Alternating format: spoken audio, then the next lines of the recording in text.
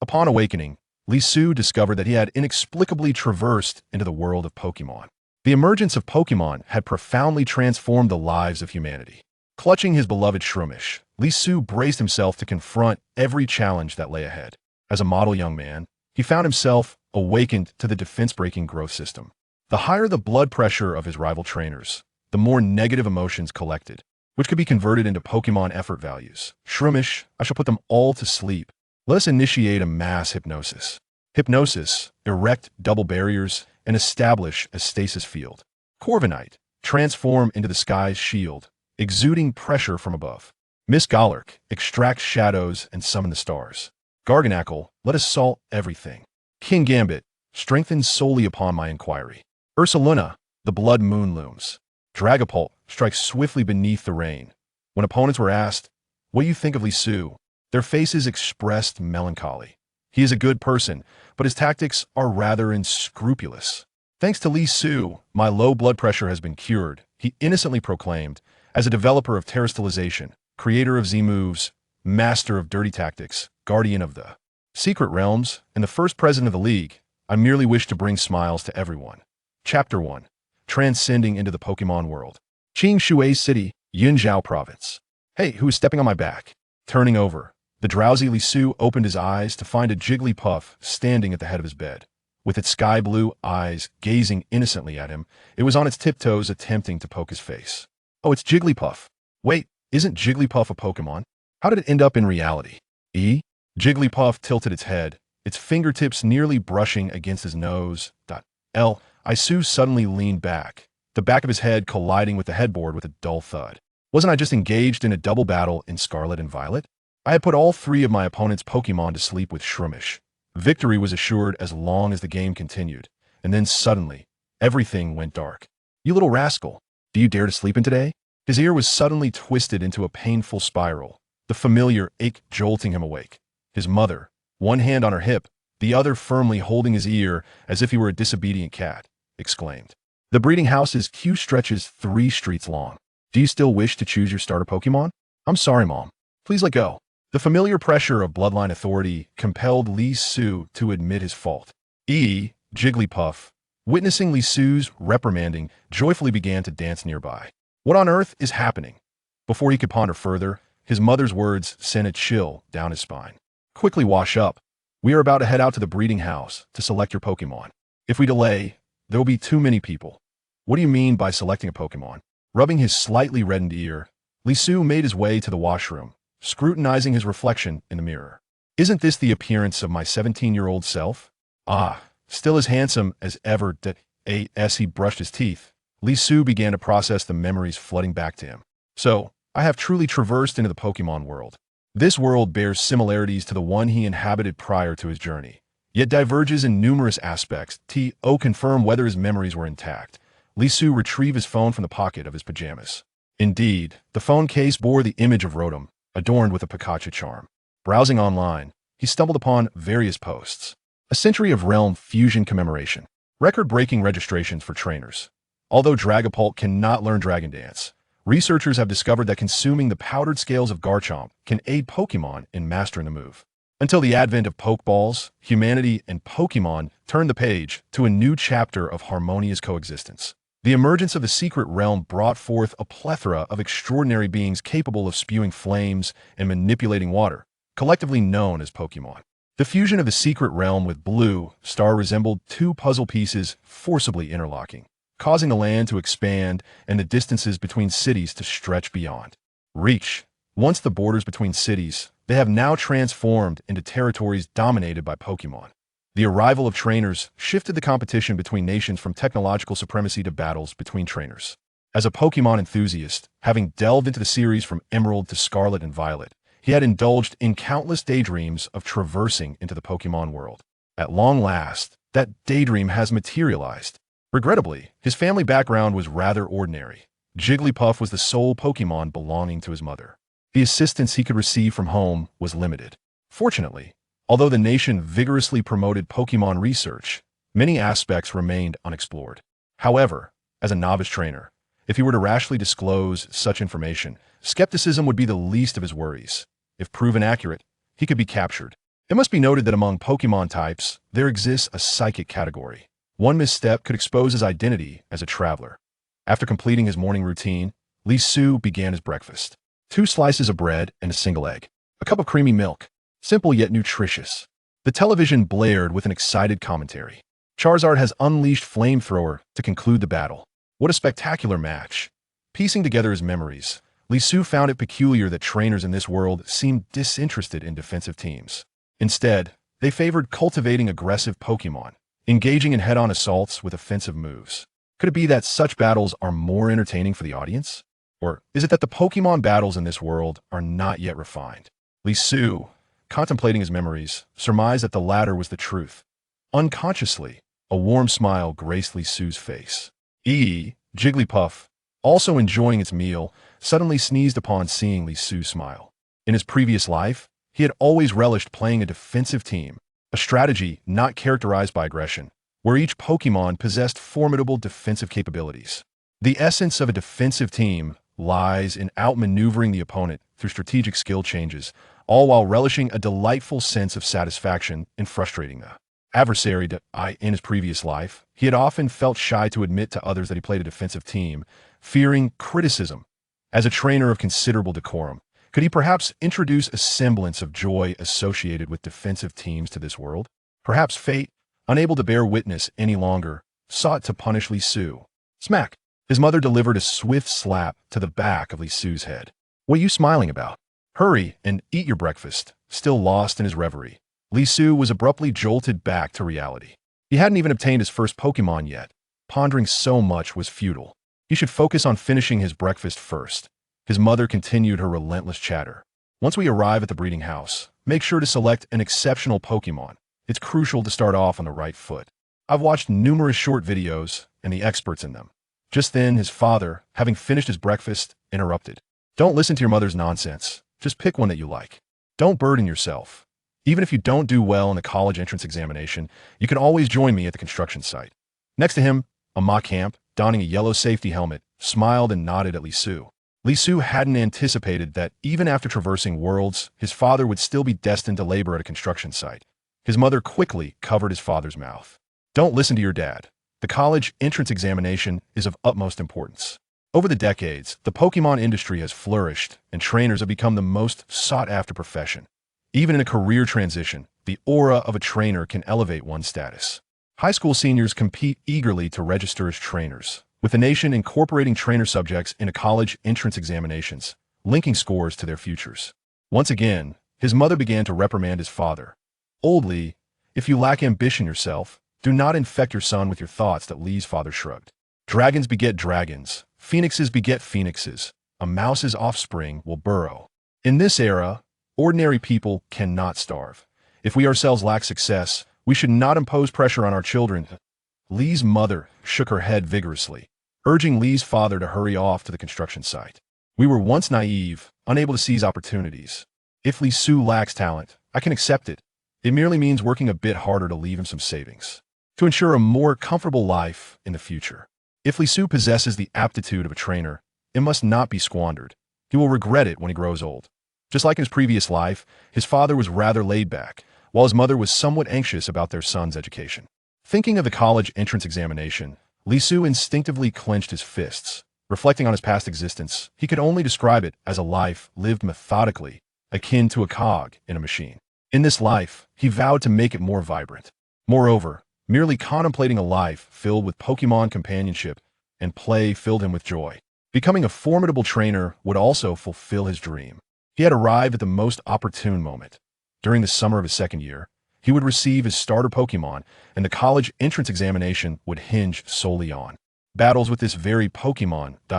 In the ensuing year, nurturing his Pokemon would encompass his entire existence.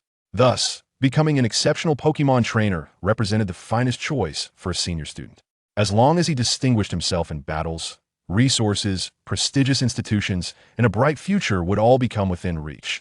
Having swiftly consumed a few eggs, Lee Su adeptly slung his backpack over his shoulder and urged, "Mom, let's wash the dishes later. Let's head to the breeding center to select our Pokemon." Lee's mother retorted, "Now you're in a hurry. Why didn't you wake up earlier?"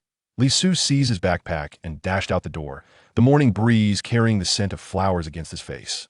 Billboards along the streets flickered. Top trainers earn millions annually. College entrance examination battle scores now account for 60. In the sky, someone soared past on a Pidgeot, a fleeting glimpse of excitement. Chapter 2. The Grass-type breeding facility in Shimizu City. The grass-type breeding facility buzzed with activity. "Mom, could you please refrain from watching so many short videos?" Lee Su remarked, somewhat exasperated. His mother had brought him here based on recommendations from so-called experts featured online. Given the distinctive breeding methods required for various Pokémon types, the breeding grounds were expansive, each section meticulously divided by type.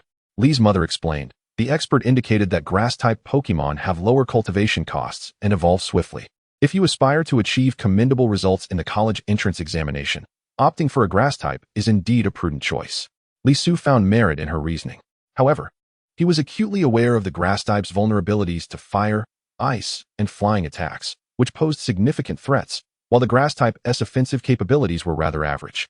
Aside from the formidable trio of the initial Pokémon, Blaziken, Venusaur, and Serperior, there were few robust Pokémon to bolster one's team. Blaziken's base stats were comparable to those of Infernape, and its rare ability, Speed Boost, allowed it to shine brightly. Venusaur required Mega Evolution to serve effectively as a frontline tank, or it could exploit its chlorophyll ability to become a powerhouse under sunny conditions. In his previous life, Lee Su had also played with Serperior, albeit with mixed results. Regardless, the advantages his mother mentioned were compelling enough for many ordinary families to choose grass-type Pokémon as their starter. Upon arriving at their destination, they disembarked. Despite its lesser popularity compared to fire and water breeding facilities, the grass-type breeding facility was teeming with visitors. Although the crowd was manageable at present, it would surely swell by midday. Lee Su noticed a QR code at the entrance and attempted to scan it with his phone to join the queue, only to be halted by his mother. She proudly waved her phone, revealing the number they were already waiting for. I had previously asked Jia Renan's mother to take a picture of the QR code, she declared with satisfaction. Jia Renan was Lee Su's childhood friend and a close companion from school, with their fathers working on the same construction site. Finding a spot to sit, Lee Su and his mother focused on the electronic display announcing numbers. This provided Lee Su an opportunity to delve into the depth of Pokémon research in this world. To his surprise, numerous hidden abilities of Pokémon had been uncovered, though some remained elusive. Communication-based evolutions had been established, showcasing the rigorous efforts of researchers here. Even the base stats of Pokémon were meticulously catalogued.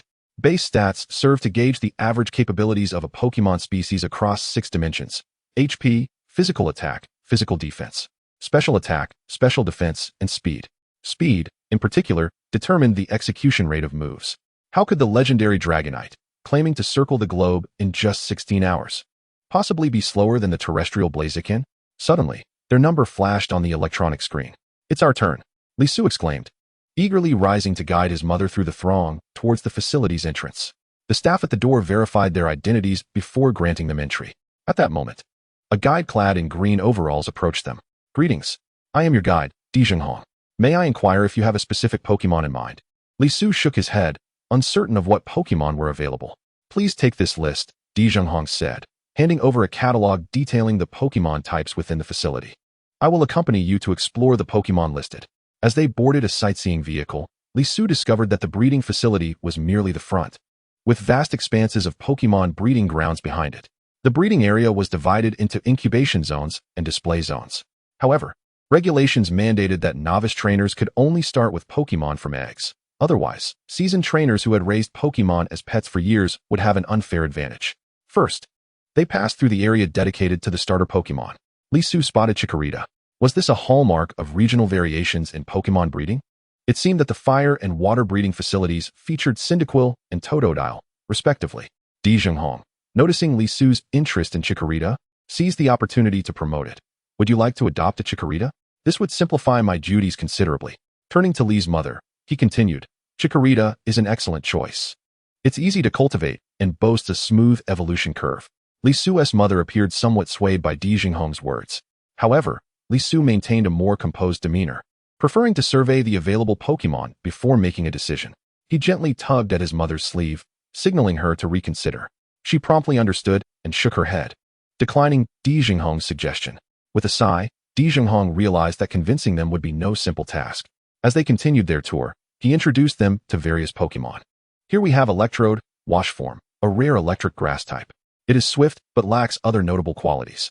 And this is Budew, a grass poison type. Its evolved form, Roserade, has mediocre stats that hardly warrant attention. Internally, Lisu critiqued each Pokemon he encountered, his discerning eye honed by his prior competitive experience. Unlike some individuals who regarded their first Pokemon merely as a tool to ace exams, he intended to treat his Pokemon as family members, ensuring they would accompany him on his journey as a trainer. Therefore, he was particularly meticulous in his selection. This is Sunflora, a pure grass type with few weaknesses. Lisu could only chuckle. The professional guide was adept at highlighting attributes to flatter. He then inquired, "Do you have a Pokemon called Ferrothorn?" Ferrothorn, a grass steel type, evolving from Cherubi. That's indeed a commendable choice, Di Zhenghong praised. However, Ferrothorn is not found in Shimizu City. It's more prevalent inland. Lisu pressed on with his inquiries. Is there a psychic grass-type Pokemon known as Exeggutor? His mind, however, wandered to the possibility of unearthing a rare Pokemon like Shiny Leafeon. What a delightful discovery that would be. Di Zhenghong shook his head again. Your aspirations are admirable, but psychic types are exceedingly rare. The eggs for psychic types are booked for the next decade. Perhaps we should approach this more pragmatically. Feeling somewhat disheartened, Lisu pondered whether he should lower his standards for selecting a Pokemon. Suddenly, a name on the list caught his eye, igniting his interest. Iagong Mushroom. Chapter 3. Iagong Mushroom, could you guide us directly to the habitat of this Pokemon? Lisu inquired, presenting the name from the list to Di Zhenghong. Di Zhenghong diligently began to share the information he possessed. Iagong Mushroom is a dual grass poison type that evolves into a Mungus. This Pokemon excels in durability, with a highly favorable resistance profile due to its dual typing. Lisu nodded in agreement, recalling that in double battles, a Mungus was his favorite, known as the Shield Mushroom. It was ideal for defensive strategies and countering opposing teams. If facing a Mungus, one would perceive it as an exceptionally troublesome adversary, yet if it turned its back, it would inspire a sense of security. Unexpectedly, Di Zhenghong shifted the conversation. While Iagong Mushroom is impressive, it faces stiff competition from the more versatile Bulbasaur, which evolves into Venusaur, a powerhouse in both offense and defense. Choosing Iagong Mushroom may leave you at a disadvantage against other trainers. Moreover, the Alas Mushroom is known to emit toxic spores, rendering it unsuitable for novice trainers. At this juncture, Di Zhenghong could not suppress a smirk at the corners of his mouth. Previously, he had assumed this newcomer had conducted thorough research. However, after such scrutiny, he ultimately opted for a rather obscure Pokemon, Xiaoxiu. Even Lima began to exhibit signs of hesitation. She was unfamiliar with Pokemon cultivation. Yet, the prospect of raising a Pokemon fraught with danger made her anxious as a mother. She contemplated whether to select one of the starter Pokemon instead. Nevertheless, Lisu was unusually resolute. Upon confirming that the Alas Mushroom aligned perfectly with his recollections, he had already made up his mind to choose it. Please take me to select the Alas Mushroom's egg, Lisu assured Lima with a pat on her hand, instilling confidence that he was well aware of his choice. The guide, naturally, would not interfere with his decision and steered the sightseeing vehicle towards the location of the Pokemon eggs. Upon arrival, it was evident that while other Pokemon eggs numbered at least 7 or 8, the Alas Mushroom only had 3 eggs displayed within its breeding box. Under Lisu's skeptical gaze, Di Zhenghong elucidated, the scarcity of Alas Mushroom eggs is due to the limited number of selections. For the past 2 years, no one has chosen this species. Most trainers prefer Pokemon showcased on television. Our preparation of eggs is also based on historical selection results.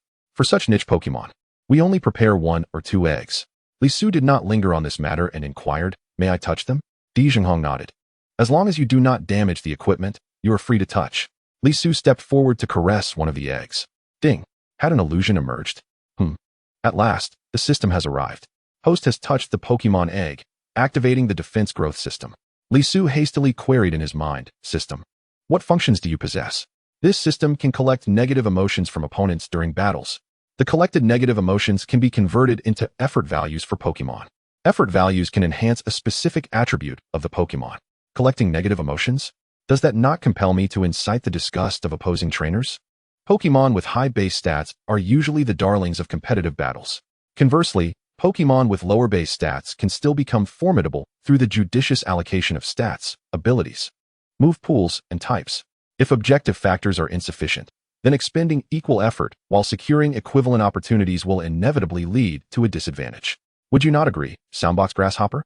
The ability to utilize the effort values provided by the system, in addition to base stats, To elevate a Pokemon's attributes allows one to enhance the potential of Pokemon with lower base stats. The Shield Mushroom possesses a base stat of merely 464. Its strength lies in its remarkably reasonable distribution of stats, coupled with its exceptional skills and abilities. Its signature move, Mushroom Spores, can also vex opposing trainers.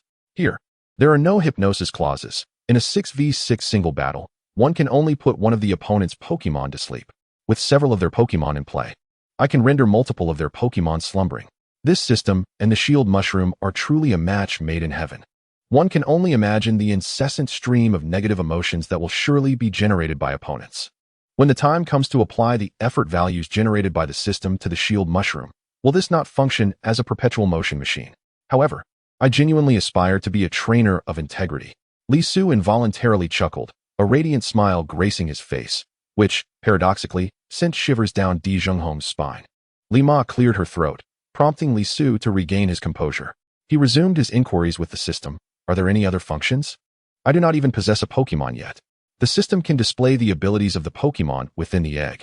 Rubbing his hands together, Li Su eagerly touched each of the 3 Pokemon eggs before him. Ability, Spores.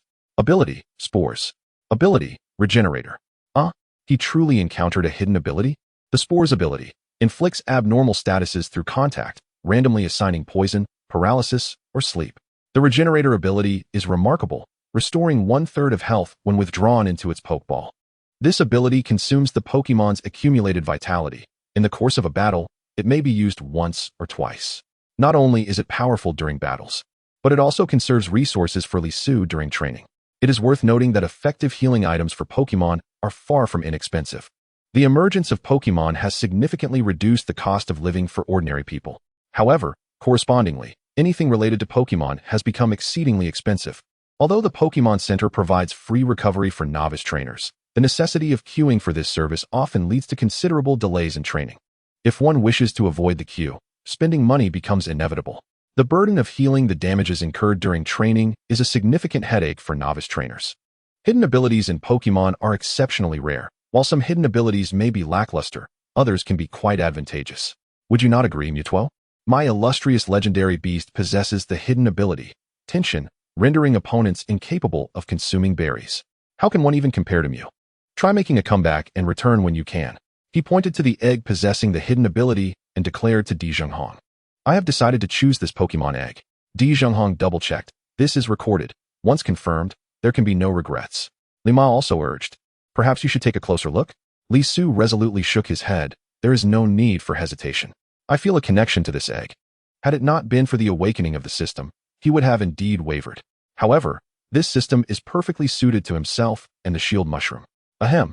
It is suited solely for the Shield Mushroom, not for me. Upon witnessing Li Su's determination, Di Zhenghong commenced the application process on his behalf. Li Ma observed Li Su cradling the Pokemon incubator, grinning like a simpleton. She pondered whether his decision was indeed right or wrong. Nevertheless, from Li Ma's perspective, as long as Li Su was happy, that was of utmost importance. Let us go. Mom, do not keep Jigglypuff cooped up in the Pokeball for too long. It will become unhappy. If Jigglypuff knew how much you cared for it, it would certainly sing a solo just for you. The thought of Jigglypuff's song made Li Su break into a cold sweat, laughing nervously. Well, I shall wait until I have insomnia, and then request Jigglypuff to sing me to sleep. He suspected that waking up late that morning was due to Jigglypuff's serenade in his ear. Chapter 4. A new member joins the family. Cradling the Pokemon egg incubator. Li Su eagerly made his way outside, only to be halted by Li Ma.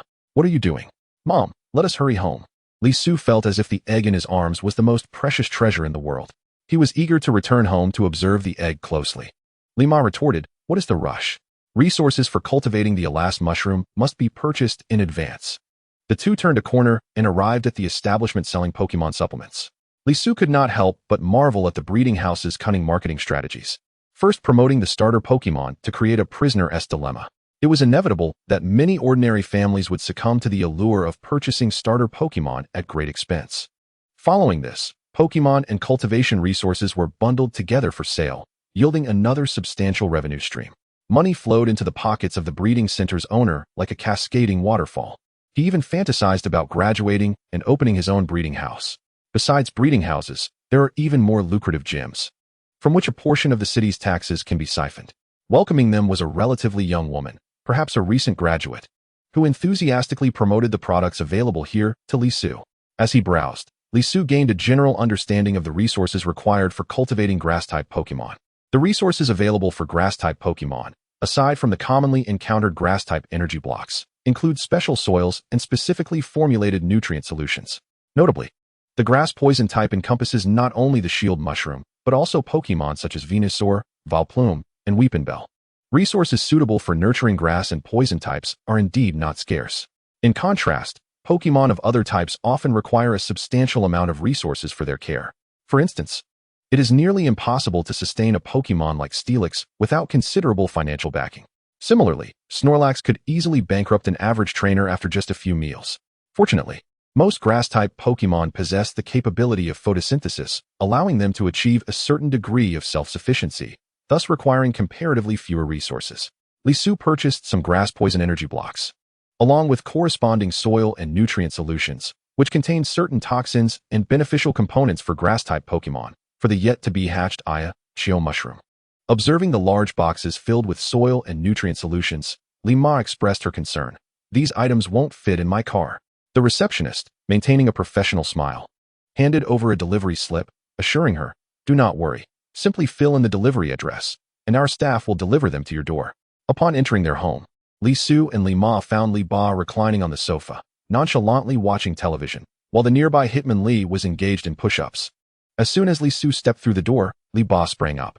"So what Pokémon did you choose?" he inquired, evidently interested. "It's Shiitake Mushroom, a grass poison type," Li Su replied. "I've never heard of this Pokémon. It hasn't appeared on television. Rather obscure," Li Ba remarked, slapping his forehead. "Why didn't you opt for a fighting-type Pokémon? We could work together at the construction site." Li Ma, unable to contain her frustration, interrupted. "All right, enough. Have you taken a shower? Hurry up." Despite Li Ba's eagerness to continue the conversation, he was quickly silenced by a stern look from Li Ma. Li Su reflected on how, despite his unexpected journey into this world, his mother still maintained her authoritative demeanor. Noticing Hitmonlee still diligently exercising, Li Su offered him a glass of water. Hitmonlee accepted it gratefully, gulping it down and flashing a warm smile at Li Su before resuming his workout. Curious about Hitmonlee's sudden determination, Li Su asked his father, "Why is Hitmonlee working so hard today?" Li Ba succinctly replied, "In 2 weeks, our construction site is hosting a competition. Hitmonlee is training rigorously to secure a good ranking. I'll explain more after my shower." Watching Hitmonlee's dedication, Li Su felt a wave of nostalgia. Hitmonlee and Jigglypuff had been his parents' Pokémon during their school days, having witnessed his birth and grown alongside him. While Hitmonlee was not adept at expressing himself, he had always silently followed Li Su, concerned for his well-being. In contrast, Jigglypuff, resembling a perpetually childish sibling, would play alongside him during his childhood. Seizing a moment when no one was paying attention, Jigglypuff attempted to sneak a touch of the Shiitake Mushroom's egg. Unfortunately, the egg was placed on the table, just out of reach of Jigglypuff's short arms, and despite jumping twice, she remained unable to make contact. Whimpering, she sought Li Ma's attention, but Li Ma was preoccupied with organizing the newly acquired items. Frustrated, Jigglypuff pouted. "Humph, the baby is upset." Li Su shook his head, scooping up the disgruntled Jigglypuff and placing her on the table. Together, they pressed their faces against the incubator, curiously inspecting the Pokémon egg. Before long, Jigglypuff lost interest and began to entertain herself, while Li Su remained captivated by the egg, utterly enchanted. After his shower, Li Ba called Li Su over and explained, "The Pokémon battle tournament at our construction site will feature not only 1v1 singles, but also father-son teams and doubles. The competitors will include familiar uncles and their sons from your age group. Just wait and see how your old man will lead you to victory." At that moment, Hitmonlee paused his workout, striking a pose that showcased his muscular physique. This body fat percentage, these muscles. Such a physique would have been unattainable without technology in my previous life. Every Hitmonlee here could compete in fitness contests from my past. Li Su handed a towel to Hitmonlee, who wiped away his sweat while grinning at him. Time flew by, and suddenly, the incubator emitted a sound, signaling that the Pokémon egg was on the verge of hatching. Li Su, Li Ma, Li Ba, Jigglypuff, and Hitmonlee gathered around the incubator, eagerly awaiting the moment of hatching. Li Ba gently nudged Li Su forward, positioning him closest to the egg. This way, the newly hatched Pokémon would instinctively form a bond with its trainer, facilitating future training. As the apparatus slowly opened, exposing the egg to the air, Li Su felt his heart racing. far more intense than the anxiety he experienced when checking his college entrance examination results. With a series of crisp cracks, fissures appeared on the egg's surface, gradually widening until it shattered, revealing the Pokémon within. The first sight was a round, red and white mushroom cap, supported by a white stalk, adorned with two small, bean-sized eyes, tiny arms, and a slightly reddish mouth.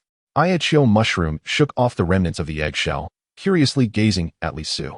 Suddenly, its eyes curved into crescent shapes as it reached out with its small hands, seeking a hug. Lisu couldn't help but smile as he embraced Hypnotizing Mushroom. Its body was soft, and holding it was truly comforting. Chapter 5. My Hypnotizing Mushroom is truly gifted. Lisu proudly paraded Hypnotizing Mushroom before his family. The little creature showed no signs of shyness, instead gazing curiously at Lisu's relatives. Good, so obedient, Lima cooed, stroking Hypnotizing Mushroom's soft cap, her face beaming with joy. In her expression, Lisu discerned a grandmotherly tenderness. Our family has welcomed a new member, Liba announced with a hearty voice. Jigglypuff, looking at the Hypnotizing Mushroom in Lisu's arms, felt a surge of excitement at the prospect of a new playmate, spinning joyfully in place. Hitmonlee hesitated, wanting to touch Hypnotizing Mushroom, but unsure of himself, his outstretched hand freezing in midair.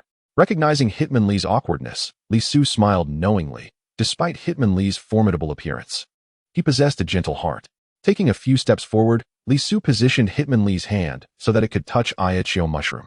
Hypnotizing Mushroom, too, seemed to take a liking to Hitmonlee, reaching out with its tiny hands to touch Hitmonlee's fingers. After some playful moments, Lisu carried Hypnotizing Mushroom back to his room. He had already prepared a flower pot, lined with a towel and filled with the special soil he had just purchased, designed to promote Hypnotizing Mushroom's growth. Carefully placing Hypnotizing Mushroom into the pot, he noticed fine mycelium sprouting from its base, burrowing into the soil to absorb nutrients. Lisu was astonished. Could this be the embryonic form of the rooting skill?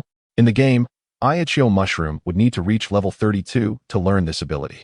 Yet in reality, due to the rapid rooting characteristics of mushroom Pokémon, Hypnotizing Mushroom instinctively surpassed the threshold for mastering the rooting skill. Lisu stroked his chin, contemplating how he could train Hypnotizing Mushroom in this aspect. He could envision a shield mushroom endowed with regenerative capabilities, able to swiftly utilize the rooting skill. The damage inflicted upon it would be negligible compared to its healing rate. You can't harm me. I'll just put you to sleep with my spores, he mused. Watching as Hypnotizing Mushroom's mycelium extended into the soil. Like a playful kitten chasing its tail, Hypnotizing Mushroom began to play with its own mycelium. Lisu watched for a while as the Hypnotizing Mushroom engaged in a battle of wits with its own mycelium, only to then recall the nutrient solution. He retrieved a bottle of the solution, meticulously following the instructions to mix it with water in a precise ratio. He exclaimed, "It's raining," and poured the nutrient solution over the head of the Hypnotizing Mushroom. Startled by the sudden downpour, the mushroom blinked in surprise. But upon realizing it was Lisu who was watering it, it squinted its eyes and began to relish the experience. Indeed, the shield mushroom thrived in rainy weather.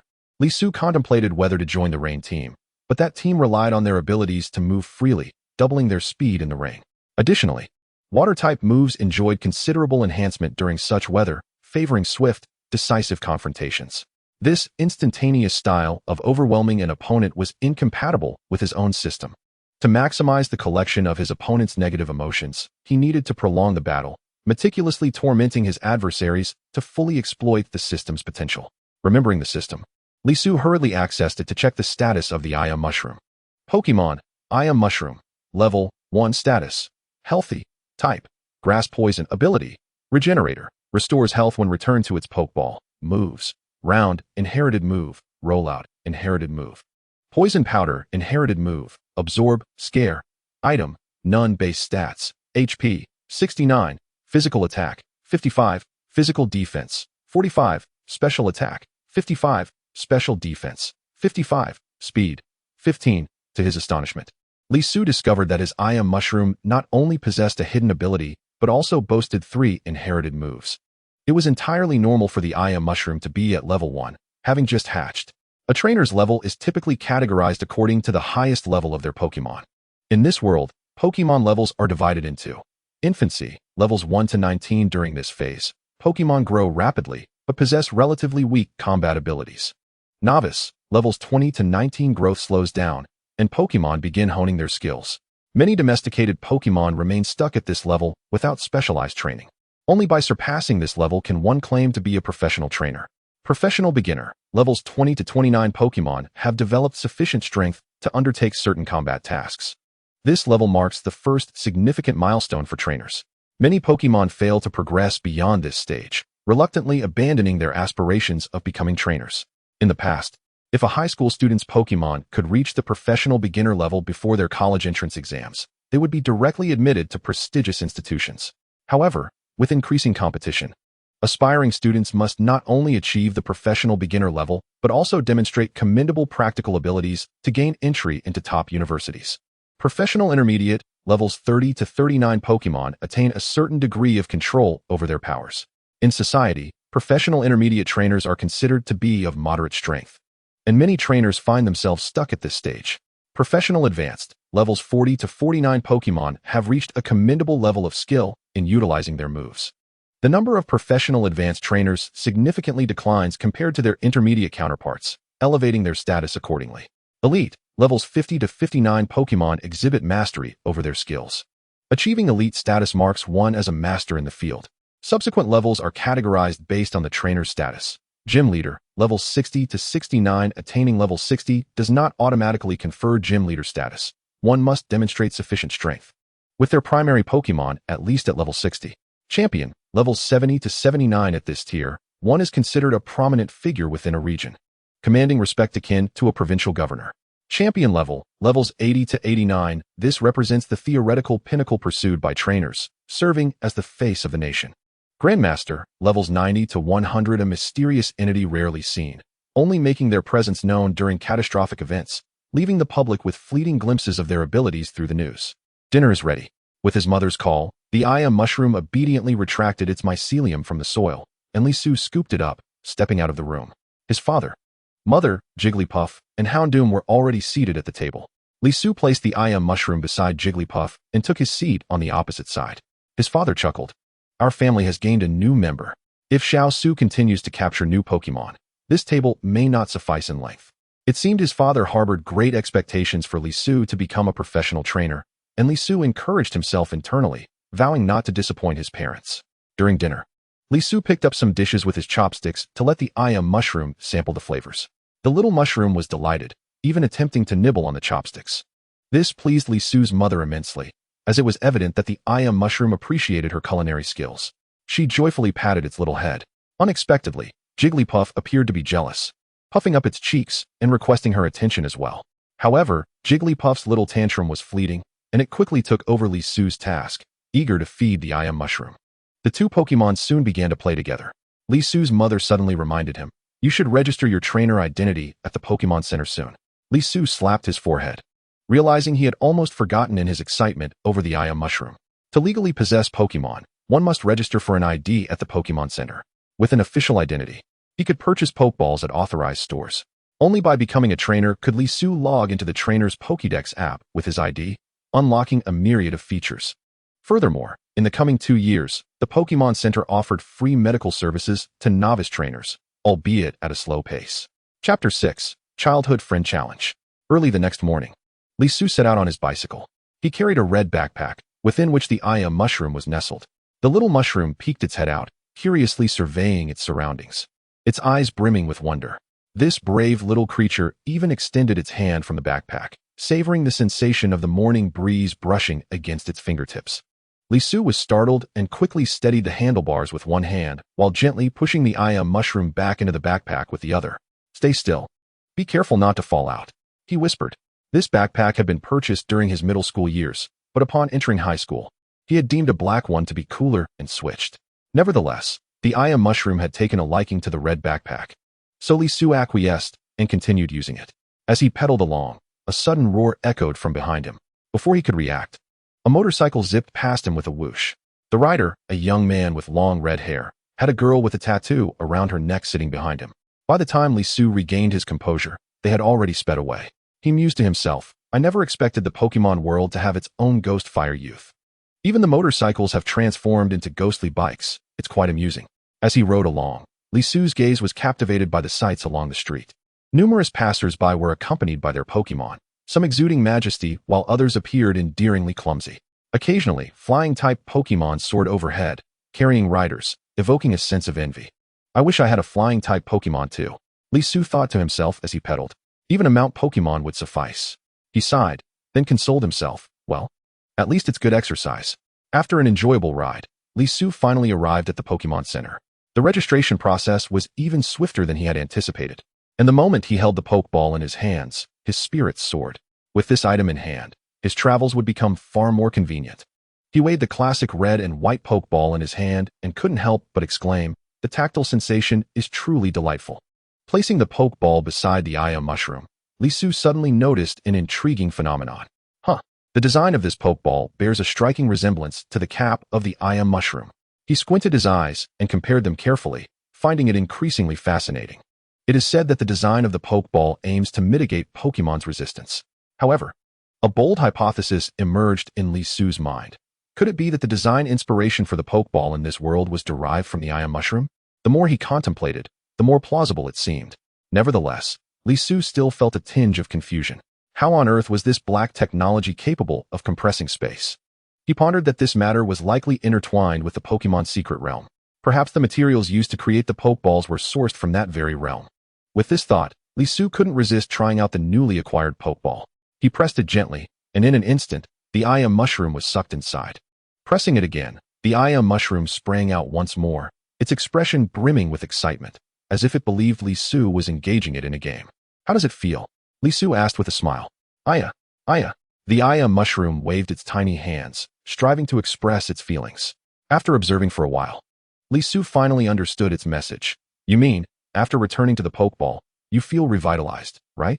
The Mushroom nodded earnestly, its little eyes sparkling. Lee Su's heart stirred. This was likely the manifestation of the Mushroom's regenerative ability. However, he was curious whether the restored health points were akin to those in the game, capable of recovering 1/3 of the maximum health. This question would undoubtedly require a proper opportunity to verify. Since the day was still early, Lee Su decided to take the Mushroom to witness others' battles. Although he had seen numerous battle videos on television, it always felt lacking when viewed through a screen. What was the reality of battles in this world? Lee Su's curiosity bubbled within him, akin to a kitten scratching at his insides. Mere imagination would not suffice. He needed to see it with his own eyes. The battlefield was impressively spacious. Thanks to the expansive geography of this world, once outside the city center, the land seemed almost inexhaustible. Numerous trainers were already engaged in heated battles, including several novices like Lee Su. He found a nearby spectator platform to sit on and casually placed the Mushroom on his lap. Come on, let's learn something together. Lee Su patted the Mushroom's head, his eyes sparkling with anticipation. The spectator platform was semi-enclosed, surrounded by a protective barrier to ensure that spectators would not be inadvertently affected by attacks. Each battle arena was topped with a massive skylight, allowing sunlight and rainwater to cascade freely. This design was quite considerate, Lee Su thought to himself. In a fully enclosed environment, Pokémon that relied on the weather would suffer significantly. For instance, the cold tortoise, with its ability to intensify sunlight, would find its power wasted if the ceiling were impenetrable. Moreover, this design could simulate real-world conditions, introducing numerous variables into the battles. The more Lee Su contemplated, the more he found it intriguing. Just then, two novice trainers stepped onto the battle platform. As soon as they entered, they eagerly released their respective Pokémon, Tadbulb versus Kingler. Both were water-type Pokémon, which should have made for an exciting match. Unfortunately, the quality of this battle left Lee Su feeling as though he were an elderly person on the subway, staring at a phone in utter confusion, coupled with a sense of exasperation. The two trainers commanded their Pokémon in an exceedingly simplistic manner, merely shouting, "Water gun! Water gun! Water gun!" The water guns collided, neither side dodging or evading. Lee Su shook his head in disbelief, muttering to himself, "This isn't a battle, it's merely a shouting contest." Indeed, the trainers seemed to amplify their voices, as if believing that the louder they shouted, the more likely they were to win. Lee Su sighed, internally vowing, "I certainly do not wish to become a shouty emperor." However, observing this match did alleviate his concerns. With such a level of skill, he could easily dominate. Meanwhile, the Mushroom was captivated, its excitement palpable as it rubbed its tiny hands together, as though it were participating in the battle itself, its little eyes gleaming. After 3 rounds of water gun, both juvenile Pokémon were left exhausted. Although this world lacked the limitations of skill usage, Using abilities drained the Pokemon's energy. Given their already limited stamina, these juvenile Pokemon couldn't withstand such exertion. Thus, the water gun showdown devolved into a close-quarters brawl. Ultimately, Kingler triumphed, using its pincers to knock out Tadbulb. As a spectator, Lisu clapped appreciatively for the trainers on stage. The Mushroom mimicked him, extending its tiny hands and applauding enthusiastically. Lisu looked down at it and asked with a smile, "So, would you like to battle like the Pokemon on stage?" Upon hearing this, the Mushroom's eyes brightened, nodding excitedly, its cap's little spots quivering in delight. After spending the day together, Lisu had come to understand that the Mushroom had a bold and curious nature. It was eager to explore any novel experiences. Lisu intended to seize this opportunity to guide the Mushroom's interest in battling. Moreover, he wanted to test the system's functionality. He mused that he, too, wished to emulate Ash and triumph in battles against unfavorable types. How could he utilize the feature that collected opponents' negative emotions to gain effort points? While he pondered, a familiar voice suddenly echoed from a distance. "Sugu, you're here too." Lisu looked up to see his childhood friend, Jia Renan, jogging towards him. Lisu scrutinized his well-known companion. He was short and slender, clad in a white t-shirt above and brown shorts below. "Is this your Pokemon? What is its name?" Jia Renan clearly did not recognize the relatively obscure Mushroom in this world. Lisu briefly introduced it to him. After some pleasantries, they continued watching the battles while chatting. Suddenly, Jia Renan proposed a Pokemon battle against Lisu. "How about it? I'll cover the venue fee. I just want to have a match with you." Lisu eyed Jia Renan suspiciously, attempting to see through his ulterior motives. This guy was being unusually proactive. He must be up to something. However, Lisu also wished to test the system's capabilities through battle. So he suggested a wager. "How about the loser treats the winner to lunch?" Jia Renan burst into hearty laughter. "It's a deal. Sugu, you better not back out." With that, Jia Renan grabbed his Pokeball and released his Pokemon. A fiery red creature with a yellow beak and wavy hair appeared before Lisu. It was a fire-type Psyduck. Chapter 7, The First Battle. Gazing at Jia Renan's Psyduck, Lisu smacked his lips. "You sly dog. You were afraid I wouldn't battle you because of the type disadvantage. So you kept it in the Pokeball on the way here, huh?" Jia Renan, grinning with delight, winked at Lisu. "How could that be? Psyduck is just a bit shy, which is why I kept it in the Pokeball."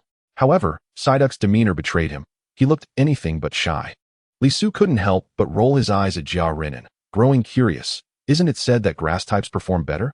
Why did you choose a fire-type Pokemon?"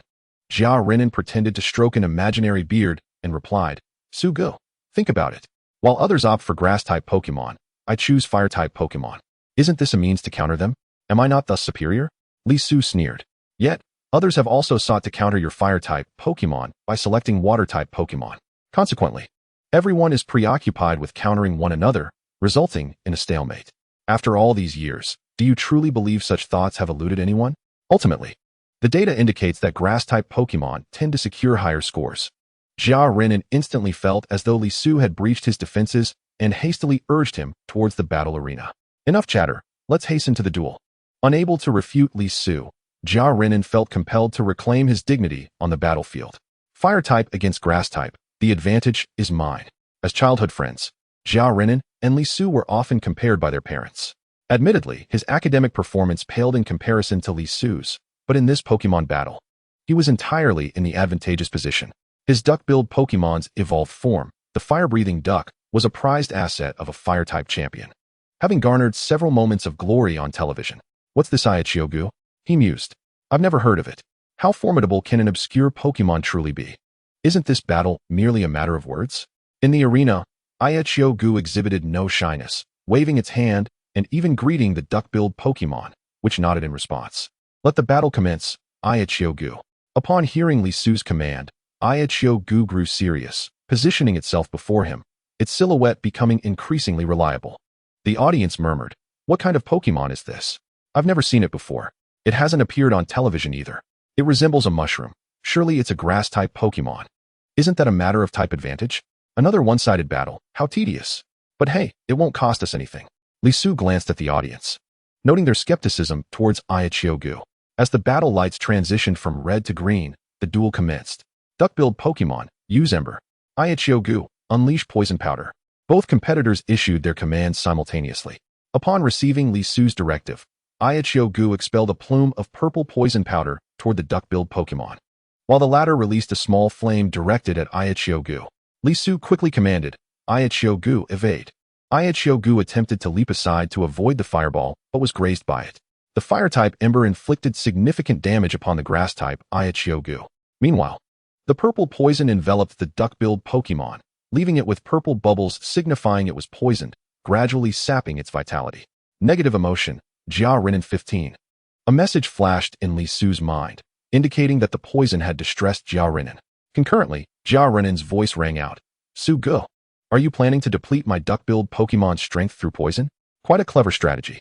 However, your Gu won't last long enough for the poison to accumulate to the point of incapacitating my Pokémon. Prepare to treat me after this. Duck-billed Pokémon, continue using Ember. Don't give Gu a moment's respite.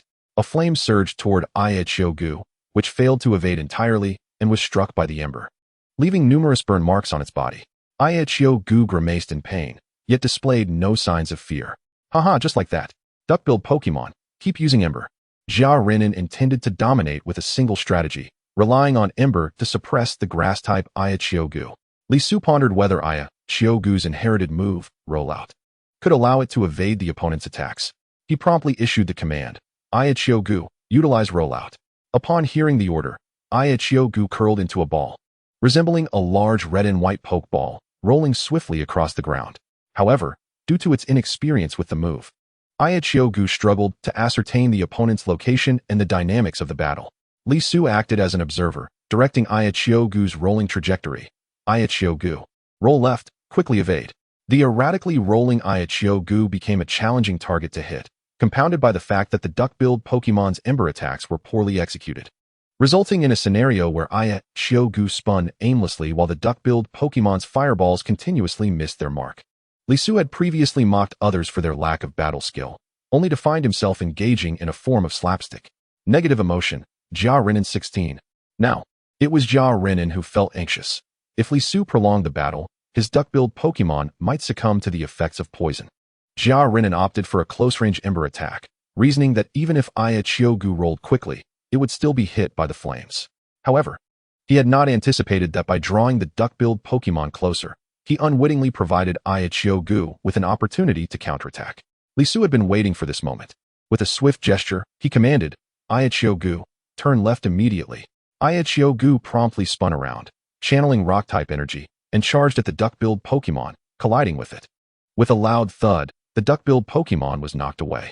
Although Rollout was a rock-type move, not one of Gu's primary attacks, rock-type moves possess an advantage over fire-type. The impact was devastating. Jia Renin could hardly believe his eyes. How is this possible? Your Gu is a grass-type Pokémon. How could it withstand my fire-type duck-billed Pokémon? Li Su smiled faintly. It's all about type advantage. Negative emotion, Jia Renin 17. Hold on, duck-billed Pokémon. Use Ember. As Gu rolled toward it, the duck-billed Pokémon attempted to obey its trainer's command and unleash Ember. Yet, the poison's effects surged through its body, momentarily overwhelming it with pain, resulting in a failed execution of the move. With another resounding thud, the duck-billed Pokémon was once again sent sprawling by Gu, collapsing to the ground, rendered unconscious and unable to continue fighting. Negative emotion, Jia Renin 37. The battle lights shifted to red, signaling the conclusion of the duel. Li Su and Gu emerged victorious. In the audience, a handful of scattered spectators applauded the thrilling contest, astonished that Gu had indeed triumphed in a battle against type disadvantage. Hearing the applause, Li Su felt a surge of exhilaration. The sensation of victory in battle was intoxicating. Gu also lifted its small head proudly, clearly invigorated by its first triumph. Chapter 8. Helmets are a must in battles. At a ramen shop, Li Su lifted a noodle with his chopsticks and offered it to Gu, which eagerly slurped it up with a satisfying sound as the noodle vanished. Sitting beside Li Su, Jia Renin expressed his envy. Your Gu is so obedient. Unlike my duck-billed Pokémon, it refuses to get close to me. As he spoke, Jia Renin attempted to imitate Li Su by reaching out to stroke his duck-billed Pokémon's head, only to be mercilessly rebuffed. Li Su shared his wisdom. You must display your affection from the moment a Pokémon is born. That way, it will grow close to you. Jia Renin sighed. It's too late for that now. Is there any way to remedy this? Li Su rested his chin on his hand, contemplating before suggesting. You'll have to win its heart through sincerity. Don't treat it like a mere pet. Treat it like a younger sibling, just as I do with Gu. As he spoke, Li Su reached out to tickle Aya Chiogu's cap. Ah, the little eyes of the Aya mushroom squinted with delight, embodying a sense of enjoyment. Jia Renan began to embrace Li Su's teachings and attempted to feed noodles to the duck-billed baby. The duck-billed baby, having already recuperated from battle, turned its head away, unwilling to partake in Jia Renan's offering. Look, Brother Su, the duck-billed baby has rejected me again, Jia Renan lamented, noting that without comparison, one could not feel the sting of defeat. However, through keen observation of the duck-billed baby's subtle expressions, Li Su discerned its inherent Sundra nature. He patted Jia Renan on the shoulder, suggesting he feed the duck-billed baby at home, as the bustling noodle shop might overwhelm the creature's pride. Jia Renan nodded and shifted the topic to their recent battle, exclaiming, Brother Su, how could you possibly defeat my duck-billed baby with the Aya mushroom, despite its elemental disadvantage? That's truly impressive. Jia Renan felt embarrassed for losing such a significant advantage in battle. In an effort to salvage his dignity, he praised Li Su, who tilted his head at a 45-degree angle and replied, Perhaps I am simply destined to be a trainer. Since his arrival in this world, Li Su had noticed that his senses had been heightened, allowing him to seize fleeting opportunities in battle. Jia Renan had grown accustomed to Li Su's occasional displays of narcissism. Yet he remained troubled by the intricacies of their duel. Brother Su, although I accept my defeat wholeheartedly, I am still curious. What makes your Aya mushroom so formidable? Li Su, akin to a proud neighbor showcasing his child, replied, How could you not know? My Aya mushroom possesses the hidden ability Regenerator, allowing it to recover vitality upon returning to its pokeball. A hidden ability. How splendid! Jia Renan exclaimed, envious to the point of wanting to dissolve into particles. Li Su understood. Everyone cherishes unique qualities, and a hidden ability is indeed a point worth boasting about among friends. The Aya mushroom, upon hearing its praises, proudly lifted its small head. The duck-billed baby, observing its trainer commend another Pokémon, clearly felt a pang of jealousy. Yet, due to its proud nature, it refrained from displaying this sentiment in front of others, subtly tugging at Jia Renan's clothing. Recognizing the duck-billed baby's behavior, and having received guidance from Li Su, Jia Renan embraced the creature to offer comfort. Li Su nodded at this scene, acknowledging the young man's perceptiveness. The conversation returned to battle strategies. As Jia Renan scratched his head and inquired, Brother Su, why do I feel that your performance in battle was so methodical, unlike me, who could only incessantly command the duck-billed baby to use Ember? Li Su slurped a mouthful of noodles and replied, Because as soon as I saw you send out the duck-billed baby, I began formulating my tactics. Jia Renan, somewhat incredulous, asked, You had a strategy? Li Su affirmed, I instructed the Aya mushroom to use poison powder first, ensuring your duck-billed baby would be poisoned. Thus, as long as it could not defeat my Aya mushroom within a certain time frame, I would secure victory. There was no need for a head-on clash. By diminishing the direct confrontation, your elemental advantage was neutralized. Since both Pokémon were newly hatched and inexperienced with their skills, I merely needed to have the Aya mushroom roll around on the ground, making it difficult for your duck-billed baby to land a hit. If you couldn't resist and approached, well, you witnessed the Aya mushroom's rolling skill firsthand. Jia Renan couldn't help but applaud. Brother Su, not only can you devise strategies, but you can execute them as well. Previously, when Li Su had referred to himself as a battle genius, Jia Renan had thought it mere vanity. However, it now appeared that Li Su might indeed possess such talent. Yet, unexpectedly, Jia Renan shifted his tone. But what? Li Su queried, intrigued. Brother Su, you must wear a helmet when battling others in the future. Li Su, puzzled, asked, Why would I need a helmet? As Jia Renan reminisced about his battle with Li Su, his expression resembled one of constipation, because after a Pokémon battle, the opposing trainer might challenge you to a real fight. Li Su grasped Jia Renan's implication. It meant his tactics could be infuriating to the other trainer. Should they lose their composure, they might rush at him for a confrontation. Thus, a helmet would be prudent to shield his head and handsome face from any blows. But can you blame me? I am a trainer of high caliber. It is this system that compels me to collect the negative emotions of opposing trainers during battles. If blame must be assigned, it lies solely with the system. Regrettably, he could not reveal the existence of the system, lest he be captured for human experimentation. Therefore, all faults must rest squarely on his shoulders. Do I truly need to purchase a helmet? Observing Li Su's fluctuating expression, Jia Renan assumed he was grappling with an internal struggle and would soon mend his ways. To his surprise, Li Su remarked, You are correct. It seems I must indeed buy a helmet. He then patted the blissfully munching Aya mushroom, its expression one of innocent bewilderment. I could even dye the helmet to match the color and form of the Aya mushroom. In that way, I would be the great mushroom alongside the Aya mushroom. The little mushroom. The Aya mushroom, unable to comprehend Li Su's words, mistook the mention of great mushroom and little mushroom as compliments directed at itself, and joyfully clapped its tiny hands. Li Su, believing that the Aya mushroom was expressing support for his decision, grew even more excited. Having awakened to such a system, he decided to embrace it wholeheartedly, comforted by the companionship of the Aya mushroom. Jia Renan, however, smacked his forehead, already feeling sympathy for the trainers who would face Li Su in future battles. Even the duck-billed baby in his arms began to tremble at the sight of the duo of trainer and Pokémon. After their meal, Li Su bid farewell to Jia Renan, riding his bicycle with a red backpack containing the Aya mushroom as he hurried home. Although equipped with a Pokeball, the Aya mushroom still preferred to nestle within Li Su's backpack, peeking out to admire the scenery.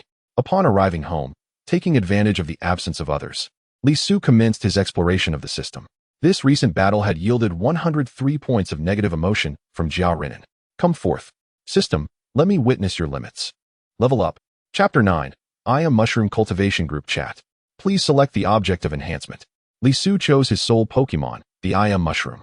He had attempted to use the system panel to select his mother's Jigglypuff, but alas, it was a failure. It seemed he could not earn a fortune by helping others nurture Pokemon. Otherwise, he could have lounged around comfortably thanks to the system. Consume 100 points of negative attributes to gain 1 effort value. Remaining negative attributes, 3 points. Li Su contemplated the Aya Mushroom's base stats panel. He envisioned the Aya Mushroom as a tank with control capabilities, relying on poisoning the opponent to gradually wear them down. There was no need to invest in offensive capabilities. And since the Aya Mushroom's health far exceeded its defensive stats, he decided against allocating points to HP for now. Given that its physical defense was weaker than its special defense, he prioritized enhancing its physical defense. Aya Mushroom, Physical Defense Attribute 1. At that moment, the Aya Mushroom, nestled in a flower pot and lazily basking in the sun, suddenly felt a warm current coursing through its body, bringing immense comfort. Ah, that feels wonderful. It emitted a pleased sound. Li Su then took out a watering can and drenched the Aya Mushroom with nutrient solution to promote its growth. During the earlier battle with the duck-billed baby, the Aya Mushroom had successfully leveled up, reaching LV2. Just as Li Su had intended to lounge on the sofa and watch television, he abruptly stood up. He could not afford to be complacent as he had in his previous life.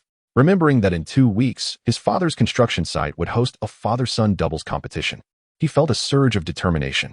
Li Su felt he ought to put in more effort, not only to avoid embarrassing his father in front of his coworkers, but also to seize a valuable opportunity for collecting negative emotions. He sensed that if he were to battle with Jia Renan again, the negative emotions he experienced would gradually diminish. He had become numb to it. Thus, he resolved to seize every opportunity to harness negative emotions. Sitting before his computer, Li Su began devising a training regimen for his Aya Mushroom, initially searching for relevant information on its cultivation. After all, training Pokemon was a novel endeavor for him, and there was much knowledge yet to acquire. Aya Mushroom shook off the nutrient solution on its body, cheerfully accompanying Li Su. When Li Su inquired if it wished to watch television in the living room, he was taken aback by how adamantly Aya Mushroom declined, unwilling to leave his side. Perhaps it was because grass-type Pokemon were more capable of enduring solitude. Even merely observing Li Su's study did not bore Aya Mushroom.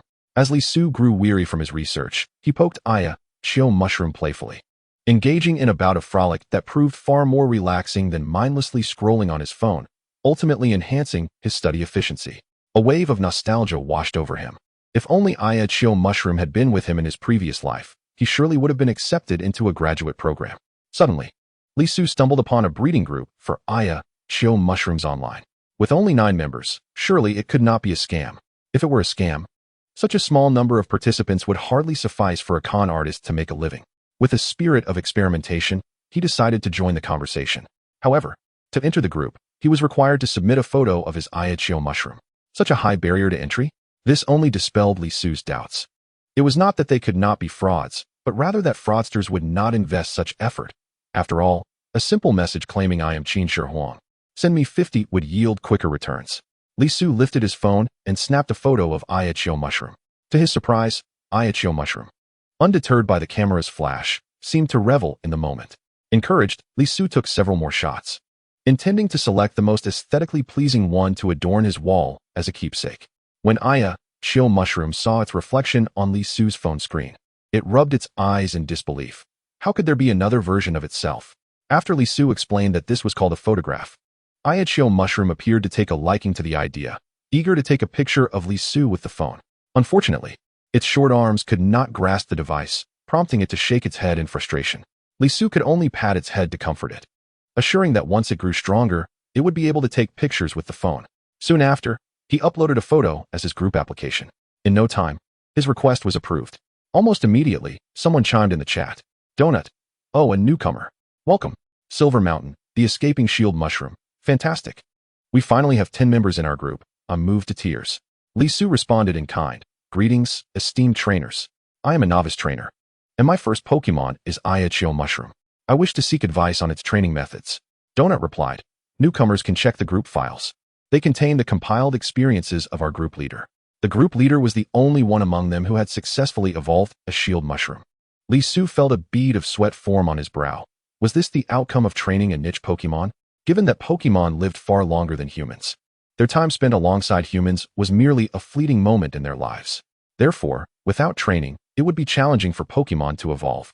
Evolutionary Pokemon found in the wild typically took decades in secret realms to complete their transformation. Consequently, the authorities discouraged capturing Pokemon that had already evolved in the wild, as these creatures were often centuries old and difficult to persuade. In simpler terms, they were not easily swayed. Furthermore, their battling habits were deeply ingrained, making training ineffective. Thus, trainers sought to capture younger Pokemon that had yet to evolve. The purpose of human trainers was to assist Pokemon in rapidly enhancing their strength, thereby shortening the natural evolution process. As Li Su perused the group files, he indeed found a wealth of training insights. It was no surprise that the trainer who had evolved a shield mushroom was so accomplished. Shield mushrooms typically evolved around level 39, indicating that the group leader's prowess was at least that of a peak intermediate trainer. Li Su began to sift through the previous chat records. The group leader's username was Kusajian Fengyue, suggesting they were a grass-type trainer who seldom spoke in the group. However, whenever someone posed a question, they were always eager to respond. Most group members treated Ayachio Mushroom as a pet. Perhaps they had once aspired to become beginner trainers, but had ultimately failed. Many shared photographs of their Ayachio Mushrooms. Li Su showed these images to Ayachio Mushroom, which appeared confused. Why are there so many versions of me on the phone? It gestured to its height. Am I really that tall? Upon hearing Li Su's explanation, Ayachio Mushroom realized it had numerous siblings. Li Su encouraged, we must train diligently, striving to evolve faster than your elder siblings. Ayachio Mushroom, inspired, nodded earnestly. Yet, mere enthusiasm was insufficient. Li Su needed to finalize the training plan promptly. He compared the group's information with general cultivation methods for grass-type Pokemon online. Soon, a rough breeding plan took shape. Chapter 10. The Little Overachiever Ayachio Mushroom. With 2 hours until dinner, Li Su nestled Ayachio Mushroom into his red backpack, hopped onto his bicycle, and pedaled towards a secluded park on the outskirts of the city. Sunlight filtered through the treetops, casting dappled shadows like a sieve, sprinkling golden flecks upon the grass. The moment Ayachio Mushroom touched the ground, it sprang to life, exploring the grass, patting tree trunks, and squatting to count ants, embodying the spirit of a wild child. Li Su shook his head. This little rascal was far more boisterous than it had been at home. He opened his training notebook, ready to proceed methodically. To prepare for the upcoming double battles, he needed to quickly understand Ayachio Mushroom's skill usage. He decided to test its inherited moves. Clearing his throat, he called out, Ayachio Mushroom, use round, and then roll. Ayachio Mushroom curled into a ball, glowing faintly with a white light as its defensive capabilities surged. It then began to roll, initially at a leisurely pace, but soon picked up speed, resembling a runaway boulder. Li Su felt a swell of pride, believing this little one was exceptionally gifted, effortlessly executing inherited skills.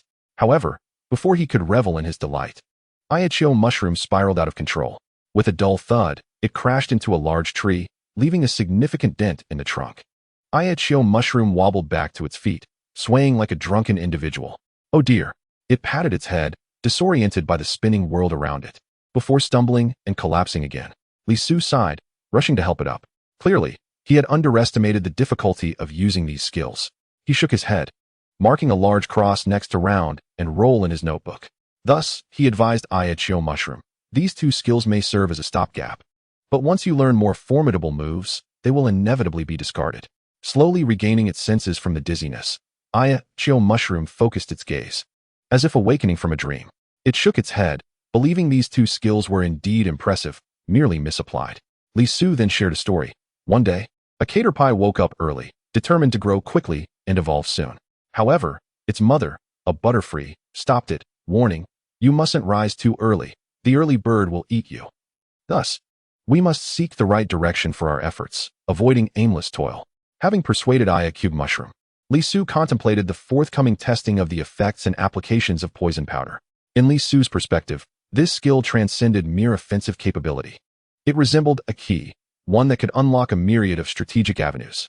Should Shiitake Mushroom master poison powder with finesse, subsequent techniques such as paralysis powder, sleep powder, and even rage powder would surely become effortless feats. Each of these skills possesses the potential to disrupt an opponent's rhythm in battle and might even shatter their psychological defenses. It is vital to remember that Pokémon battles are not solely contests of strength, they are also battles of mindset.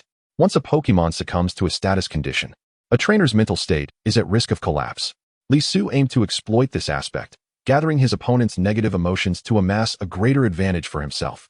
With this thought in mind, Li Su casually picked up a dry twig from the ground and positioned himself 5 meters away from Shiitake Mushroom. Gently placing the twig on the grass, he raised his hand, pointing at the twig, his tone steady yet tinged with anticipation. "Shiitake Mushroom, use poison powder to cover the grass surrounding the twig." Instantly, Shiitake Mushroom's gaze sharpened, as if it comprehended Li Su's command. It lowered its head slightly, gradually exhaling a cloud of pale purple powder. The powder wafted through the air, landing precisely on the grass around the twig, enveloping the area in a delicate veil of purple mist. Within mere moments, the once vibrant green blades of grass began to wither at a visible pace, as if their vitality had been siphoned away. Watching this scene, Li Su's lips curled into a faint smile, a glimmer of satisfaction flickering in his eyes. Indeed, the lethality was impressively direct. He murmured to himself, gaining a clearer understanding of Shiitake Mushroom's capabilities. This was merely a Pokémon in its infancy. Li Su couldn't help but click his tongue, reflecting on how history was replete with humans boasting about their intentions to eradicate Pokémon, a claim that seemed almost ludicrous in light of such a power disparity. It was fortunate that humans had not been annihilated by Pokémon. He gently ruffled Shiitake Mushroom's small head and retrieved a basic grass-type energy cube. "Shiitake Mushroom, splendid work. Now, let us attempt a greater distance." However, Shiitake Mushroom shook its head, displaying reluctance to continue training. Li Su crouched down, patiently inquiring, "What's wrong? Are you tired? Shall we take a break?" Shiitake Mushroom waved its tiny hands, making earnest gestures. It dawned on Li Su that the little one was worried about the distance being too great, fearing it would be unable to control the spread of poison powder and inadvertently harm him. His heart warmed at this thought, and he lifted Shiitake Mushroom into his arms. "Fear not, I shall position myself upwind, and the poison powder shall not reach me. The more you worry about harming me, the more you must strive to train and refine the precision of your poison powder." Shiitake Mushroom's expression hardened with determination, as if silently vowing, "I will double my efforts to ensure Li Su remains unscathed." Li Su picked up another twig, placing it 10 meters away. Through testing, he discerned that Shiitake Mushroom's effective range for poison powder was approximately 10 meters. Beyond this distance, the powder would disperse, significantly diminishing its efficacy. Furthermore, the powder's dissemination was influenced by wind currents. If faced with a flying-type Pokémon, a gust could easily blow the poison powder back. Next, it was time to test the absorb skill. This technique was a hallmark of grass-type Pokémon, enabling them to siphon vitality from their opponents to replenish their own HP. Advanced versions, such as Mega Drain and Giga Drain, wield even greater power. Li Su casually plucked a twig from a tree, allowing Shiitake Mushroom to experience the vitality within it. He placed the twig on the ground and commanded, "Shiitake Mushroom, use absorb on this twig." No sooner had he spoken than the twig withered, taking the surrounding grass down with it. Shiitake Mushroom's condition visibly improved. The minor injury from earlier had healed.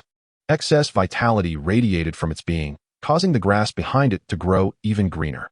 However, Li Su furrowed his brow. While the previous move demonstrated notable power, it also revealed a flaw. Shiitake Mushroom's control over absorb was still lacking in precision.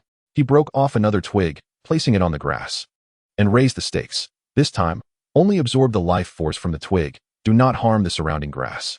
Shiitake Mushroom earnestly attempted to comply. Yet no matter how it focused, the grass nearby still succumbed to withering, turning a desolate yellow. Shiitake Mushroom lowered its head, its expression filled with dejection, akin to a drooping mushroom battered by rain. Its round, glistening eyes seemed on the verge of shedding tears. Seeing this, Li Su's heart softened. He knelt down and gently grasped Shiitake Mushroom's tiny hand, his tone tender as if comforting a wronged child. It's all right, Shiitake Mushroom. You have already performed admirably. Training is inherently about identifying shortcomings and gradually improving. As long as we persevere, you will undoubtedly grow stronger. Trust me. Upon hearing Li Su's words, the glimmer in Shiitake Mushroom's eyes began to fade, replaced by a renewed sense of resolve. The waning light of the setting sun cast a warm golden hue upon its small face, as if enveloping it in a radiant glow. Under Li Su's guidance, Shiitake Mushroom rallied its spirits and commenced a new round of training. Whenever it became breathless from exertion, Li Su would return it to its pokeball, utilizing its regenerative ability to restore its stamina. However, the restoration of physical strength did not equate to a relaxation of spirit.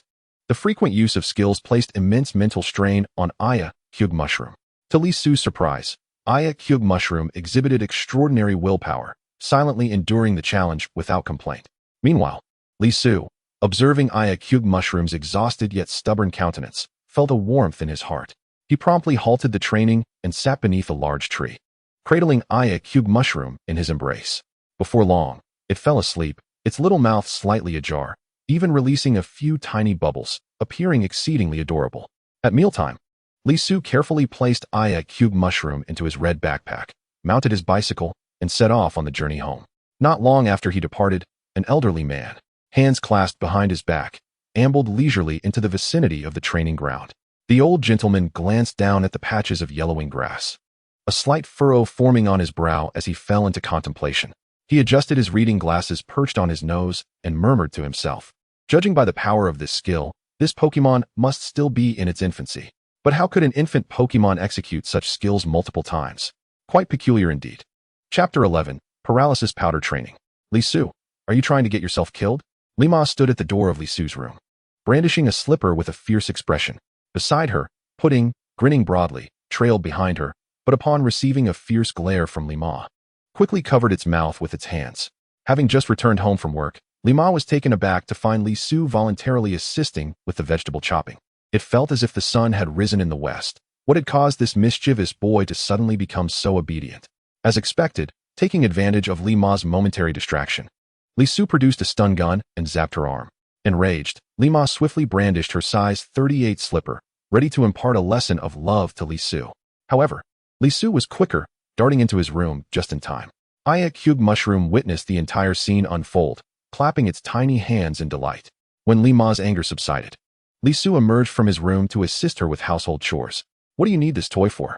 Li Ma asked, irritation evident in her tone. Li Su replied earnestly, to help Shiitake Mushroom understand what paralysis feels like. It turned out that Li Su intended to enable Shiitake Mushroom to grasp the intricacies of the skill, Paralysis Powder. Li Su contemplated the father-son doubles competition set to take place in 2 weeks. His father and his father's co-workers possessed Pokémon that were still at the novice stage. Meanwhile, his own Shiitake Mushroom was merely at the infant stage and could hardly contribute in direct confrontations.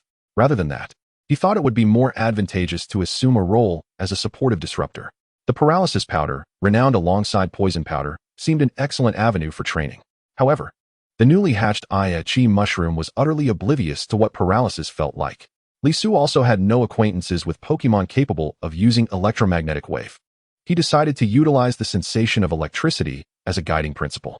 He recalled that electric-type Pokémon were immune to paralysis, suggesting that while Paralysis Powder was a grass-type dust skill, the energy it contained was rooted in electric attributes.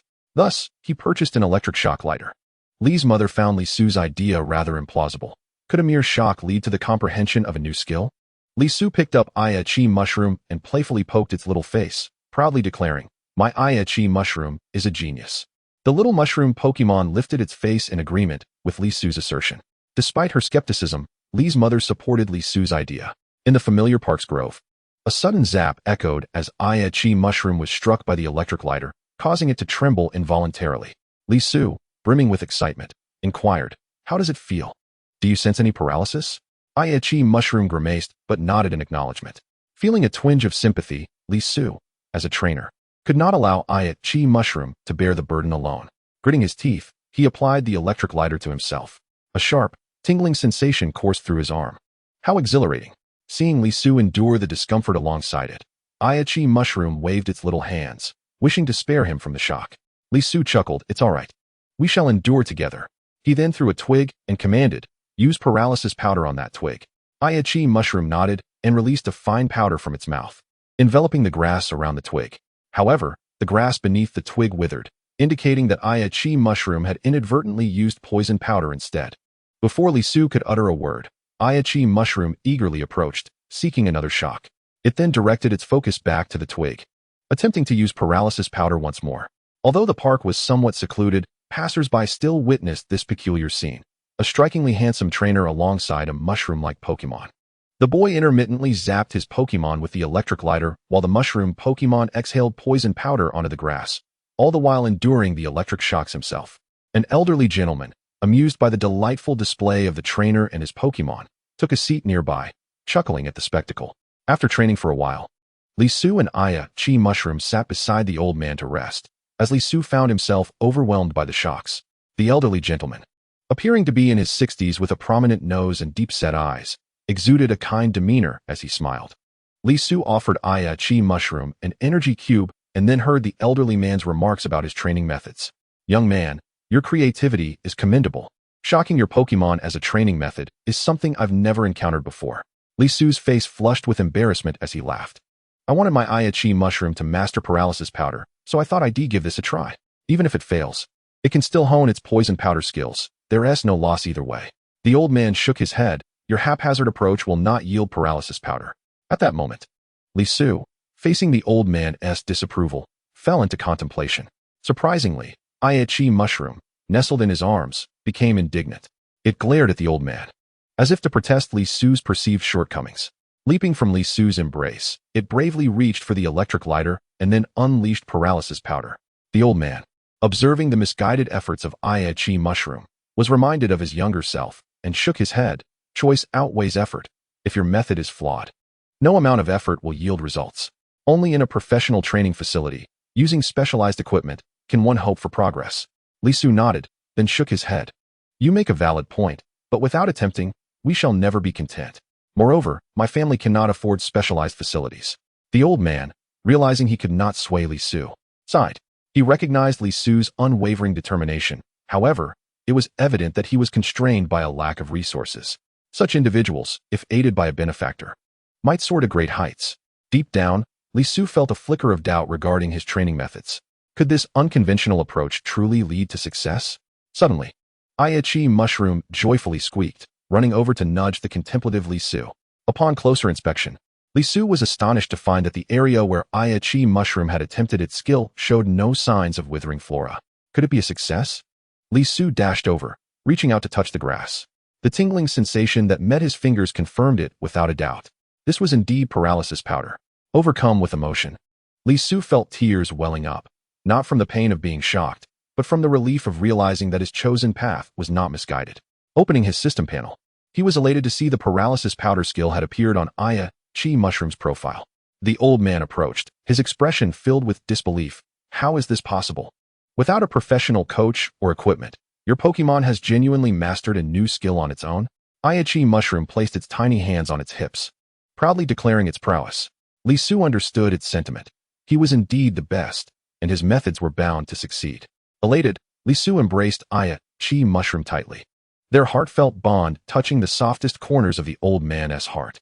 The old gentleman, perhaps even more excited than the two, trembled slightly as he retrieved an invitation card from his pocket and handed it to Li Su. "This is a membership card for the Electric Dragon Club. Young man, both you and your Pokémon exhibit remarkable talent. I am willing to offer you my assistance." Li Su hesitated, feeling that he ought not to accept something without earning it, especially from someone who was not a close acquaintance. However, the old man waved his hand dismissively. "At my age, this card serves me no purpose. You should keep it. If you ever achieve success, consider it a repayment to this old man." Li Su nodded. "Then I shall express my gratitude, and I will certainly remember your kindness, sir. May I ask for your name?" The old man waved his hand. "It's nothing to be concerned about. I am merely aiding a junior. My name is Shinjuan. If you feel indebted, come visit me whenever you can. Keep me company, this old fellow." Li Su nodded, sensing the loneliness emanating from Shun. and felt inclined to engage in conversation with him.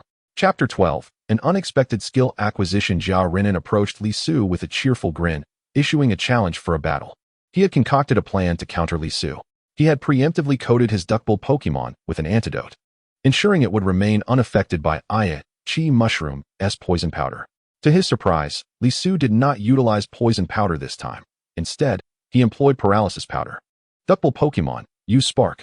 The little creature gathered flames in its mouth, ready to unleash them. Suddenly, a yellow arc of electricity enveloped it, the paralysis state interrupting duckbill Pokémon's attack. A Pokémon in a paralyzed state has a 1 in 4 chance of failing to execute its skill. At that moment, Jia Renan furrowed his brow, feeling an overwhelming sense of discomfort. Meanwhile, Li Su, facing Jia Renan, seized the opportunity. Shiitake Mushroom, use Absorb. Even though the Grass-type Absorb skill was not particularly effective against the Fire-type duckbill Pokémon, Shiitake Mushroom persisted, employing Absorb repeatedly, trading blows with duckbill Pokémon. Moreover, the duckbill baby occasionally faltered in its attempts to execute skills. Jia Renan had never perceived battles as such a tormenting affair. His smile did not vanish, it merely shifted. This time, his grin was transferred to Li Su's face. The accumulation of negative emotions was far greater than the last time, a truly fortuitous gain.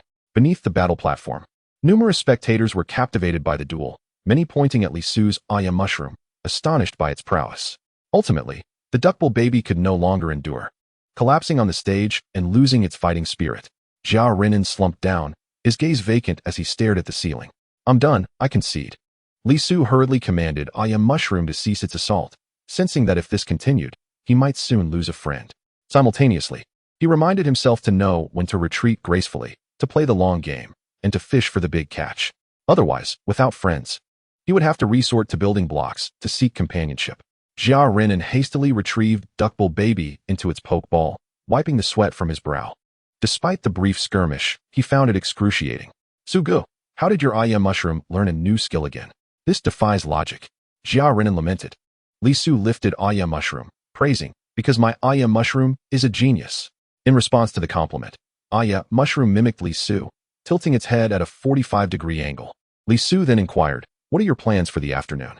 Jia Renan shook his head, casting a reproachful glance at Li Su with his small eyes. No plans.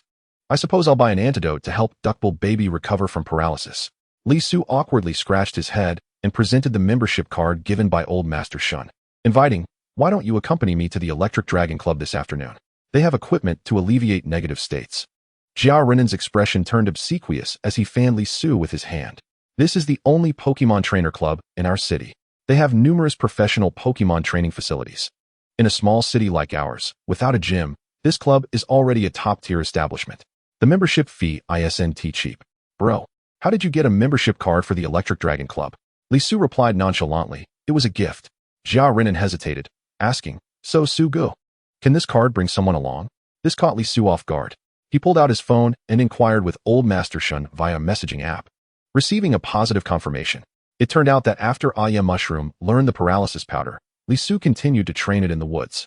During this period, Old Master Shun would often visit the park, sitting nearby to chat with him. Gradually, Li Su and Old Master Shun became familiar with each other. Li Su even taught Old Master Shun how to use the chat application on his phone, allowing the elderly gentleman to converse with him whenever he felt bored. After having lunch together, Li Su and Jia Renan biked to a rather imposing building. A sign atop the structure read Electric Dragon Club. They exchanged glances before stepping inside. The expansive first-floor lobby was bright and airy, with a simple yet grand layout. Approaching the front desk, they presented the membership card to the receptionist. She took the card, swiped it through a machine, and returned it to Li Su, kindly informing him, this is a permanent membership card, registered to Mr. Shinjuan. You may use the equipment on the 3rd, 4th, and 5th floors to train your Pokemon. In the elevator, Jia Renan curiously asked, do you have a personal trainer? Li Su rolled his eyes, that incurs additional fees. How could I afford that? Upon reaching the 3rd floor, they were greeted by a display screen that allowed them to reserve various training equipment using their membership card. Li Su first booked a machine to relieve duckbill baby of its paralysis, then opted for a grass-type training device. Inside was a special type of clay, and Li Su gently placed Shiitake Mushroom atop it. Shiitake Mushroom instinctively extended its mycelium, only to discover it could not penetrate the clay. With puzzled eyes, it gazed at Li Su. Li Su explained, this device is specifically designed to train your rooting ability. You must continuously push your mycelium through this clay. Ah. Mushroom nodded, puffing its cheeks as if exerting great effort. The mycelium jabbed at the clay repeatedly, yet it wouldn't budge. Observing Li Su's suppressed laughter, Mushroom grew a bit irritable and intensified its attempts. Suddenly, its body expanded, and the mycelium thickened considerably, successfully piercing the clay.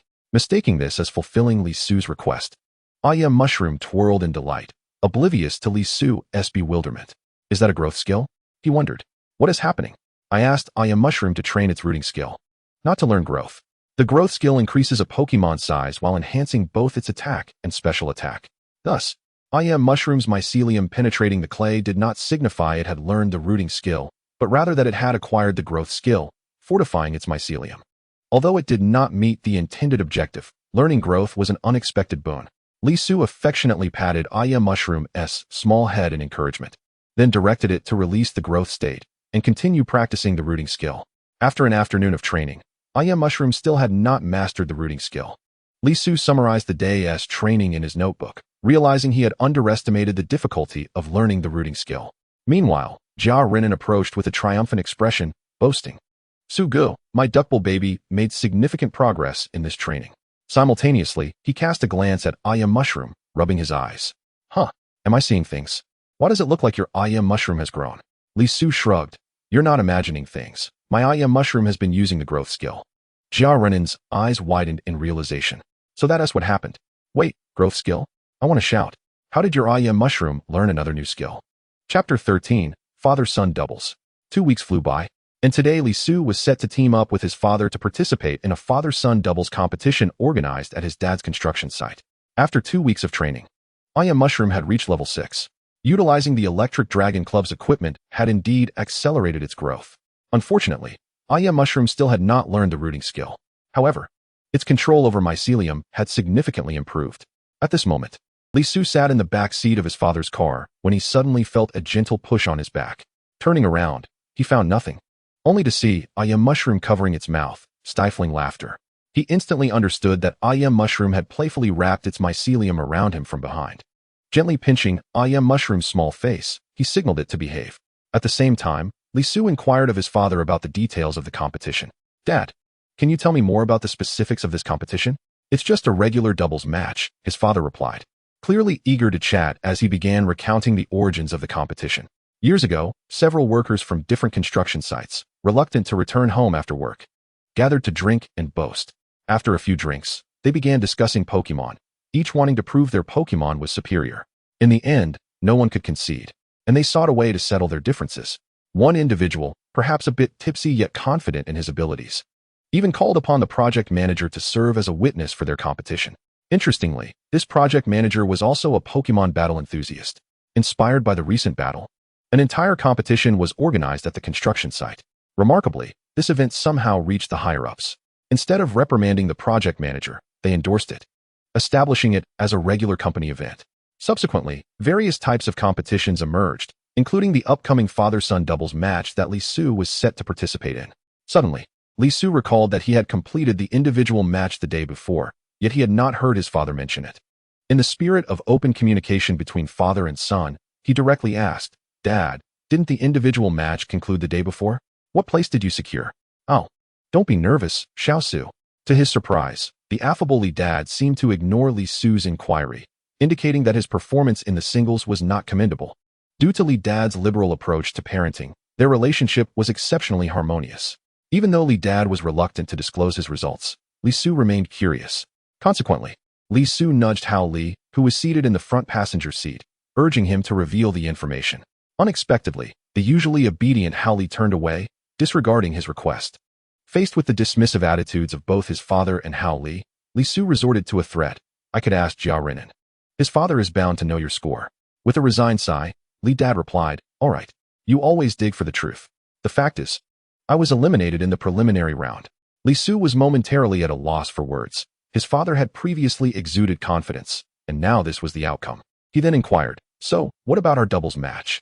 The primary Pokémon for their doubles battle would undoubtedly be Li Dad's novice Pokémon, while Li Su's high school Pokémon would serve merely as support. However, upon mentioning the doubles, Li Dad regained his confidence, thumping his chest. This is no problem. There are only 8 teams in our category. As long as we win a single match, we'll be in the top 4. Li Su felt a little embarrassed. He had never seen Li Dad express negativity at home, as he was perpetually optimistic and self-assured. After the evening rush hour, the roads were relatively clear, and soon, Li Dad's car arrived at the battle arena. In recent days, the battle arena had been contracted by the construction company Li Dad worked for to host competitions. Although it was a company event, spectators were not prohibited from attending. As Li Su followed his father into the arena, he noticed that the audience was nearly at full capacity. After all, the competing Pokémon were of novice level, far more captivating than the fledgling Pokémon that Li Su and his peers possessed. In this world, watching Pokémon battles was far more entertaining than human sports events. Pokémon battles were the foremost global spectacle, with the Pokémon Olympics held every 4 years and the annual National College Tournament garnering viewership that eclipsed other programs. Hey, Li Su over here. A familiar voice from the crowd caught Li Su's attention. It was Jia Renan and his parents. Jia Renan's father, Jia Mingyu, was a robustly built man with a dark complexion. The two families shared a close bond, with Li Su and Jia Renan frequently staying at each other's homes. Upon meeting, Jia Mingyu embraced Li Dad, entrusting the supervision of Li Su and Jia Renan to Jia Renan's mother, while the two men stepped outside the venue for a smoke. Both Jia Renan and his father would also participate in the doubles match. Li Su asked, "You arrived quite early. Have you drawn your number?" Jia Renan nodded, holding up a draw tag. "Number 3. You should go draw yours." Li Su nodded in agreement, but as he navigated through the crowd, he felt his red backpack tremble against his back. Concerned for Ayakayu, he promptly unzipped his backpack and inquired, "What's wrong, Ayakayu?" To his surprise, the usually lively Ayakayu appeared somewhat listless. After some questioning, Li Su discovered that Ayakayu felt anxious upon seeing so many people. Realizing that Ayakayu was merely 2 weeks old and still a child, he gently patted its head, reassuringly saying, "I'm here for you." Remarkably, his words seemed to have a calming effect, as Ayakayu appeared to shed its fears. With only 8 teams, there was no need for a queue. Li Su casually drew a number from a box, number 7. He breathed a sigh of relief, knowing that the matches were divided into 2 groups, 1 to 4 and 5 to 8. As a result, he would only face Jia Renan in the finals. Turning to leave, he spotted Qian Siyuan also drawing a number. They exchanged nods. Qian Siyuan's father, Qian Shihong, was also Li Dad's co-worker, albeit their relationship was slightly more distant. Li Su knew Qian Siyuan, but was not as familiar with him as he was with Jia Renan. When he returned and shared his encounter with Jia Renan, he was taken aback by Jia Renan's intense reaction. "Did you see what number he drew?" Li Su shook his head. "No, what happened?" Jia Renan slapped his thigh, exclaiming, "In the singles, both our dads were eliminated by his dad, Qian Shihong. This time, aren't we here to eliminate him?" Li Su tried to calm the agitated Jia Renan. "It's just a competition. If we lose, we lose." Jia Renan rolled his eyes. "But there's a prize of 10,000 yuan for winning." Li Su jumped up in surprise. "What? 10,000 yuan?" His eyes sparkled with the thought of money. "Let us find a chance to slip Qian Siyuan some laxatives so he forfeits." Now, it was Jia Renan's turn to restrain the overly excited Li Su, urging him to calm down. Chapter 14, the first round of battles. A total of 8 groups would compete in 3 elimination rounds. Li Su drew number 7, and his first match was against the group that drew number 8. The loudspeaker at the battle arena quickly assigned the battle locations, instructing participants to proceed to their designated spots. Li Su and Jia Renan encouraged each other before parting ways for their respective battle areas. At battle arena number 4, someone was already waiting for them. A high school student with a crew cut and a pointed face awaited them. His father, though short, was muscular, and his prominent eyebrows drew attention. Li Dad greeted the other father with a handshake, while Li Su politely bowed to the opponent. The crew-cut boy had initially intended to speak harshly before the match, but upon witnessing Li Su's courtesy, he felt embarrassed. The tough words died on his lips, and with a glare from his father, he reluctantly bowed to Li Su as well. As they took their positions on the battle stage, Li Su's eyes unconsciously drifted towards the audience. Why were there so many people? An overwhelming sense of anxiety seized him. Previously, with fewer spectators, he had felt little concern. Now, with hundreds of eyes fixed upon him, he felt a profound discomfort. In his past life, he had never participated in any school-level competitions. At most, he had recited texts in class. He had previously comforted Ayakayu, assuring it that everything would be fine, yet now he found himself feeling just as apprehensive. Li Su desperately wished to slap himself to redirect his focus. Li Dad noticed his son's reaction and spoke with an unprecedented seriousness. "Are you afraid in front of this crowd? If you wish to become a trainer, Being in the spotlight is unavoidable, and there will be more challenges ahead. If you lack the mental fortitude, don't even consider becoming a trainer. Stimulated by his father's words, Li Su felt a surge of relief. Yes. What did it matter that others were watching? All he needed to do was command his Pokemon. Taking a deep breath, he retrieved a Pokeball. Come forth, Ayakayu. Ayakayu, curious, surveyed its surroundings, but was startled by the audience below. Glancing back at Li Su, Ai Ichiogu instantly mustered his courage. He endeavored to adopt a fierce expression, glaring at the opponent with the chicken comb hairstyle. The chicken comb, upon seeing the adorable Ai Ichiogu, couldn't help but chuckle. How can such a diminutive Pokemon possibly compare to my Geodude? A flash of red light illuminated the arena, revealing a Pokemon composed of stone, with a head and 2 robust arms. If one were to judge solely by appearances, a single punch from Geodude could leave Ai Ichiogu in tears for an extended period. Spectators in the audience began to scoff. What an obscure mushroom Pokemon. Such a cute creature would be better off at home rather than in battle. Li Su, somewhat exasperated, pondered to himself, don't you all pay attention to type advantages? The opposing Geodude, being a rock ground type, was 4 times vulnerable to grass types. What could they possibly use to counter me? Meanwhile, the opposing father released his own Pokemon, Machoke and Onix. It appeared that their team shared a common lineage. As soon as Machoke emerged from its Pokeball, it positioned itself protectively in front of Ai Ichiogu.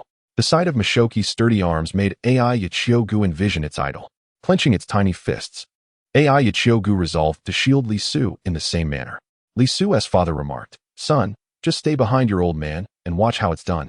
On the other side, the father with the bushy eyebrows instructed his son with the chicken comb, I'll hold off that Machoke. You go deal with that mushroom. Then we can gang up on Machoke together. His voice was loud enough for Li Su to overhear their strategy. Hey, I can hear you. Could you keep your conspiracies down a notch? And why do you look down on my Ai Ichiogu so much? As the indicator light shifted from red to green, the battle commenced. Machoke surged forward, targeting the massive Onix. Onix remained stationary, forcefully stomping the ground to execute the move Stomp. A shockwave rippled through the ground towards Machoke, forcing it to leap. Simultaneously, fighting-type energy coalesced at Mashoki's feet, allowing it to perform a low kick aimed at Onix's vulnerable underbelly. Sensing the impending danger, Onix employed the move Rollout, quickly retracting its body to transform into a stone sphere, enhancing its defensive capabilities. It braced itself against Mashoki's assault, fully committed to the tactic of stalling for Geodude's assistance. Mashoki's punches landed on Onix's rocky exterior, producing a series of thuds.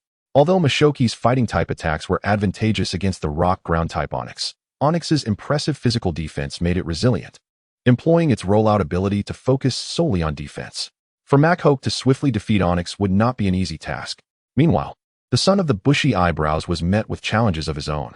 The chicken comb boy sneered at Li Su, without Mashoki's protection, you'll be eliminated in no time. Geodude, use Rollout. Li Su rolled his eyes, unable to comprehend the source of such bravado. He commanded, Ai Ichiogu, use Absorb. It would be a grave offense to deny Ai Ichiogu the opportunity to absorb energy from such a 4 times weak opponent. A swirl of green energy surged from Geodude, swiftly enveloping Ai Ichiogu. Oh, the exhilarating sensation prompted Ai Ichiogu to emit a soft moan. It was simply delightful. The absorbed energy left Geodude in a state of distress, momentarily breaking free from its rollout stance, its arms trembling as if cramping. What is happening? Geodude, the chicken comb boy, still bewildered, was utterly unaware of the unfolding events. The absorption attempt had failed to incapacitate the opponent. It seemed Ai Ichiogu needed to exert more effort. It turned out to be the ability Sturdy, which allowed Geodude to withstand a hit without losing combat capability. No worries there. Li Su began to revel in the moment. Xiao Xinjin negative emotion 31. This brother's negative emotions were quite plentiful. Li Su even contemplated keeping Geodude around to continue providing negative energy. However, that thought was too capitalist. He urged Ai Ichiogu to use Absorb once more, aiming to eliminate Geodude from the battle. Xiao Xinjin negative emotion 35. Well done, son. Come help your old man. Li Su's father, witnessing his son swiftly dispatch the opponent, gave him a thumbs up. Li Su, not daring to be negligent in his father's request, promptly directed Ai Ichiogu to approach Onix. How can this be happening so quickly? The bushy-eyebrowed father was astonished that his son was defeated even faster than himself. He immediately commanded Onix to cease its rollout state, realizing the dire situation required a full-on assault. Onix charged forward, utilizing Tackle, its massive body barreling towards the nearest Machoke. Li Su's father also sought to showcase his prowess. Alright, Machoke, use low kick. Machoke crouched low, delivering a kick to Onyx's relatively vulnerable foot. The impact sent the hefty Onyx tumbling to the ground, kicking up a cloud of dust. Seizing the opportunity, Li Su called out, AI Yichiogu, use absorb. A glowing green orb ascended from Onyx and merged with AI Yichiogu. What a tremendous boost. Astonishingly, during this battle, AI Yichiogu not only remained unscathed, but also absorbed a significant amount of vitality.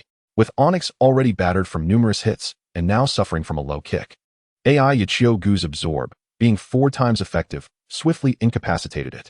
Xiao Tao negative emotion 41. In the first doubles match, AI Yichiogu achieved a remarkable double knockout. Chapter 15. Observing the opponent. On the sidelines, Li Su's father sent Machoke to the Pokemon Center for treatment.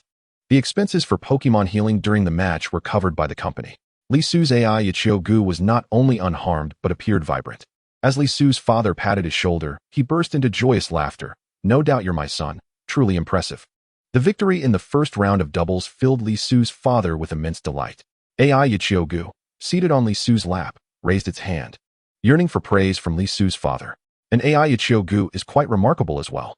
Li Su's father attempted to poke AI Yichiogu's face, only to be met with resistance. He withdrew his hand in disappointment. Li Su detected the cause with a swift sniff. Dad, your hand still reeks of smoke. Pokemon have keen senses. Realizing this, Li Su's father recalled that he had just used that hand to hold a cigarette. He quickly switched to his other hand, gently touching AI Yichiogu's cap, and this time, AI Yichiogu did not resist. Li Su's father scratched his head. I didn't expect that. Xiao Su. Your observation skills are truly sharp. Li Su, not hesitating to boast, replied, I aim to become a Pokemon master. Following this battle, Li Su's father finally acknowledged his son's abilities.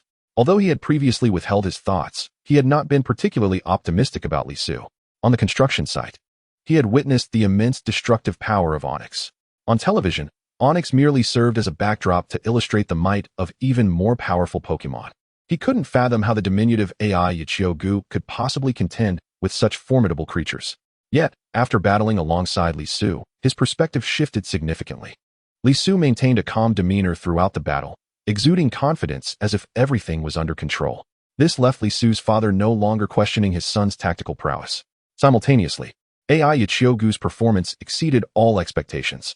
Merely facing Pokemon that towered over it without flinching surpassed many others. Regrettably, Li Su's father still did not believe that they could clinch the championship title. This was more a reflection of his own assessment of his and Mashoki's strength than anything related to Li Su. Li Su shared the triumph of his doubles match in the AI Yichiogu training group, prompting a flurry of inquiries from the group members. Donut, you actually let AI Yichiogu battle? Silver Mountain in Escape Shield Mushroom, and it won? Donut, how impressive. I felt a shiver of fear upon seeing the little Geodude in the photograph, and yet, I never anticipated that the Shroomish could be so formidable. Li Su sent a message of encouragement. As long as we find a way to counter with type advantages, victory in battle is within our grasp. In the meantime, Bai Shan, evading the shield mushroom, remarked, You're quite the strategist. The moment I step onto the battlefield, my mind goes utterly blank. The matches in Li Su's group concluded rather swiftly, while the adjacent third battle arena had yet to determine a victor. Li Su, accompanied by his father, proceeded to observe their upcoming opponents. On the battlefield, one side featured a steelix and a sandshrew, while the other boasted a golem and a diglett. If the prior match against Li Su could be deemed as the cement group, then the combatants at the third battle arena represented the burrowing group and road construction group.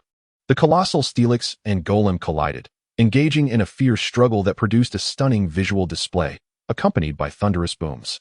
The spectators below grew increasingly animated, waving their fists in exhilaration. Steelix and Golem fought like two reckless boxers, trading blows without regard for defense. Meanwhile, the battles of the juvenile Sandshrew and Diglett were long forgotten, their outcomes irrelevant to the grand scheme of the match. Li Su's father felt his excitement rising. However, since his son was present, he refrained from shouting like the other spectators to cheer on the battling Pokemon. Instead expressing his thoughts, this is the essence of a true man's battle. In Li Su's arms, the Shroomish attentively observed the match, its little eyes gleaming with yearning. Li Su pondered that once the Shroomish evolved into a Breloom and learned the move Spore, it could render these Pokemon into a slumbering state, one after another. Ultimately, the Golem was no match for the Steelix. With a deft execution of dig, the massive steelix effortlessly burrowed underground, evading the golem's assault while simultaneously sounding the horn for counterattack. With a resounding boom, steelix emerged from the earth, infused with ground-type energy, and crashed into golem, sending its hefty form soaring. In a twist of fate, it inadvertently knocked out the sandshrew and diglet, who were seemingly engrossed in their own playful antics. Lisu watched the scene unfold, reminiscent of a battle from Ultraman, his emotions surging. Witnessing the clash live was exponentially more thrilling than watching it on television. The downed golem attempted to rise, but its bulkiness proved cumbersome.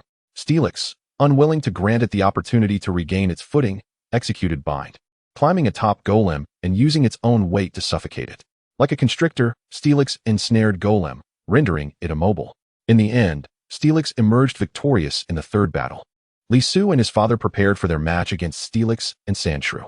Lisu began strategizing his approach against Steelix.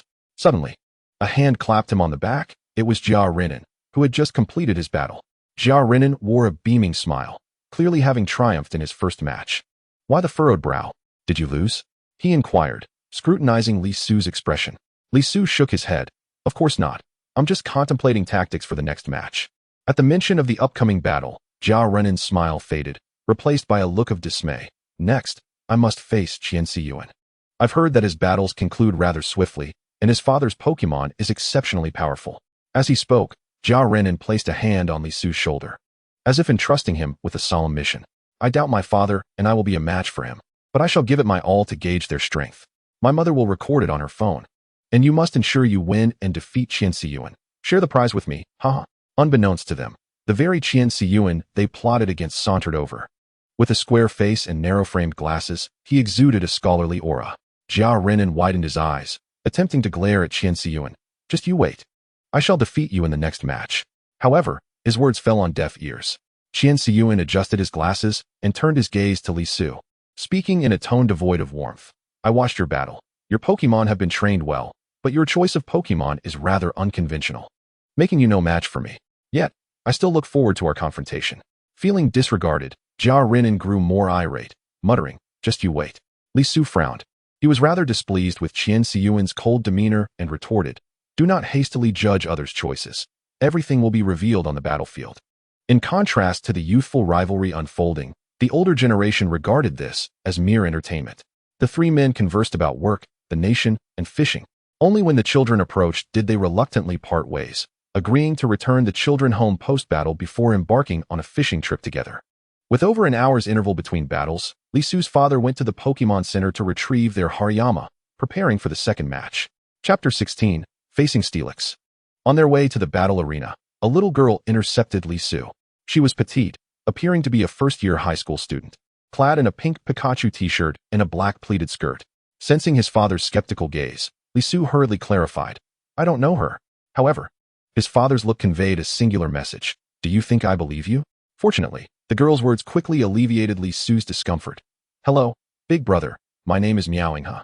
I adore your Shroomish. May I hold it? It turned out she was a little fan of the Shroomish. Lisu felt a tinge of melancholy. Just moments ago, he had felt a flicker of pride. He replied, that would depend on whether Shroomish agrees. He turned to the Shroomish. Do you want to let the little girl hold you? To his surprise, Shroomish vigorously shook its head, unwilling to part from Lisu. Feeling awkward, Lisu cradled Shroomish. After all, it had finally garnered a fan. He hoped it wouldn't turn into a hater so quickly. The little girl, unfazed by Shroomish's rejection, took a step back. Then may I at least pet it? This time, Shroomish was too shy to refuse and reluctantly nodded. Meowing had timidly reached out her hand and gently touched the cap of Shroomish. She quickly withdrew her hand, exclaiming, I will support you, little mushroom. You can do it.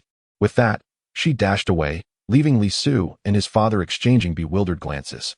His father shook his head and sighed. Even Shroomish is fans now. Lisu considered this, realizing that since Shroomish was his Pokemon, its fans were essentially his fans too. While this notion resembled a delusion of grandeur, it nonetheless brought him joy. Suddenly, he recalled the popularity of live streaming in his past life. If he could stream his battles and earn money, he could provide better for Shroomish. He turned to his father. Dad, since Shroomish can attract fans, what if I live stream our battles to see if it takes off? His father pondered for a moment, deeming Lisu's idea quite promising. However, he worried about the complexities of live streaming, fearing Lisu might struggle to navigate them. He replied, I need to discuss this with your mother first. As they spoke, the two ascended the battle platform. Opposite them stood a chubby boy and a middle-aged man sporting a beer belly. Before the match commenced, the chubby boy began to negotiate. You've all seen my dad steelix, right? You surely can't defeat him. So save yourselves the embarrassment and forfeit. Before Li Su could retort, the beer-bellied man interjected, grabbing his son. What kind of talk is that? Losing to me is no disgrace. To his surprise, the rotund uncle with the beer belly grew increasingly arrogant, prompting Li Su to interject. Uncle, don't be embarrassed if you lose after speaking so boldly. At that moment, the uncle's face flushed slightly, realizing he had perhaps spoken too confidently. I assure you, I will show no mercy during the match. Both sides released their Pokémon, Maghop and Shroomish versus Onix and Sandshrew. Li Su began strategizing, whispering to his father, Dad, let us not concern ourselves with the Sandshrew. We shall first focus on the Onix. During the actual battle, Li Su remained vigilant. He had observed that the Sandshrew posed no real threat. Li Dad nodded in agreement. All right, let's go all in. Victory is assured. As the device indicated the start of the battle, the beer-bellied uncle spoke first, taunt the Onix. Let's see what it's made of. Onix, use tackle. The Onix, dragging its massive form, surged forward with the force of a landslide towards the Maghop at the forefront. Li Dad was undeterred, bellowing, Maghop, hold your ground. With a grunt, Maghop tensed its muscles and braced itself against the Onix's assault, the ground beneath it giving way to a deep crater. Seeing Maghop withstand the Onix's frontal attack, Li Su breathed a sigh of relief. Although the Onix appeared formidable, its physical attack stat was only 45, roughly half that of the Spearo's 85. Coupled with its poor attributes, even Mega Evolution could not redeem its evolved form, Steelix. Li Su commanded Shroomish to provide support. Shroomish, use Stun Spore. After a week of training, Shroomish had honed its ability to accurately disperse Stun Spore at close range, effectively paralyzing the targeted Pokémon. A cloud of yellow powder billowed from Shroomish's mouth, enveloping the Onix. Suddenly, arcs of electricity crackled around the Onix's body as it succumbed to paralysis. It is noteworthy that the ground-type Onix is immune to electric-type moves, making it quite challenging to inflict paralysis. As Li Su glanced at the beer-bellied uncle, Wei Jifeng, he noticed the latter's expression darken gradually as his Onix fell victim to the paralysis. The previously neglected Sandshrew charged forward, colliding with Shroomish. However, it did not budge Shroomish, instead bouncing back from the impact. Shroomish merely shook itself, unfazed by the encounter. Despite the Onix being paralyzed, the uncle commanded it to continue its offensive. Onix, use Dig. Perhaps due to the uncle's increasingly grim demeanor or the Onix's unfamiliarity with the sensation of paralysis, the Onix's attempt to use Dig failed. Its head barely burrowing into the ground, it became immobilized, exposing itself defenselessly to Maghop and Shroomish.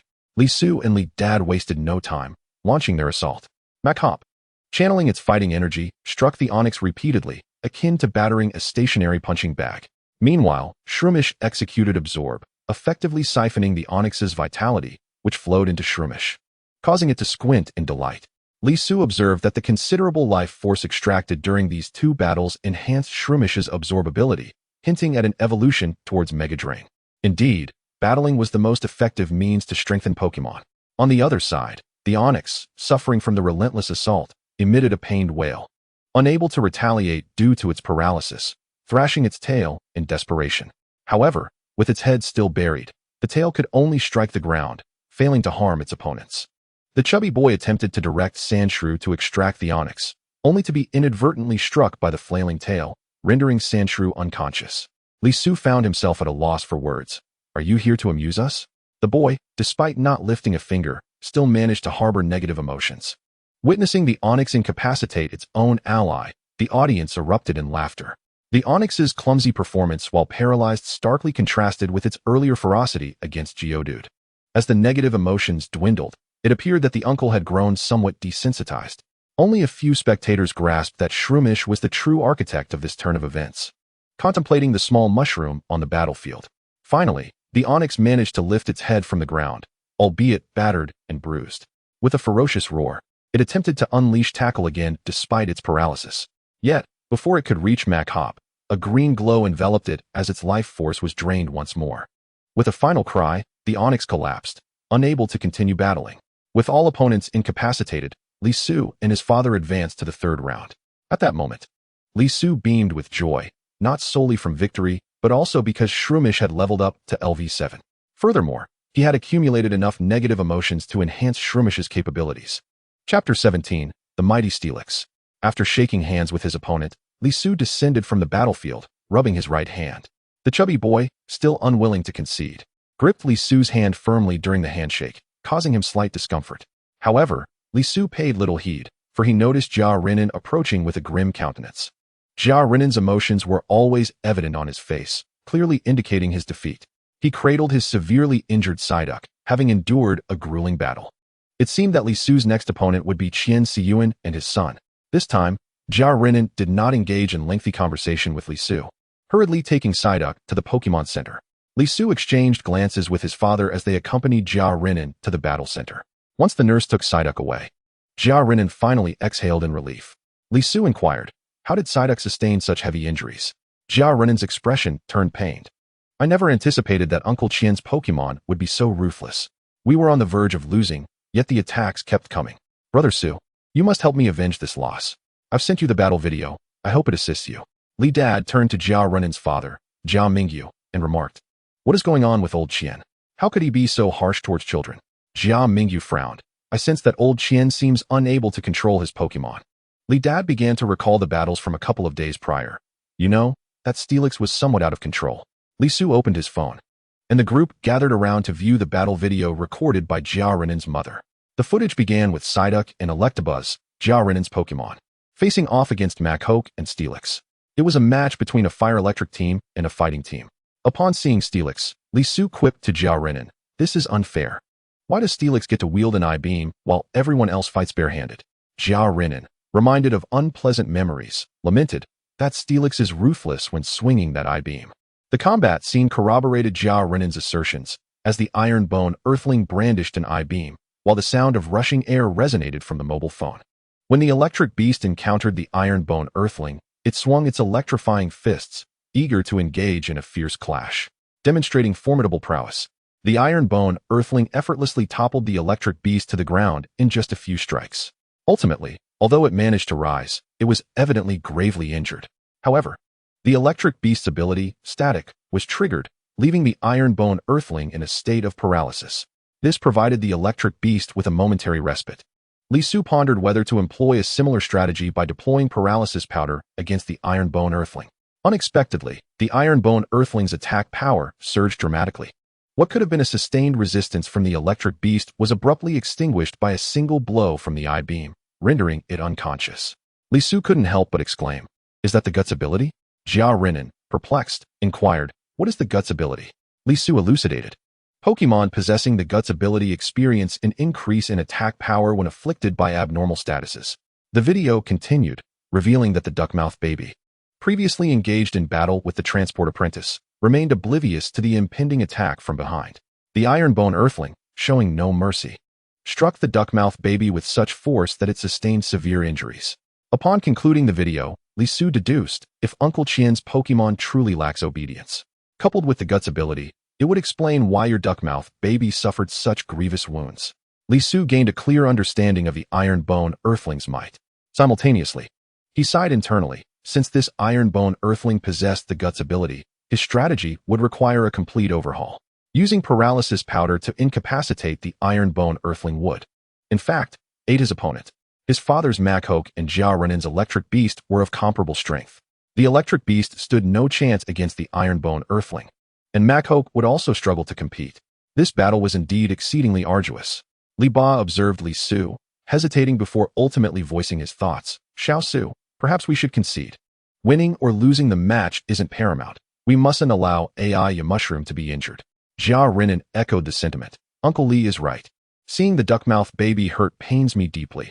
We mustn't let AI Mushroom suffer the same fate."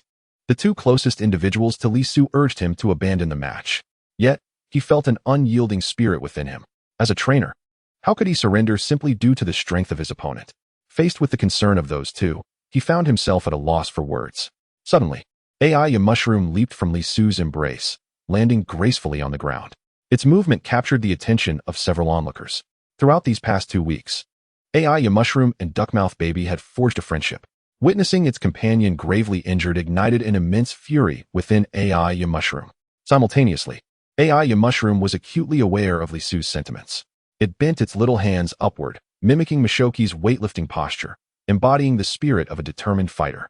In that moment, Li Su and AI Mushroom's thoughts intertwined, and he solemnly turned to Li Ba, stating, "Dad, I don't wish to concede. AI Mushroom doesn't want to give up either. We can achieve victory." Li Ba chuckled softly, affectionately patting AI Mushroom's head, exclaiming, "Indeed. A trainer cannot simply relinquish hope. Then let us fight with all our might." Meanwhile, Makhok struck a muscular pose behind them, a gesture of support for Li Su's decision, one that Li Su had previously taught him. On the other side, Fan Hong, the organizer of the battle, hastily exited the monitoring room to meet a middle-aged man clad in a suit. "Manager Sun, what brings you here personally?" This middle-aged man, surnamed Sun, was the manager of the Human Resources Department at Li Ba's company. He entered the monitoring room, glanced at the ongoing battle on the screen, and quickly lost interest, asking, "Are there any remarkable young trainers?" Fan Hong wiped the sweat from his brow and replied, "There are no young trainers of note. But one of our employees, a trainer commanding the Ironbone Earthling, is performing admirably." Manager Sun frowned, displaying impatience as he rapped his fingers against the table, stating, "Do you understand why I've recommended an edition of a father-son doubles event this year?" Fan Hong shook his head vigorously. Manager Sun continued to explain, "We must focus not on the old employees whose potential has been exhausted, but rather on their sons. These are the fresh talents worthy of our cultivation. Any company seeking to expand will strive to attract a cadre of capable trainers, and our company is no exception. Instead of spending money on outsiders, it is far wiser to invest in our own." Having become the head of this event, Fan Hong's mind began to align with this perspective, and he quickly responded, "Manager, the father-son doubles finals are about to commence. You may observe this year's new trainers and identify any worth investing in." Chapter 18, A Lack of Martial Virtue. Before participating in the battle, Li Su promptly converted the negative emotions within the system into attributes for AI Mushroom, consumed 300 points of negative emotions, obtained 3 free effort values. Without hesitation, Li Su allocated all the effort values to AI Mushroom's physical defense. A familiar sensation washed over him as AI Mushroom curiously surveyed its surroundings. Sensing Li Su's warm gaze, AI Mushroom quickly comprehended that this surge of warmth was a result of Li Su's efforts. Its little eyes squinted into rainbow shapes, radiating joy. Having battled Qian Siyuan, Zhao Renan sought to assist Li Su in devising a strategy. However, the break time had elapsed, and they had not formulated a viable tactic. Li Su and Li Ba proceeded to the battleground while Zhao Renan and his father cheered them from the sidelines. As the final match of the doubles competition commenced, all spectators were drawn to battle stage 1. The audience seats were nearly devoid of empty space, with some individuals even standing in the aisles. Most spectators had come to witness the Ironbone Earthling, who wielded the I-beam like a club, showcasing its robust physique. Its partners, the transport apprentice, and its opponents, Makhok and AI Mushroom, had become mere background figures. The audience fervently hoped that Makhok could endure against the Ironbone Earthling for a while longer, allowing them to relish the spectacle. Taking a deep breath, Li Su embraced the position of challenger, casting aside his psychological burdens, ready to fight with abandon. Suddenly, a voice rang out, "Go for it, little mushroom." This voice was like a wave cresting in the ocean. Following the sound, Li Su discovered it was AI Mushroom's sole fan, Meowingha. The young girl, brimming with excitement, waved her fists enthusiastically, like a spark igniting a fire. Several youths in the audience rose to cheer for AI Mushroom. Unbeknownst to him, AI Mushroom had amassed quite a following. Li Su felt a surge of emotion, a newfound strength blossoming within him. With the support of fans, he felt compelled to persevere in the battle. Even in the face of defeat, he would give his all. AI Mushroom also heard the cheers. Turning around, it waved its little hands in greeting to Meowingha. On the opposite side, Li Ba's co-worker Qian Qiang, with an apologetic expression, remarked, "Old Li, could you please convey my apologies to Renan? My Ironbone Earthling has been too rough." Li Ba waved his hand, "Old Qian, apologies should be made directly to the child. Now that we stand on the battlefield, we must let our Pokémon speak for us." Li Su glanced at his father, realizing just how admirable he was. However, Li Ba suddenly leaned in closer, whispering, "Son, your mind is sharp. Have you devised any strategies?" Li Su was at a loss for words. "Dad, could you be a bit more impressive for just a few moments longer?" Yet, he had indeed conceived a strategy for a counterattack in dire circumstances, so he turned to his father and said, "My strategy is to first launch a joint assault on Qian Siyuan's transporter Pokémon. Then, father, your powerful fighter must hold off the Iron Fist Rockman for 1 minute. The rest will be handled by your son." Lee's father nodded vigorously. Rest assured, I will ensure that Howley holds off for a minute, no matter what. In the monitoring room, Manager's son furrowed his brow as he observed the rather unremarkable Pokémon on both sides and inquired, "Is this the promising Pokémon you spoke of?" The competition supervisor, Fan Hong, shook his head. "Manager, I was referring to that exceptionally handsome high school trainer. His command skills are quite impressive, and I believe he is worthy of our cultivation." Manager's son refrained from responding, as the first Pokémon was already sufficient to ascertain a trainer's potential for growth. What command skills? They are merely embellishments. Even if this young man truly possesses a talent for strategy, his choice of a mushroom Pokémon, such an obscure selection, would likely lead to nothing of significance. Nevertheless, since he was already present, he intended to watch the battle to the end. As the match commenced, Li Su and Li Father decided to take the initiative. Commanding Hao Li and Gu, they charged towards the Iron Fist Rockman and the Transporter Pokémon, respectively.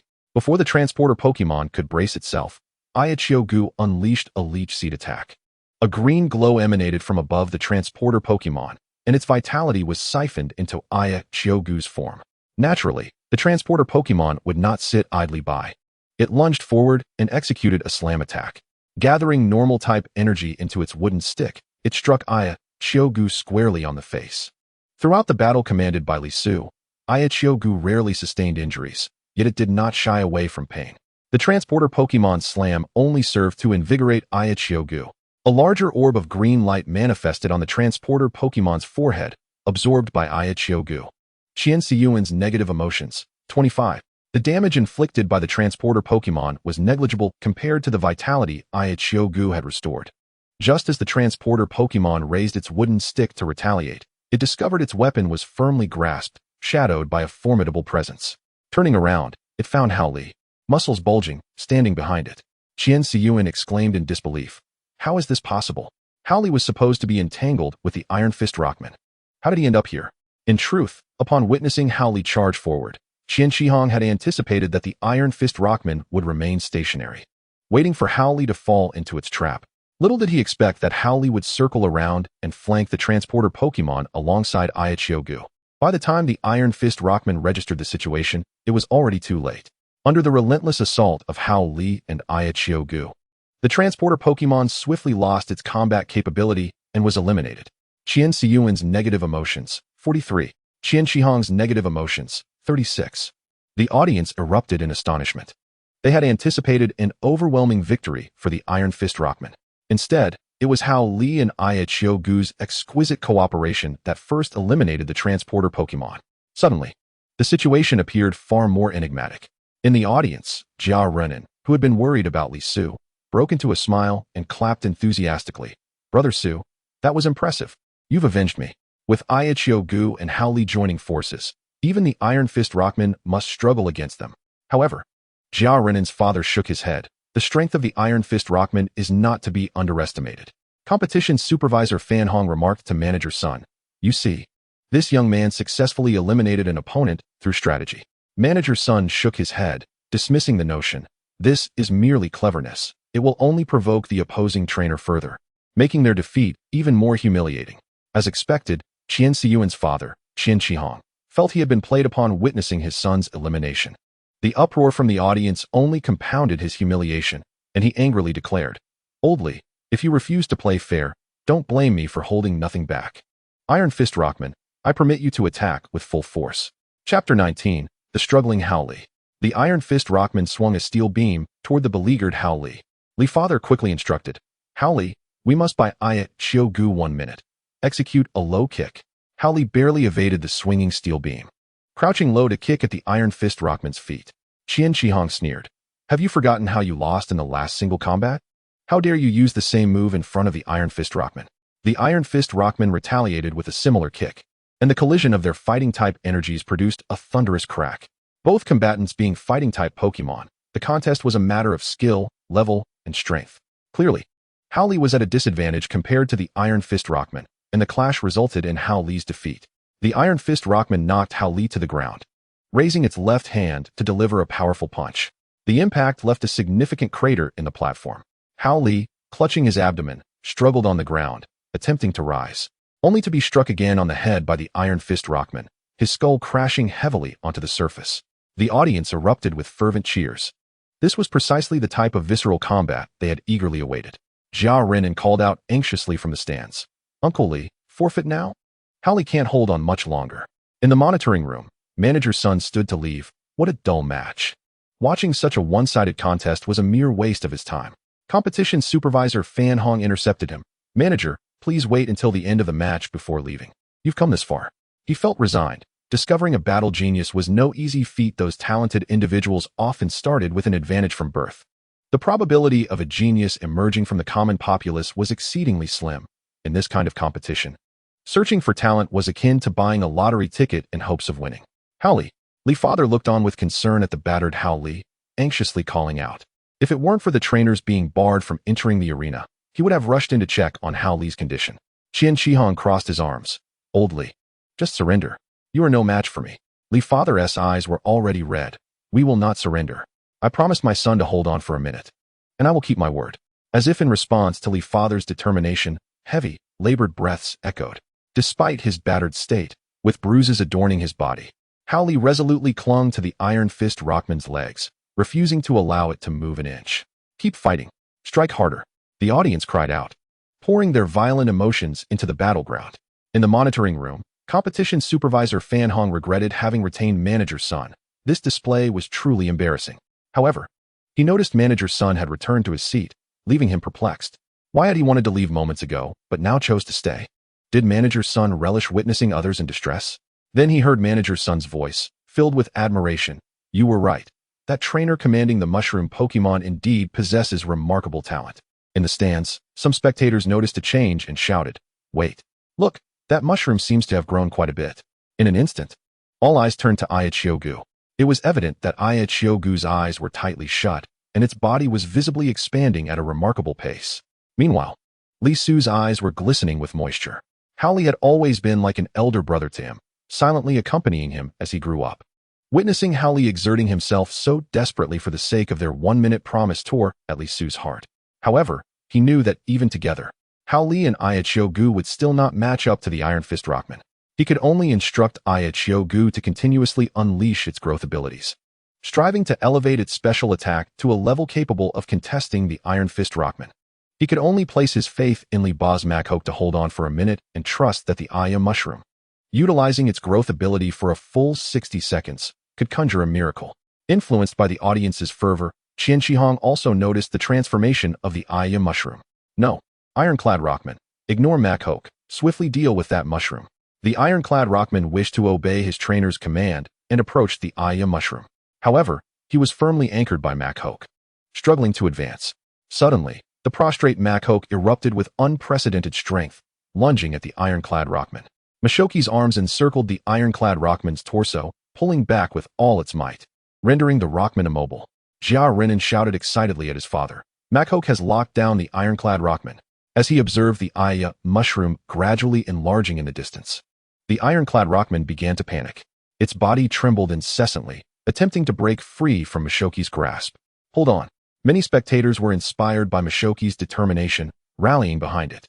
They were eager to see just how long Makhok could endure. The Ironclad Rockman attempted to break free twice more, but failed to escape Mashoki's hold. It began to drag Makhok closer to the Aya Mushroom. If it could interfere with the mushroom's growth using the steel beam in its grasp, victory in this battle would still be attainable. As the distance closed, the Ironclad Rockman prepared to throw the steel beam at the Aya Mushroom. Li Ba shouted urgently, Makhok, hold on to its right arm, don't let it lift the steel beam. Responding to Li Ba's command, Makhok shifted its grip, seizing the Ironclad Rockman's right arm, determined not to let it throw the steel beam. In that moment, Makhok recalled the family watching the Aya Mushroom's birth together. It had been so small then. This time, it was determined to protect the Aya Mushroom and endure for a full minute. Yet, the Ironclad Rockman's left arm was now free. Clenching its fist, it struck Makhok repeatedly, like a pile driver, landing heavy blows. Ultimately, Makhok could no longer withstand the assault, sent flying by a punch from the Ironclad Rockman, its eyes losing their sparkle. Clearly devoid of fighting spirit, Mashoki's hope for a turnaround now rested with the Aya Mushroom. Qian Shihong, witnessing this, rejoiced, directing, Ironclad Rockman, quickly deal with that mushroom. However, the Ironclad Rockman was no longer heeding its trainer's commands. This Makhok clung like a stubborn adhesive, infuriating the ironclad rockman. It sought to teach this vexing creature a lesson. Raising the steel beam, it prepared to strike the now unconscious Machoke. The audience gasped at the ironclad rockman's breach of conduct, attacking a Pokémon that had lost its consciousness.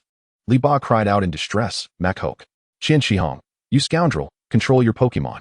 The referee responsible for safety also contemplated intervening to stop the ironclad rockman's reckless actions.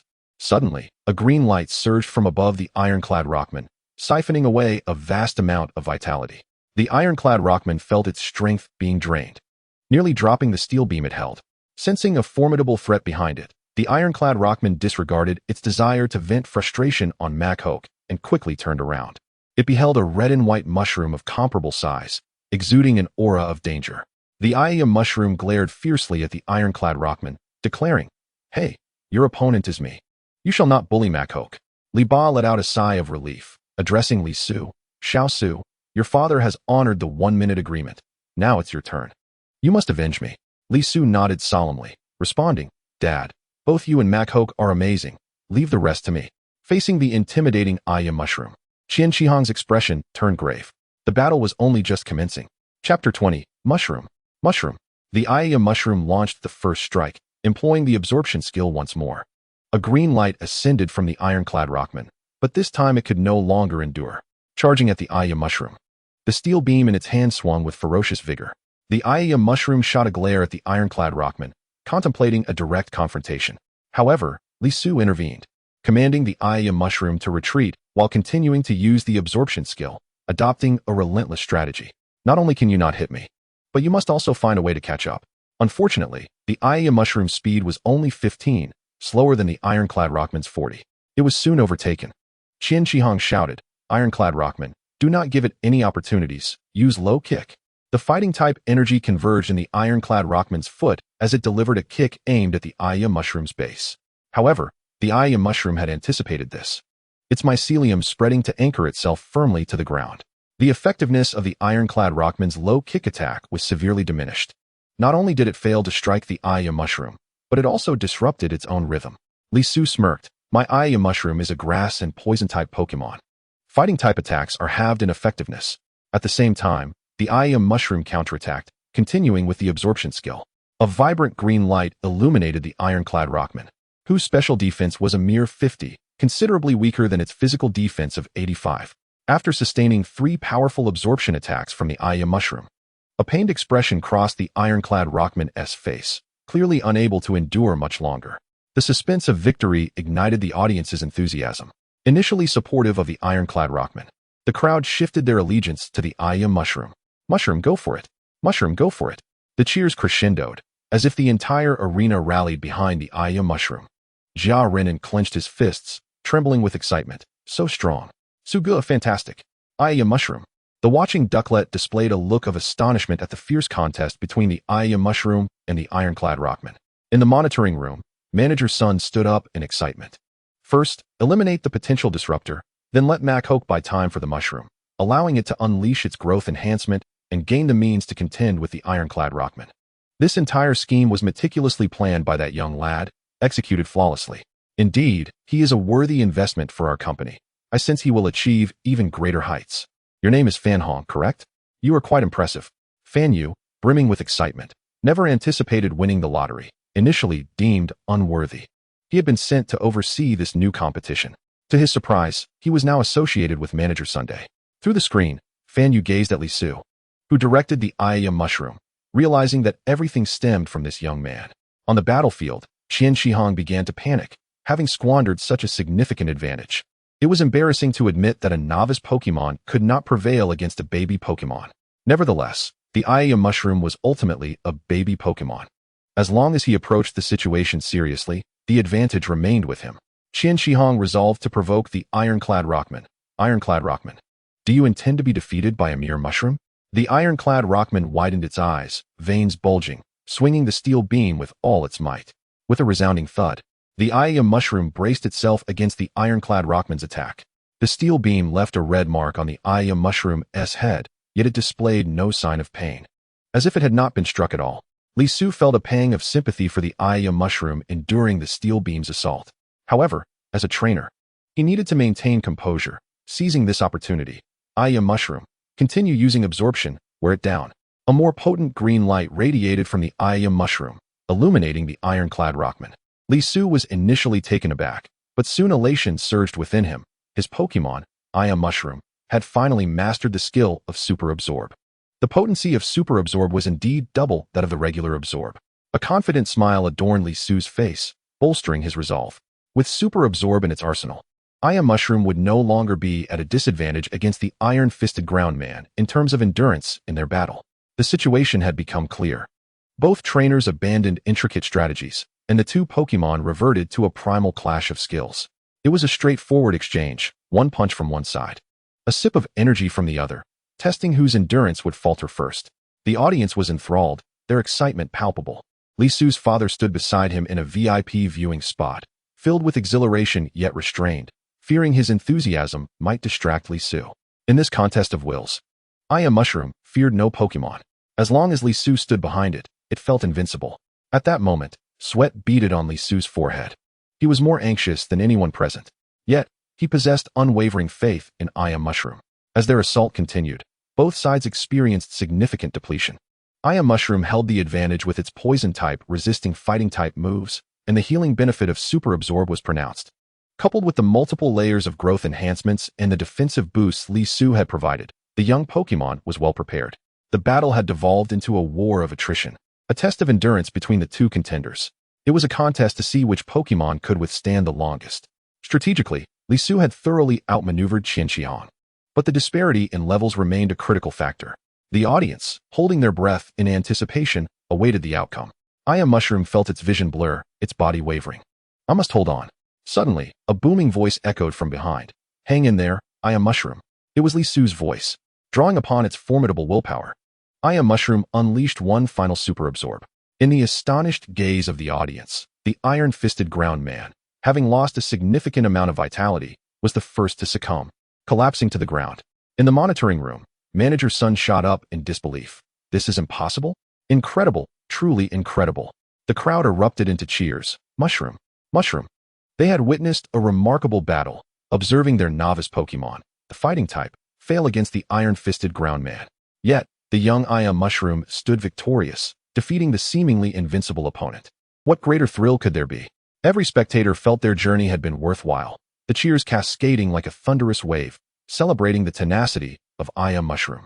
Amidst the jubilation, Mushroom, encircled by applause, joyfully raised its tiny hand, turning to see Li Su's ecstatic face. Its head grew heavy, and finally, it could no longer maintain its consciousness. Collapsing downwards, suddenly, it felt itself being cradled, its weary eyes barely opening to reveal Li Su's handsome visage. Mushroom drifted into a peaceful slumber, enjoying a deeply restful sleep. Li Su held Mushroom close, standing alone on the battle platform as the audience celebrated his victory. The fervent crowd continued to chant, Mushroom, Mushroom. Chapter 21, The Prize. As the referee announced the results with a booming voice, the entire venue was enveloped in an eerie silence. In the stands, countless faces were painted with shock and disbelief, as if time had momentarily frozen. But soon, someone began to applaud, and the sound swelled like a tidal wave throughout the arena. Everyone rose to their feet, cheering for this unexpected champion. This double battle had been nothing short of a monumental upset. Who could have anticipated that a novice trainer could vanquish a seasoned veteran? Such an outcome left everyone astounded, some even struggling to believe their eyes. Qianqiang stood rooted in place, his expression dazed, as if he had yet to recover from the shock of defeat. He had truly lost, and to a boy who was scarcely older than his own son. However, being an adult, Qianqiang quickly regained his composure. He chuckled lightly, recalling his defeated iron-fisted ground man back into its pokeball, and then strode over to Li Su and his father, extending his hand for a firm handshake. Oldly, you have an extraordinary son. Qianqiang clapped Li Su's father on the shoulder, his tone imbued with a touch of admiration. This young man has limitless potential. You must nurture him well. Li Su's father nodded with a smile, teasingly retorting, your iron-fisted ground man certainly gave my fighting type quite the beating. In response, Qianqiang swiftly turned the tables, grinning. On the battle platform, it's the Pokémon that should speak. That's what you said. I may have lost to your son, but don't let it go to your head. They exchanged smiles, the previous tension dissipating in an instant. They still planned to go fishing together that evening. As previously agreed, Li Su stood to the side, Observing the light-hearted banter between his father and Uncle Qian, feeling a wave of relief wash over him. It seemed that the battle had not marred their relationship. Rather, it had brought them closer. The grievances of the battle were settled upon the battlefield. Li Su had no desire to cause discord between his father and his workmate. As he descended from the platform with the now exhausted and soundly sleeping Mushroom in his arms, he was abruptly confronted by Qian Siyuan. Qian Siyuan, his face flushed with indignation, shouted, "Li Su, don't walk away. How about a one-on-one challenge?" His Mac Hop had been eliminated in tandem with Mushroom, and he was brimming with pin-up frustration. From a distance, Zhao Renin's loud voice joined the fray. "What's the matter? Can't take a loss. My bro Su's strategy was on point. Do you really think your Mac Hop could defeat your father's iron-fisted ground man?" Upon hearing this, Qian Siyuan fell silent, sulking behind his father. At present, the priority was to swiftly transport the injured Pokémon to the Pokémon Center for treatment. Li Su glanced down at Mushroom nestled in his arms. The little creature was covered in wounds yet still exuded a sense of contentment as it dreamily blew bubbles. After examining Mushroom, the Pokémon doctor remarked that he had never encountered such a situation before. However, drawing on his years of experience, he assured Li Su that Mushroom would make a full recovery. With that, Li Su finally exhaled, still somewhat dazed by the reality of his victory. Commanding the juvenile Mushroom, he had managed to overpower the novice iron-fisted ground man. This match had indeed been fraught with peril. Had Mushroom not grasped Super Absorb at the last moment, coupled with its indomitable will, the outcome might have been very different. If the iron-fisted ground man had been even slightly stronger, nearing the professional stage, they might have been compelled to forfeit. Contemplating the prize that awaited him for this victory, Li Su could not help but rub his hands together in delight.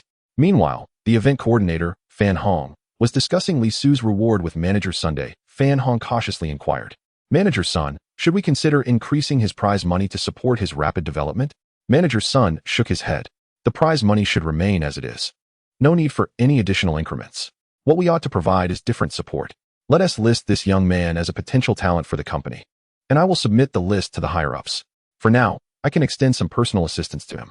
However, to gain the company's full backing, he must continue to prove himself." Before long, the Pokémon Center had healed Mushroom and Mac Hop. The freshly revived Mushroom displayed no sense of being a champion. The moment its injuries healed, it leaped into Li Su's embrace, nuzzling its tiny face against his clothing, playfully seeking affection.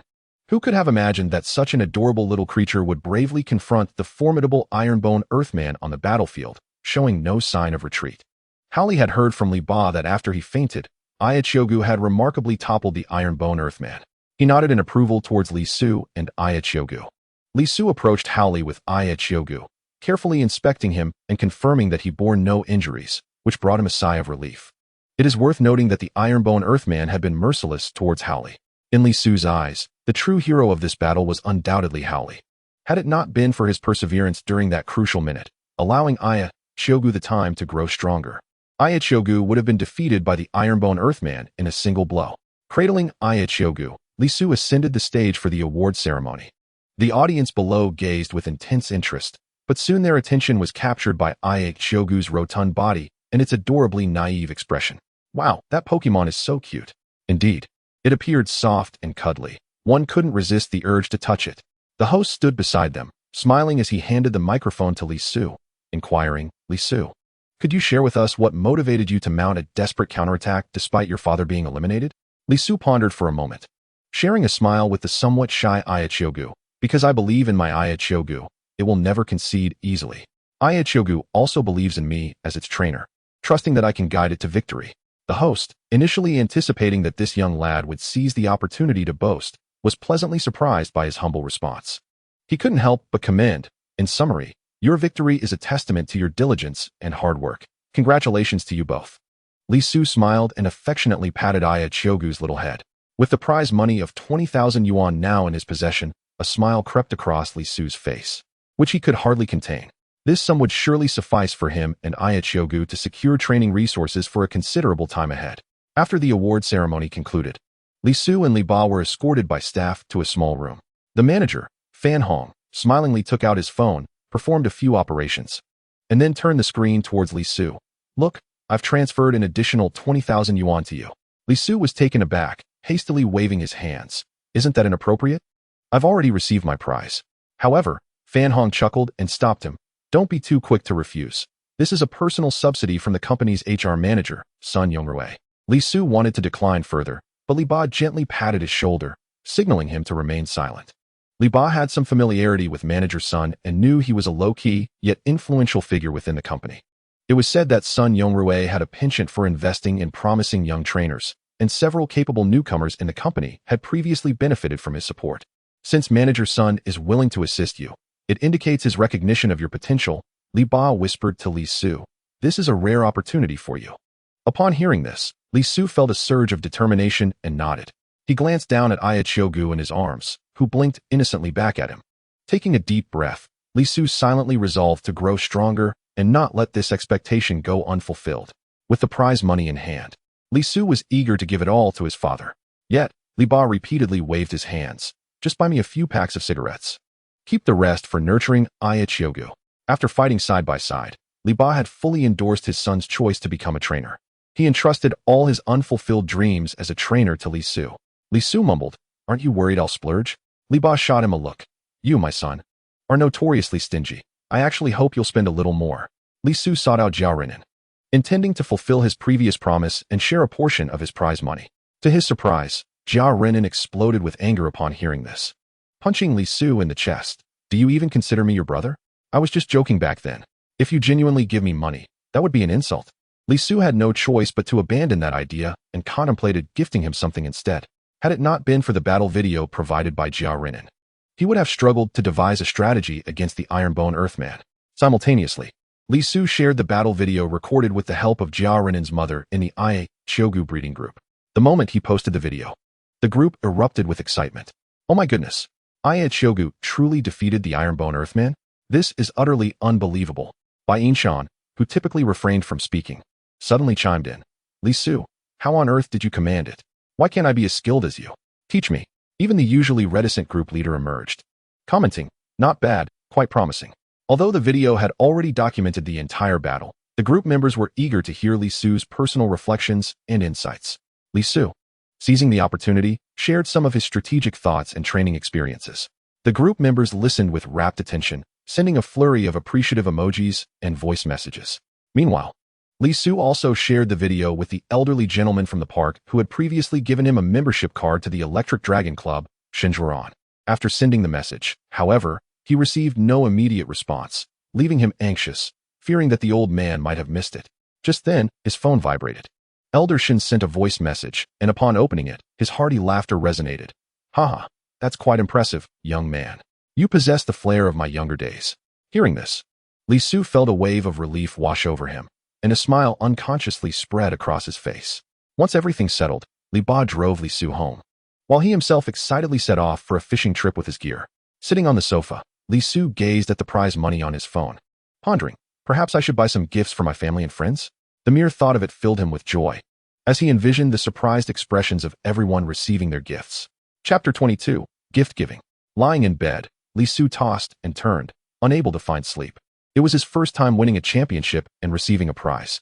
The exhilaration lingered in his heart, and he longed to use the prize money to buy gifts for his family. However, this decision required the consent of Ayachogu.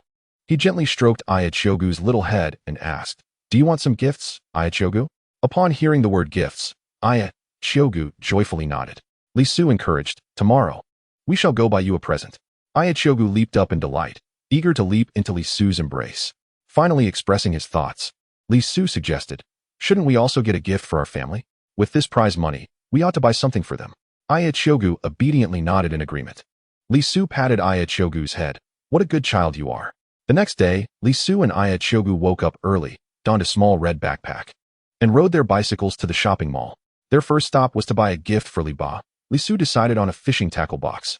In the fishing gear store, he was particularly fond of a white tackle box with a slogan that read, "Fisherman, never empty-handed." He chuckled to himself, wondering what expression his father would have upon seeing that slogan. Ayachogu attempted to lift the tackle box, but its short little arms were insufficient for such a large item. Passing by a hat store, Li Su noticed a beautiful red scarf. He remarked to Ayachogu, "Your mother would look stunning in this scarf." Ayachogu vigorously nodded in agreement with Li Su's sentiment. At that moment, Li Su picked up a blue hat and placed it on Ayachogu's head. Ayachogu, however, did not seem to favor this hat. Yearning to retrieve the hat perched atop its head, the little creature found its arms too short to reach it, gazing imploringly at Li Su with its small eyes. After playfully teasing the creature, Li Su removed the hat. This particular hat was intended as a gift for the chubby Pokémon, Jigglypuff. As for a suitable present for Howley, Li Su found himself at a loss, uncertain of what to bestow. Ultimately, he opted for a pair of sporty wristbands, envisioning how dashing Howley would look while wearing them. The little creature, eager to try on the wristbands, discovered its diminutive hands were unable to accommodate them, leaving the bands to dangle awkwardly from its tiny arms. Next, Li Su contemplated a gift for the little creature, for since its birth, he had yet to offer it a present. Observing a large white flower pot, he realized that as the creature grew, its current pot would surely be inadequate. Thus, he thought it prudent to procure a larger one sooner rather than later. However, the little creature declined Li Su's proposal, expressing its fondness for the current pot that had accompanied it for so long. It had formed an attachment and was reluctant to part with it. What, then, should he gift the little creature? Rubbing his chin thoughtfully, Li Su suddenly had an idea. Why not present it with a custom pair of gloves? He took the little creature to a Pokémon tailor shop, where the proprietor, an elderly man sporting a monocle, was meticulous in his work. Li Su placed the little creature on the table, allowing the old man to measure its tiny hands carefully. With a measuring tape in hand, the old man skillfully sketched a design for the gloves on a sheet of paper, assuring Li Su that any adjustments could be made should the little creature find it unsatisfactory. Curious, Li Su inquired about the time required to craft a set of gloves. The elderly man held up a single finger, stating, 10 minutes. Li Su was astounded. Even in his previous life, such rapidity from design to prototype was unimaginable. Perceiving Li Su's astonishment, the old man led him to the back room, which was modest in size and contained a large water tank with a tentacle languishing inside. The old man presented his design to the tentacle, which quickly grasped his intent. With remarkable agility, the tentacle extended its numerous long, supple tentacles to sew the gloves. The dexterity of its appendages surpassed that of any seamstress in the world, and Li Su watched in awe as the gloves took shape at an astonishing speed.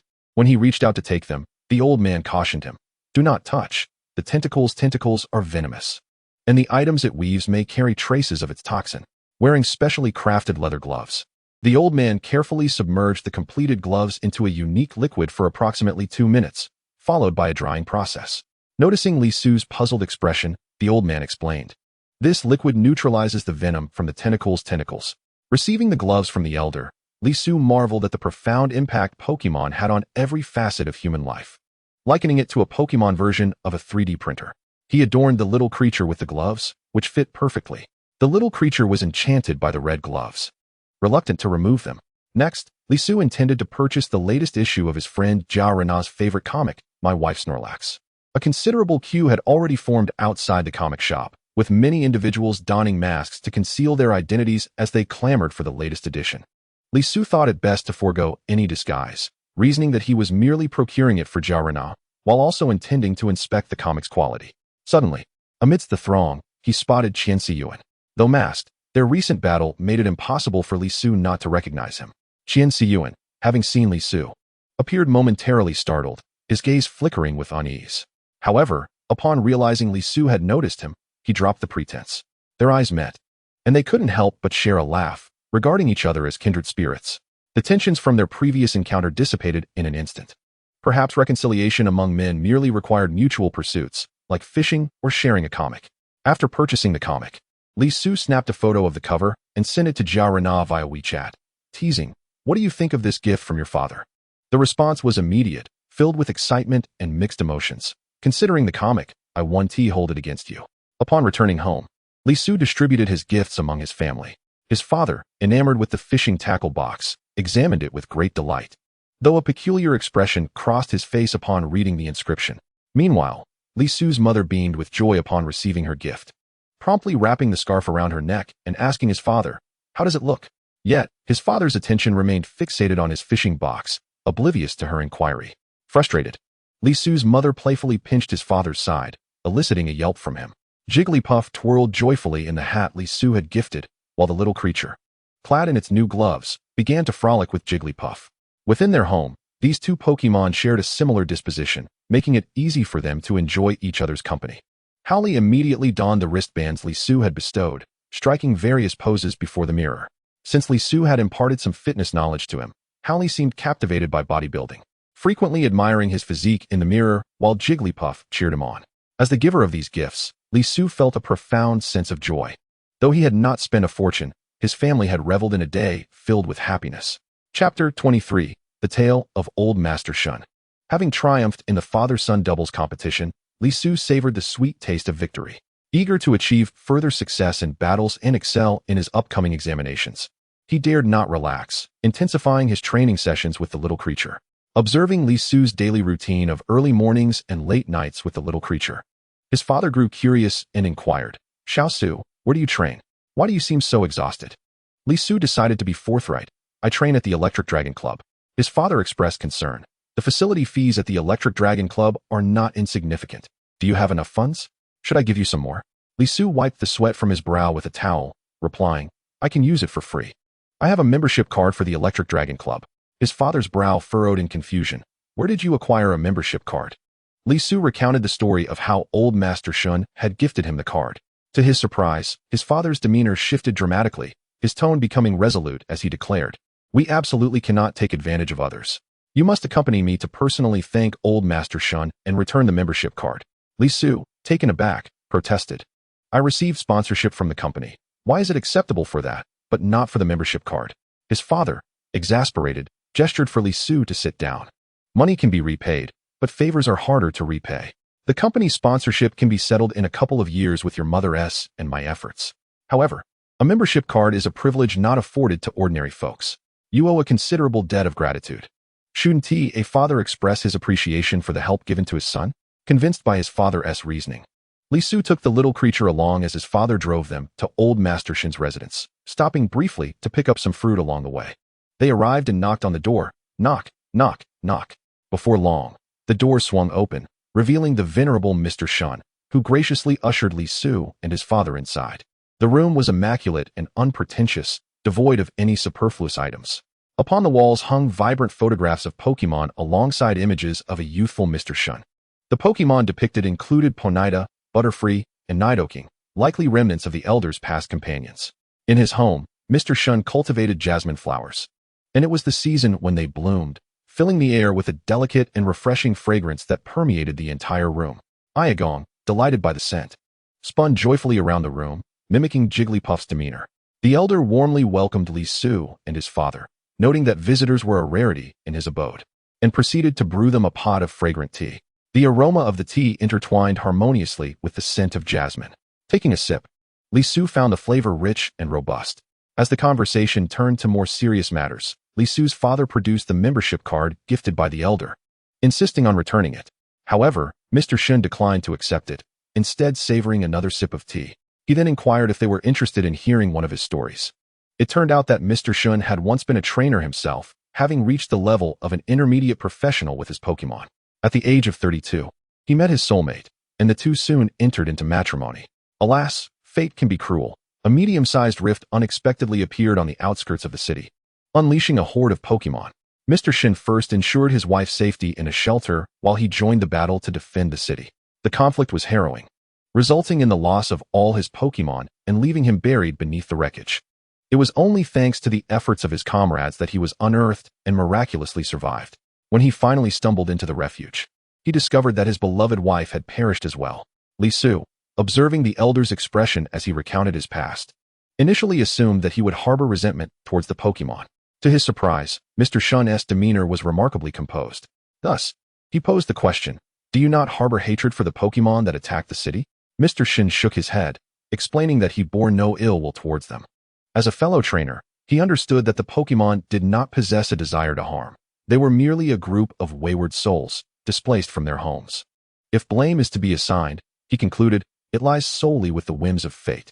Mr. Shin opened a drawer and retrieved a glass box containing a modest medal, a symbol of his accomplishments. Should he wish to train Pokémon anew, the nation would offer its full support. Yet, like Li Su, he regarded his Pokémon as family. With family lost, how could one simply replace them with new companions? Mr. Shun was not a master storyteller, but the understated tone of his narrative carried an immense weight of suffering and sorrow. Li Su couldn't help but wonder if he could accept such circumstances with the same tranquility as the Elder. He gently patted Iagong by his side, who, moved by Mr. Shun's tale, wore a somber expression with tears welling in its small eyes. Li Su realized he could never endure the loss of Aigong. The thought of one day parting from his beloved companion struck him with a sharp pang in his chest. He resolved to prevent such tragedies from befalling his family and Pokémon. Only by becoming stronger could he avert similar misfortunes. Perhaps it was only through great strength that he could protect those around him, safeguard his Pokémon, and cherish his loved ones. In that moment, as if sensing the resolve within Li Su, Aigong affectionately nudged his hand with its head. Mr. Shun, with his thin fingers, caressed the surface of the metal and continued. Feeling somewhat dispirited, he returned to his hometown of Qingshui City to retire, often wandering aimlessly. One day, by chance, he observed Li Su and Aigong practicing sleep powder in the park. Watching Li Su's youthful yet determined demeanor, Mr.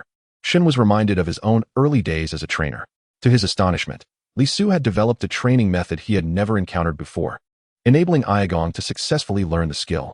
Recognizing Li Su's remarkable potential, the elder, filled with delight, gifted him a membership card to the Electric Dragon Club, established by Mr.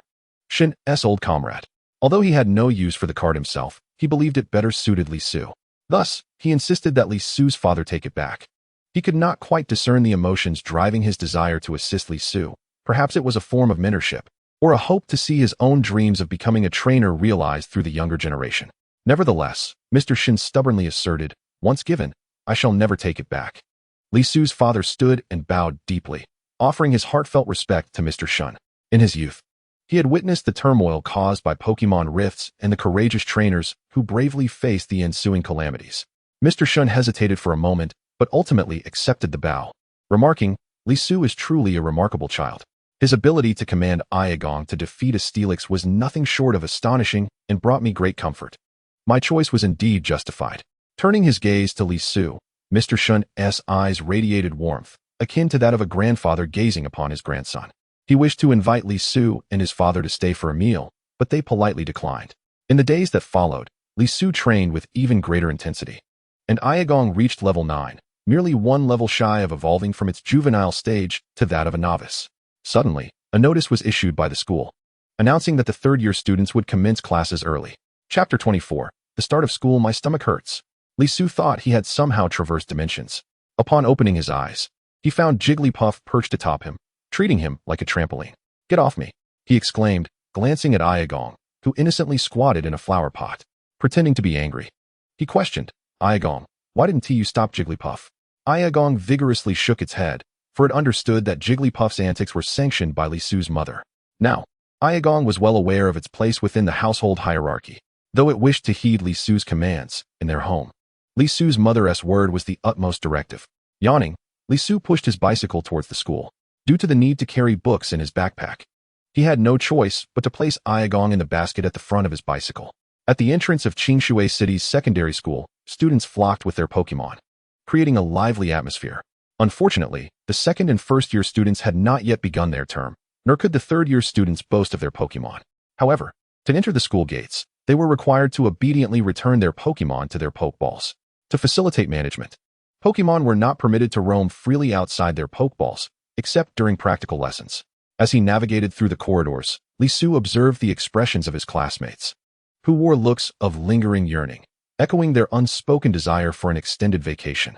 Upon entering the familiar classroom of Class 3-3, the previously quiet atmosphere erupted into a cacophony as classmates encircled Li Su, inquiring about the intricacies of double battles. It appears that the loquacious Jia Renin had already embellished the tale of Li Su's victory in the doubles match, sharing it in vivid detail with their classmates.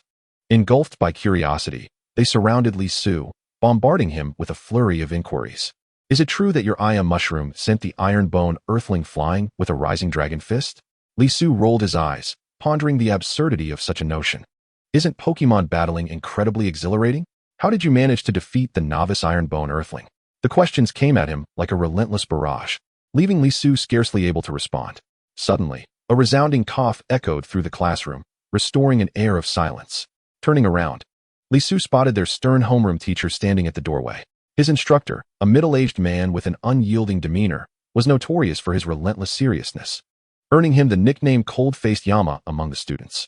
The weight of his presence instantly subdued the chatter, compelling everyone to return to their seats. From his position at the back, Li Su noticed Jia Renin discreetly winking at him, as if to ask, Isn't it exhilarating to be the center of attention? Yet, all Li Su could think about was delivering a decisive blow to his friend's head. Ascending to the podium, the homeroom teacher began his customary address. Students, your final year is of utmost importance. This familiar refrain had wearied Li Su in his previous life, especially as online marketing campaigns incessantly proclaimed each year as the most critical one. What I wish to emphasize is that enhancing your Pokémon battling prowess in this new semester is vital, while equally important is the need to maintain your academic studies and physical fitness. The mention of physical fitness sent a shiver down Li Su's spine. Trainers often ventured into the wild, and possessing a robust physique was indispensable. Previously, physical education had been the most beloved class, yet it had now morphed into the most detested. The phrase "train until you drop" or "drop" while training sent shivers down the spines of many third-year students. Comparatively, sitting in the classroom now seemed a far more leisurely endeavor. Upon receiving the new timetable, Li Su scanned it and felt a mix of joy and dread. The reduction in academic classes brought happiness, but the increase in physical education sessions filled him with trepidation. In his previous life, he had neglected his fitness, struggling to complete a mere 1,000 meters without feeling as if he might perish. He understood all too well the agony of pushing one's physical limits and the excruciating nature of running under such duress. Even worse, despite knowing the suffering that awaited him, he still felt compelled to exert himself fully in training. The once frail physical education teacher had suddenly transformed into a figure of great strength, and no academic instructor dared encroach upon the PE teacher's domain. Following 2 academic classes, they would engage in physical training. Unlike in his previous life, where students ran in orderly lines, they now found themselves in a vast arena, simulating the scenario of a trainer fleeing after losing a battle. They were instructed to run with all their might, as swiftly as they could. The expansive space ensured that even the entire third-year cohort could run without impeding one another. Naturally, no teachers were present to supervise, leaving the pace entirely to each student's discretion. Those seeking to shirk their responsibilities would find themselves unmonitored. However, after listening to old Master Shin's stories, Li Su's expectations of himself soared. He sprinted forward with all his strength, pouring every ounce of energy into his run, disregarding any thoughts of future stamina management. Under the astonished gazes of his peers, he surged ahead, prompting many to believe he had lost his senses by running so recklessly, potentially exhausting himself. Yet, the watching teachers were profoundly impressed by Li Su's performance. As the run continued, sweat dripped from Li Su's forehead, his lungs wheezing like a bellows. The way his classmates looked at him began to change. He was not only running with relentless determination, but also exhibited remarkable stamina. Many had already fallen behind him. Encouraged by this, several boys attempted to surpass Li Su, only to find themselves being lapped. They soon realized that the transformed version of themselves not only possessed enhanced reflexes, but also seemed to be in better physical condition. As he continued, Li Su sensed a tingling numbness in his limbs from the lack of oxygen, compelling him to fervently swing his limbs. Finally, after 10 arduous minutes, he returned to the classroom, overhearing whispers about himself. Is he truly the one who won the doubles championship? He runs so swiftly. I heard he commands his Pokémon exceptionally well. Why had I never noticed him before? He suddenly seems so handsome. Upon hearing these praises, Li Su smiled and made his way back to class. Jiaran approached him, offering a bottle of mineral water. Why are you pushing yourself so hard? Sugo. Li Su's expression turned serious as he replied, imagine yourself in the depths of a forest. Your Pokémon is besieged, rendered incapable of fighting. The only thing that can protect you is your own 2 feet. When you find yourself being chased by Pokémon and unable to escape, will you not regret not having trained your evasion skills more diligently? Jiaran felt Li Su was overthinking. In the current environment, so safe and secure, how could such a scenario possibly unfold? Li Su shook his head, opting not to elaborate further, for he had once shared the same perspective. However, after hearing old Master Shin's tale, he felt he had undergone a significant transformation. As the morning classes concluded, the afternoon was reserved for battle practice. The students were eager to showcase their abilities. Li Su could sense their anticipatory gazes, all ready to challenge him. Chapter 25, Battle Class. Hello everyone. I am your battle instructor, Kong Wei Eyes. The first thing I must tell you is to never throw your Pokeballs. As impressive as it may seem when you toss them, the embarrassment of retrieving them is equally profound. Laughter erupted throughout the classroom as they lined up on the training field, accompanied by their Pokémon. Kong Wei Eyes was tall and dark-skinned, yet youthful, appearing only slightly older than the students. Sensing their bewilderment, he smiled and explained, actually, I am not much older than you all. I just graduated from graduate school, and this is my first job. The classroom erupted in murmurs of astonishment as they began to quietly discuss the significance of this class for third-year students. The outcome of battle class could determine whether one could become a trainer, so having a newcomer as their teacher seemed a gross oversight on the school's part. Yet, Li Su remained silent amidst the chatter. It was precisely this irregularity that made him realize that unless the school administration had lost its senses, this instructor must possess unique insights and abilities. If Li Su's assumptions were correct, the teacher would likely employ a show of authority to establish credibility. Li Su, step forward. Li Su felt exasperated. While he had anticipated the teacher's next move, he had not expected to be the chosen example. Resignedly, he led his Mushroom out of the line, acutely aware of his battle instructor, Kong Wei's, watching him with a smile. Li Su, during the summer break, you secured the championship in the doubles match. Furthermore, in this morning's physical training, you outpaced all the students in the school. Your Pokemon is also on the verge of surpassing the novice stage, isn't it? Li Su's expression shifted, realizing that even his knowledge of Mushroom nearing its breakthrough was derived from the system. This new battle class teacher had discerned the imminent evolution of Mushroom with astonishing clarity. Upon hearing the teacher's words, the entire class erupted in astonishment. How could this be possible? They were all mere children. What justified the rapid growth of Li Su's Pokemon? With such impressive command and swift evolution, how could anyone hope to compete? Jarana felt particularly disheartened, as he had hoped that his Ducklet could reclaim some glory due to its type advantage. Yet, to his dismay, the gap between them only seemed to widen. Kong Wei's produced a red and white Pokeball and declared, "This is a school-provided training Pokemon. I shall engage you in a battle with this creature. Fear not, I won't be using my strength to overpower you. This Pokemon is also in its infancy, and is even less robust than your Shroomish." The fact that he could even name Shroomish left many in awe. Since arriving in this realm, Li Su had classified trainers into two categories, those familiar with Shroomish and those who were not. Clearly, his battle instructor possessed profound knowledge. On the battlefield, Li Su and Kong Wei's positioned themselves on opposite ends. Li Su pondered whether he should intentionally lose the match. However, it seemed unnecessary. As a teacher, his opponent must surely possess considerable skill. Since this was a battle, he resolved to give it his all. Meanwhile, the classmates below began to chatter animatedly. Who do you think will win? Of course, it will be our teacher. He is an experienced Pokemon trainer. I believe Li Su's Shroomish can triumph. After all, it has even defeated the formidable Golem. If the teacher were to use his own Pokemon, I would say he would win. But since he is using a school Pokemon, I still think Li Su has a better chance. Kong Wei's opened the Pokeball, releasing a Meowth. As soon as it emerged, Meowth began to groom itself. Oblivious to Shroomish, Kong Wei's gestured for Li Su to make the first move, demonstrating his role as a mentor by allowing his student the opening. Without hesitation, Li Su commanded, "Shroomish, use Stun Spore." Kong Wei's, instead of rushing to counterattack, directed Meowth to retreat continually until it reached the edge of the platform.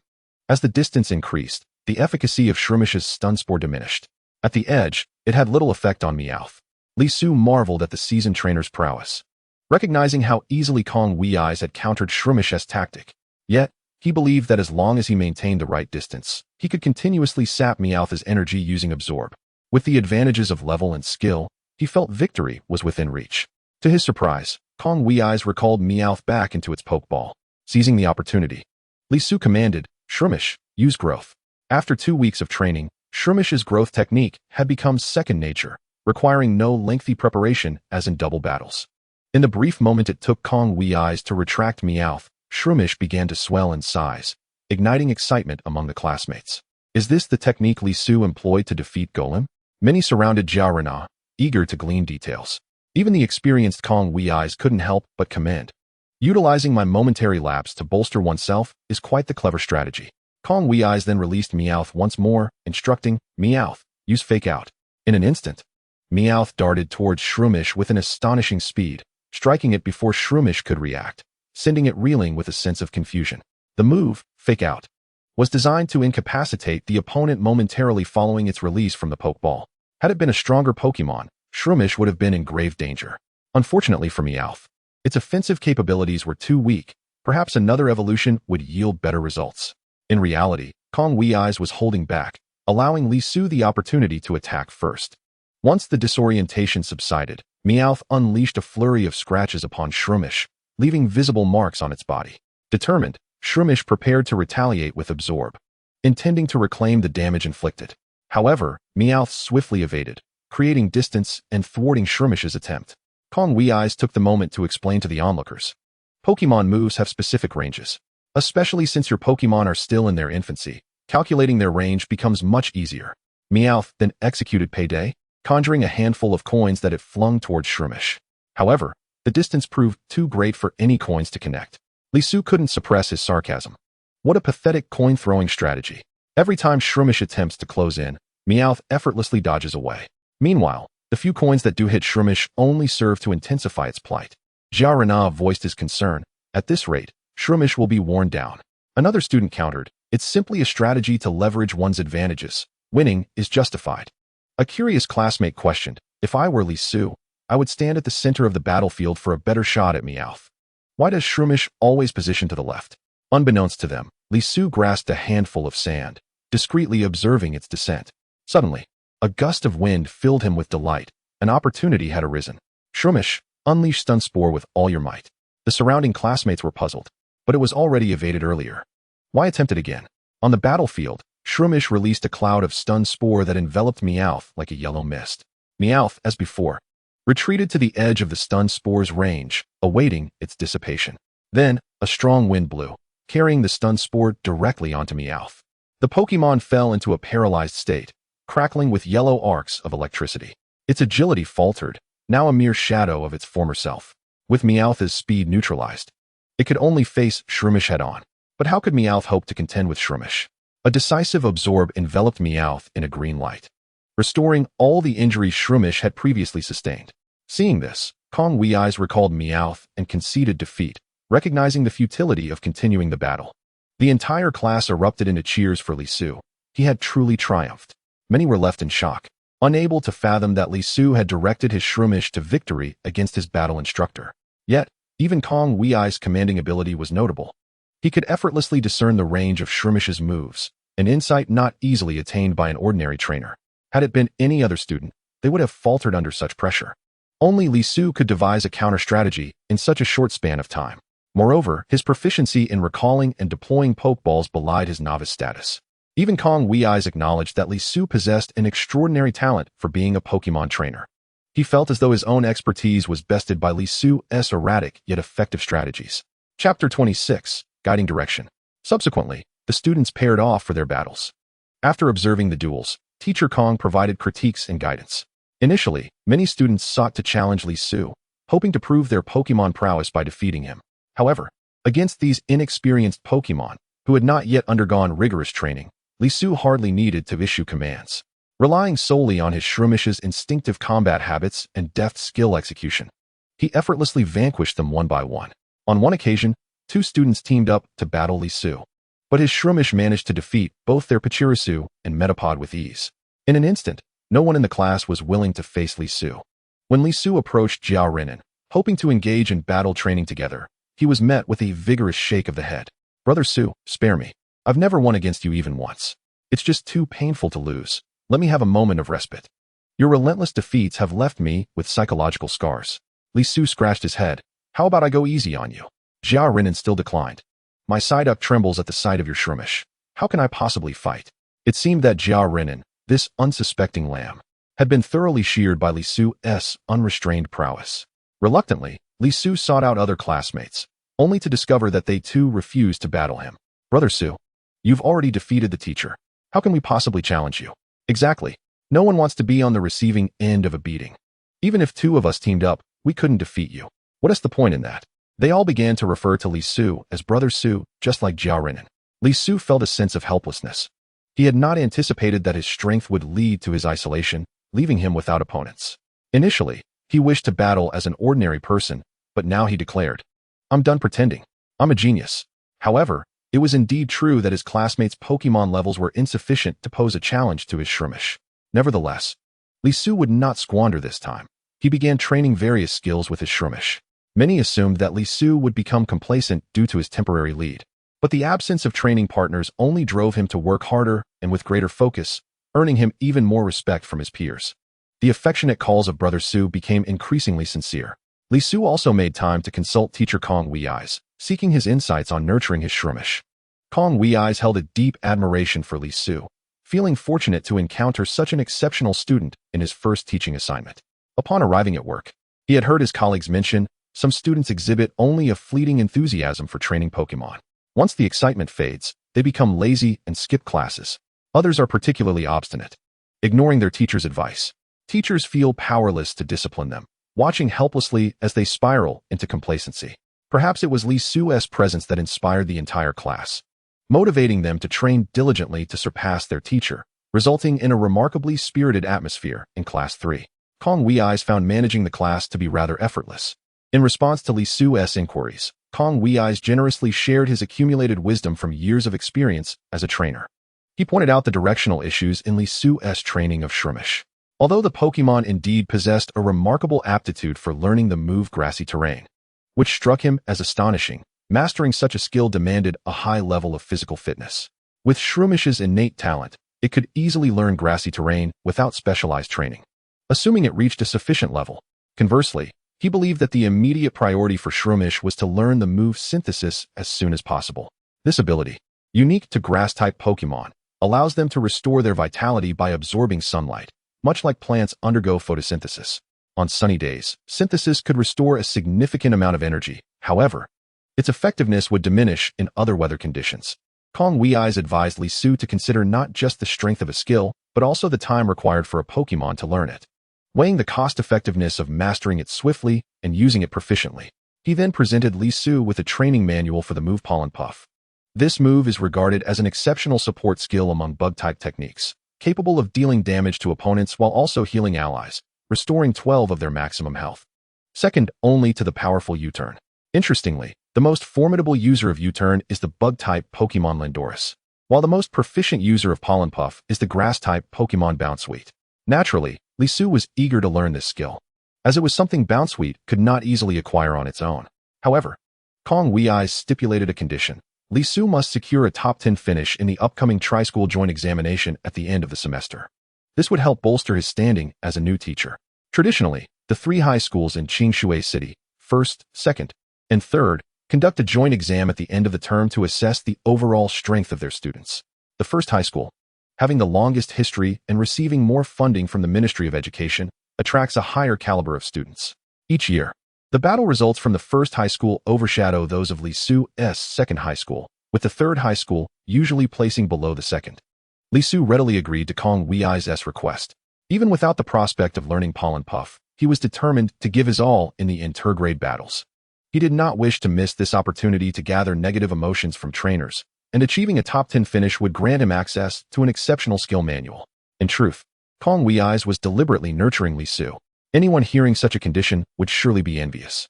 As for the training of synthesis, Teacher Kong provided Li Su with a direction. There was a special location at the school featuring a concave mirror, which had been constructed by the previous principal as a facade for a sunbeam training room. Unfortunately, the sunlight gathered was insufficient to meet the requirements for training with the sunbeam, rendering the room somewhat useless.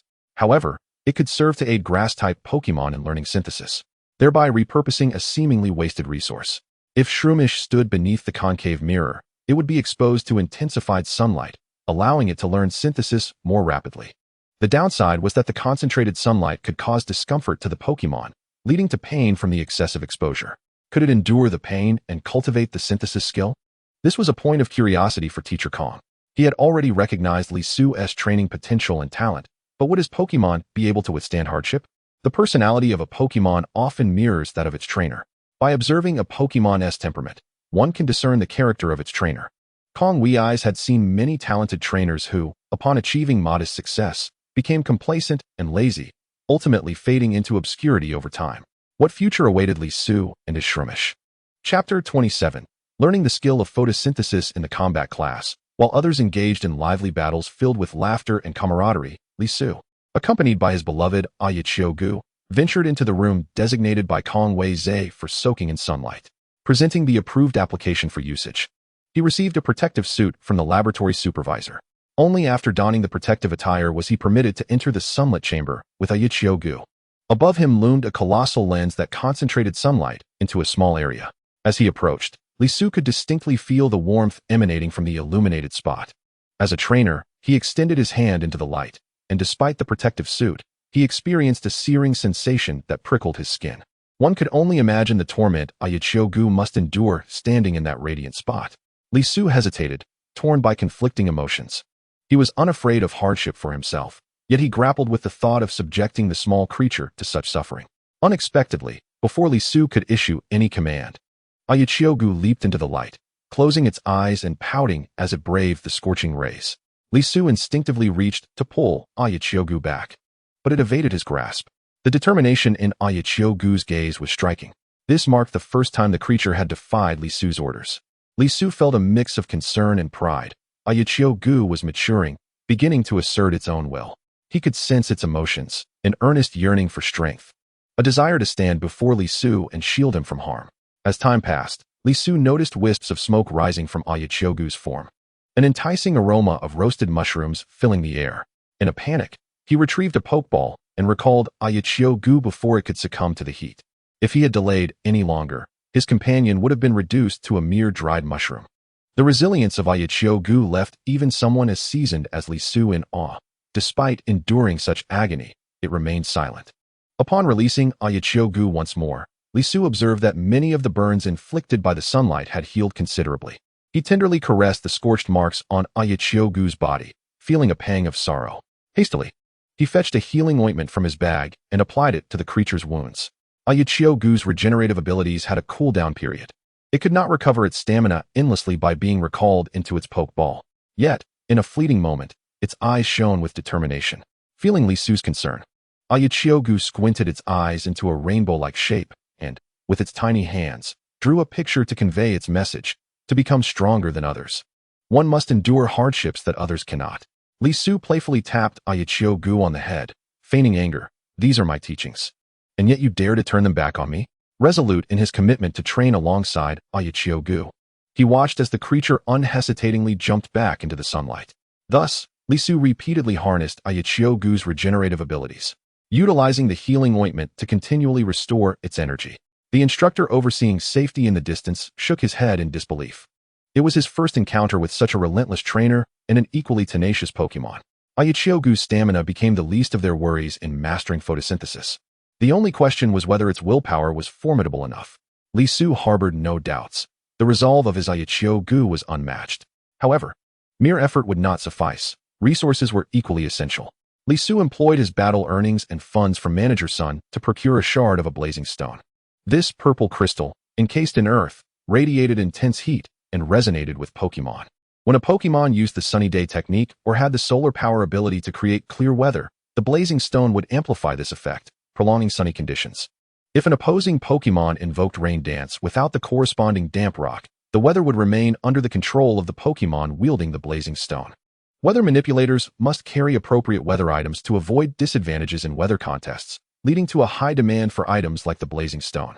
Given Li Su's current financial situation, acquiring such an item in its entirety was beyond his means. Yet, he did not require a complete blazing stone, as he lacked a weather manipulator. His aim was to utilize the unique energy emitted by the shard to assist Ayachiyo-gu in absorbing the essence of sunlight, thereby accelerating its learning of photosynthesis. Compared to the whole item, the cost of a blazing stone shard was considerably lower. He secured it with an elastic band around Ayachiyo-gu's stalk, ensuring that it could feel the energy of sunny weather while eating or resting. The warmth enveloping Ayachiyo-gu was quite comforting. Interestingly, the creature was more suited for a rain team, yet it found itself first encountering the blazing stone. Additionally, at the recommendation of Professor Kongwei, Li Su purchased some special energy cubes. These cubes not only stimulated Ayachiyo-gu to absorb the corresponding energy, enhancing its energy sensitivity, but also nourished its body, hastening its growth. Throughout the week, aside from attending classes, Li Su took Ayachiyo-gu beneath the lens to bask in the sunlight. Perhaps even fate wished to expedite Ayachiyo-gu's mastery of photosynthesis, for the weather had been consistently sunny. Under the sun, the growth of plant-type Pokémon was indeed facilitated. After enduring a week of exposure, Ayachiyo-gu shattered the limitations of its infancy, reaching level 10 and evolving into a novice Pokémon. Now, as a novice, its ability to withstand sunlight had significantly improved, allowing it to remain under the sun for longer durations. The laboratory instructor referred to it as a prodigy, astonished that a Pokémon could endure the torment of sunlight for 7 consecutive days. While he had seen many trainers bring their Pokémon to learn photosynthesis, They typically visited only once or twice a week. He had never witnessed anyone come every single day. On this particular day, Gu, as usual, jumped into the illuminated spot beneath the lens. However, instead of being harmed by the concentrated sunlight, it felt remarkably comfortable. Li Su's heart soared with joy as he quickly opened his skill panel. Indeed, the skill of photosynthesis had appeared in Gu's repertoire. Bathed in the sunlight, Gu not only remained unscathed, but the rays seemed to envelop it in a golden aura, creating an almost ethereal scene. As if Gu were a child of the sun, the laboratory instructor, in disbelief, rubbed his eyes repeatedly. Was he imagining things? How could there be a Pokémon that learned photosynthesis in just 1 week? He recalled that the fastest record since his tenure in the laboratory was a Bulbasaur, which took nearly a month to barely grasp the skill. Li Su's smile widened, unable to contain his elation. Oh dear, the IU mushroom spotted Li Su laughing and, carefree as it was, joined in his silly laughter. Possessing the remarkable trait of regeneration, the IU mushroom has also mastered photosynthesis, further enhancing its endurance. Li Su firmly believed that unless it was defeated within a short time frame, engaging in a war of attrition against the IU mushroom would prove exceedingly challenging. At that moment, the IU mushroom faced away from Li Su, its arms raised, its silhouette growing ever more dependable. Chapter 28. The Bully Toward the Weak, Chunming. The IU mushroom finally learned the skill of photosynthesis. Li Su hurriedly sought out his mentor, Kong Wei's, to share this delightful news and express his gratitude. Observing the ghostly expression on Kong Wei's face, Li Su felt a surge of satisfaction. Kong Wei's, still in disbelief, repeatedly sought confirmation from Li Su. Are you certain your IU mushroom has mastered photosynthesis? Surely, you haven't succumbed to heatstroke? It has only been 7 days since it learned this skill. How could this be possible? Only when Li Su released the IU mushroom under the sun, allowing it to demonstrate photosynthesis and restore its vitality, did Kong Wei's reluctantly accept this astonishing fact. His eyes transformed into fervent orbs as he gazed at the IU mushroom. Akin to beholding a precious gem, he murmured, a genius. Truly exceptional research material. Kong Wei's fervent gaze made both Li Su and the IU mushroom feel somewhat uneasy. In unison, they took 2 steps back, creating distance between themselves and Kong Wei's. Sensing their acute wariness, Kong Wei's repressed his thoughts and resumed his usual amiable demeanor. Inquiring of Li Su, what are your plans for training the IU mushroom next? Li Su shook his head, uncertain of the training regimen ahead. The rapid acquisition of photosynthesis by the IU mushroom had taken him by surprise. Kong Wei's unabashedly cast his bait. Would you like to learn Seed Bomb? Li Su found himself in a quandary. Acquiring another skill was undoubtedly beneficial. However, he was not particularly interested in the Seed Bomb technique. Randomly releasing 2 to 5 seed attacks, it was, in essence, a luck-based skill. If fortune favored him, the Seed Bomb could unleash a formidable damage of 125. Considering the IU mushroom's base damage of 15, that would amount to an impressive 1875 power. Conversely, should luck be unkind, the damage could dwindle to a mere 50, rendering it inferior to the IU mushroom's leech seed, which could absorb health. Li Su realized he could not equip the IU mushroom with a dice-like item to alter its luck. Nonetheless, since it was an opportunity to learn a skill for free, why not seize it? If fortune smiled upon him, and the IU mushroom executed 5 seed bombs, he would be the clear beneficiary. Yet, was there truly such a thing as a free lunch? What would be the cost? Kong Wei's adjusted his glasses. For some reason, Li Su felt as though the lenses began to reflect a blinding light. I will accompany you and the IU mushroom into the wild for specialized training. You must permit me to observe your IU mushroom's training. I am quite intrigued by its capacity for learning. Is it truly that simple? Li Su asked, perplexed. Kong Wei's nodded. Indeed, it is that simple. Do not assume you are gaining an advantage. Many trainers keep the training processes of their Pokémon confidential. If you allow me to observe, I shall entrust you with the training secrets of Seed Bomb. Your IU mushroom's rapid mastery of photosynthesis has piqued my curiosity. We have lingered in conversation too long. Let us proceed. I still have to guide other students in their battles. Meanwhile, classes 3 and 4 organized a joint training session. From class 4 emerged a short, sharp-featured youth whose demeanor was particularly provocative. He shouted loudly at the entire class 3, "Where is that Li Su? Bring him out. I wish to challenge him." Jiao Rena stepped forward, scrutinizing the boy. "And who might you be? Not just anyone can challenge Li Su from our class." The youth picked his nose and introduced himself. "I am Chunming. I have heard tales of Li Su's prowess. He even managed to defeat our teacher. But I believe he is nothing remarkable. With just a slight effort, I could easily defeat him. Tell him to come out, and stop hiding from my challenge. Zhao Rena stood firm in front of Chun Ming, declaring, if you wish to challenge Li Su, you must first defeat me. If you cannot best me, what gives you the right to face Li Su? The youth rubbed his hands together and inquired, what type of Pokemon do you possess? Zhao Rena, puzzled by the question since they were about to battle, replied, my Pokemon is a fire type called Ducklet. To his surprise, Chun Ming waved dismissively, I won't battle you. Just hurry and fetch Li Su. Zhao Rena stood bewildered, wondering why this brash youth had suddenly refused to fight. This boy was quite peculiar. Another student from behind Zhao Rena stepped forward, addressing Chun Ming, I will battle you. This student, named Fan Yi, had previously fought Li Su and suffered a decisive defeat. Thereafter following Zhao Rena and calling Li Su Brother Su, Chun Ming turned to Fan Yi. What type is your Pokemon? Without a hint of cunning, Fan Yi replied candidly, my Pokemon is a bug poison type called Spinarak. Chun Ming's face lit up with excitement as he eagerly declared, excellent. I shall battle you. The entirety of Class 3 was taken aback. This boy's cowardly behavior was so blatant, he didn't even attempt to hide it. All eyes shifted to the other students from Class 4, their peculiar stares causing the Class 4 students to blush. One Class 4 student quickly explained, don't look at me like that. Chun Ming's actions are his own and do not reflect on our class. I actually admire Li Su. His gaze toward Chun Ming was far from friendly, tinged with disdain. Zhao Rena leaned in, asking, hey, what's the deal with Chun Ming? He seems quite irritating. The student shook his head. It's not just irritating, it's particularly annoying. Chun Ming only seeks out students whose Pokemon are weak against his own. Any other student attempting to challenge him is immediately turned away. He even shamelessly battles against girls' Pokemon. On one occasion, he bullied a girl until she cried. After winning, he wore a smug expression that made one want to strike him.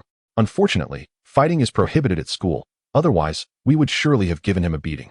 His Pokemon was a flying-type Pidgey, and he clearly knew that Li Su's Pokemon was grass-type, seeking to exploit this advantage for notoriety within the class.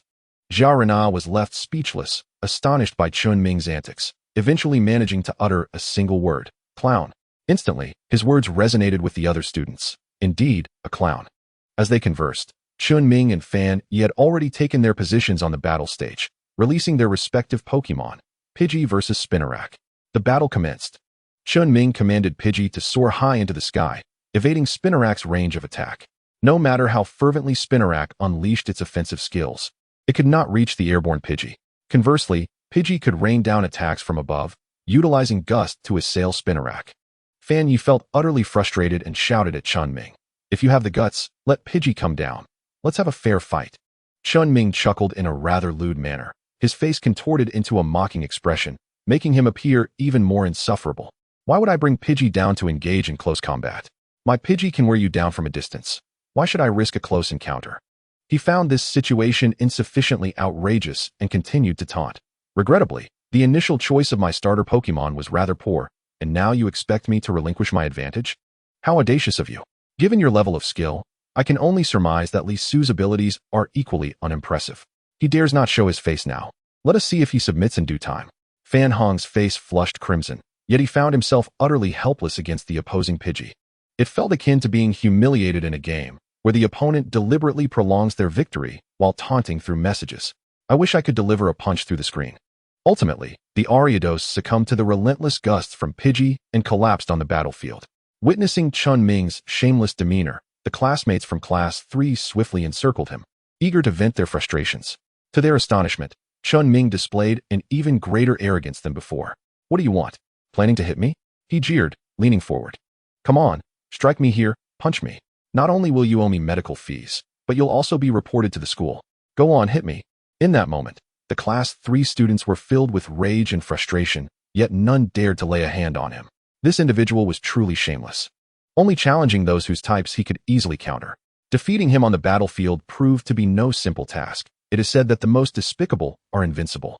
Suddenly, one student spotted Li Su and Fan Wei's approaching from a distance and hastily called out, Brother Su, come quickly. Someone wants to challenge you. Chapter 29, Teaching Chun Ming a Lesson. From afar, Chun Ming caught sight of Li Su's handsome visage and couldn't help but feel a twinge of jealousy. What right did this fellow have to be so striking and possess such well-trained Pokemon? He was even more determined to seize this opportunity to undermine Li Su. Thus, he stepped forward, pointing at Li Su. You must be Li Su, right? I challenge you to a battle. Perplexed, Li Su who was in need of some negative emotions to fuel his growth, readily accepted Chun Ming's challenge. Xiao Rena, in a state of urgency, rushed to Li Su's side and quietly warned him, "Don't accept his challenge. His Pidgey is a flying type, which counters your Shroomish." Li Su, unfazed, shook his head. "It's of no concern.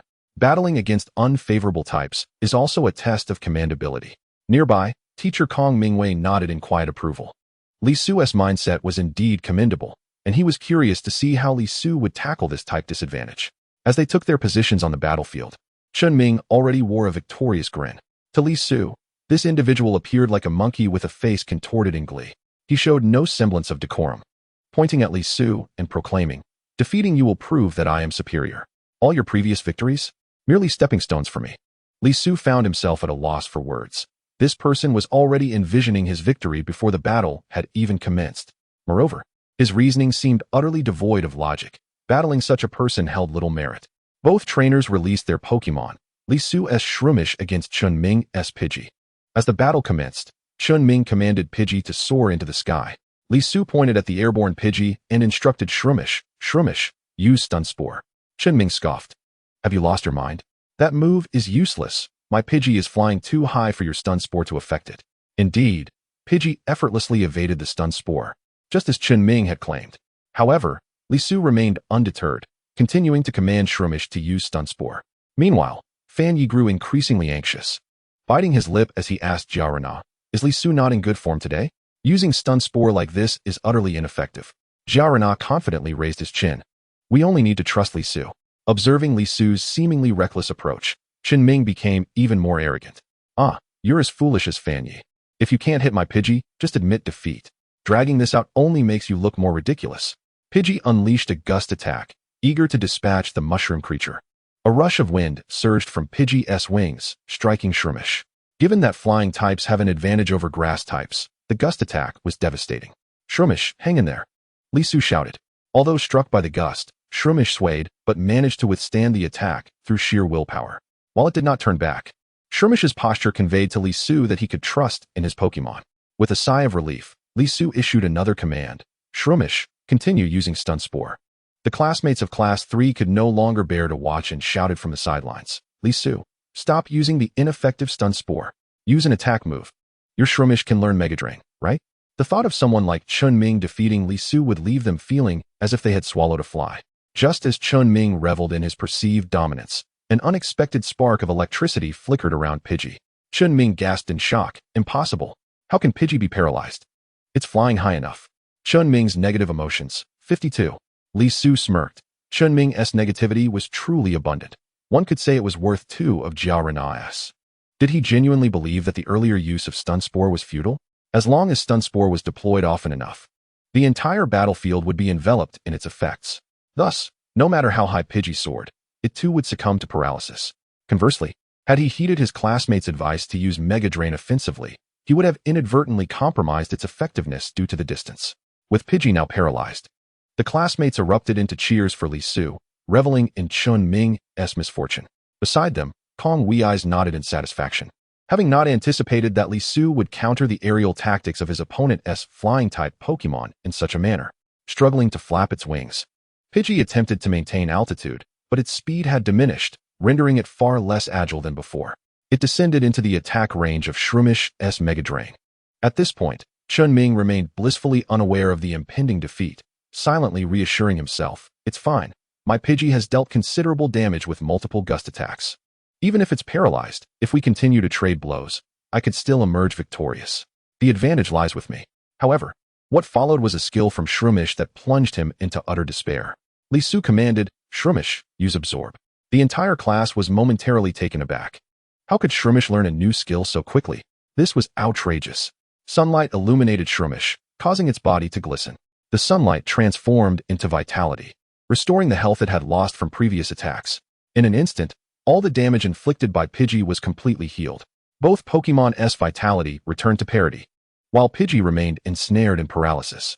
Pointing at the now clumsy Pidgey, Li Su commanded, "Shroomish, use Mega Drain." Pidgey's gust was no longer effective. In contrast, while Mega Drain dealt reduced damage to the flying type, it still inflicted significant harm. Each successful hit of Mega Drain on Pidgey elicited cheers from the crowd. Chun Ming's negative emotions, 55. Chun Ming's negative emotions, 51. Ultimately, Bobo succumbed to exhaustion and collapsed onto the ground. The students from both classes displayed expressions of unrestrained joy towards Chun Ming, with some even whistling in delight. Li Su's victory was indeed gratifying, primarily because Chun Ming had a tendency to incite animosity. Applause erupted as the instructor for the battle class, Kong Wei's, approached. Li Su, your performance was remarkably commendable. It seems I had underestimated you previously. With your current prowess, the college entrance examination shall not hinder your path. However, if you aspire to advance further along the path of a trainer, you ought to contemplate acquiring a second Pokémon at this juncture. Upon hearing Kong Wei's words, the entire class was once again taken aback. While they had yet to master their first Pokémon, it appeared that Li Su was poised to commence training his second. Li Su, perplexed, inquired, a second Pokémon? But the regulations state that we can only utilize our first Pokémon for the entrance examination. Kong Wei's shook his head and patiently elaborated. Indeed, that is the regulation for the entrance examination. However, for gifted trainers, it is not imperative to enter university through this route. One can also pursue a special admission pathway, which necessitates acquiring 3 Pokémon before the examination. By utilizing these 3 Pokémon to achieve commendable results in single battles, one can garner the attention of top-tier universities and secure direct admission through special recruitment. In my understanding, students who follow the special admission route tend to have far superior prospects compared to those who rely solely on the entrance examination. In truth, gaining entry into a prestigious university through the examination is exceedingly challenging and heavily reliant on fortune.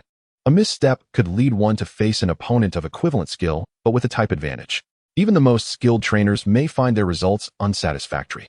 Conversely, the special admission pathway necessitates a more rigorous demonstration of a trainer's true capabilities. Naturally, pursuing this route entails contending with far more formidable trainers. The first Pokémon for everyone was uniformly distributed in their sophomore year. Some opted for the starter Pokémon, yet the strength of their Pokémon did not significantly diverge. However, the special admission pathway differs. Some individuals may have nurtured their second and third Pokémon from a young age. Thus, if one chooses to pursue special admission, the challenges encountered will surpass those of the entrance examination. Li Su found himself ensnared in contemplation, uncertain of which path to pursue for his future. Clearly, the special admission route presented greater challenges, yet it would prove more advantageous for his development as a trainer. Chapter 30. The live streaming room. Li Su returned home, burdened with thoughts, to find his mother, dressed in an apron, busily preparing a meal. The tantalizing aroma wafting from the kitchen made his mouth water. Could the school meals possibly compare to his mother's culinary expertise? You little rascal, are you just going to stand there? Hurry up and lend a hand. His mother chided. All right, Li Su responded, taking the spatula to stir-fry the celery with meat, while his mother donned oven mitts to retrieve the simmering ribs from the pot. Oh no, Aichiogu, you want to help too? But alas, its diminutive stature rendered it unable to assist. Moreover, Li Su's mother feared that the gas flames might pose a danger to the little creature, forbidding it from coming too close. Li Su lifted the iron wok and transferred the stir-fried celery and meat onto a plate, which he then carefully placed atop Aichiogu's head, cautioning, be careful. Aichiogu, don't spill the food. Watching Aichiogu's cautious demeanor as it fixated on the plate, Li Su couldn't help but chuckle.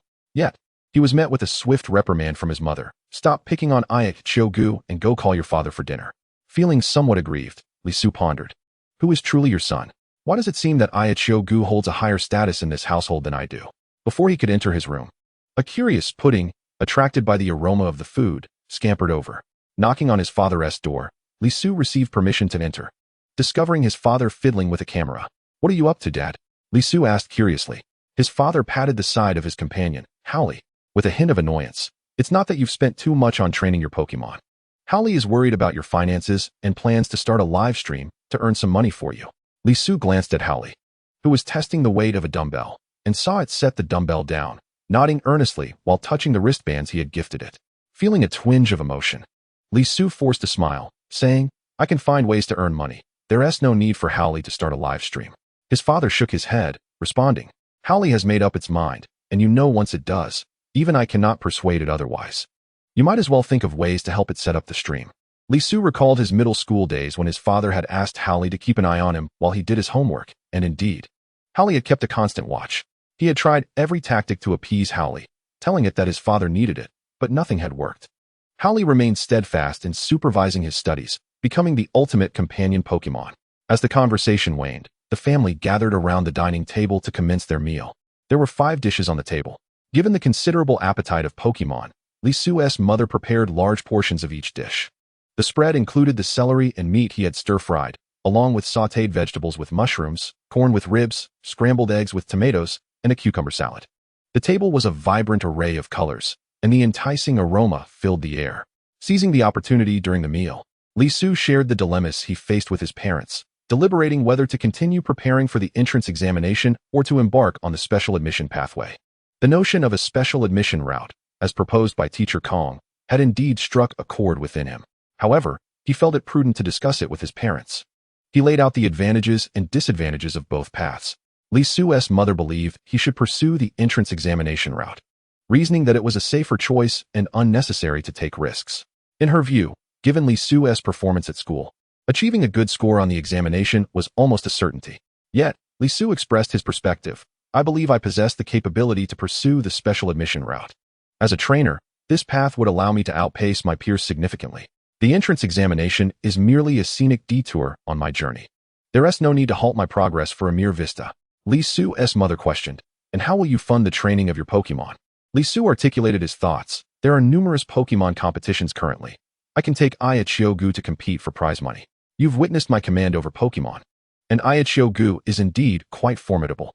At that moment, Iachigo, with its face buried in the rice bowl, suddenly lifted its head, puffing out its cheeks in a display of pride. Lisu quickly wiped the rice grains from its face. Lisu's parents exchanged doubtful glances, pondering, is this truly feasible? Lisu continued, furthermore, I can record the battle videos and upload them online to generate traffic. Who knows, it might even yield some income. Lisu's father grasped his wife's hand. The child is growing up. We should respect his aspirations. Look, even Howley is live streaming. Lisu's mother nodded. Finally relenting, you must plan this out thoroughly. Your father and I will support your decision. Be bold in your endeavors. The worst that could happen is that you'll end up with a few extra pairs of chopsticks. After dinner, Howley was eager to commence the live stream immediately. Standing nervously in front of the camera, Howley appeared to be sweating slightly. Lisu contemplated advising Howley to take its time before streaming, but then recalled how his mother had urged him to pursue the entrance examination route. Empathizing with Howley's need for encouragement, he wisely chose to remain silent and began brainstorming ways to make Howley's live stream more engaging. To start, he decided on a captivating title for the stream: Prisoner Fitness, Train with Coach Howley, Achieve Your Ideal Physique Without a Gym. Throughout the live stream, Howley's exercises would be accessible for the average individual to replicate. Push-ups, sit-ups, and burpees. Lisu also selected a lively piece of music to serve as the backdrop. Grateful for the arrival of the Pokémon Mystic, which expanded the city, everyone enjoyed living in quaint villas. Even with the music blaring, it would not disturb the neighbors. As the live stream commenced, Howley first showcased his muscular physique, striking several bodybuilding poses. Accompanied by the rhythmic music, he began a series of fitness exercises, performing 1 minute per set. In the background, Jigglypuff held a large stopwatch, swaying its head in time with the music. Oddish, captivated by the atmosphere, attempted to mimic Howley's push-ups, but its short arms rendered it unable to touch the ground, forcing it to sway alongside Jigglypuff. Perhaps due to the novelty of live streaming, few had considered that Pokémon could partake in such activities. Nevertheless, Howley's broadcast garnered the attention of over 100 viewers. With comments rolling in, White Electric Squirrel, Howley's physique is impressive. I enjoy watching fitness while lounging in bed. Cool White Jade, cyber weight loss. Failed diet turned upside down. Can practicing alongside the streamer really help with weight loss? Lisu interjected. Exercising with Howley can indeed promote weight loss, but one must also regulate their diet and possess sufficient willpower. Suddenly, a gift was sent in the live chat. Thank you to Scallion Pancake for the gift. In an instant, Howley, mid-burpee, perked up, becoming even more focused. Oddish and Jigglypuff were startled, leaning closer to the screen, their faces brightening with smiles upon seeing the gift notification. Only Lisu's father, standing nearby, was aware that Lisu himself had sent the gift. Pointing at Lisu outside the screen, he exclaimed, "You rascal." Lisu quickly waved his hands. "Dad, I only spent $2. This will make Howley happy for a long time. Isn't that great? Just don't tell Howley that I sent the gift." However, Lisu's father interrupted. "You've become quite adept at sending gifts. Have you secretly gifted any female streamers?" Lisu looked up at the ceiling, realizing he had dug himself into a hole. As for whether Howley's stream would gain traction, Lisu was uncertain, as the internet's whims were often unpredictable. Yet, as long as Howley was happy, Li Su felt that was sufficient. The live stream ran from 7 p.m. to 9 p.m., with the viewer count rising from over 100 to 240. Indeed, many were willing to watch Pokémon engage in fitness activities. After the stream ended, Howley wiped the sweat from his brow and gave Li Su a thumbs up, indicating his determination to continue streaming. Oddish's little eyes sparkled with admiration. It too wished to join Howley in live streaming. Li Su gently patted its head, admonishing, "We must prioritize training. Streaming can come later." At the same time, he began contemplating which Pokémon to select next. Chapter 31. Pokémon Night Market. Although Li Su had yet to decide on his next Pokémon, he was resolute in pursuing a special recruitment path. To nurture a second Pokémon, he first needed to address his financial situation. The funds in his possession were insufficient for cultivating another Pokémon, necessitating that he devise a plan to earn money. Li Su shared his thoughts with his friend, Jia Renan, who readily supported him. "Sugu, I too believe you should pursue the special recruitment path. I've heard that the Pokémon Night Market is thriving lately. How about we join in the excitement?" The mention of the night market piqued Li Su's interest. In the web novels of his past life, protagonists often stumbled upon treasures everywhere. As a time traveler himself, could he also find fortune at the night market? With a sense of determination, he decided to go. The next day, Li Su and Jia Renan took the bus to the entrance of the Pokémon Night Market. Jia Renan, with a hint of mystery, inquired, "Sugu, did you bring enough money?" "Money? What money?" Li Su responded, puzzled, as he checked his pocket, which was completely empty. Jia Renan, exasperated, replied, "Of course. The money to buy treasures." "Sugu, you didn't forget your phone, did you?" Li Su nodded, explaining his rationale for not bringing his wallet or phone. In his previous life, he had watched numerous treasure appraisal live streams. What with the so-called migrant workers 3-piece set and last week's antiques, he believed that visiting such a market should be primarily for learning on the first day. Spending money right away would make him an easy target for exploitation. By not bringing a wallet or phone, he could physically restrain himself from impulse buying and avoid regrettable purchases. He even cautioned Jia Renan, "There are many pickpockets in places like this. Keep an eye on your wallet." He was not overly concerned about his Pokeballs being stolen, as only he could open them, and he could remotely transfer Pokemon through a device. Moreover, his Oddish was securely hidden in his backpack. Should a thief attempt to snatch his bag, Oddish would first administer a paralysis powder, allowing the thief to experience the unpleasantness of paralysis. Hearing Li Su's words, Jia Renan immediately became vigilant, clutching his wallet tightly. His paranoid demeanor seemed to invite thieves to target him. Li Su pulled Jia Renan's hand away from his wallet, urging him to act normally. Jia Renan asked, "So, Sugu, what should I do? This is the money I saved from my ducklet's meal allowance. If I lose it, my dad will definitely kill me." Li Su grimaced. Having a ducklet was indeed a burden. Nevertheless, he offered his advice. "Let us walk side by side, and you can keep your wallet in the pocket closest to me. As long as we stay close enough, no thief will be able to reach into your pocket." Jia Renan gave a thumbs up. "Sugu, you really know what to do." With that, they walked arm in arm into the night market.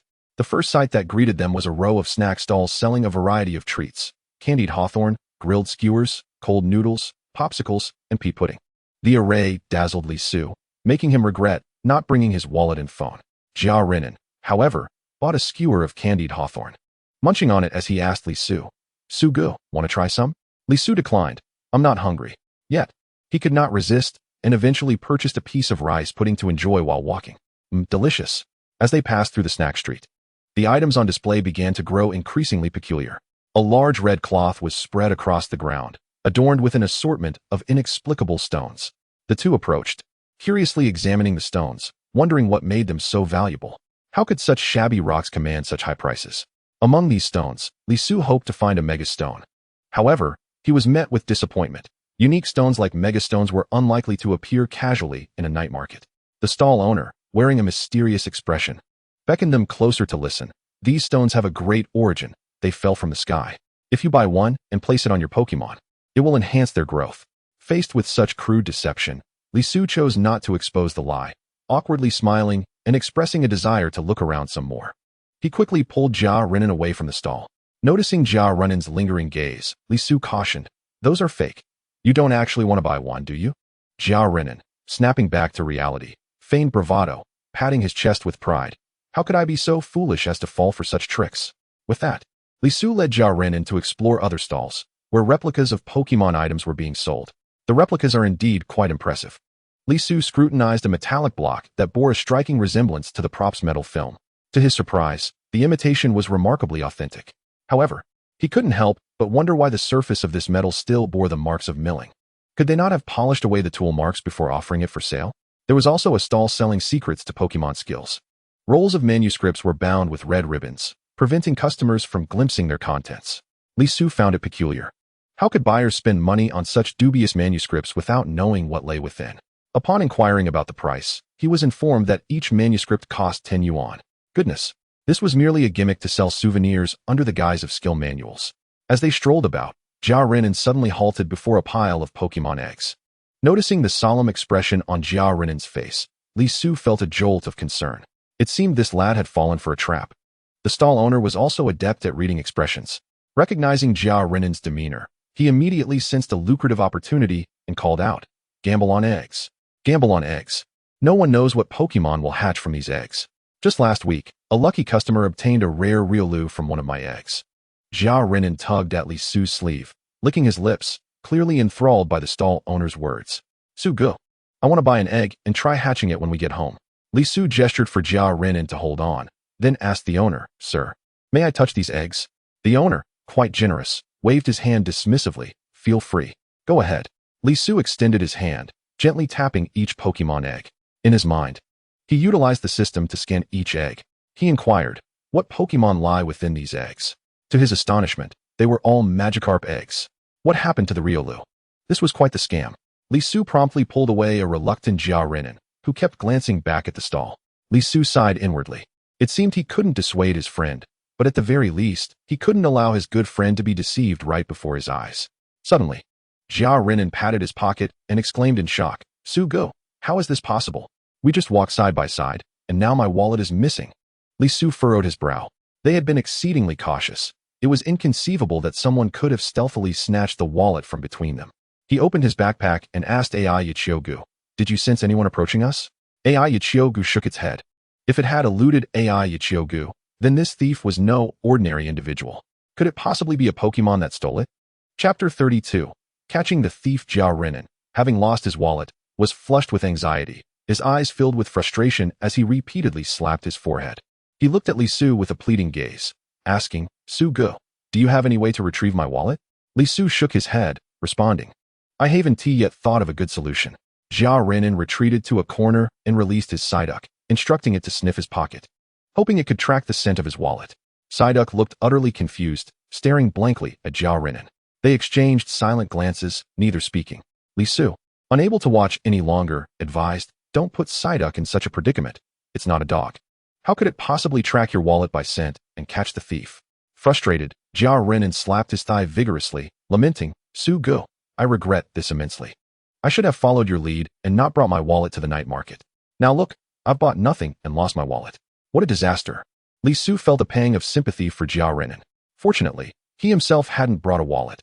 That thief would certainly have had the capability to swipe his as well. If he had known Jia Renan's wallet would be stolen, he wouldn't have stopped him from buying the Pokemon egg.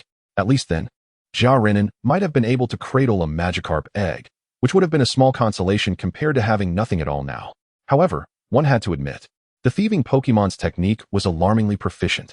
Neither of them had sensed a thing, and Jia Renan's wallet was gone without a trace. Moreover, even the more astute AI Yichiogu had failed to detect which Pokemon was responsible. It was rather absurd. This Pokemon was evidently a habitual offender. After pilfering Jia Renan's wallet, it would surely seek out other targets. Suddenly, an idea struck Li Su. He placed the unfinished rice pudding cake on a dilapidated stool.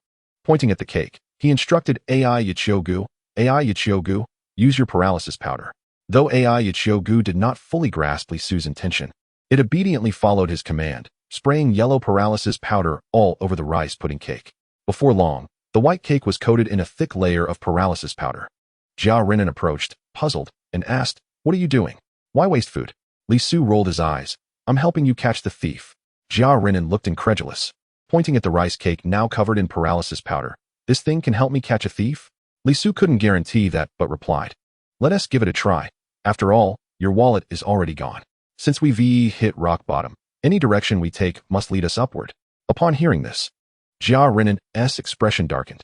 Li Su then crouched down, asking AI Yichio for assistance in placing the rice, pudding cake into his pocket. He sighed inwardly, thinking his mother would surely scold him when it came time to wash his pants. He then turned to the still bewildered Jia Renan and said, "Let us continue exploring the night market." Jia Renan mumbled, "How can I enjoy the night market when I've lost my wallet?" Yet, out of trust in Li Su, he obediently followed behind. As they continued to wander through the night market, Li Su's hand occasionally felt towards his pocket, as though it contained something of utmost importance. Suddenly, without Li Su noticing, a sound resembling an electric arc slicing through the air erupted beside him. Crack! This sound was all too familiar to Li Su. It was the distinctive noise of a Pokémon entering a state of paralysis. Li Su swiftly turned around, only to discover a shadowy figure flickering with electric traces. This had to be the Pokémon that stole Jia Renan's wallet. The shadow, realizing it had been spotted, immediately dashed into the crowd, attempting to evade Li Su and Jia Renan by blending in with the throng of people. Jia Renan was the first to react, shouting, "Thief, don't run." He charged ahead. Li Su intended to urge him to remain calm, but seeing Jia Renan already in pursuit, he had no choice but to follow.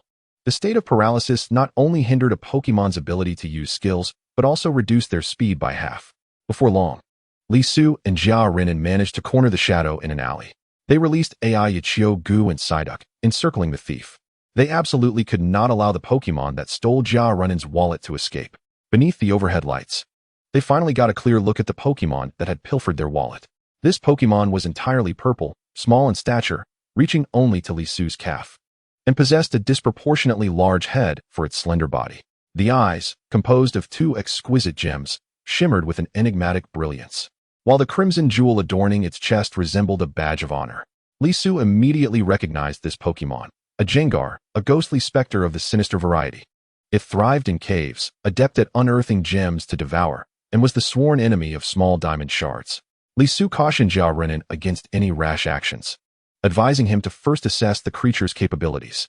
The Jengar, sensing its own predicament, confronted the duo with its claws bared and a fierce demeanor, emitting a cacophonous sound. Yet, these displays could not mask the trepidation it felt within, observing that neither Li Su nor Jia Renan were intimidated, but rather shielding their eyes. It resembled an ostrich burying its head in the sand. Hearing no response, the Jengar cautiously parted its small hands, peeking through to see if the two had departed. Li Su and Jia Renan exchanged glances. Was it attempting to use a scare tactic on us? Strangely, they felt an endearing quality about the creature instead. Watching the somewhat dim-witted Jengar, Jia Renan's ire dissipated significantly. He turned to Li Su, his tone laden with uncertainty, inquiring, "Brother Su, what do you think we should do?" After a moment's contemplation, Li Su inhaled deeply and proposed, "If you could simply return my friend's wallet, we shall consider this matter resolved. Do you wish for your ducklet to give it a taste of retribution?" Jia Renan hastily shook his head in denial. He had no desire to bully the weak. "Retrieving my wallet is sufficient. I shall forego any punishment." Thus, they directed their Pokémon, Aya and Ducklet, to encircle the Jengar like two formidable guardians. Positioning it at the center, Li Su pointed at Jia Renan and spoke first. "Jengar, we bear no ill will towards you, but you must return my friend's wallet." The Jengar, now subdued, raised its hands in a gesture of surrender, executing a flawless imitation of a Gallic salute, simultaneously indicating that the wallet was not in its possession. It then pointed towards a direction, signifying where the wallet could be found, urging Li Su and Jia Renan to follow. Chapter 33, Capturing the Jengar. Onlookers at the night market beheld an unusual spectacle. 3 Pokémon leading the way, with 2 trainers trailing behind. The Pokémon stationed on either side remained vigilant, ensuring the purple creature did not escape. Many passers-by speculated about the scene involving Li Su and Jia Renan. Isn't that Jengar owned by Granny Li? How did it end up captured? The conversation reached Li Su's ears, piquing his curiosity about the identity of Granny Li. Following the path indicated by the Jengar, they twisted and turned, yet failed to reach their destination. Li Su soon deduced that the Jengar was reluctant to guide them to Granny Li. Consequently, he approached a stall owner and gleaned the location of Granny Li. As they ventured deeper into the night market, they spotted a small cart not far ahead. The elderly woman, her hair as white as snow, was busily preparing jianbing guozi. The aroma wafting from the jianbing guozi was irresistible, awakening the appetites of Jia Renan and Li Su alike. Granny Li, adorned with reading glasses, her silver hair tousled and her back slightly hunched, wore a white apron that, though aged, was impeccably clean. She focused intently on her cooking, oblivious to the approach of Li Su and Jia Renan. The Jengar, previously confined between Aya and Ducklet, appeared dejected, but upon seeing Granny Lee, its expression transformed into one of surprise and shame, reminiscent of a child caught in wrongdoing before their mother. It emitted a soft cry, prompting the elderly woman to lift her gaze. "Ah, Jengar, are you hungry again? Wait a moment, I'll prepare a jianbing guozi for you." Upon seeing the Jengar, Granny Lee beckoned it to come closer. Initially suspicious that this Jengar was merely a pawn in another's scheme, Li Su found it hard to believe that such a kind-hearted elder could be involved in wrongdoing. He stepped forward, politely inquiring, "Dear lady, is this Jengar your Pokémon?" To which Granny Lee shook her head, "It is not my Pokémon. It was abandoned by young trainers, left to roam the night market. I noticed it occasionally struggling to find food, and out of pity, I offered it a jianbing guozi." Li Su nodded, transitioning to the matter at hand. "Granny, the Jengar has stolen my friend's wallet. Do you know where it might be?" As she continued crafting her jianbing, unable to spare a hand, she pointed to a plastic bag beside the cart, allowing them to retrieve it themselves. Upon opening the bag, Li Su indeed discovered Jia Renan's wallet, along with a small notebook. He quickly handed the wallet to Jia Renan, who, upon reclaiming his possession, was so overjoyed that tears nearly streamed down his cheeks. Curiosity piqued, Li Su began to peruse the notebook.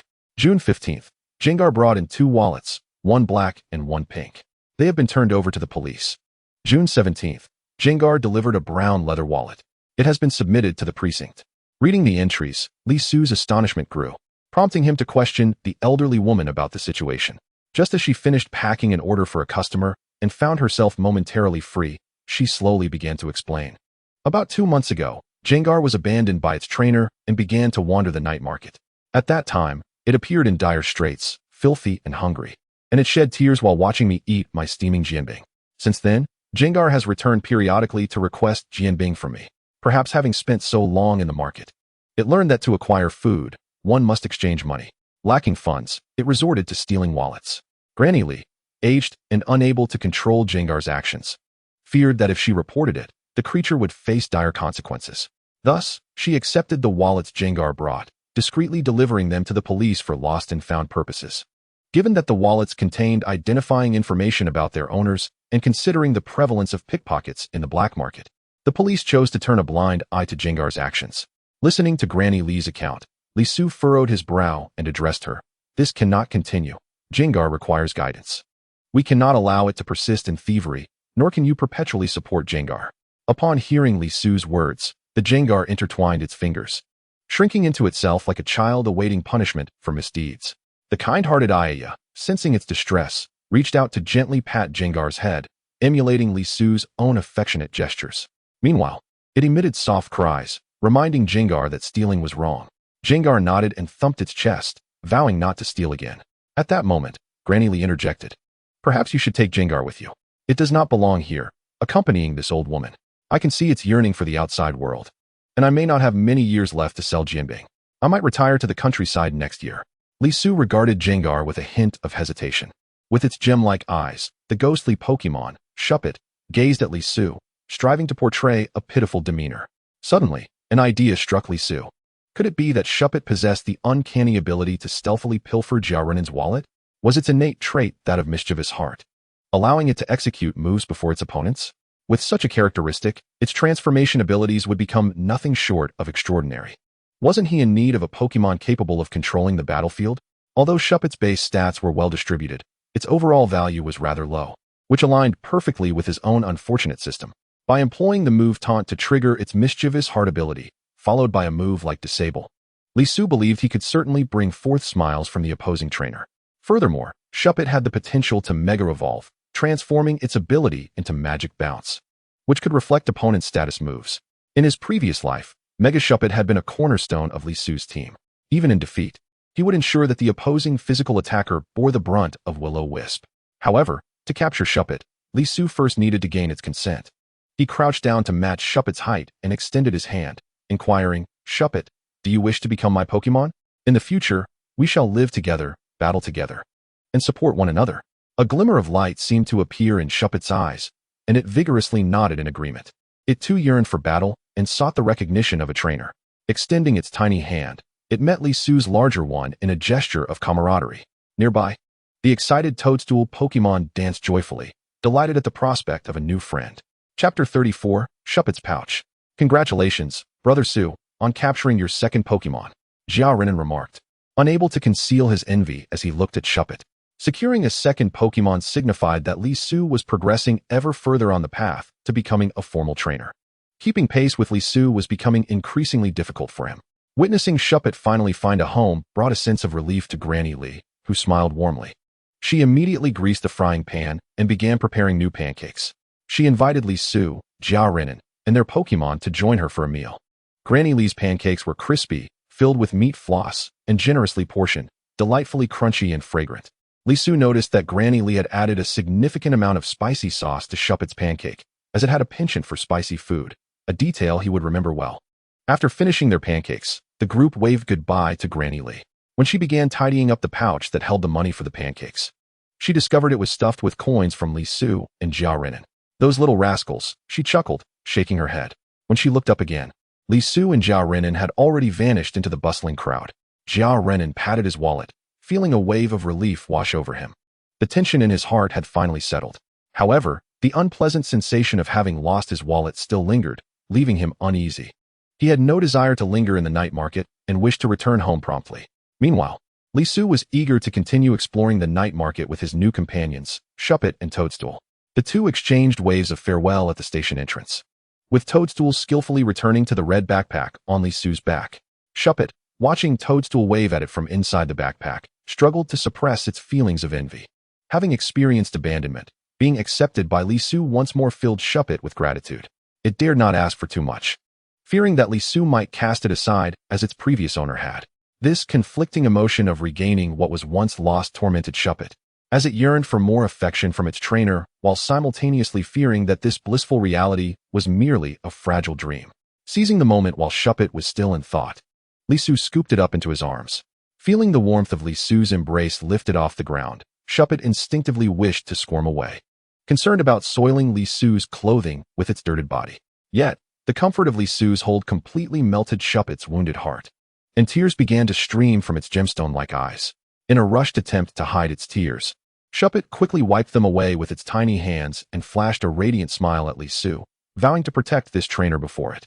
Li Su returned Shuppet's smile, feeling that perhaps this was destiny.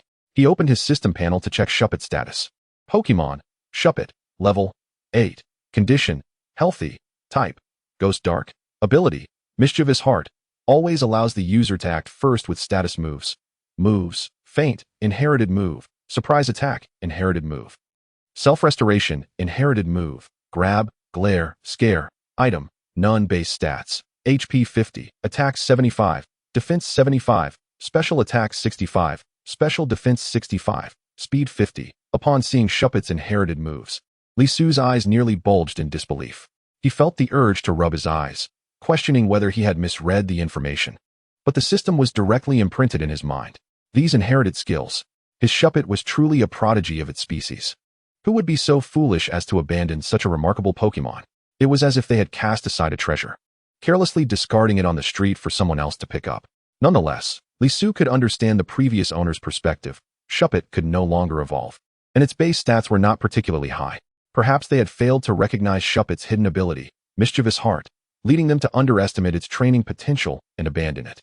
Perhaps one day, that individual would see Li Su commanding Shuppet to triumph in battle on television. Would they then feel regret for having once owned such a Pokémon, only to have cast it aside? In the night market, most items were riddled with deception. The notion of stumbling upon a hidden gem was far from the ease depicted in novels. Li Su focused his attention on stalls selling stones, hoping to find titanium pearls, Z-crystals, or Mega Evolution stones. Unfortunately, while others may not recognize their worth, these appealing stones were unlikely to be sold casually. After wandering for quite some time, Li Su had failed to find anything of interest but had certainly broadened his horizons. For instance, he witnessed someone selling a piece of charcoal as a prop. Even as the flames flickered low, the vendor stubbornly insisted on its value. Another vendor had painted a pear with a blue circle, daring to sell it as a lumberry. He discreetly checked the stall selling Pokemon eggs with his system. Even if you offered me a bug Pokemon egg, I would accept it. Li Su lamented. These eggs are either Magikarp or Rattata, or perhaps a Caterpie that could evolve into a Butterfree. I shall refer to these three Pokemon as the Egg Trio. You offer not a hint of sweetness to those seeking to purchase Pokemon eggs. Suddenly, Shuppet in Li Su's arms extended its tiny hand, pointing in a particular direction. Following Shupet's indication, Li Su wound through narrow paths until reaching a secluded corner. It appeared untouched by human presence, littered with a dilapidated bicycle and several dusty wooden boxes. Reluctantly, Shupet hopped down from Li Su's embrace and scampered over, skillfully navigating the obstacles. It opened the wooden boxes with care and gingerly extracted a small gray pouch from within. With a gentle shake of the cloth pouch, a melodious tinkling sound resonated. The ethereal-eyed creature, Gothitelle, approached Li Su, its gaze imbued with hope, reminiscent of a child eagerly sharing their most cherished treasure with a parent, simultaneously yearning for their praise. "Is this for me?" Li Su inquired with curiosity. Gothitelle nodded earnestly, rising on tiptoe to elevate the pouch for Li Su's convenience. Crouching down, Li Su accepted the pouch from Gothitelle's hands, resolute in his determination to feign immense delight, regardless of its contents. For he could never bear to hurt the sensitive heart of Gothitelle again. Suddenly, Ai Yichiogu, a small creature, leapt from Li Su's backpack, its eyes brimming with curiosity. It playfully nudged Gothitelle, chattering inquisitively about the secrets hidden within the pouch. Gothitelle, with a playful air of mystery, insisted that Li Su be the one to unveil its treasures. As Li Su opened the pouch, he was astonished to find an array of exquisite gemstones, glimmering enchantingly under the cool light. In disbelief, he turned to Gothitelle and asked, "Where did you acquire these gems?" It was evident that Li Su recalled Gothitelle's previous escapade involving a stolen wallet. Sensing Li Su's skeptical gaze, Gothitelle animatedly gestured and made soft sounds, eventually conveying that the gemstones had been unearthed from the soil near the night market. Demonstratively, Gothitelle extended its sharp claws, scraping a piece of earth from the adjacent concrete wall to affirm its digging prowess, nervously watching Li Su, fearing he might doubt its words. Li Su, charmed by Gothitelle's adorable demeanor, affectionately patted its head. "Of course, I believe you, Gothitelle. You are a good child." Ai Yichiogu, with its tiny hands, poked at Gothitelle, expressing its support as well. With the affirmation from both Li Su and Ai Yichiogu, Gothitelle felt a wave of relief wash over it, its small face breaking into a joyful smile. Although Li Su was curious about the value of the pouch's contents, he recognized that this was not the appropriate setting to investigate further. Thus, he placed the pouch into his backpack and, alongside Gothitelle and Ai Yichiogu, hurriedly boarded the bus home. His heart raced with anticipation, longing to revisit the pouch and admire the gemstones anew. Upon arriving home, the house was brightly lit. Although Li Su had informed his family of his outing to the night market with Jiao Renan, both Li Dad and Li Mom remained concerned for his safety.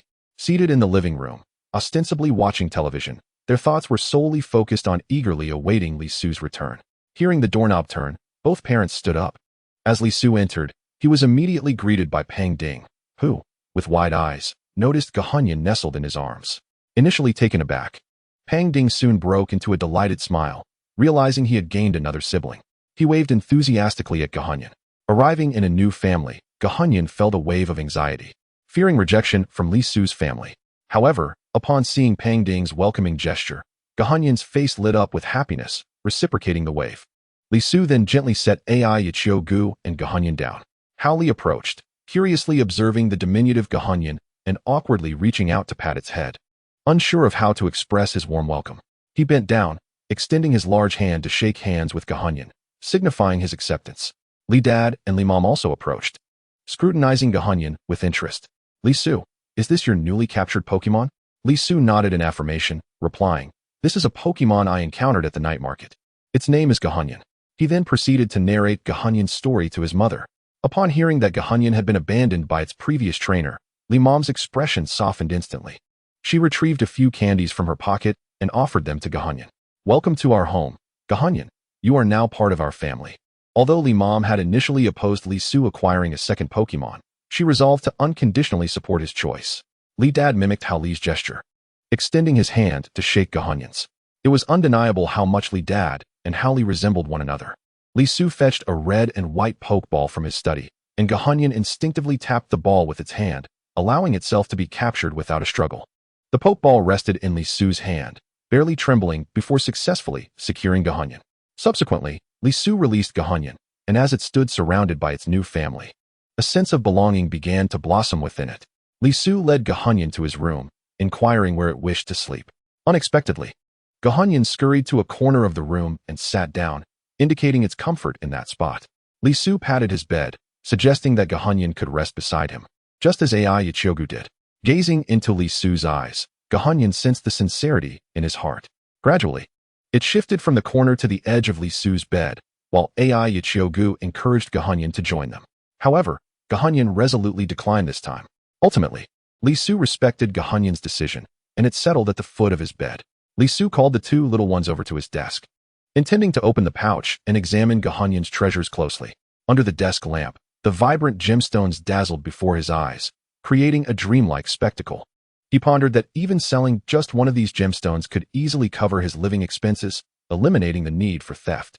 AI Ichiogu waved 2 gems in the air, resembling cheerleading batons, while Gohonyan gazed at Li Su with hopeful eyes. Li Su silently estimated the potential worth of the gemstones. If they existed in his past life, they would undoubtedly be of considerable value. However, with the influx of Pokémon, the gemstone market had plummeted, rendering their worth insignificant compared to the resources required for training Pokémon. He surmised that the gems might only fetch around 20,000, which could temporarily alleviate his financial concerns. Nevertheless, he would still need to devise a strategy for sustaining the costs of nurturing 2 Pokémon. Suddenly, Li Su's attention was drawn to 2 matching pink diamond-like crystals among the gemstones. He promptly extracted them and examined them closely. Could this be a psychic Z crystal? He mused, recalling information about this world and discovering that its powers appeared yet to be harnessed. However, he needed to ascertain whether it was indeed the Z crystal from the game. Gohonyan, being a dark type, possessed a natural resistance to psychic energy, rendering it unable to perceive the energy emanating from the crystal. Li Su presented the Z crystal to AI Ichiogu, encouraging it to sense the energy within. Upon contact, AI Ichiogu immediately withdrew its hand, gesturing to Li Su that there was indeed a peculiar energy present, but it was not to its liking. Based on AI Ichiogu's response, Li Su felt confident in his hypothesis. Since AI Ichiogu was a poison type, it would naturally resist energy that countered its own. Elated, Li Su scooped up Gohonyan and planted a kiss on its forehead. You have been an immense help, Gohonyan. With this Z crystal, once I grow stronger, I may very well become the discoverer of the Z skill system. Even if I do not achieve that, possessing this Z crystal alone will bring me fortune. The ghoulish eye squinted with delight, evidently able to assist Li Su, who was brimming with joy. The Aya mushroom was perplexed by the source of Li Su's happiness. Yet, as long as Li Su was content, it too felt a sense of joy, laughing along with him. Gazing at the gems, Li Su pondered a means to transform these precious stones into resources for nurturing Pokémon. In Chapter 36, titled The Use of Gems, Li Su glanced at the Aya mushroom still engrossed in playing with the gems. He then looked at the ghoulish eye, which was carefully unwrapping a candy, intending to savor the treat that Li Ma had gifted him. Upon noticing Li Su's gaze, the ghoulish eye reluctantly extended the candy towards him. Li Su chuckled softly, saying, "Since it's a gift from your mother, you should enjoy it." The ghoulish eye flashed a smile at Li Su before promptly popping the candy into its mouth. Observing the endearing antics of the 2 small creatures, Li Su resolved not to neglect them. He must devise a way to earn money. The gems in his possession could serve as a temporary solution to his urgent needs. However, to sell these gems, he required his father's assistance. Only by leveraging an adult's authority could he avert potential complications in the sale.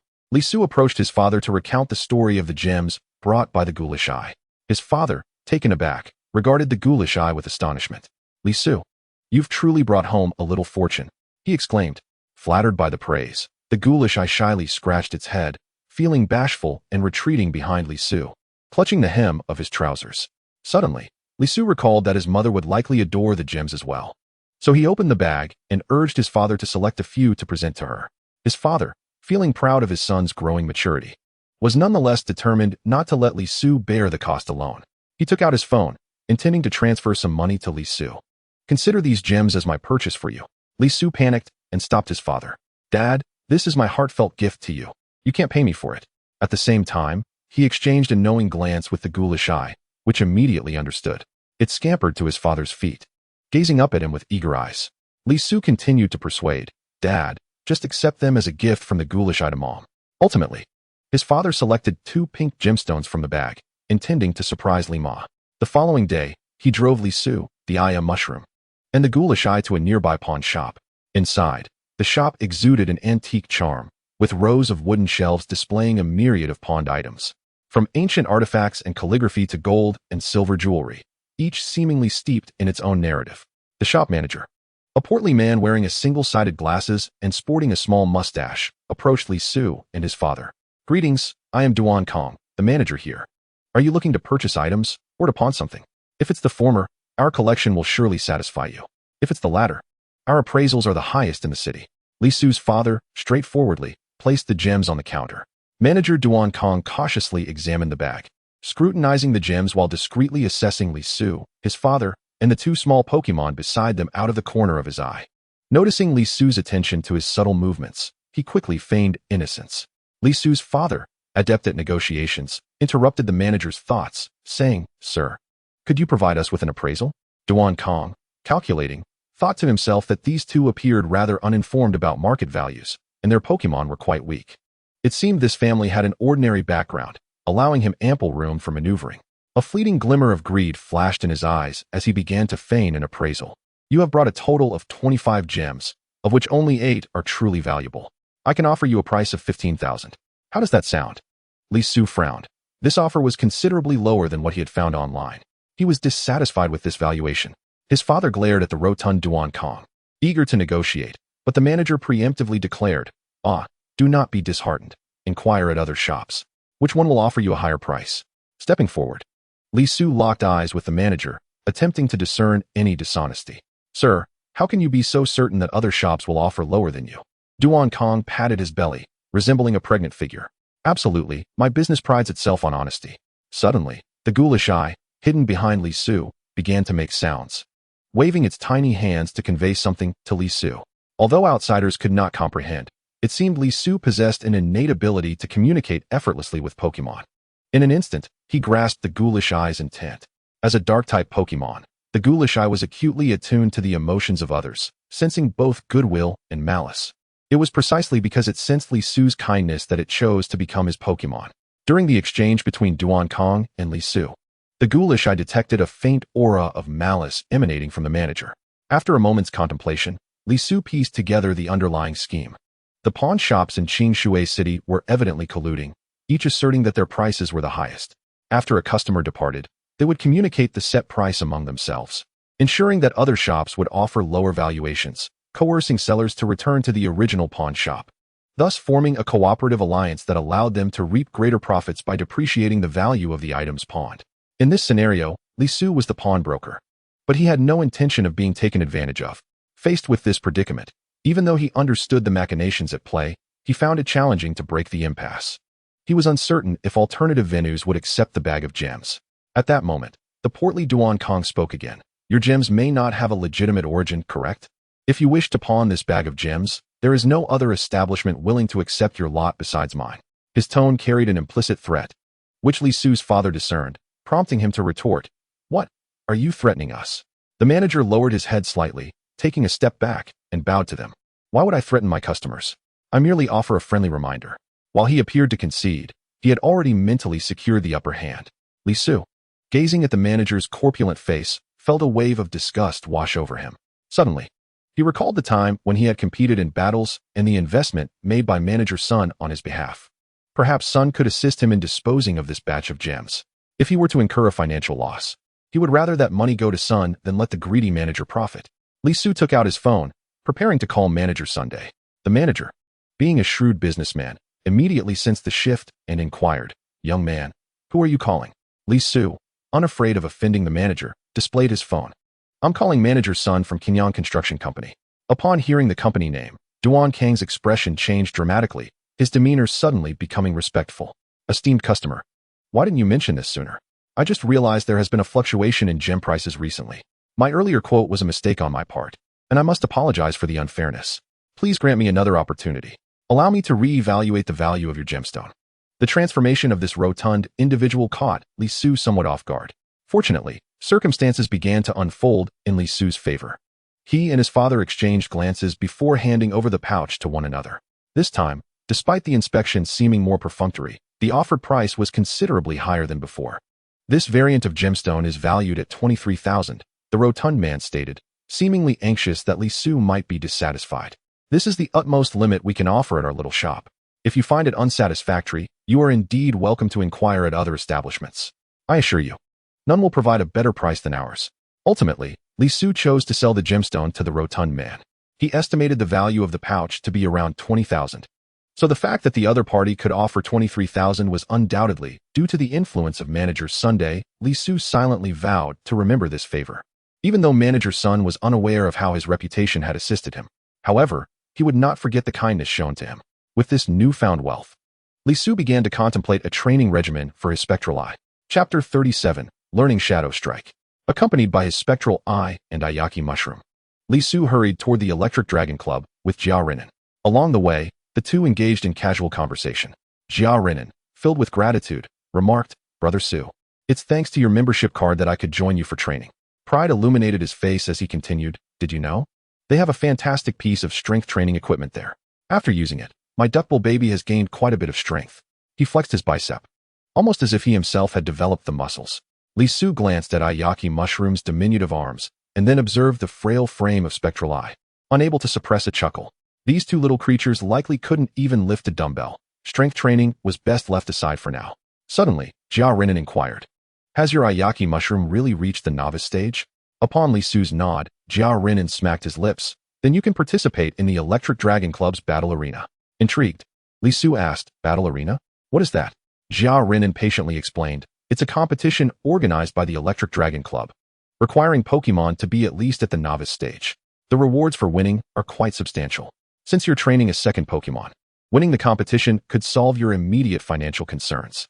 Li Su nodded, feeling a surge of excitement at Jia Renan's words. However, he resolved not to make a hasty decision and intended to research the details online first. Upon arriving at the third floor of the training hall, he marveled at the array of specialized training equipment. He instructed Ayaki Mushroom to continue practicing Mega Drain, striving for it to master Ultimate Drain independently. Now, his focus shifted entirely to Spectral Eye, as he prepared to devise a systematic training plan for it. Ayaki Mushroom nodded earnestly, its little eyes wide with determination. Attempting to present a mature demeanor, "I am no longer a child. You can trust me completely." Li Su affectionately patted Ayaki Mushroom's head, praising, "Ayaki Mushroom has truly grown up. It can train on its own now. You are the most diligent and hardworking Pokémon I have ever seen." Flushed with pride at the compliment, Ayaki Mushroom shyly withdrew its head, silently vowing to double its efforts and never betray Li Su's trust. Having arranged for Ayaki Mushroom, Li Su approached the equipment with Spectral Eye and commenced testing its various skills. First up was the Scare skill, a ghost-type ability that channels ghostly energy through fright to inflict damage on the opponent. Li Su recalled the initial encounter with Spectral Eye at the night market, where it had attempted to use the Scare skill to intimidate him. Unfortunately, the execution had faltered, resulting in it scaring itself instead. A memory that still brought a smile to his face. Spectral Eye extended its small hand, flailing it about in the air in a futile attempt to appear frightening, producing a series of piercing sounds. Yet, after observing for a while, Li Su felt no stirrings of fear, and he couldn't help but chuckle. Is this truly meant to be frightful? Next came the Grab and Glare skills. Spectral Eye's performance in these was merely average, lacking any notable highlights. However, since these two skills were not particularly useful, Li Su paid them little mind. On the other hand, the self-recovery skill was executed with remarkable proficiency by Spectral Eye. Self-recovery mobilizes the energy stored within its cells to swiftly restore vitality, perhaps due to its previous life in the night market, where it lived in constant trepidation and sustained injuries daily. It had honed this skill to perfection. As for the other two inherited skills, Feint Attack and Shadow Strike, Spectral Eye's execution fell short of expectations. Li Su speculated that its former trainer might not have recognized these abilities or had neglected to train Spectral Eye effectively. Shadow Strike, being a more advanced skill, posed a challenge even for Li Su, who lacked a solid training methodology. He planned to have Spectral Eye engage in regular practice, ensuring skill proficiency. Each day, he would arrange for Spectral Eye to spar with Ayaki Mushroom, prompting Ayaki Mushroom to use Drain to stimulate Spectral Eye into employing Shadow Strike. One step at a time, he mused, at the very least, Spectral Eye needed to perfect the Scare skill, otherwise, it would be a source of embarrassment in future battles. Li Su conveyed his thoughts to Spectral Eye. To master the Scare skill, you must first understand what instills fear. Spectral Eye, think about what frightens you the most. Then find a way to convey that fear to your opponent. Following Li Su's guidance, Spectral Eye closed its eyes and began to reflect on the past 2 months of insufficient nourishment, restless nights, and constant anxiety. By integrating these emotions into its skill, it attempted Scare once more, and the effect was significantly improved. Li Su's eyes brightened, pleasantly surprised by Spectral Eye's keen insight. He pulled out a notebook and began drafting a training plan. Perhaps taking Spectral Eye to watch horror films could inspire some ideas. However, he pondered whether terrifying films would have any effect on Pokémon. It seemed he had never heard of horror films specifically made for Pokémon. Suddenly, Li Su recalled that with Spectral Eye's current level, it could quickly learn another priority move, Shadow Strike, a ghost-type physical attack skill that allows it to strike the opponent from the shadows. He instructed Spectral Eye to connect with its shadow, attempting to infuse it with ghostly energy to launch an attack from the shadows. Li Su extended his hand, signaling for Spectral Eye to follow suit. Clenching his fists as he elaborated, "Just as we can control our hands, Spectral Eye, you must treat your shadow as an extension of your body. Whatever you want it to do, command it to do so." Spectral Eye nodded and began to experiment with controlling its shadow. Suddenly, Li Su noticed a slight movement in Spectral Eye's shadow, and he felt a surge of excitement, nearly leaping with joy. Yes, that's it, Spectral Eye. However, his exclamation distracted Spectral Eye, causing the shadow to still once more after only a couple of movements. For the remainder of the time, Li Su had Spectral Eye repeatedly practice manipulating its shadow. Although it could induce movement, launching an attack through the shadow proved quite challenging. Just then, Jia Renan approached with a triumphant expression, an undeniable smile adorning his face. "Brother Su, why don't you take a break? Come see my Duckbill baby challenge its maximum weight. I promise it will be an eye-opening experience." Upon hearing this, Li Su casually wiped the sweat from Spectral Eye with a towel. Observing the weary demeanor of the soul-stealing eye, he felt a pang of sympathy in his heart, realizing it was indeed time for a respite. Consequently, he called over the self-exercising Shiitake Mushroom and approached with the two little ones, eager to witness the performance of the Duckbill baby. Before they could draw near, they noticed that the Duckbill baby had eagerly lifted the dumbbells, exuding confidence. Jia Renan exclaimed with excitement, "Look, it's lifting them. My Duckbill baby is quite impressive, isn't it?" However, before his words could settle, the Duckbill baby suddenly sensed its strength waning, its arms trembling as the dumbbells began to teeter precariously. As the dumbbells threatened to crash down upon the Duckbill baby, Jia Renan's expression shifted dramatically. The Duckbill baby, terrified, shut its eyes, already envisioning the agony of the impending impact. Yet, after a moment's pause, the anticipated pain did not materialize. Cautiously, the Duckbill baby opened its eyes to discover the dumbbells suspended in midair. Upon closer inspection, it became evident that a shadow had firmly grasped the handle of the dumbbells, holding them aloft. Following the shadow's line, they beheld the soul-stealing eye in the distance. Hands tightly clasped, its face etched with effort. Its shadow extended like a resilient rope, steadfastly supporting the dumbbells and safeguarding the Duckbill baby. In that critical moment, the soul-stealing eye had unleashed its latent potential, executing a shadow sneak. Seizing the opportunity, the Duckbill baby returned the dumbbells to their original position, narrowly escaping disaster. Jia Renan hurried over, scrutinizing the Duckbill baby to ensure it was unharmed, before exhaling in relief and gratefully addressing Li Su. "Brother Su, I cannot thank your soul-stealing eye enough. Without it, the Duckbill baby would surely have been struck by the dumbbells." With that, Jia Renan couldn't help but shake his head, feeling somewhat numbed. How could Li Su's Pokemon all be so extraordinary? They seemed to learn new skills effortlessly. Li Su, equally exhilarated, had not anticipated that the soul-stealing eye's diligent training in Shadow Sneak would blossom at such a pivotal moment. He crouched down, gently patting the soul-stealing eye's head, and smiled. "Well done. I knew you could do it." Hearing this, the soul-stealing eye wore a proud smile, its panting breaths overshadowed by a glimmer of accomplishment in its gaze. Chapter 38. A visit to the haunted house upon returning home. Li Su settled down with the soul-stealing eye and Shiitake Mushroom to watch television, where a well-known horror film was playing. Watching horror films alone filled Li Su with dread, but with company, he found it both thrilling and entertaining. The film's terrifying plot left Li Su, the soul-stealing eye, and Shiitake Mushroom in a state of shock. When Li Su noticed the curtains on the balcony quiver slightly, he instinctively held the two little ones tighter. Seeking comfort in their presence, Li Su inquired of the soul-stealing eye, "Can you sense this feeling of fear?" The soul-stealing eye shook its head, indicating that while it did feel scared during the film, the fear dissipated once the credits rolled. It seemed to provide some assistance, albeit minimal. Li Su declared that he could no longer endure the horror film, as his heart could not withstand it. Reluctantly, he conceived an alternative plan, a renowned haunted house in Qingshui City. After purchasing tickets, he led the two little ones into the haunted house. As they pushed open the door, a musty, aged odor enveloped them. The door creaked ominously, as if groaning in reluctance to be disturbed. Dim lighting barely illuminated their path.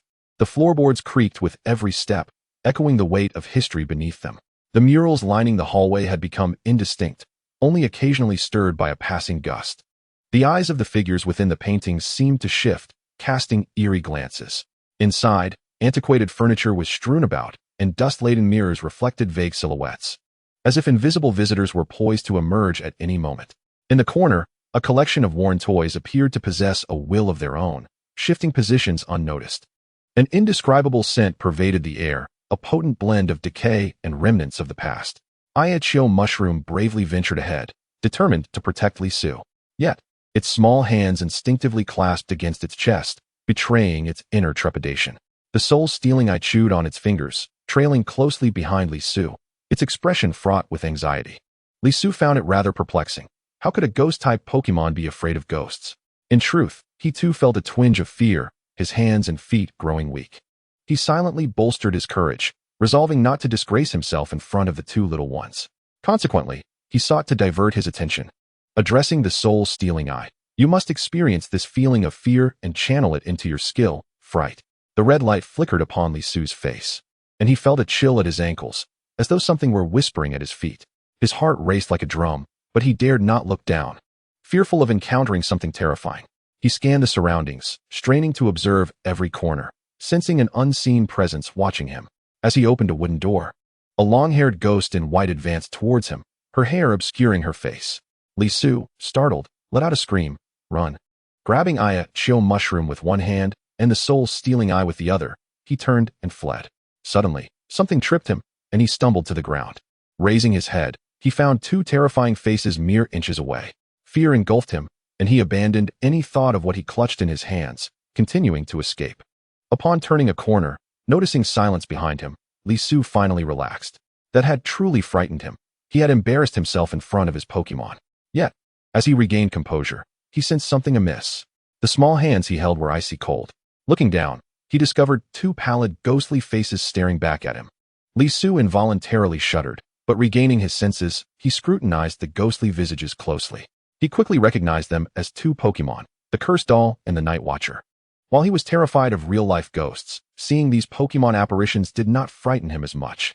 He steadied his breathing and addressed the Cursed Doll and Night Watcher. Just now, I held on to you both.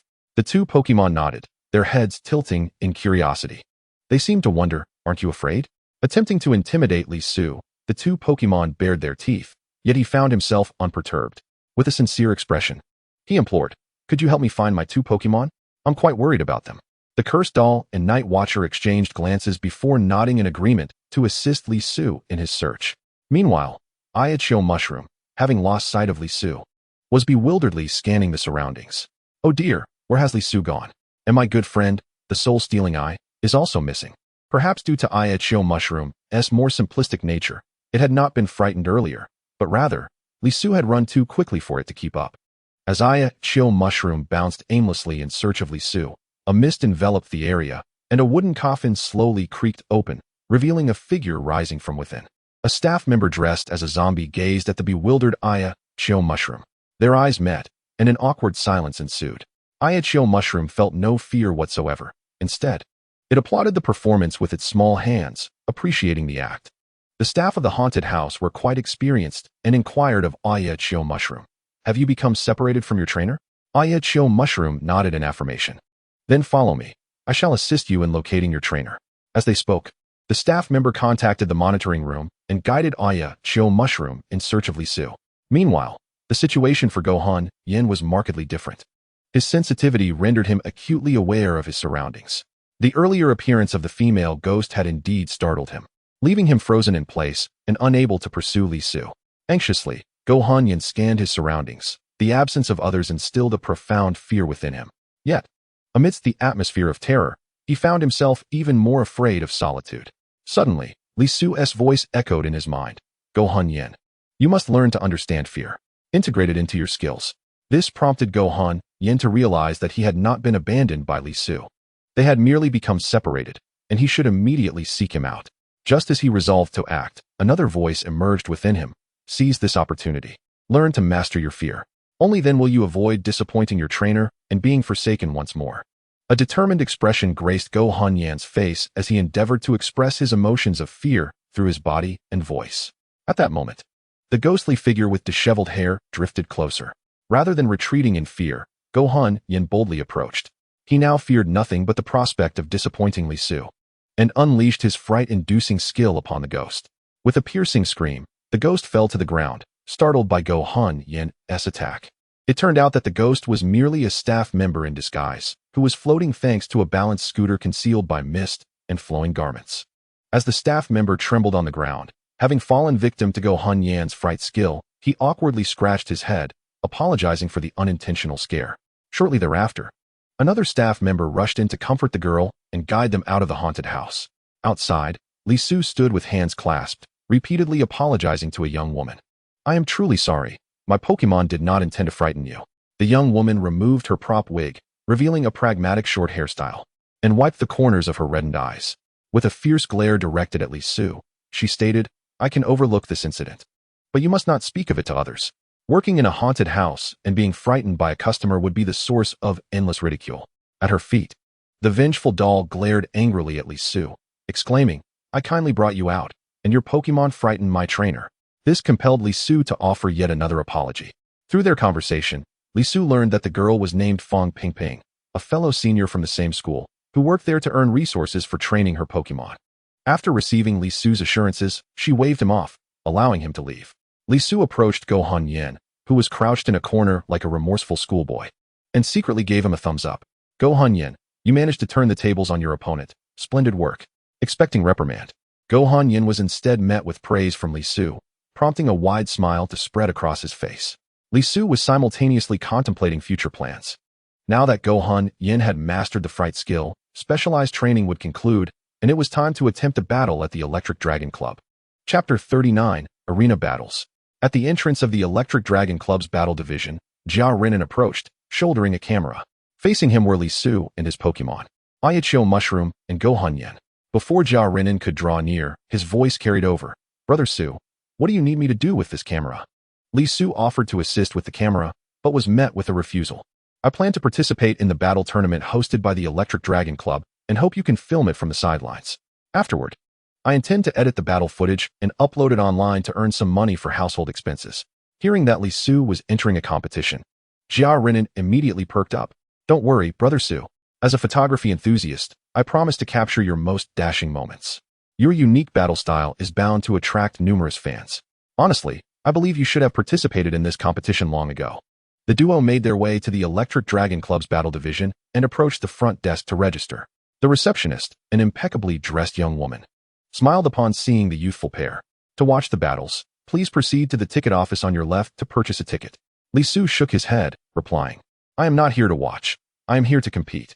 Simultaneously, he presented his identification and trainer registration card. Upon receiving the documents, the receptionist glanced over them, covering her mouth in surprise. She had not anticipated that Li Su would have cultivated his Pokémon to the novice stage at such an early time. As a front desk attendant, she had encountered many trainers and was well aware that most seniors would only have their Pokémon at level 7 or 8 by this time.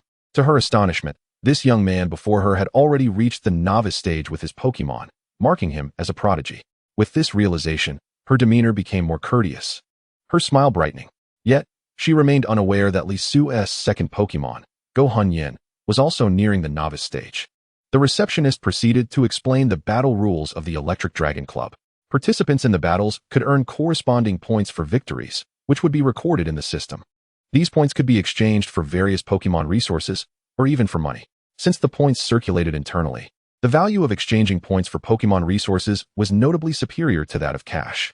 Many precious energy cubes, skill training manuals, and hard-to-acquire battle items could be purchased with points, even including rare Pokémon eggs. A person with sufficient points could redeem a starter Pokémon for their children, giving them a significant advantage right from the outset. Li Su checked his phone to explore the types of Pokémon eggs available for exchange. Legendary Pokémon? None. Fiery Roaring Tiger? None. Banging King Kong? Also none. The Pokémon listed were rather mediocre, prompting Li Su to conclude that they paled in comparison to his Shiitake Mushroom. After completing the necessary procedures, Li Su's identity and Pokémon information were entered into the system, allowing him to engage in battle matching using his trainer ID. Once confirmed, Li Su expressed his desire to compete that very day. The system promptly began matching him for a 1v1 battle. Since the system matched opponents based on the trainer's previous records at the same level, Li Su, as a newcomer, would likely face an opponent with a subpar record for his first match. However, given that Li Su arrived early, few high school students were present to match with him, leading him to likely face an adult instead. From the receptionist's perspective, Li Su's youth and relative inexperience in commanding his Pokémon might put him at a disadvantage. After matching, the system scheduled Li Su's match for half an hour later. The receptionist kindly directed Li Su to the resting area for battle participants, where he could take a moment to relax. Zhao Renan, not being a competitor, naturally could not enter the players' lounge, and thus made his way alone with a camera towards the audience seats. Inside the lounge, smoke swirled as a group of middle-aged men huddled together, completely disregarding the feelings of others as they smoked and chatted. Upon seeing the youthful figure of Li Su enter, several men displayed expressions of surprise. One man, with hair dyed a striking yellow, snorted derisively. "Ah, a little genius has arrived, coming to battle before even losing his baby teeth." Li Su stood at the entrance of the lounge, frowning slightly, and chose not to enter. The tone of the men made him uncomfortable, and he also found the heavy scent of cigarette smoke quite off-putting. He decided it was best to join Zhao Renan in the audience and wait for the battle there, where the air was at least fresher. Just as Li Su turned to leave, a middle-aged man stood up and blocked his path. This man sported a handlebar mustache, a cigarette dangling from his mouth, revealing a set of yellowed teeth as the smoke nearly spewed into Li Su's face. He reached out with his left hand, grabbing Li Su's arm to prevent his departure, and rudely demanded, "Hey kid, tell me, what is your Pokémon?" Li Su shot him a disdainful glance and warned, "Let go of me, immediately." The man displayed a sneering smile, not only refusing to release his grip, but tightening it instead. "Kid, be a bit more respectful. After all, I am your senior." However, Li Su's temper flared, for he had never been one to be bullied. With a swift motion, he shook off the man's hand and took 2 steps back, maintaining a cautious distance while glaring at him. Should this man dare to grab him again, he would unleash his Shiitake Mushroom and unleash a paralyzing powder upon him. "Wow, you've got quite the grip, kid," the man remarked, shaking his wrist. Though his expression remained arrogant, he dared not approach Li Su again, observing the man's retreat. Others nearby mocked, "Ha, Zhao Laosan, your past record is so poor. This newbie will likely face you in the upcoming match. Your tricks have failed." Zhao Laosan cast a sidelong glance at Li Su and chuckled. "This newbie is rather cautious, not revealing his Pokemon information. But that's all right, I know some folks here. Soon enough, I'll see what Pokemon this kid has registered." Li Su hastily exited the lounge, the sounds of laughter and jeering still ringing in his ears. He pondered, "It seems my information is likely to be leaked. That middle-aged man, Zhao Laosan, despite his age, still has a novice Pokemon. He must have spent all his battle earnings on himself, neglecting to train his Pokemon. If we were to battle fairly, I would undoubtedly defeat him. However, should he learn that my main Pokemon is the Shiitake Mushroom, he would surely devise a strategy against it. But as a newcomer, I have no knowledge of his Pokemon, leaving me at a disadvantage. This is not a battle academy. The competitive environment here is far from equitable." Li Su had anticipated this and began to strategize rapidly. If the opponent selects a Pokemon that counters the Shiitake Mushroom, how should I respond? I must secure victory in my first match here. In Chapter 40, the first battle of the Soul Calling Eye, Li Su found Zhao Renan seated in the back row of the audience. At that moment, Zhao Renan was intently watching a battle between a Butterfree and a Rattata on the arena.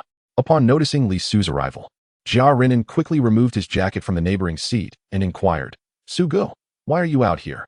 Shouldn't you be resting in the lounge?" Li Su shook his head, feeling a sense of foreboding, and replied casually, "The cigarette smell inside was too strong. I couldn't stay there." Zhao Renan nodded, pointing towards the battling Pokemon and asking, "Su Go, who do you think will win?" Li Su scrutinized the scene, recalling the data of both Pokemon, and stated, "I believe Butterfree will win." At the same time, he assessed the battle environment. Compared to the public battle arena in the city, this venue was larger and accommodated a greater audience. Attendees had to pay to watch the matches, contributing to the Electric Dragon Club's revenue. Novice Pokemon had access to a wider array of skills, and their potency was considerably greater, making the battles more captivating, leading many to pay for the experience. These spectators were true enthusiasts of Pokemon battles, with ample experience watching competitions. Some overheard Li Su's prediction and chuckled softly, dismissing his insight, thinking, "How much can a high school student truly know?" On the battlefield, Butterfree unleashed Psychic, sending invisible waves of psychic energy crashing into Rattata, inflicting significant damage and contorting Rattata's expression in pain. This was Li Su's first live observation of a psychic move, and comparing it to his experiences in the past, he found the real-world execution of psychic abilities far more formidable. Capable of controlling the field and launching attacks, it was practically a panacea. The absurdity of teleportation further astounded him. In a game, a mage possessing such a skill would surely give warriors a headache. In the games, psychic types were only slightly superior in the first generation, with subsequent iterations seeing Mutuo continue to dominate. His second Pokémon, the Soul-Calling Eye, was a dark type capable of effectively resisting psychic type attacks, unlike Tyranitar, which was 4 times weak against fighting type moves and could easily fall victim to critical hits. The battle concluded as Li Su had anticipated, with Butterfree exhausting Rattata through repeated psychic assaults, ultimately claiming victory. Several spectators cast curious glances at Li Su, sensing that this youth was not as simple as he appeared. The next battle was indeed Li Su's turn. Under the gaze of the crowd, he strode confidently onto the battlefield. Standing opposite him was none other than Zhao Laosan, the man who had attempted to grab him in the lounge. Zhao Laosan regarded Li Su with a mocking expression, saying, "You may not wish to divulge, but I've discovered your Pokémon is the obscure Shiitake Mushroom, a grass poison type. Don't blame Uncle for giving you a hard time in this match. Young people ought to experience some setbacks." As he spoke, he released his Pokémon, an Execute, whose body resembled several ostrich eggs, drawn together in mutual attraction. Some of the eggs bore cracks, and a few were even damaged. The psychic attributes of Execute indeed countered the poison type of Shiitake Mushroom, and being a grass type, it could resist Shiitake Mushroom's powder-based moves, posing a significant threat. Yet, Li Su keenly observed that Execute's gaze towards Zhao Laosan lacked any sense of belonging. This man's command over Execute would certainly not be as fluid as his own. With this thought, Li Su's confidence surged as he released his Pokémon, the Soul-Calling Eye. Why not the Shiitake Mushroom? Zhao Laosan's expression shifted as he beheld Li Su's choice. Turning to the referee. "Referee, this Pokémon is not registered under Li Su. You must disqualify this brat immediately." The referee, undeterred by Zhao Laosan's words, simply opened his phone to verify the information of the battling trainers. Upon discovering Li Su, he raised an eyebrow in surprise. "Your Soul-Calling Eye is still in its juvenile stage? Are you certain you wish to battle with it?" Li Su nodded and replied, "I have read the battle manual. It only stipulates that trainers must use their own Pokémon. Simultaneously, it must not exceed the stipulated level for battles, yet there is no mention of a minimum level requirement. Hence, utilizing a Pokémon in its infancy stage is indeed permissible." The referee nodded, acknowledging that the rules were as Li Su had articulated. However, this would place Li Su at a disadvantage. As long as the contestant was willing, he would not interfere. Upon hearing that Li Su's Pokémon was at its juvenile stage, Zhao Laosan's demeanor became increasingly arrogant. He sneered, "Huh? Someone dares to use an infant Pokémon against a novice one? Do you truly understand nothing? Victory is assuredly mine. Allow me to enlighten you. Novice Pokémon effortlessly overpower infant Pokémon." The spectators began to murmur amongst themselves, recognizing that the ghostly Pokémon, Golai, possessed a dark ghost typing, which indeed counters the psychic typing of Egg. Yet, Golai's level fell short of Egg's by a significant margin. Thus, the audience leaned towards believing that Egg would triumph. Many witnesses, having observed Li Su's successful prediction of Butterfree defeating Rattata, initially regarded him as a prodigy. Yet now, they perceived him as foolish for deploying an infant Pokémon against a novice. Jia Renan, undeterred, set up his camera, confident that Li Su would achieve the unexpected. In the impending battle, he believed Golai would certainly overpower Egg. As the match commenced, Zhao Laosan commanded Egg to use Hypnosis first. The Psychic-type status move could indeed affect Dark-type Pokémon. "I shall send your Golai to slumber. Let us see how you can contend with me now." However, Li Su's foresight regarding status move countermeasures surpassed all expectations. He had already devised a strategy to counter the opponent's move and directed, "Golai, use Scare to disrupt your opponent's skill." Following the experience in the haunted house, Golai's Scare technique had improved remarkably. In a previous unexpected encounter, it had even caused Jia Renan's Psyduck to faint. Egg's Hypnosis was executed clumsily. As it lifted its gaze, it found Golai looming before it, emanating an aura of foreboding, with its gem-like eyes glowing a ghastly green. In that instant, Egg felt a chill run through its body, paralyzed by fear and rendered motionless. Zhao Laosan's negative emotion, 32. "How is this possible?" Zhao Laosan shouted in frustration. "Egg, quickly unleash your absorb attack." Yet, every tactic of Zhao Laosan fell within Li Su's anticipation. With unwavering confidence, he commanded Egg, "Golai, Execute ambush. Gulai, enveloped in dark energy, charged fiercely at Egg, leaving numerous marks upon its surface. The ambush move boasted a power of 70. When combined with Gulai's inherent typing, it multiplied to an impressive 105. Coupled with its advantage against Egg's psychic typing, the total damage soared to 210. Although there were several levels of disparity, Gulai's formidable attack inflicted severe harm upon Egg. Several of Egg's shells shattered under Gulai's assault, desperately attempting to reassemble. This Egg evidently lacked rigorous training, exhibiting poor resilience and proficiency in skill execution. Li Su surmised that Zhao Laosan had likely invested minimal effort in nurturing Egg, perhaps even borrowing it from someone else. Witnessing Li Su's Gulai effortlessly dominate a Pokémon of a higher level left the audience astounded. Jia Renan erupted into laughter, indeed. My brother Su is extraordinary. Seizing the momentum, Li Su denied Egg any reprieve, directing Gulai, utilize Shadow Strike to conclude this. Upon hearing the command, Gulai nodded. Its shadow quivering beneath its feet, morphing into a dark silhouette that lunged towards Egg. A ghostly visage manifested from the shadow, devouring the fragmented Egg whole. Once the shadow dissipated, only Egg lay unconscious on the ground, devoid of combat capability. Zhao Laosan's negative emotion, 48. In a standard battle, Gulai triumphed over Egg with merely 3 moves, leaving the audience in utter shock. Even the referee took a moment to process the outcome before exclaiming loudly, Gulai wins. Relieved, Gulai quietly exhaled, having felt quite anxious about its inaugural battle. It yearned to prove itself, yet dreaded the prospect of failure. Initially, Gulai had approached the match with a blank mind, instinctively adhering to Li Su's commands. To its astonishment, it had secured victory with such ease. Chapter 41, Encirclement. The speed at which Gulai vanquished Egg was so swift that both Zhao Laosan and the audience were momentarily taken aback. This is impossible. How could your Gulai defeat my Egg so quickly?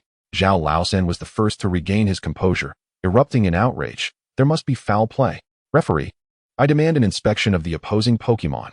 After all, Egg was a novice Pokémon. How could it succumb so effortlessly? This match concluded even faster than the one he had intentionally thrown. The referee deemed Zhao Laosan incompetent and prone to unreasonable uproar. Gulai was evidently an infant Pokémon, easily discernible, necessitating no further inspection. The audience began to murmur as well, questioning why this boy's opponent appeared so inept. Wasn't Gulai's base stat rather low? Why then did this Gulai exhibit such formidable strength? An infant Pokémon triumphing over a novice Pokémon was indeed a revelation. Following the battle, Li Su adhered to the etiquette of competition and bowed to Zhao Laosan, despite harboring disdain for him.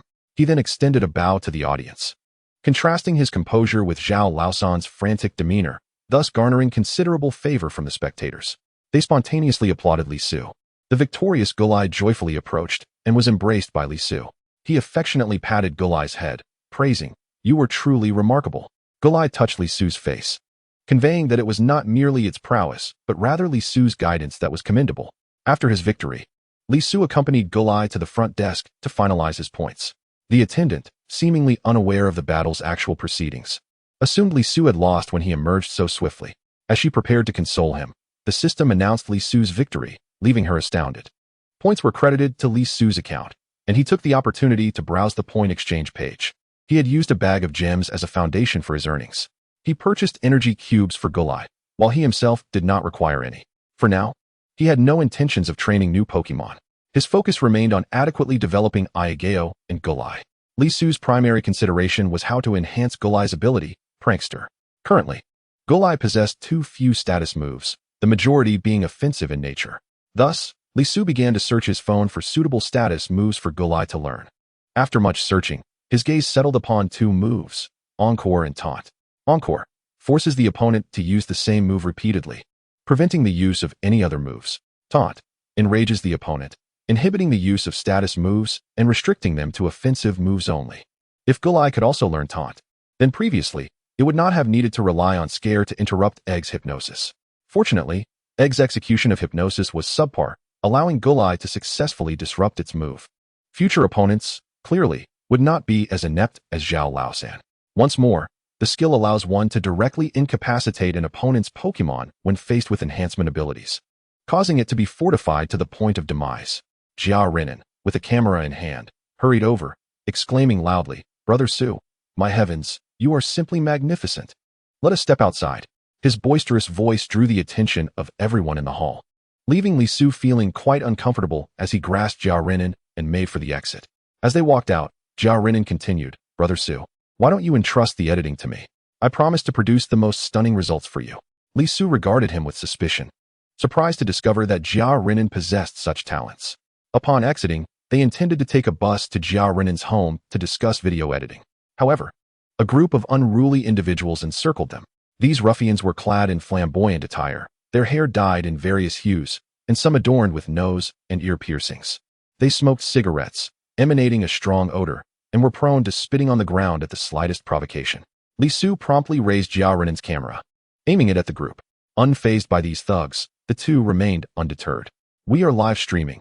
You might want to consider your actions," Li Su stated, scanning the crowd for their leader, only to find it was Zhao Laosan, who had just lost a battle. Before the camera, the group's demeanor and expressions noticeably softened. It appeared they were merely common delinquents, posing no significant threat. Li Su cast a disdainful glance at Zhao Laosan, his expression darkening. "Are you unable to bear the loss of a match? How dare you confront trainers now?" With a pokeball in hand, he was prepared to unleash his Pokemon at a moment's notice should trouble arise. Zhao Laosan stepped forward from the throng, his tone lacking the previous arrogance. "Could you ask your friend to turn off the camera? We need to speak privately." Li Su smirked, a look of disdain crossing his face. "How can we trust you?" Zhao Laosan, attempting to show sincerity, clapped his hands, signaling his companions to step back and create some distance. Li Su took the camera from Jia Renan, covering the lens but keeping the recording function active. Only then did Zhao Laosan reveal his intentions. "You high school students return every year. Yet you cannot possibly stay in our city for long, especially someone as talented as you. Aside from that last match, we have had no conflicts. Thus, we wish for you to agree to participate in some controllable matches. It will only benefit you, not harm you."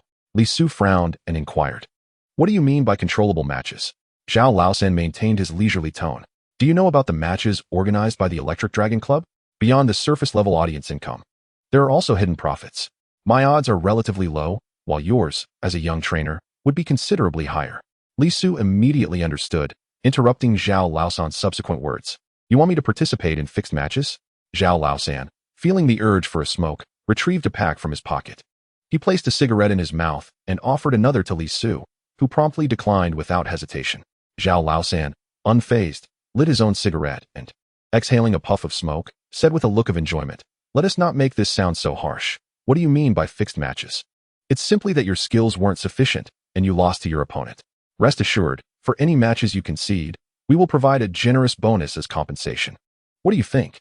After all, you will only be here for a year. Winning or losing doesn't matter much to you." Li Su scrutinized the composed Zhao Laosan before him, suspecting that his earlier boisterous antics on the fighting stage were mere facades. Perhaps to avoid scrutiny, he felt compelled to feign a madman's demeanor for the sake of match fixing. Consequently, Li Su was even less inclined to associate with such individuals. Shaking his head at Zhao Laosan, he turned to leave with Jia Renan. "I shall never participate in fixed matches. If I were to engage in such deceit, I would be handing them leverage over me. Who knows how they might use it against me in the future?" Meanwhile, Jia Renan wore a worried expression, remarking, "This Zhao Laosan is clearly just a henchman in a movie. By rejecting him so outright, he may resort to other methods of targeting you." Li Su confidently replied, "As long as they adhere to the rules of the Electric Dragon Club and deploy novice Pokemon, I have nothing to fear." Chapter 42. Jia Renan's request having escaped Zhao Laosan's clutches, Li Su and Jia Renan took a bus to Jia Renan's residence. At that moment, both of Jia Renan's parents were absent. Upon entering the room, Li Su was captivated by Jia Renan's extravagant computer setup. Jia Renan proudly gestured towards his computer, declaring, "What do you think? Impressive, right? My graphics card, CPU, monitor, and more are all state-of-the-art. Gaming on this rig is bound to be exhilarating." Though Li Su thought so, he feigned indifference, nodding and replying, "I must admit, I am somewhat envious, but all my funds have gone towards my Pokemon." As he spoke, he affectionately patted the heads of his Pokemon, Aichio-gu and Go-Hunyan. In his heart, Li Su calculated that Jia Renan's peripherals would be replaced eventually, while his Pokemon would accompany him for a lifetime, instantly lifting his spirits. Once at home, Jia Renan released his Psyduck, evidently yearning for companionship. Upon seeing Aichio-gu and Go-Hunyan, Psyduck rushed over to engage with its two friends. Jia Renan settled in front of his computer, importing the footage from the camera. He then opened editing software and commenced the editing process. Li Su sat behind him, observing his operations while pondering if there were areas from the recent battle that could be improved. Jia Renan edited with remarkable fluidity, clearly experienced in such tasks. The process of editing, adding music, and splicing video flowed seamlessly. After completing the video, Jia Renan proudly presented it to Li Su. What do you think? I did quite well, didn't I? Li Su nodded in acknowledgement, yet as a first-time video uploader, he felt a lack of confidence and suggested, why not share the video in our class group?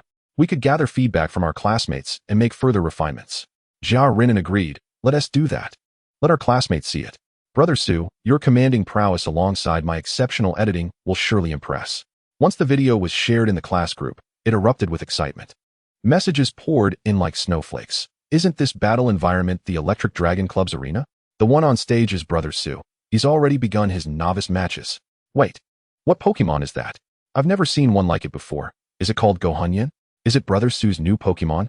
The person facing Brother Su looks rather shady. Brother Su, surely you can win, right? Following this, the classmates observed as Li Su commanded Gohonyan to decisively defeat Zhao Laosan's execute. Jia Renan's editing rendered the battle more dynamic and exhilarating, prompting numerous classmates to express their admiration in the group chat. Good heavens, this is utterly cool. I want to raise a Pokemon like that. Alas, my Pokemon can only be adorable to me right now, lacking any battle prowess.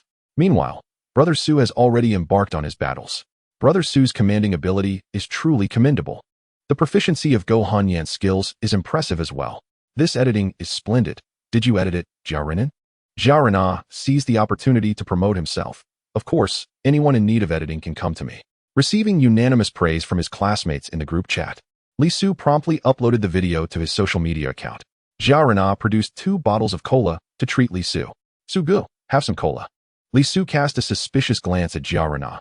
You're not usually this courteous. Something feels off. Jia Renan, a bit embarrassed, scratched his head and admitted, you saw right through me. I just wanted to ask you for a favor. Unlike his usual straightforward requests, Jia Renan appeared shy and hesitant. Li Su instinctively remarked, I can help with anything, except math problems. Jia Renan continued, Sugu, could you help me devise a training plan for my ducklet? Intrigued, Li Su sat up and inquired, what is going on? I thought your training was going quite well. Why the sudden need for a training plan? After a moment of hesitation, Jia Renan revealed the truth. Following their doubles match, Qian Siyuan had been eager to defeat Li Su at least once. However, as Li Su's skills continued to improve, Qian Siyuan found himself unable to overcome Li Su and sought out Jia Renan for a one-on-one battle. The outcome was that Jia Renan's ducklet was soundly defeated by Qian Siyuan's Machoke. The blow had knocked ducklet out cold, leaving Jia Renan feeling quite displeased. And he arranged to challenge Qian Siyuan again in 2 weeks. Li Su deduced that Qian Siyuan's Machoke, inherited from his father's steelix, likely possessed the ability Sturdy. Thus, it was reasonable to assume that his Machoke also carried the same ability. Meanwhile, Jia Renan's ducklet had the ability Flame Body. If Machoke were to strike Jia Renan's ducklet and trigger the Flame Body ability, ducklet would enter a burn status, inadvertently enhancing Machoke's offensive power and placing ducklet at a greater disadvantage. Therefore, it was quite normal for Jia Renan's ducklet to struggle against Qian Siyuan's Machoke. With Li Su's explanation, Jia Renan nodded in agreement. During the battle, I saw Machoke enter the burn status and thought I was destined to win. Instead, Machoke's power only grew stronger and knocked my ducklet down. Li Su nodded, affirming that indeed, Jia Renan's ducklet was at a disadvantage against Qian Siyuan's Machoke. However, he was the first to ask, what role do you envision for your ducklet? Role? Jia Renan appeared perplexed, having never considered what role ducklet might play. Li Su patiently elaborated, I mean the function your Pokemon serves in battle. Will it follow a special attack route or a physical attack route? Is it meant to be a tank, control the field, or deal damage while clearing opponents? Have you given this any serious thought? Jia Renan was momentarily stumped and turned to Li Su for assistance. Sugu, what path do you think my ducklet should take? Li Su opened the Pokédex app, noting only ducklet and not its evolution, Swanna, and continued, how do you plan to treat your ducklet? Will it be a tool for passing exams, or a lifelong companion? Jia Renan slammed his hand on the table, declaring, it will undoubtedly be a lifelong partner. Li Su nodded, showing Jia Renan his phone, asking, are you confident in nurturing ducklet to evolve into Swanna? After a moment's hesitation, Jia Renan replied earnestly, I will do everything within my power to help my ducklet evolve. Observing Jia Renan's determined demeanor, Li Su began to recall the evolution method for Swanna, which required ducklet to hold a lava cookie and evolve through trading. As research on this world was still in its infancy, news of Swana had yet to surface. Perhaps I can assist Jia Rena's ducklet in becoming the first Swana in existence. Li Su analyzed, your ducklet and its evolved form, Swana. Both have moderate speed and balanced stats. However, I suggest you pursue the special attack route since fire-type moves tend to favor special attack. This direction also counters the intimidate ability, which reduces physical attack, aligning perfectly with your desire to defeat Makok. Internally, Li Su added that Swana would definitely follow the special attack route. Next, he began to formulate a battle strategy for Jia Rena. In battle, Ducklet should maintain distance from Makok and utilize long-range special attack moves to wear it down. Ducklet's speed is notably high among juvenile Pokémon. You must leverage this advantage. Utilizing a kite strategy will surely allow you to overcome Makok. Li Su opened a bottle of cola, took a sip, feeling the invigorating fizz, and continued, therefore, your training should reflect this strategy. Minimize close combat training and focus on enhancing your long-range attacks. I can draft a training plan for you to follow. Hearing Li Su's detailed explanation, Jia Rena felt enlightened. I should have consulted you sooner. Your plan is brilliant. No wonder you managed to defeat me with your Shroomish, which has a type disadvantage. I will follow your method to train. There's no way Qian Siyuan can beat me. Chapter 43. Off to the Wilderness. Parents, rest assured. Li Su's safety is in my hands. Kong Wei's eyes wore a confident smile. Trainers who have experienced battles in the wild see significant improvements across all aspects. Kong Wei's added, his tone imbued with the wisdom of experience. Sitting across from Li Su and Li Ma was Li Su's training instructor, Kong Wei's. Jigglypuff was particularly well-behaved today, quietly sitting beside Li Ma like a considerate little princess. Li Ma was exceptionally warm towards Teacher Kong, continuously pouring tea, filling the air with its fragrant aroma. Teacher Kong, we entrust our Li Su to you, Li Ma said with a smile, then turned to Li Su, her tone becoming more serious. In the wild, listen to your teacher, understand? Li Su nodded, feeling a bit helpless inside. After the battle at the Electric Dragon Club, he had felt immense pressure and was eager to enhance Shroomish's strength, especially since Teacher Kong had promised to teach him the secrets of the seed bomb technique. His anticipation grew unbearable. To his surprise, the very next day, Teacher Kong came for a home visit. Kong Wei's explained that to practice seed bomb, they must engage in real battles in the wild. Due to the inherent risks of the wilderness, parental consent was required. Upon hearing this, Li Su felt a headache coming on, thinking, why didn't you mention this earlier? He certainly did not want a home visit from the teacher. So he hurriedly stopped Kong Wei's at the door, lowering his voice. Teacher, let us just go without telling my parents, shall we? Kong Wei's, however, shook his head seriously. No, this matter requires parental consent. Otherwise, it will lead to misunderstandings later on. Helpless, Li Su had no choice but to let Teacher Kong enter.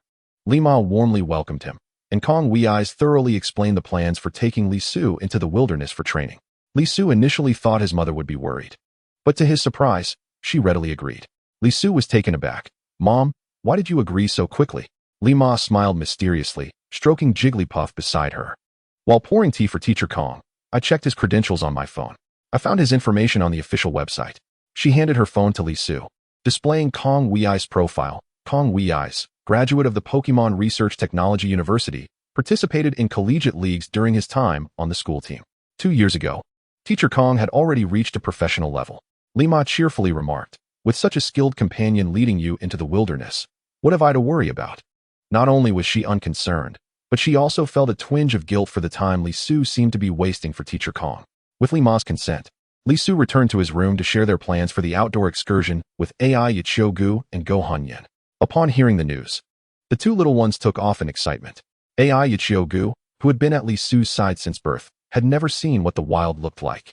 Go Hanyan, having wandered the night markets after being abandoned, had yet to experience the true wilderness. Their curiosity mirrored Li Su's own yearning for the wild. While there were numerous videos online depicting the wilderness, most were intended to intimidate viewers into staying away. Li Ma, despite claiming not to worry, spent the entire day busily packing for Li Su, as though she wished to transport their entire home. The following morning, Kong Wei's arrived in his car to pick up Li Su. Burdened with a multitude of bags, Li Su stumbled out, resembling a refugee. Even Ai Yichiogu's cherished red backpack was beyond his capacity to carry, necessitating that Ai Yichiogu drag it along instead. Kong Wei's nearly burst into laughter at the sight but felt a pang of envy, saying, I truly envy the care your parents bestow upon you.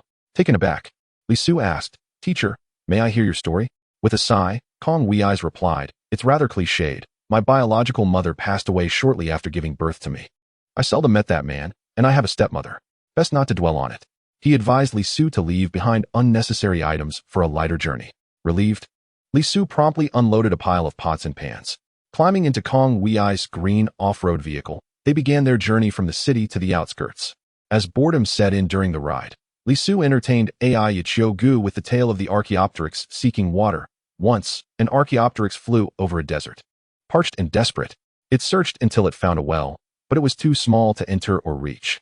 Continuing its quest, it discovered a pile of stones, which it deemed useless, and pressed on. Eventually, it encountered a prickly pear cactus, seizing it, and Kong Wei's, focused on driving, nearly collided with a tree and hurriedly instructed Li Su to silence his storytelling. As they ventured farther from the city, the trees along the roadside grew taller, leading Li Su to wonder if he was imagining things. Kong Wei's chuckled, explaining, "You are not mistaken. The trees grow taller as you venture into the outskirts. The city trees have been pruned to stifle their growth. To witness truly pristine trees, one must journey into the wild. Since the arrival of Pokémon, many organisms have grown at an astonishing rate. Once you reach the genuine wilderness, you will find that each tree towers higher than your home." Li Su could not help but complain. Why is it that the entire world is evolving, yet humanity remains unchanged? He recalled Ash from the animated series of his previous life, who in this world would undoubtedly be a superhuman. Upon the car's navigation announcing the arrival at a wild area, Kong Wei's parked and informed Li Su that the remainder of their journey would be on foot. Li Su silently rejoiced that he had not brought those cumbersome bags. Otherwise, he would have collapsed before even reaching their destination. As they walked, Kong Wei's began imparting the survival principles of a trainer in the wild. "What do you believe is the most crucial aspect in the wilderness?" Without hesitation, Li Su responded, "Safety." Kong Wei's nodded. "When you encounter a Pokémon in the wild, what is your first reaction?" After a moment's contemplation, Li Su sheepishly replied, "To plan an escape route." Kong Wei's was taken aback. He had expected a young person like Li Su to consider capturing the creature instead. He found himself increasingly admiring Li Su's caution. A trainer capable of adhering to these three principles has an unlimited future. Which three principles? Li Su inquired. Contemplation of danger, retreat, and adaptation. You have already demonstrated the first, retreat, which is commendable. After nearly 2 hours of walking, an expanse of primordial forest unfolded before them, with towering trees blocking out the sun, allowing only dappled light to filter through the leaves. The air was fragrant with the scent of earth and wildflowers, invigorating the spirit. Li Su had initially thought that the arrival of Pokémon would eradicate all other life forms. Yet, amidst the forest, the songs of insects and birds created a lively ambience akin to a concert. All of this conveyed to Li Su that Pokémon had come to integrate into this world rather than to wreak havoc. Kong Wei's expression turned serious. "Li Su, I must now discuss the concept of danger. Human senses are far inferior to those of Pokémon. You must trust your Pokémon. In the event of an attack, instruct your Pokémon to protect you immediately. That is the essence of recognizing danger." Li Su glanced at his two companions and solemnly declared, "From this point forward, my life is in your hands." AI Ichiogu nodded gravely and stepped in front of Li Su, eyes wide as it scanned the surroundings. Should any disturbance arise, it would shield Li Su at once. Meanwhile, Gohonyan silently melted into the shadows at Li Su's feet, forming a protective circle. In the event of an emergency, the shadows would swiftly envelop Li Su. Witnessing this, Kong Wei's could not help but exclaim, "Li Su, your Pokémon have adapted so swiftly. That is truly remarkable." Simultaneously, Kong Wei's released his own Pokémon, a dull beast, characterized by its red body, round ears, large eyes with tiny pupils, and a large mouth that gave it an adorably clumsy appearance. It stood on its hind legs, clutching a large clam in its tail. Li Su looked at the dull beast and then at Teacher Kong, unable to stifle a laugh. The resemblance was uncanny. It appeared that Pokémon and their trainers indeed begin to mirror each other over time. Suddenly, Li Su turned his gaze to AI Ichiogu. Noticing its vigilant observation of the surroundings, its posture exuding reliability, he felt a surge of pride, thinking, it must be because I, as its trainer, also exude an air of dependability. Kong Wei's paid no heed to Li Su's laughter and continued, "I will remain nearby with the dull beast, observing your performance. It will only intervene in the event of life-threatening danger. When I believe you and your Pokémon have met my expectations, I will teach you the secrets of the seed machine gun." Curiously, Li Su asked, "But you haven't mentioned the principle of adaptation." Kong Wei's smiled slightly. When you promptly recognize danger and contemplate an escape route, you successfully evade it. The next step is to strive to enhance your strength, to grow stronger and reclaim your position. That embodies adaptation. Chapter 44, Wilderness Battle. The forest floor, rich with humus, undulated beneath Li Su's feet as he leaned on his hiking staff, following AI Yichiogu's lead. Thankfully, with AI Yichiogu forging ahead, he avoided the hidden pitfalls beneath the decaying leaves. Flattered by Li Su's praise, AI Yichiogu swelled with pride, its little eyes gleaming with delight. Yet, after mere moments, its rotund body clumsily traced an arc in the air before plummeting into a pit nearly half its height. AI Yichiogu, are you alright? Li Su rushed to the edge of the pit, relieved to confirm AI Yichiogu was unharmed. The little creature brushed the dirt from its body, casting a sheepish glance at Li Su. With a gentle leap, it sprang from the deep hole, just as Li Su intended to help AI Yichiogu dust off. The little one suddenly straightened, launching itself upward and nudging Li Su aside. A dark purple serpent, reeking of malice, zipped past Li Su's nose, crashing into AI Yichiogu and sending it flying. It was only then that Li Su realized their assailant was an arbok, reminiscent of a rattlesnake, with yellow eyes, a purple body, and a tail adorned with yellow bony patterns. At this moment, the arbok hissed menacingly, fixating its gaze on Li Su. The intimidating aura of the arbok surged forth. Li Su felt a wave of heaviness in his chest, his throat constricted, and his mind went blank as his climbing stick clattered to the ground. Yet, his thoughts remained active. Lamenting his misfortune at encountering a Pokémon attack the moment he entered the forest, it appeared he had unwittingly trespassed into the arbok's territory. As the arbok slithered closer, its forked tongue flicking, a sudden intervention came from the Mushroom, who charged forward and delivered a headbutt to the arbok's abdomen, avenging the earlier ambush. The arbok recoiled in pain, retreating slightly. However, the Mushroom, lacking practice in headbutting, found itself dazed from the impact, swaying unsteadily in place. Thanks to the Mushroom's distraction, Li Su gradually emerged from the state of intimidation. He commanded the Mushroom, use stun spore. Obediently, the Mushroom exhaled a cloud of yellow powder that enveloped the arbok. The arbok became encased in a shimmering electric aura, succumbing to paralysis. Li Su exhaled in relief. With the arbok now paralyzed, the ensuing confrontation would be considerably more manageable. Suddenly, a glint caught his eye amid the treetops, and a venomous needle hurtled towards him. Shadows surged at his feet, morphing into a shield that deflected the incoming attack. The clash startled a flock of birds from the trees, leaving Li Su drenched in cold sweat. Had it not been for his Jengar's shadowy intervention, he might have met a dire fate. Looking towards the source of the assault, he observed a web of glistening strands woven between the trees, sunlight refracting off them. A round spider lay concealed behind a leaf, its small eyes glinting with malice. It dawned on Li Su that the wilderness had imparted a crucial lesson. Yet, if this was indeed Arbok's domain, how could a round spider exist here? Perhaps the forest was stratified, with the treetops belonging to the round spider while the ground was the realm of the Arbok. It was conceivable that if the Arbok failed to catch its prey, the round spider would lend a hand, allowing them to share the spoils. Just as Li Su prepared to command his Jengar to attack the round spider, an Aya interrupted him. The Aya Mushroom had just executed a Mega Drain, successfully hitting the paralyzed Arbok. The Aya Mushroom urged Jengar to remain vigilant, guarding Li Su against any potential third Pokémon. It was confident in its ability to face two adversaries alone. Li Su inquired, "Do you think you can handle it?" The Aya Mushroom nodded resolutely, filled with remorse for not being more cautious earlier. Had it not been for Jengar's timely assistance, the round spider could have indeed launched a successful ambush. Li Su retreated alongside Jengar, creating space for the Aya Mushroom, allowing him to better direct its actions. The round spider, displaying cunning, refrained from pursuing them, opting instead to coordinate with the Arbok to eliminate the small mushroom, maneuvering skillfully to encircle the Aya Mushroom. Li Su steeled himself, striving to maintain composure. He needed to be calm to effectively command the Aya Mushroom in its solitary battle. Observing the round spider circling around the Aya Mushroom, he saw that even without launching an attack, it exerted significant pressure on his companion. To break the stalemate, he commanded, "Aya Mushroom, use stun spore." The Aya Mushroom unleashed another cloud of yellow powder towards the round spider. Despite its attempts to evade, the round spider's speed was insufficient, and it too fell victim to paralysis. Meanwhile, the Arbok, seizing the moment, lunged at the Aya Mushroom with its gaping maw. At that instant, a flash of red light enveloped the Aya Mushroom, as Li Su recalled it into its pokeball, causing the Arbok's attack to miss its mark. The paralysis took hold of the Arbok, rendering it immobile. Seizing the opportunity, Li Su released the Mushroom at the Arbok's side, commanding, Mushroom, use rollout. The Mushroom curled into a ball, surrounded by rocky energy, and began to roll towards the Arbok, crashing into it with tremendous force. The Arbok, already lacking in defensive prowess, was knocked unconscious by the impact. Now, only the round spider remained to contend with.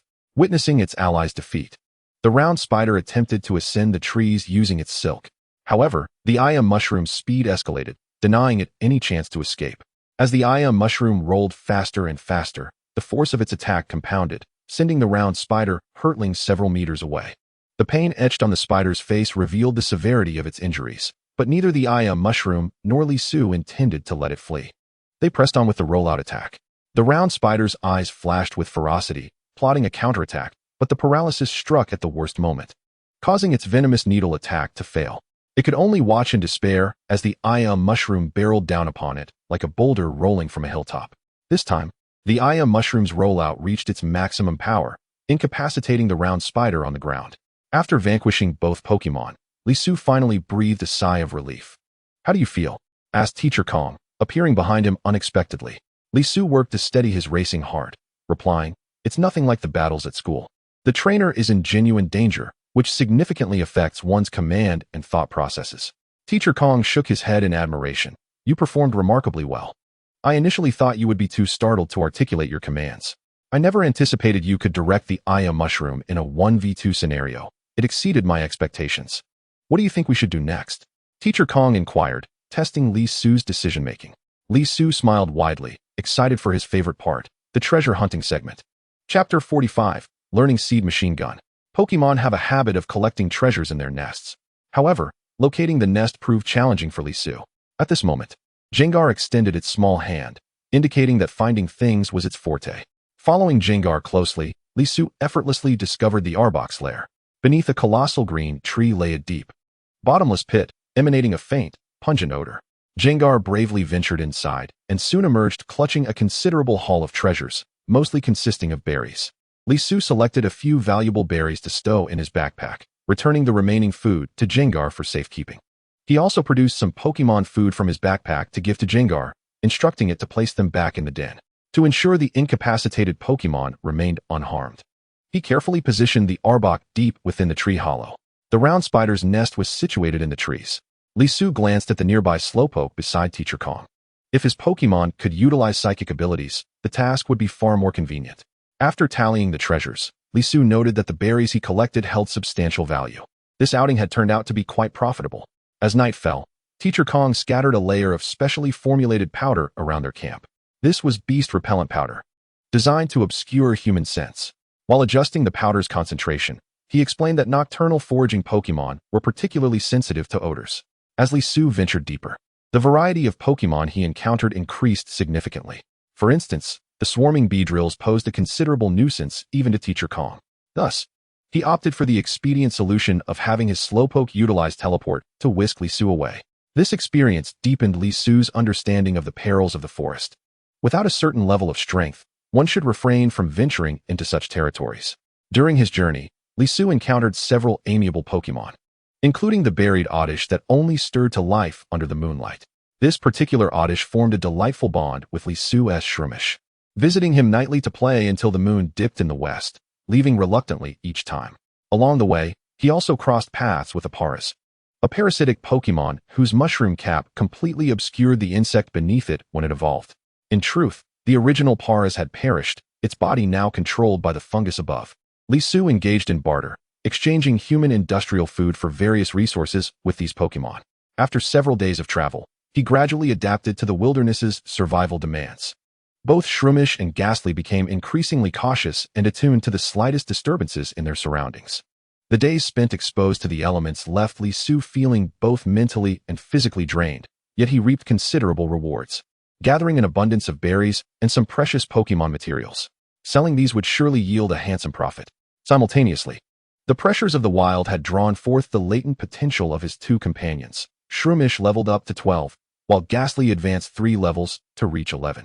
Ghastly conveyed to Li Su that it seemed to have gained insight, able to concentrate normal-type energy in its palm. Li Su immediately recognized that Ghastly might be on the verge of learning a new move, Clap Attack. When he inquired of Teacher Kong how to learn this move promptly, Kong urged him to remain patient, explaining that some moves are learned naturally with the Pokemon's level progression. Next, he intended to teach Shroomish the move Seed Bomb. In his view, after several days of rigorous training, Shroomish had significantly improved its strength and mastery over its energy, reaching the threshold required to utilize Seed Bomb. He released another Pokemon, Snorlax, whose rotund body was enveloped in a layer of armor, with short limbs and a pointed tail. Its forehead boasted 3 tufts of fluff and a nose reminiscent of a hedgehog, exuding a charming allure. Snorlax assumed the role of a diligent instructor, guiding Shroomish through the process of learning Seed Bomb by demonstration. Aiming at a tree, Snorlax unleashed a barrage of seeds, 3 in quick succession, striking the trunk with precision. Even with a restrained effort, the tree sustained a significant dent, causing the birds perched upon it to flee in fright. After elucidating the technique's nuances, Snorlax encouraged Shroomish to attempt it. Observing Shroomish's earnest efforts, it initially managed to release only a single green seed, which fell to the ground before reaching the tree. Lacking the necessary vigor, the stark contrast to Snorlax's performance did not dishearten Shroomish. Instead, it resolved to practice diligently. Teacher Kong, witnessing Shroomish's unwavering commitment to training and its visible progress, couldn't help but remark, "Your Shroomish possesses remarkable talent. You must not squander it." He then produced a notebook from his pocket, stating, "This contains my insights on cultivating grass-type Pokemon during your developmental stage. Consider it for reference." Upon receiving the notebook, Li Su gave it a cursory glance and immediately grasped its value, bowing deeply in gratitude. Teacher Kong waved his hand dismissively, insisting it was unnecessary. Deep down, he felt a bond with Li Su that transcended the typical teacher-student relationship, resembling the ancient ties of mentor and disciple. He harbored aspirations of nurturing Li Su as a protege, feeling a sense of satisfaction at the thought of his future success. However, being relatively youthful himself, he had no intentions of formally taking on a disciple. Subsequently, Teacher Kong guided Li Su through the training process. Snorlax adeptly identified Shroomish's mistakes in using Seed Bomb. Shroomish, displaying commendable intelligence, promptly corrected its errors upon recognizing them, avoiding repetition. When the discussion turned to Shroomish's rapid acquisition of skills, Teacher Kong transformed from a composed educator into an impassioned researcher, eagerly observing Shroomish as if he yearned to dissect its cap to uncover its secrets. This stark contrast in demeanor rendered Li Su, who stood by, quite uneasy. It was evident that Teacher Kong possessed a fervent side when it came to Pokemon research.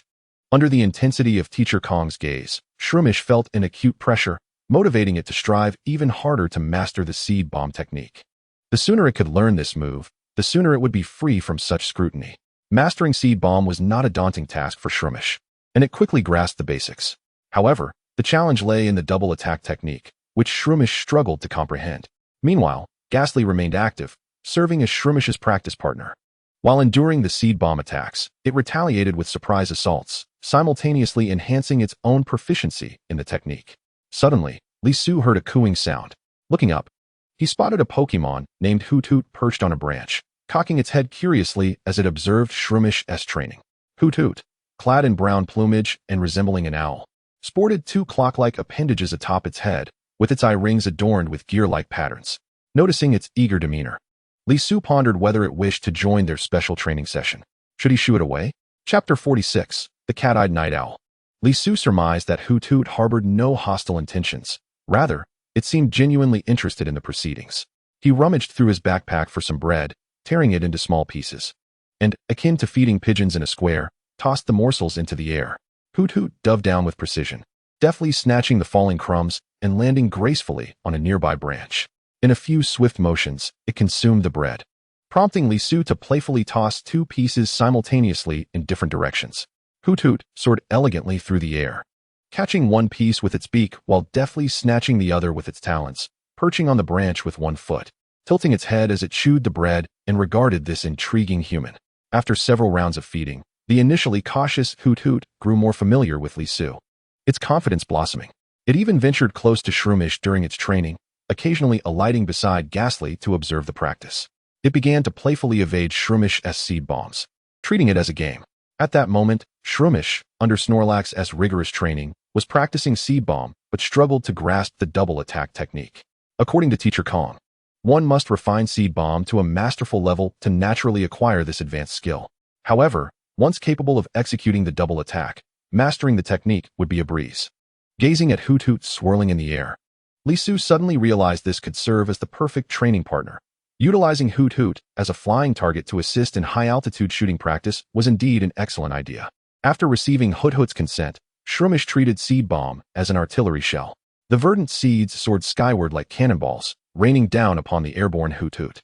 Hoot Hoot joyfully darted through the barrage, its wings nearly brushing against the splattering seeds. Teacher Kong had a conversation with Li Su, suggesting that Gugu was likely still in its novice stage.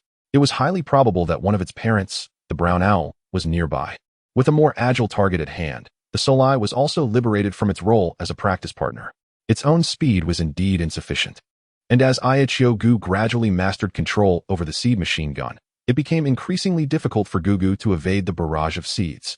However, the Solai could still hone Gu's resistance to interference through its ambush skills. Gugu's flight speed was quite rapid, making it exceedingly challenging for the seed machine gun to strike it, igniting Gu's competitive spirit. Its small face puffed up as it expelled seeds from its mouth, launching them toward Gugu high in the sky. Initially, Gugu managed to dodge all of Gu's seeds with ease. Yet, as Gu gradually grasped the essentials of a double shot, Gugu soon found evasion increasingly strenuous. Suddenly, Gu had a moment of inspiration and unleashed its double shot secret technique, sending a total of 6 seeds hurtling toward Gugu. After executing the skill, Gu felt fatigued and was subsequently captured by Li Su into a pokeball. Faced with the increased number of seed attacks, Gugu had no time to evade. Just as one seed was about to strike, a white wall appeared around Gugu. Simultaneously, a shadow loomed overhead as a brown owl swooped down to Gugu's side. This brown owl, with its brown feathers and trident-like eyebrows, bore an inverted triangular pattern on its body. It was significantly larger than Gugu, resembling its mother.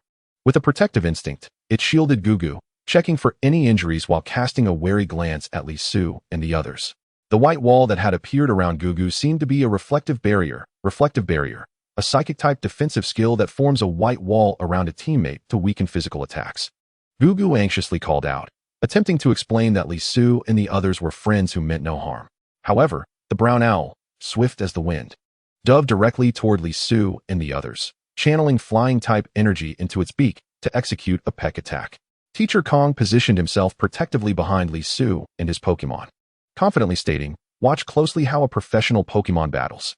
The dull-shell beast employed the psychic skill, although its expression remained adorably vacant. An invisible wave of psychic energy radiated outward, immobilizing the diving brown owl. Seeing its close-range attack plan thwarted, the brown owl, undeterred, unleashed an air slash. Flapping its wings, it sent forth blades of air. Teacher Kong and the dull-shell beast's expressions became slightly more serious. Dull-shell beast, let us awaken its senses a bit. Use water pulse. A water sphere coalesced before the dull-shell beast, growing larger until it resembled a watermelon. Upon colliding with the brown owl's air blades, water splashed everywhere. Li Su hurriedly retreated with the Solai to avoid becoming a drenched mess. Meanwhile, the dull-shell beast formed a psychic wall around Teacher Kong, successfully shielding them from the spray. Its graceful demeanor deepened Li Su's envy, fueling his desire to acquire a psychic-type Pokémon. The power of the dull-shell beast's water pulse clearly surpassed that of the brown owl's air slash. The dispersed water primarily drenched the airborne brown owl, rendering it a soggy creature. At this moment, the brown owl, having been momentarily thwarted in its attack, began to calm down and was able to communicate normally. Gugu immediately flew closer, circling around the brown owl and chirping insistently, conveying that it was merely playing a game with a new friend. Realizing the misunderstanding, the brown owl gracefully landed, shook off the water, and began chirping at Li Su and the others. After listening intently for a while, Li Su remarked to Teacher Kong, "It is apologizing to us for its earlier aggression." Teacher Kong, somewhat astonished, inquired, "You can understand what other Pokémon express?" Li Su found this surprising, thinking that Pokémon trainers should inherently understand the intentions of other Pokémon. How else could they command them? Teacher Kong shook his head. A trainer can only gradually comprehend their own Pokémon's meanings through prolonged companionship. For unfamiliar Pokémon, they cannot grasp their expressions. Of course, some psychic-type Pokémon can translate the languages of other Pokémon to their trainers through mental prowess. Upon learning of Li Su's linguistic talent, Teacher Kong regarded him with even greater esteem. With a knack for nurturing Pokémon, strong training abilities, a humble demeanor, and the capacity to comprehend Pokémon languages, Li Su appeared to be a natural-born Pokémon trainer and researcher. Li Su addressed the brown owl, since it was merely a misunderstanding. Let us consider it as if nothing happened. Please take Gugu with you. Unexpectedly, the brown owl was quite obstinate, and Gugu continued to chirp incessantly, expressing its regret for the misunderstanding and requesting compensation from Li Su and the others. Li Su pondered for a moment. In truth, the conflict had caused minimal damage to either party, and thus he proposed, in that case, why not take my 2 Pokémon for a flight around the skies? They have yet to experience the sensation of flying. He added, and perhaps you could exchange some Pokémon resources with me. Truthfully, Li Su himself wished to ride the brown owl, but the creature's size suggested it might not be able to carry him. Thus, Gu and the Soul Eye would have to take his place in the air. Chapter 47, An Unexpected Enlightenment. Li Su lifted Gu and placed it on the brown owl's back. He then secured Gu with a strap, muttering to himself, when I finally capture a flying-type Pokémon, it must be a larger one capable of carrying me. Perhaps due to the elevation, Gu trembled incessantly. Its short arms clung tightly to the brown owl's back, with its mycelium quivering in the wind, fastened around the brown owl's belly. The brown owl shook its feathers in annoyance, squawking that the binding was too tight and uncomfortable. Gu, feeling embarrassed, loosened its grip slightly. Li Su shook his head and chuckled, surprised that the fearless Gu exhibited a touch of acrophobia, a trait inherent to grass-type Pokémon. Teacher Kong adjusted his glasses, noting that the roots must connect with the ground to attain a sense of security. Gu gazed at Li Su with pleading eyes, seemingly saying, please. I don't want to play anymore, just let me down. Li Su felt a pang of sympathy, contemplating letting Gu descend, but resolutely turned away, thinking, it must be overcome. He simultaneously recognized the duality of parental feelings, both a desire to protect and a hope for resilience. The brown owl called out, flapped its wings, and soared into the clouds, accompanied by Gu's shrill cries. Watching the brown owl's retreating figure, Li Su instinctively clenched his fists, unable to suppress his concern. The Soul Eye shivered beside him, realizing it would soon be its turn. While Li Su claimed he was taking them for a playful ride, it felt more like they were the ones being played with. In truth, the situation was not as perilous as they imagined. Teacher Kong's dull-shell beast had been maintaining a psychic lock on the brown owl, ensuring that theoretically, no issues would arise. After circling around, the Noctowl gracefully descended. How delightful! The returning Mushroom excitedly clapped its tiny hands, the previous fear replaced by a sense of wonder. The soul-entrapping eye, still skeptical, gently patted Mushroom's small face, confirming that it was not lying. There truly was such a thrilling experience. Relieved by Mushroom's affirmation, the soul-entrapping eye sighed and instructed Li Su to secure it to the back of the Noctowl. As a pilot, the Noctowl this time demonstrated even greater proficiency, gliding over the treetops with its new passenger before vanishing once more. I want to go again. Mushroom dashed to Li Su's side, tugging at his pant leg and mimicking the flying posture. Li Su picked him up and inquired thoughtfully, do you truly relish the sensation of flight? Mushroom nodded earnestly. Li Su couldn't resist teasing, who was the one crying and begging just a moment ago. The little creature's face flushed crimson as it turned away, curling up in embarrassment. By this time, everyone was feeling quite hungry, and Teacher Kong decided to start a fire for cooking. Meanwhile, Li Su continued to entertain Mushroom. However, as time passed, Li Su sensed something was amiss. Why had the Noctowl not yet returned with the soul-entrapping eye? He approached the slumbering Dika beast, resting beneath a tree, and attempted to rouse it, only to be repelled by a wave of psychic energy. The Dika beast awoke and Li Su asked, what is the status of the Noctowl and the soul-entrapping eye? The Dika beast squinted, focusing its psychic sense, and the expressions of both the Noctowl and the soul-entrapping eye grew serious. Simultaneously, it communicated with Teacher Kong, who immediately set aside her task, extinguishing the flames and rushing over to Li Su. The soul-entrapping eye and the Noctowl are in trouble. They are being attacked by a Chatot. Hold on to my clothes. We will teleport to assist them. In a flash of white light, Li Su felt a sudden weightlessness before landing abruptly on the ground. Yet, he had no time to worry about himself. He scanned the sky through the trees for the soul-entrapping eye. He spotted the Noctowl, carrying the soul-entrapping eye, evading the Chatot's attacks. The Noctowl could have easily escaped the Chatot's pursuit thanks to its speed and agility. However, the burden of the soul-entrapping eye on its back hindered its velocity and maneuverability. Just as Li Su was about to call for Teacher Kong's help, she raised her hand to stop him. Teacher Kong pointed towards the soul-entrapping eye's direction. A trainer must always remain calm and observe what your Pokemon is doing. Taking a deep breath, Li Su noticed that the soul-entrapping eye was intently focused on its own hands. A white light swirled in its palms, gradually coalescing into a translucent orb. As the orb expanded, it transformed into a thin barrier, enveloping both the Noctowl and itself. The Chattit's peck collided with the barrier. Its power significantly diminished. Isn't that the reflective wall? Li Su marveled at the scene, recalling that the Noctowl had only used this technique when protecting its young. Teacher Kong's glasses glinted as she exclaimed, "The awakening of skills in the heat of battle is simply astounding. I never expected your soul-entrapping eye to possess such remarkable comprehension, surpassing my expectations." Meanwhile, she directed the Daika beast to take action. The Daika beast emitted a low, apologetic sound, realizing that its earlier slumber had allowed the Noctowl and the soul-entrapping eye to be attacked.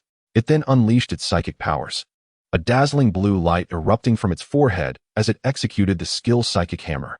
In midair, the previously arrogant Chattit seemed to be struck by an invisible force, screeching as it plummeted into the foliage. Just before it hit the ground, the psychic force gently cushioned its fall, preventing a fatal impact. The Noctowl, spotting its savior, flew over with the soul-entrapping eye on its back, gazing at the endearingly dazed Daika beast with awe. It suddenly realized that the Daika beast had been holding back during their earlier battle. It was clear that it was weaker than the Chattit and couldn't even endure a single round against the Daika beast. Li Su hurriedly loosened the bag and gently cradled the soul-entrapping eye. "Let us try again. Use reflective wall." Teacher Kong eagerly pulled out her notebook, her gaze fixed intently on the soul-entrapping eye. The soul-entrapping eye, its gemstone eyes reddening with effort, found itself unable to summon the barrier once more. Embarrassed, it scratched its head and looked innocently at Li Su. Li Su smiled reassuringly at the soul-entrapping eye. "It's all right. You've done your best." He then turned to examine its minor scrapes. Teacher Kong, somewhat disappointed, sighed. "Indeed, while your soul-entrapping eye possesses exceptional understanding, it is simply impossible to learn the reflective wall just by observing another Pokemon use it once." Li Su, however, was not disheartened. As long as the soul-entrapping eye was safe, he felt reassured. Furthermore, the soul-entrapping eye had successfully executed the reflective wall once already. Perhaps with a bit more practice, the soul-entrapping eye could master it. Teacher Kong wholeheartedly agreed with Li Su's sentiments. "Li Su, you must continually monitor the training progress of the soul-entrapping eye. If possible, please compile a training report for me as a reference." A gentle breeze rustled through the treetops, and the soul-entrapping eye's claws briefly glimmered with an imperceptible glow that went unnoticed by everyone. Chapter 48, Return. As the last rays of sunset dipped below the horizon, the sensation of shoes on asphalt filled Li Su with contentment. This journey could be deemed a resounding success. Shiitake Mushroom had learned Seed Bomb and successfully acquired the double-hit technique. The soul-entrapping eye had also become increasingly adept at executing ambush skills. With ample time available, Li Su had allowed the soul-entrapping eye to practice the feint technique. Its unexpected grasp of the reflective wall brought Li Su immense joy. Most importantly, after this intensive outdoor training, both Shiitake Mushroom and the soul-entrapping eye had significantly enhanced their vigilance and combat capabilities. Now, when facing Pokemon of similar levels, they could easily dominate the competition. Li Su's backpack was brimming with resources, berries, and other spoils collected along the way, all waiting to be exchanged for energy cubes and other useful supplies upon returning to the city. After several days of navigating through the forest, Li Su felt as though he had transformed into a wild man, his body covered in grass and mud. Even his mother, taken aback upon opening the door, stepped back in surprise, exclaiming, "Oh my, I thought a mud doll had wandered in. Hurry, go wash up." In contrast, Shiitake Mushroom had thrived in the woods, joyfully running about with the soul-entrapping eye after their training ended. When peeking out from the backpack, his mother immediately recognized the little creature that loved to sneak into the kitchen. Compared to Li Su's disheveled appearance, Teacher Kong appeared much more composed, thanks to the convenience provided by the Daika beast's psychic abilities. In the misty warmth of the bathroom, Li Su let out a satisfied sigh, feeling rejuvenated. The soul-entrapping eye was poking at a floating rubber duck with its claws, while Shiitake Mushroom lay back in the water, utterly content. It seemed to have absorbed quite a bit of water, puffing up noticeably. Li Su also picked up a brush and gently stroked the head of Shiitake Mushroom a couple of times. When Shiitake Mushroom turned its head, he quickly placed the brush into the hands of the bewildered soul-entrapping eye. Shiitake Mushroom immediately pounced in front of the soul-entrapping eye, and the two little ones began to frolic together. Li Su savored the warmth of the water, watching the two play. This was the essence of home. In the forest, he had been inevitably filled with anxiety, entrusting his life to the two small creatures before him. Now that he had returned to the city, he realized just how precious a safe environment truly was. After finishing his shower and drying his damp hair, he opened his phone, and the flurry of 99 message notifications sent a jolt through his fingers. Without signal in the woods, the messages had accumulated. Li Su opened his video to find that his footage of commanding the soul-entrapping eye in battle against Zhao Laosan had gained a bit of popularity, racking up 40,000 views, along with over 80 comments. For Li Su, who was venturing into video creation for the first time, this achievement was quite commendable. In the comments section of the video, some inquired, "What Pokemon is this? How could it defeat opponents in their novice phase during its infancy? What training methods were employed?" Li Su typed a response, "I picked it up from the night market. Just a casual practice."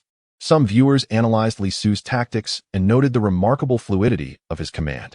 Such commanding ability seemed beyond the reach of an ordinary high school student. Others assessed the attributes of Spiritomb, a combination of dark and ghost types, which proved to be quite advantageous, with only powerful fairy types posing a threat. Many fans below cheered for Spiritomb, eagerly anticipating more battle videos from Li Su. Li Su handed his phone to Spiritomb, who gently tapped the screen with its claw, observing its battle highlights. He even read the fans' comments aloud to it. With a smile, Li Su poked the red gem on its forehead, saying, "You now have your own fan club." Spiritomb bashfully scratched its head, indicating that it hadn't exerted much effort and had merely followed Li Su's commands to achieve victory. Nevertheless, Li Su praised Spiritomb, acknowledging that without its diligent training, his tactical prowess would be of little use. Upon accessing the creator's backend, Li Su discovered that a single video had yielded him a profit of $50. While this was not comparable to the money he had earned during his recent outing, the steady and secure income from content creation had begun to take root in his mind. Subsequently, Li Su resolved to return to the Electric Dragon Gym in a few days for more battles. Winning not only meant earning points, but also generating income through video uploads. Li Su shared the news of his video earnings with his mother, who expressed joy over the financial gain from his videos. She affectionately patted both the Shroomish and Spiritomb on their heads, saying, "I may not understand much about new media, but since you have generated income, continue to work hard. And you too, you are truly remarkable. Take a break, a grand feast awaits you soon." The two little creatures, flattered by their mother's praise, appeared exceedingly happy. Suddenly, a soft thud echoed at Li Su's feet as a puffed-up Jigglypuff tugged at his pant leg with its tiny hands, squeaking adorably, eager to join him in battle. Faced with this little one who seemed to do little else but eat, sleep, and be charming, Li Su could only raise his hands in exasperation. Bringing you into the fray might just result in an instant defeat. Before he could finish, the agitated Jigglypuff lunged at him, only for him to sidestep effortlessly. Li Su opened his messaging app to check for any notifications. Suddenly, he noticed a familiar profile picture. It was Qian Siyuan. Why had he sent several messages? Inquiring if Li Su was available. Li Su typed back, "Sorry, I've been out of network these past few days and just saw your messages." Qian Siyuan replied. It turned out that 2 days prior, Zhao Renan had employed the kite-flying strategy that Li Su had taught him to exhaustingly defeat Qian Siyuan's Macamp. Moreover, the loquacious Zhao Renan had disclosed to Qian Siyuan that Li Su had guided him. Lying in bed, Qian Siyuan felt increasingly frustrated. How could Zhao Renan, who had previously lagged behind him, now be surpassing him? He could request a training regimen from Li Su, just as Zhao Renan had done.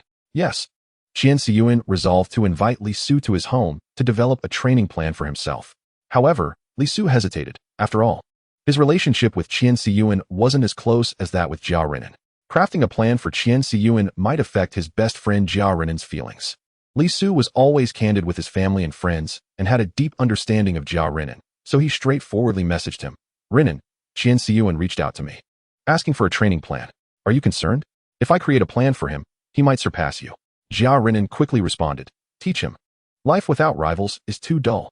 Li Su felt a mischievous urge and messaged back, "Do you think if you feel invincible, you should challenge my Shroomish or Spiritomb for some practice?"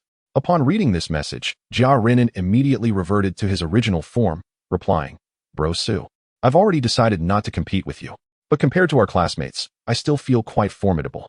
With Zhao Renan's approval, Li Su agreed to Qian Siyuan's request and scheduled a visit to his home for guidance. However, he pondered whether it might be awkward if Qian Siyuan's father were home during his visit. Chapter 49, Correcting the Macamp. The following morning, Li Su, accompanied by his two little companions, visited Qian Siyuan's home. Confirming he had the correct address, Li Su knocked on the door. When it opened, Qian Siyuan stood there wearing yellow rubber gloves speckled with foam, his gray sweatshirt adorned with bits of debris, and in his right hand, he held an empty beer bottle. Leaving Li Su momentarily stunned, Li Su scratched his face and asked, "Am I arriving at an inconvenient time?" Qian Siyuan shook his head. "Not at all, come in." He led Li Su into the room. Though the initial tidying had been done, it still appeared somewhat chaotic. Several pieces of unput-away clothing were strewn across the sofa. A wrinkled tie draped over a chair, and in one corner, an open suitcase gaped, revealing a shirt that had not been folded. The crooked shoes by the entrance and scattered takeout bags silently narrated the everyday life of two men. Noticing Li Su's gaze scrutinizing the room, Qian Siyuan blushed slightly. Li Su hadn't expected Qian Siyuan, who appeared so composed, to have such a disheveled home. However, it was understandable. Qian Siyuan's parents had divorced when he was still in middle school. Perhaps cleanliness had been neglected, accumulating to this day. In stark contrast, the Ma camp on the balcony seemed to inhabit another realm, lifting dumbbells with its bandaged arms, sweat dripping from its face. Qian Siyuan suggested they move to his room, as the living room was indeed too messy for hosting guests. As he spoke, he grabbed a garbage bag and headed downstairs to dispose of it.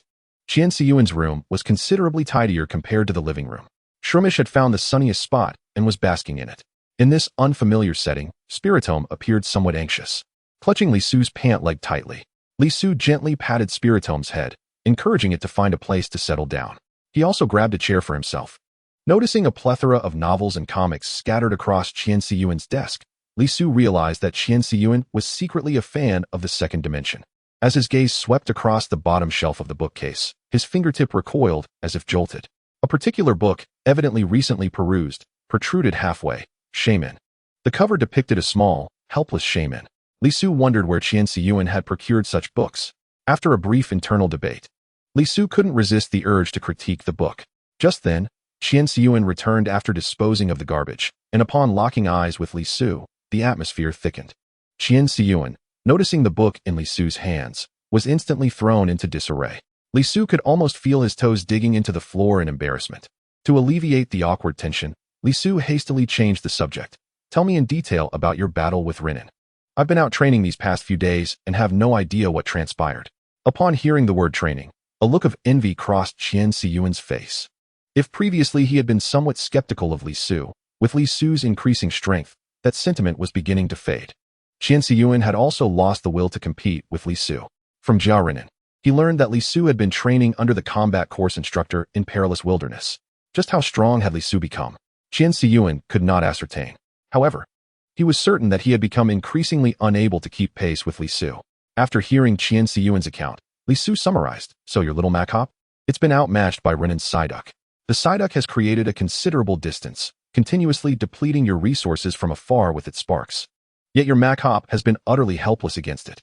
Qian Siyuan nodded, acknowledging that he had encountered such situations on multiple occasions. Standing on the ground, the Psyduck was relatively manageable. As long as Macop could find an opportunity to close the distance, it could leverage its expertise in close combat to triumph. The most vexing adversaries were the flying types like Swablu, which were virtually untouchable. Moreover, flying type moves inflicted tremendous damage on fighting type Macop. Listening to Qian Siyuan's narrative, Li Su immediately sensed something amiss. Although single-type Pokemon often possessed weaker offensive capabilities, it was entirely normal for a pure fighting type like Macop to struggle against a flying type. However, these Pokemon typically trained supplementary moves of other types to compensate for such shortcomings. He recalled that Macop had previously utilized rock-type moves. Throughout their conversation, Li Su discerned Qian Siyuan's clear vision for Macop, a melee warrior. The strategy was to find openings and engage opponents closely, employing fighting moves to secure victory. Li Su nodded in agreement with Qian Siyuan's plan, but then posed a question. Isn't Macop capable of using the rock-type move Rock Slide to strike at the airborne flying types? This move is particularly effective against them and would counter the fire-type Psyduck. Why haven't you practiced it? Qian Siyuan awkwardly scratched his nose and replied, "My Macop might have been influenced by my father's steelix, becoming excessively obsessed with fighting-type moves. It looks down upon practicing rock-type moves like Rock Slide." He sighed as he gazed at Macop, who was tirelessly training on the balcony. The one most affected by the defeat to Psyduck was Macop itself. Hence, even if I encouraged it to use Rock Slide during battles, it would do so reluctantly. Moreover, its execution of Rock Slide was far from proficient, often resulting in misses. This created a vicious cycle. The poorer its performance with Rock Slide, the less it wanted to practice. The less it practiced, the worse it became. In truth, Lisu himself found Rock-type moves rather perplexing. Skills with slightly higher power often had low accuracy. He particularly noted the high-power move Stone Edge, which frequently resulted in frustrating misses, rendering Tyranitar akin to a notorious actor like Heatran. At that moment, Lisu began to understand Qian Siyuan's predicament.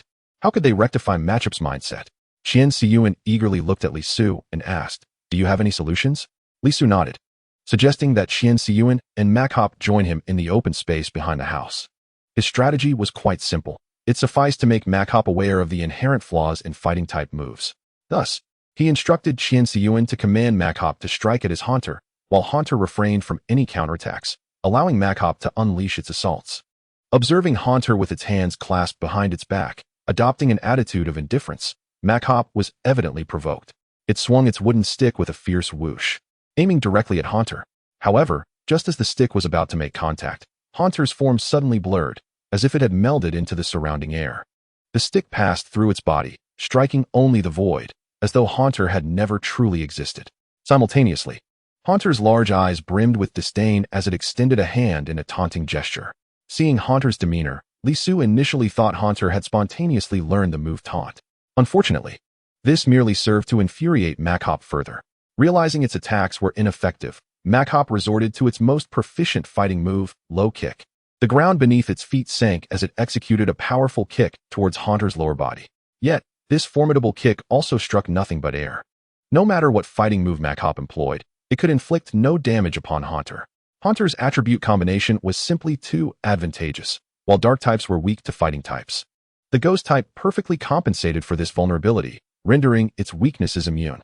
In the face of Machop, Haunter was an insurmountable foe. Each attack was utterly futile, leading Machop to doubt its own capabilities, causing its strikes to grow increasingly feeble. Seeing the opportune moment, Lisu quickly signaled to Qian Siyuan. Promptly, Qian Siyuan directed Machop to utilize Rock Slide. At this point, Machop was engulfed in confusion, instinctively executing the move. Concentrating Rock-type energy, it conjured two fist-sized boulders and hurled them at the stationary Haunter. This nearly missed Haunter, forcing it to subtly shift, using its face to absorb the attack and feigning unconsciousness on the ground. Out of Machop's line of sight, Haunter stealthily extended two fingers towards Lisu, signaling that it intended to pilfer 2 extra ribs from Li Ma's dinner that evening. Lisu found this amusing, as he knew that Li Ma's ribs were more than sufficient. Yet, Haunter seemed to relish taking them from his bowl, as if they became more delectable after passing through his hands. Realizing Haunter had lost its combat effectiveness, Machop stared incredulously at its own hands. The Rock-type attack it had previously scorned had managed to defeat a foe it had previously struggled against with all its might. In truth, Lisu also harbored disdain for Rock-type moves, yet Machop had no alternatives. Seizing the moment, Qian Siyuan encouraged, "Machop, do you understand? From the recent battle, you have felt the inherent flaws in fighting-type moves.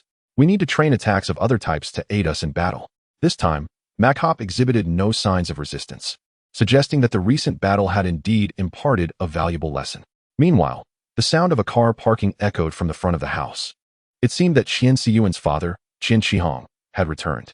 Chapter 50, A Rematch with Steelix. Upon seeing Qian Siyuan's father return, Lisu awkwardly stood up, eager to leave. Ever since winning the double battle against Qin Shihong, he felt rather uncomfortable meeting him again. "Siyuan, have you made dinner?" Qian Shihong tossed his keychain onto the entrance cabinet. Reclining in the sofa with an air of relaxation, Qian Siyuan glanced at his watch, realizing that he had been so focused on training Machop that he had entirely forgotten to prepare a meal. He hurriedly guided Lisu from the backyard back to the living room. Seeing Lisu as a guest in his home, Qian Shihong paused for a moment before stating, "Oh, it's little Su. In that case, we needn't eat at home. Let us go out for a meal together." "Hello, Uncle Qian," Lisu greeted, extending his hand towards Qian Shihong.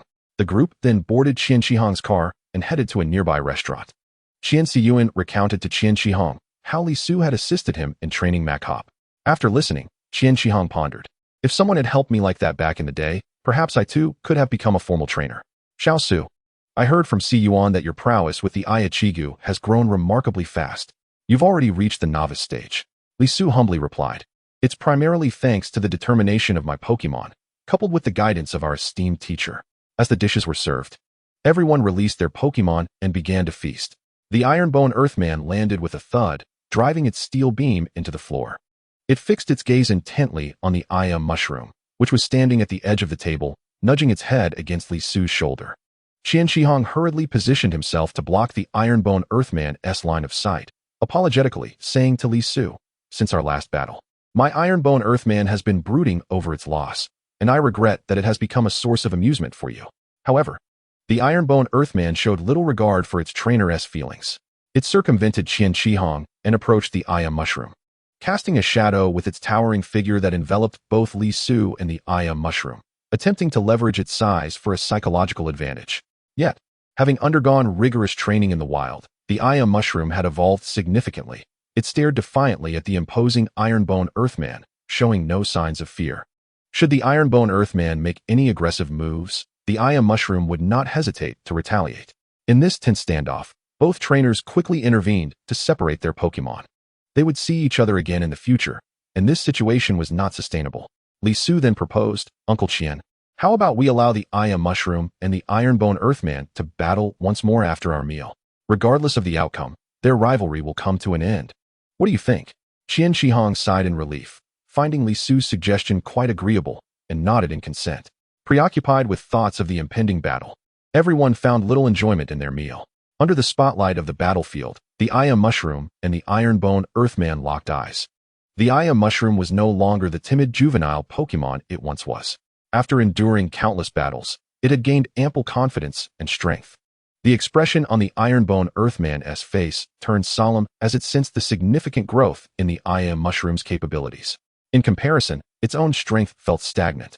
Following this battle, it would likely find itself looking up at its opponent. This might be the last opportunity for it to redeem itself. Behind the Mushroom, Li Su wore a serious expression. Although his personal relationship with Qian Siyuan and his son had improved, the battle remained a battle. He would not hold back on the battlefield, confident that Qian Shihong would share his sentiment. The audience murmured in anticipation, their attention drawn to the stark contrast between the diminutive Mushroom and the robust Ironbone Earthman, reminiscent of a Beauty and the Beast scenario. As the battle signal illuminated, the contest commenced. The Ironbone Earthman charged eagerly towards the Mushroom, its steel beam slicing through the air. Li Su intended to seize the moment before the clash to allow the Mushroom to grow. Through consistent training, the Mushroom had learned to retreat while simultaneously channeling its energy for growth. As it backed away, its umbrella cap expanded with each passing second. When the Ironbone Earthman closed the distance to within 5 meters of the Mushroom, its growth was complete. Qian Siyuan, observing from the sidelines, remarked, "The speed of its growth is vastly improved compared to before." Now, having completed its growth, the Mushroom had increased in size significantly. The Ironbone Earthman sought to close in, eager to engage in the close combat it was most familiar with. However, Li Su denied it the opportunity, commanding, Mushroom, use seed machine gun." 3 verdant seeds erupted from the Mushroom's mouth, hurtling towards the Ironbone Earthman's face. The Ironbone Earthman quickly raised its steel beam in defense. The first 2 seeds struck the beam, producing sparks, while the third found its mark on the Ironbone Earthman's right shoulder. Staggering back in pain, the Ironbone Earthman's advance was thwarted. Li Su confirmed the potency of the Mushroom's seed machine gun and began to dictate the battle's tempo. He commanded, Mushroom, use Mega Drain." A familiar green light emanated from the Ironbone Earthman's forehead, siphoning away a substantial amount of its vitality. "Keep charging," Qian Shihong ordered. The Ironbone Earthman, gripping its steel beam, attempted to push forward, but the trio of emerald seeds arced through the air, forcing it to retreat a step. Li Su sensed the unfolding situation and mused, "Is this not akin to Plants vs. Zombies?" The Ironbone Earthman, huddled behind the steel beam, gasped for breath. Yet did it truly believe it was safe in its hiding spot? The Mushroom unleashed another Mega Drain, the emerald vitality flowing effortlessly past the steel barrier, draining the Ironbone Earthman, feeling a familiar wave of weakness wash over it, akin to the suffocating experience of drowning. The Ironbone Earthman began to regret its decision to continue battling. It recognized that its raw strength was inferior to that of the Mushroom, and persisting was merely self-inflicted torment. Yet, its pride forbade it from conceding. It could only rely on its weapon for support. Qian Shihong's expression reflected his growing frustration. As he continuously fed Li Su negative energy, becoming increasingly numbed by the experience. On the other hand, Li Su found a certain enjoyment in the battle. It felt familiar, reminiscent of the joy of combat, where both opponents could revel in the experience. Unfortunately for the Ironbone Earthman, its perseverance trait prevented the Mushroom from utilizing Stun Spore. If the opponent's Pokemon were to be paralyzed, the subsequent onslaught of Seed Machine Gun and Mega Drain would become even more excruciating. The Ironbone Earthman's suffering was not destined to last long, as the Mushroom's growth had augmented its special attack and physical attack, consequently amplifying the damage of its skills. When the fifth Mega Drain struck true, the Ironbone Earthman could no longer endure and succumbed, losing its fighting capability. A spectator in a gray suit at the front row adjusted his glasses, exclaiming, "Isn't that the one from the double battle?" A girl with a red ponytail seated beside him chimed in, "Back then, it still needed to hide behind the Houndoom." The astonishment of an older gentleman behind them prompted a chorus of agreement. The Mushroom had indeed grown at an astonishing rate. Previously, it required the assistance of Houndoom to stall for time and strengthen itself against the Ironbone Earthman. Now, it had effortlessly triumphed. A true testament to the passage of time and effort. Before the current Mushroom, the Ironbone Earthman could now be defeated almost effortlessly. As Li Su shook hands with Qin Shi Hong, he noticed Qin Shi Hong's left hand trembling uncontrollably. Had he not been an acquaintance, it was likely that Qin Shi Hong would have been unable to suppress his urge to strike. A chill ran down Li Su's spine as he contemplated the necessity of wearing a helmet in future battles. However, this encounter with the Ironbone Earthman had bolstered Li Su's confidence in the Mushroom's capabilities. Next, he intended to continue his challenges at the Electric Dragon Club. Chapter 51, The Blue Ink Group.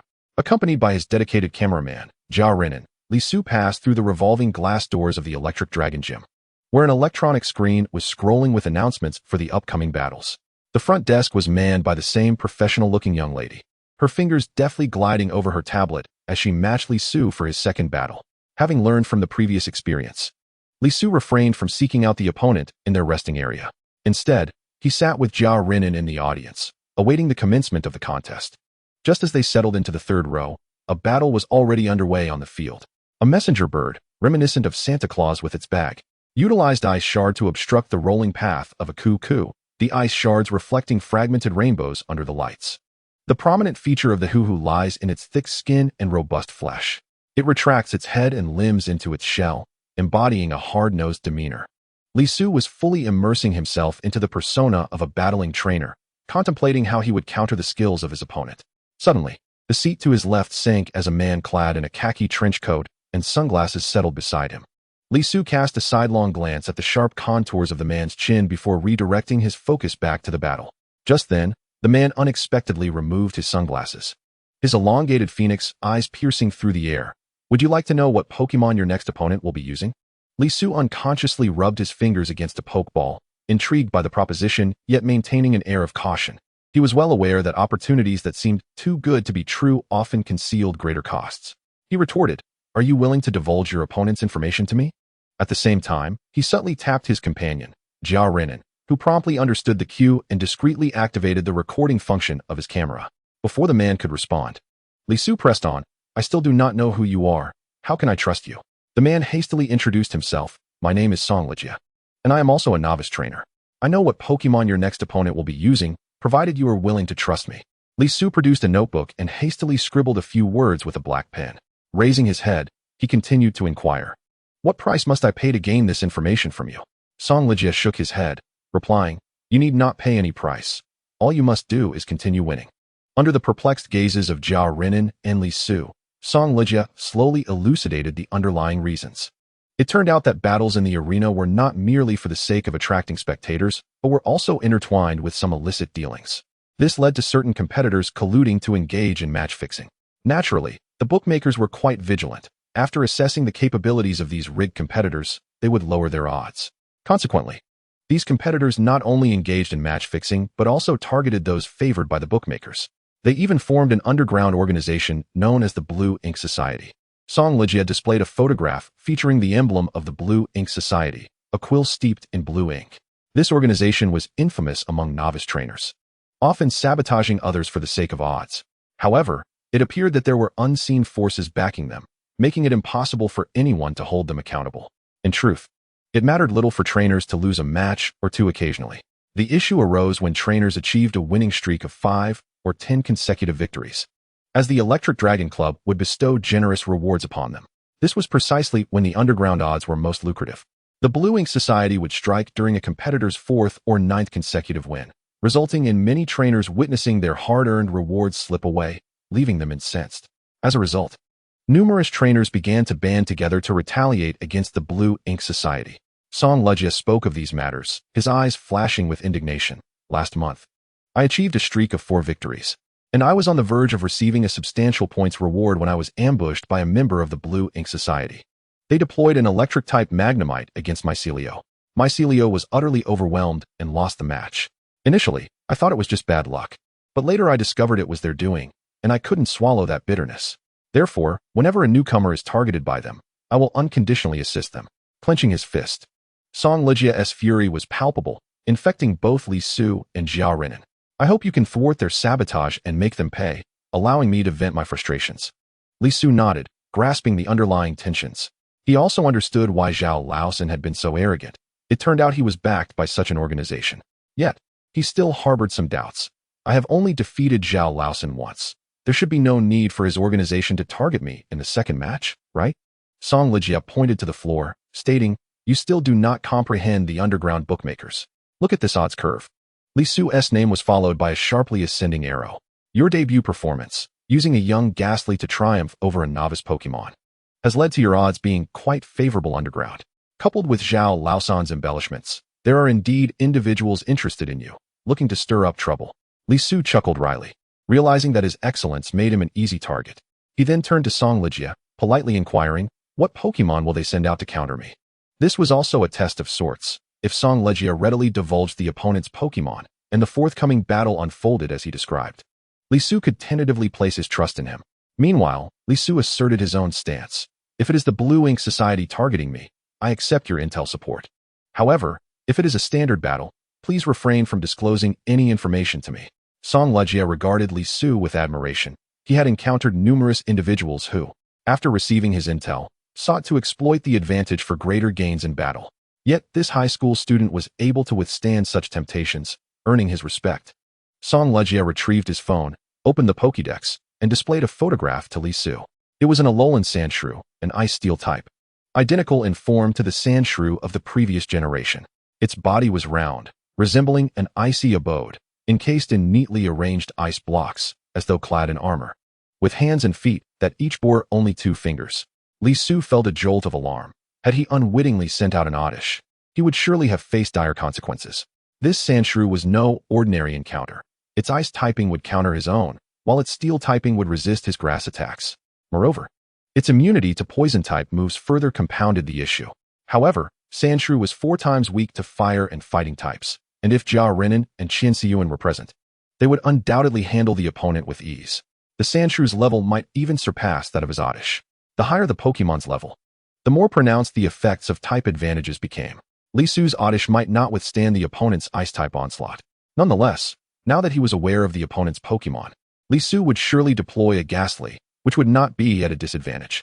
He expressed his gratitude to Song Lejia and began to research relevant information about Sandshrew, his thoughts delving into strategies for countering this formidable foe. Chapter 52, Battling Sandshrew, Part 1. Li Su fixated on the image of the Alolan Sandshrew in the Pokédex, musing to himself, "This creature has no type advantage against my Ghastly, yet the battle could prove quite challenging." What left him speechless was the Sandshrew's special attack stat. A pitiful 10 points, an absurdly low figure. Li Su couldn't help but comment, "I have never encountered a Pokémon with such a low special attack before. Even the evolved Sandlash boasts a mere 25 points.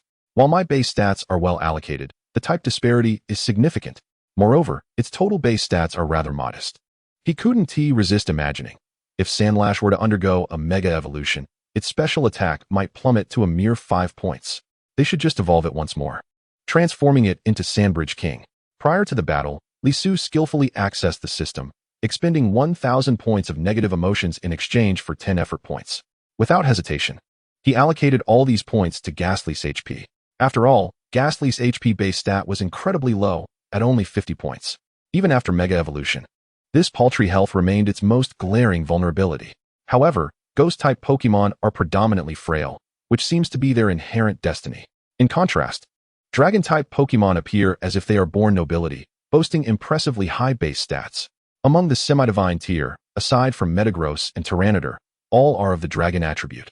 It wasn't until the emergence of the fairy type that dragons were unceremoniously cast down. For the first time, Gengar savored the sweetness of enhanced abilities. The warm currents swirling within it felt like a gentle spring breeze, utterly comforting. The next battle was due for Lisu, clad in a white coat and black trousers. He exuded an air of elegance, capturing the attention of countless spectators. Opposite him stood a 26-year-old youth, poised and ready, though not tall.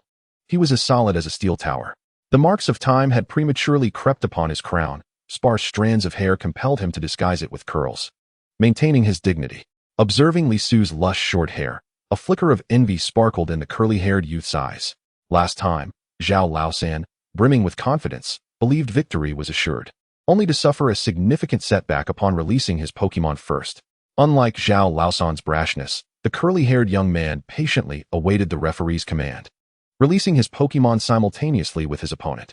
Two beams of red light sliced through the air, causing the temperature on the battlefield to plummet. As if the very air had solidified, it was the chilling aura emanating from the ice-type Sandshrew. Gengar fixated on the opposing Sandshrew, an aura of seriousness emanating from its gaze, as if it sensed an intangible pressure. Lisu felt a twinge of helplessness. Songlija had failed to inform him that this Sandshrew had reached the pinnacle of its novice phase. He estimated that the Sandshrew's level was likely nearing 18, while his Gengar remained at a mere 12. Although there was no overt type disadvantage, the 6-level gap was sufficient to thrust Gengar into a grueling battle. The curly-haired boy exhibited a momentary surprise upon seeing Lisu's Gengar, quickly masking it. Lisu astutely noted the shift in his expression, a cautionary instinct igniting within him. It appeared that his opponent had indeed come prepared, possibly with the intent of targeting him. Was there an issue with the battle system? How could a novice like him be pitted against an opponent at the peak of their novice phase right from the start? The short-haired boy's gaze bore into Lisu's eyes as he slowly spoke. It seems the information was incorrect. Your main player is indeed this Gengar. A hint of disdain curled at the corners of his mouth. Nevertheless, it matters not. Your Gengar stands no chance against my Sandshrew. I advise you to concede promptly, lest you invite humiliation upon yourself. Lisu shook his head, his demeanor calm. I've heard such words many times. Yet the victor has always been me. Today, I trust the outcome shall remain unchanged. He had anticipated further mockery from the curly-haired boy, but to his surprise, the latter merely nodded, his tone tinged with a hint of admiration. Indeed, you possess ambition, reminiscent of my own in days gone by. The curly-haired boy sighed, a note of resignation in his voice. I truly do not wish to bully you, but the incentives offered are simply too enticing for me to decline. So let us see if your prowess matches your grandiloquent words. In the audience, Jia Renan shot an accusatory glare at Songlija, his eyes brimming with reproach. Your intelligence is utterly worthless. You cannot even discern the true strength of the opponent's Pokémon. What good is knowing the type? It is of no assistance whatsoever. Songlija shrugged in resignation, his tone calm, yet laden with significance. Had I not procured this information, Lisu would have been unaware that he was facing a Sandshrew, and deploying a Shroomish would have made victory even more elusive. Moreover, if he cannot contend with such a foe, he stands no chance against the targeted strategies that follow. With the referee's command, the battle commenced in earnest. The curly-haired boy commanded without hesitation, Sandshrew, use powder snow. Sandshrew opened its mouth, releasing delicate snowflakes that instantly enveloped the battlefield in a blanket of wintry chill. The temperature plummeted, and Gengar began to shiver, its movements significantly hampered. Although Sandshrew's special attack base stat was a paltry 10, the powder snow attack itself could not inflict substantial damage to Gengar. Still, the biting cold acted as an invisible shackle, gradually eroding Gengar's speed and rendering its movements laborious. Gengar did not remain idle, under Lisu's guidance. It swiftly executed the move Shadow Sneak. The shadows beneath it writhed as if alive, coalescing into a pitch-black arrow that shot towards Sandshrew. The shadowy arrow collided with Sandshrew's icy armor, producing a series of crisp sounds, reminiscent of shattering ice crystals. However, with Sandshrew's high physical defense stat of 90, Gengar's attack merely left shallow marks on its exterior, the damage negligible. Lisu's gaze sharpened, an immediate assessment forming in his mind. This battle was destined to be a protracted tug-of-war. At that moment, the curly-haired boy sneered, issuing a loud order. Sandshrew, use rollout. Sandshrew swiftly curled into a ball, transforming into a massive ice sphere. It rolled rapidly across the ground, gaining speed, bearing down on Jengar with a chilling intensity. Li Su's Shroomish was also well-versed in the rollout technique, having practiced countless times against Jengar, and had already devised a countermeasure. Jengar reacted swiftly, its hands digging into the ground to create a deep pit, its movements as nimble as a burrowing mole. The earth it unearthed was deftly piled at the pit's edge, forming a small earthen wall. It then concealed itself at the pit's bottom, holding its breath and awaiting the opportune moment. The ice sphere, propelled by Sandshrew, hurtled towards Jengar, but soared harmlessly over due to the presence of the pit, failing to even graze Jengar's shadow. Seizing the opportunity, Jengar poked its head out, a glint of cunning flashing in its eyes. Its swiftly unleashed shadow sneaked once more, the dark shadow striking towards Sandshrew like a blade. The curly-haired boy's expression darkened. Realizing that Sandshrew's rollout had not only failed to harm Jengar, but had also disrupted his own rhythm, he hastily commanded, "Sandshrew, cease rollout," and switched to Metal Claw. Sandshrew immediately halted its rolling, its claws gleaming with a metallic sheen as it lunged towards Jengar, aiming to turn the tide with a close-range assault. Li Su's heart tightened, an ominous thought surfacing. This is bad. Sandshrew's physical defense and level are too high. Close combat is highly disadvantageous for Jengar. As Sandshrew's metallic claws gleamed coldly, poised to strike, Li Su could only shout, "Jengar, use ambush." Jengar's form was instantly enveloped in a shroud of dark energy, hurtling towards Sandshrew like a cannonball. However, Sandshrew's icy armor was as tough as iron. Upon impact, Jengar was jolted back, feeling as if it had collided with a glacier. Sandshrew showed no mercy, its metal claw crashing down upon Jengar with unrelenting force, sending it flying. Jengar hit the ground with a dull thud, and Li Su's heart sank alongside it. In an instant, the tide of battle had turned, leaving Li Su and Jengar in an absolute disadvantage. Chapter 53, The Battle Against Sandshrew, Part 2. Every heart sensed that the outcome of this battle had been predetermined as one of defeat. Jia Renan's grip on the camera trembled slightly, nearly causing him to drop it. Was Brother Su truly destined to fail? At that moment, Zhao Laosan appeared beside him, exuding a nauseating aura. Zhao Renan shot him a disdainful glare, but was compelled to suppress the impulse to shoo him away. Zhao Laosan leaned closer, a sinister smile gracing his lips as he whispered, "This is the consequence of your refusal. Just wait and see. Should he compete again, we will dispatch someone to take him down." In that moment, he would be unable to secure even a single victory. You self-important high school students are far from glamorous here. Jia Renan's complexion instantly turned ashen, a wave of nausea threatening to rise in his throat. The visage of this contemptible scoundrel was utterly revolting. On the battleground, the Ghost Eye struggled to rise from the ground. Li Su's voice reverberated throughout the arena. "Ghost Eye, hold on. Quickly use self-recovery." A verdant glow enveloped Ghost Eye, reminiscent of tender buds awakening in the spring, bursting with vitality. This emerald light gradually encased its entire being, and the gaping wounds inflicted by the Diglett were visibly healing at an astonishing pace. The Diglett's claws sparked as it sought to capitalize on its advantage. However, the earlier shadowy strikes from Ghost Eye had not been in vain. The Diglett stumbled, nearly losing its balance. As it closed in on Ghost Eye once more, the latter had successfully completed its self-recovery. Yet, the curly-haired boy remained unperturbed, a smirk of satisfaction gracing his lips as he addressed Li Su. "So it possesses a recovery skill, but it is of no consequence. Do you know how many times a novice Pokemon can use its recovery abilities? As long as my Diglett keeps attacking, your Ghost Eye is nothing but meat on the chopping block." With that, he commanded the Diglett, "Keep attacking. Don't give it a moment's respite. Use Metal Claw." Alarmed, Li Su hastily instructed Ghost Eye to retreat, attempting to deplete the opponent's energy with shadowy strikes. However, the icy snow that the Diglett had previously unleashed began to take effect, slowing Ghost Eye's movements. It was like a butterfly trapped in an icy abyss, struggling yet unable to escape. Seizing the opportunity, the Diglett closed in rapidly, its metal claw glinting menacingly, prepared to deliver a devastating blow to Ghost Eye. At that moment, Ghost Eye resembled a lost bird, engulfed in confusion and anxiety, uncertain of how to confront the imminent peril. Just when the situation seemed dire, Li Su's voice pierced through the haze like a beacon in the darkness. "Believe in yourself. Use Reflect Wall." This phrase acted as a potent stimulant for Ghost Eye. Taking a deep breath, it cast aside all distractions, focusing solely on Li Su's words. In that instant, it recalled the time when it was shielded by the Night Owl, yearning for victory and the end of suffering. Energy, akin to psychic power, began to coalesce in its hands, shimmering like morning dew.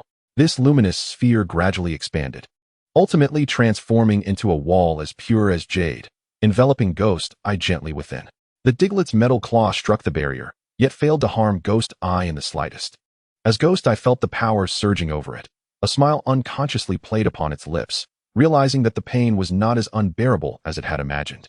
You've hurt me, but now it's my turn to retaliate. A flicker of determination sparked within Ghost Eye's eyes. The shadows surrounding it surged like a furious wave, rushing toward the Diglett at such proximity, crashing into it with a resounding thud. The Diglett was sent flying across the arena, landing heavily at the opposite end. As it struggled to rise, the sight before it left it dumbfounded. Ghost Eye stood tall and unyielding, its eyes ablaze with an indomitable spirit. This scene sent a shiver down the Diglett's spine, as the earlier overwhelming momentum was now subdued by Ghost Eye's steadfastness. Clenching its left fist, the shadows beneath Ghost Eye seemed to morph into an invisible fist, striking directly at the Diglett. This time, the Diglett was knocked even farther away, crashing hard onto the ground. The previously boisterous audience fell silent, all eyes wide with astonishment. Many had anticipated the match to conclude with the Diglett's resounding victory. Yet they were taken aback to witness Ghost Eye conjuring the reflect wall, withstanding the Diglett's attack. It was nothing short of miraculous. Jia Renan, capturing the moment, felt a rush of exhilaration. His face flushed as he exclaimed, "Go, Li Su. Absolutely magnificent." Simultaneously, he noticed the dramatic shift in Zhao Laosan's expression, transforming from smug arrogance to utter disbelief, ultimately turning pale as if doused with a bucket of cold water. "Do you remember how much you wagered on Li Su's defeat? Where's that brashness now?" Jia Renan couldn't help but taunt. Recognizing the futility of his position, Zhao Laosan sulkily turned to leave the audience area. Sunlight filtered through the golden sheer drapery of the dome, gently enveloping the arena, outlining the imposing figure of Ghost Eye, akin to an unshakable monument. In that moment, the scales of victory finally tipped in favor of Li Su and his Ghost Eye. On the battlefield, under the guidance of the curly-haired boy, the Diglett mounted a counterattack.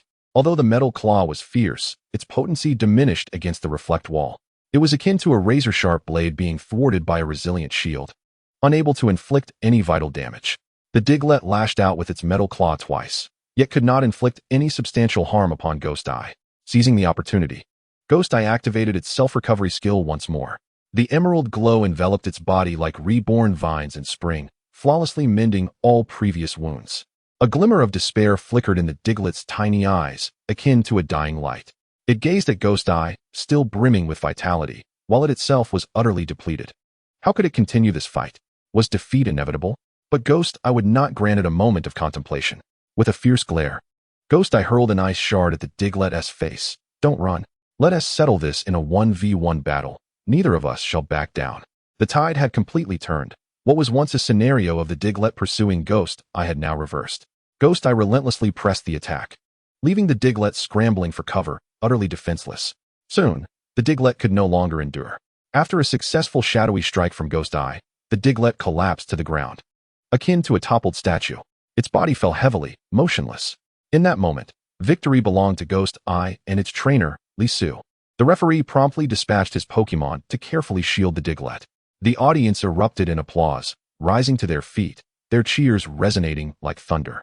They were profoundly moved by the exhilarating battle, showering accolades upon Ghost Eye's valiant performance.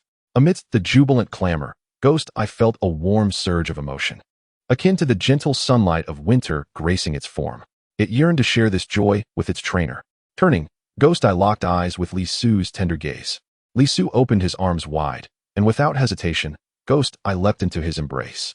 "Ghost Eye, I am truly proud of you," Li Su murmured, his tone filled with warmth. Upon hearing those words, Ghost Eye's eyes glistened with unshed tears. The prolonged wait after being abandoned, the solitude and helplessness endured alone, were finally rewarded in this moment. It nestled tightly in Li Su's arms, savoring this long-awaited warmth.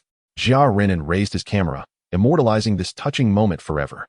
In the frame, Li Su and Ghost Eye stood embraced, with the setting sun casting a golden hue behind them. The audience's applause lingered, as if offering the most fervent cheers to this heroic pair. In that moment, the elation of victory permeated the entire arena. Chapter 54, Post-Match. Amidst the applause, Li Su descended from the battleground with Ghost Eye, as many rushed forward eager to capture a photograph with Ghost Eye and the Mushroom. Li Su briefly experienced the sensation of being a minor celebrity. At that moment, A diminutive figure emerged from the crowd, reminiscent of an adorable little mushroom. At first glance, Li Su thought it was his own beloved Aya Chio Gu making an appearance. However, upon closer inspection, he realized it was a young girl with a ponytail. She wore a red and white hat, the round brim resembling the little head of Aya Chio Gu. Wasn't he this none other than Miaoing Ha? The ardent fan of Aya Chio Gu? The little girl bounced up to Li Su, her eyes sparkling like stars. Brother, I came to watch your Aya Chio Gu battle. Why didn't you use Aya Chio Gu today? Li Su smiled and gently ruffled her hair, patiently explaining, the opponent's Sandshrew has steel and ice attributes, which counter both the offense and defense of my Aya Chio Gu. To avoid a significant setback, I had to send out my Gohan Yin to compete. The girl's large eyes conveyed disappointment as she timidly pleaded, Big brother, could you let Aya Chio Gu out? I have something for it. Li Su nodded and gently summoned Aya Chio Gu. Upon its appearance and learning that Gohan Yin had also won the battle, Aya Chio Gu instantly radiated joy, bouncing around the arena like a child who had just found a new toy.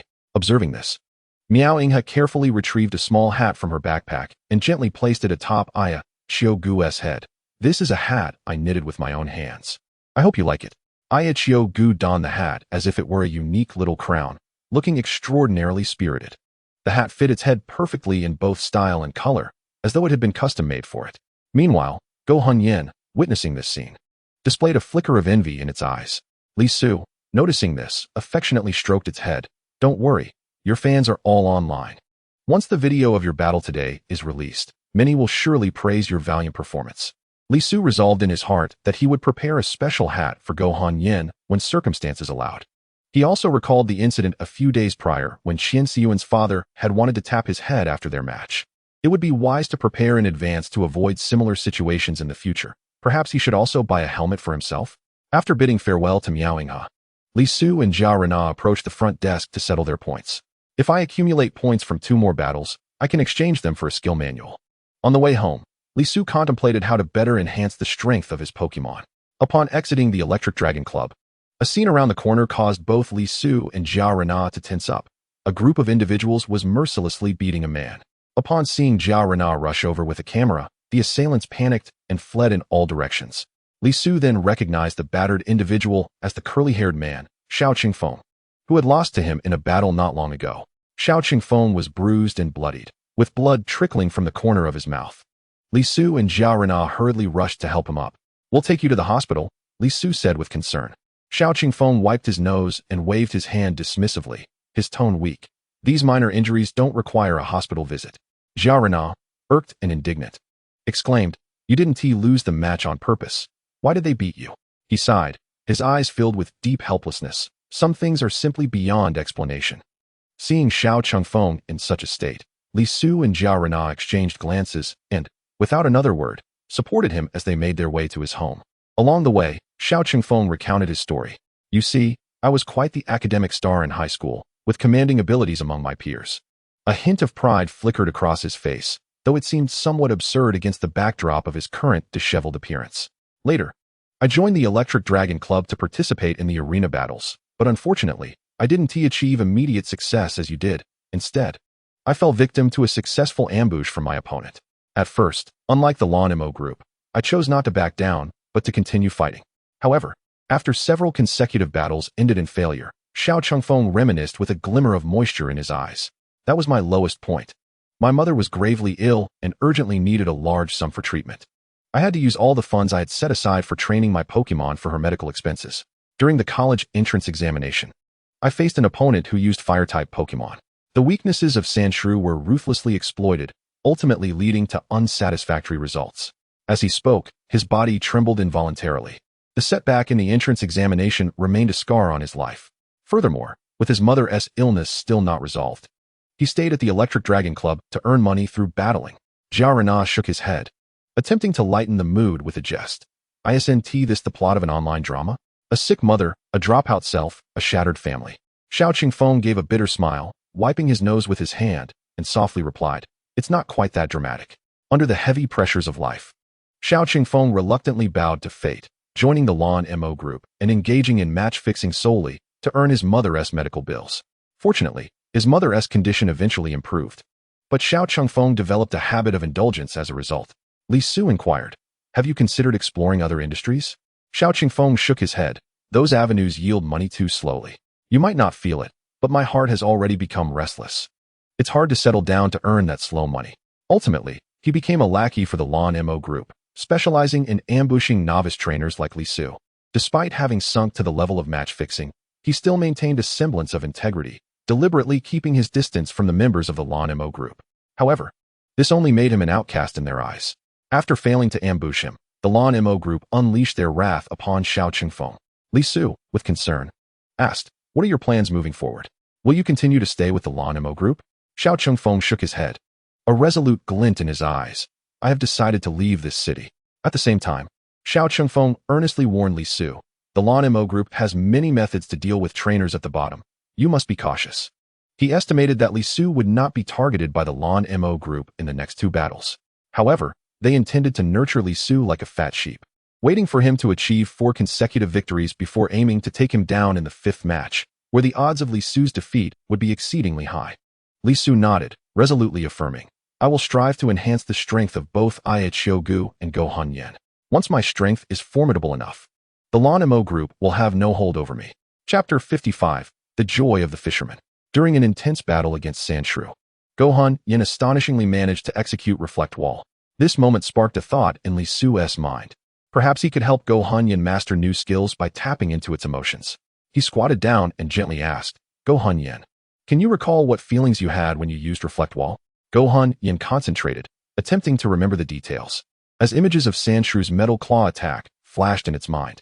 Using its hands to gesture in the air, it conveyed its thoughts. "When Sandshrew's metal claw struck me, it really hurt. I didn't want to be hit by such an attack again, so under your command, I instinctively used Reflect Wall." Li Su nodded thoughtfully, beginning to devise a new training plan. He instructed Ia Qiugu to use Seed Bomb to attack Go Hunyan, hoping to help Go Hunyan better grasp the technique of using Reflect Wall through simulated combat. However, Go Hunyan seemed to have its own ideas. It secretly pulled out a piece of candy from its pocket and offered it to Ia Qiugu, as if engaging in a clandestine transaction. "Boss, please be gentle when you use your skills on me later." The timid Ia Qiugu carefully accepted the candy, ready to nod in agreement, when suddenly, he felt Li Su's stern gaze fixed upon him. He quickly shook his head vigorously, babbling, "No."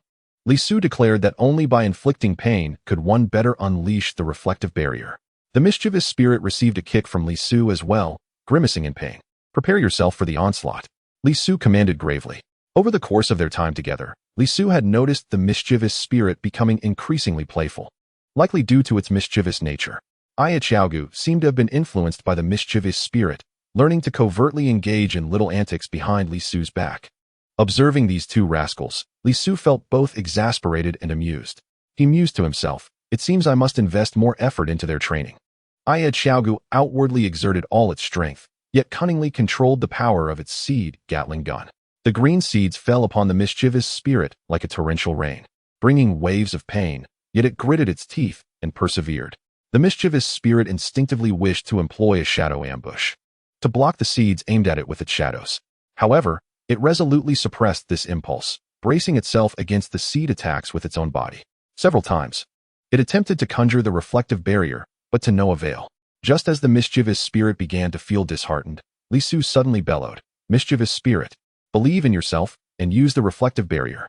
In that moment, the mischievous spirit realized that the key to unleashing the reflective barrier had never been the fear of pain, but rather the unwavering support Li Su provided during its moments of confusion. It was the desire not to disappoint Li Su that empowered it to activate the reflective barrier. In an instant, the orb of light in the mischievous spirit's grasp expanded, transforming into a radiant white wall that enveloped it in protection. Moreover, under the mischievous spirit's guidance, this luminous barrier continued to grow, astonishingly shielding both Li Su and Ia Qiugu as well. Li Su smiled with satisfaction, as the mischievous spirit had finally discovered the secret behind the reflective barrier. After successfully employing the reflective barrier, the mischievous spirit's mastery of this skill grew stronger. It could now envelop its allies in the reflective barrier, helping them mitigate physical damage, as if donning them with an invisible armor. Just as Li Su, along with the mischievous spirit and Ia Qiugu, was diligently training, his phone suddenly rang. Upon checking the caller ID, he saw it was his father.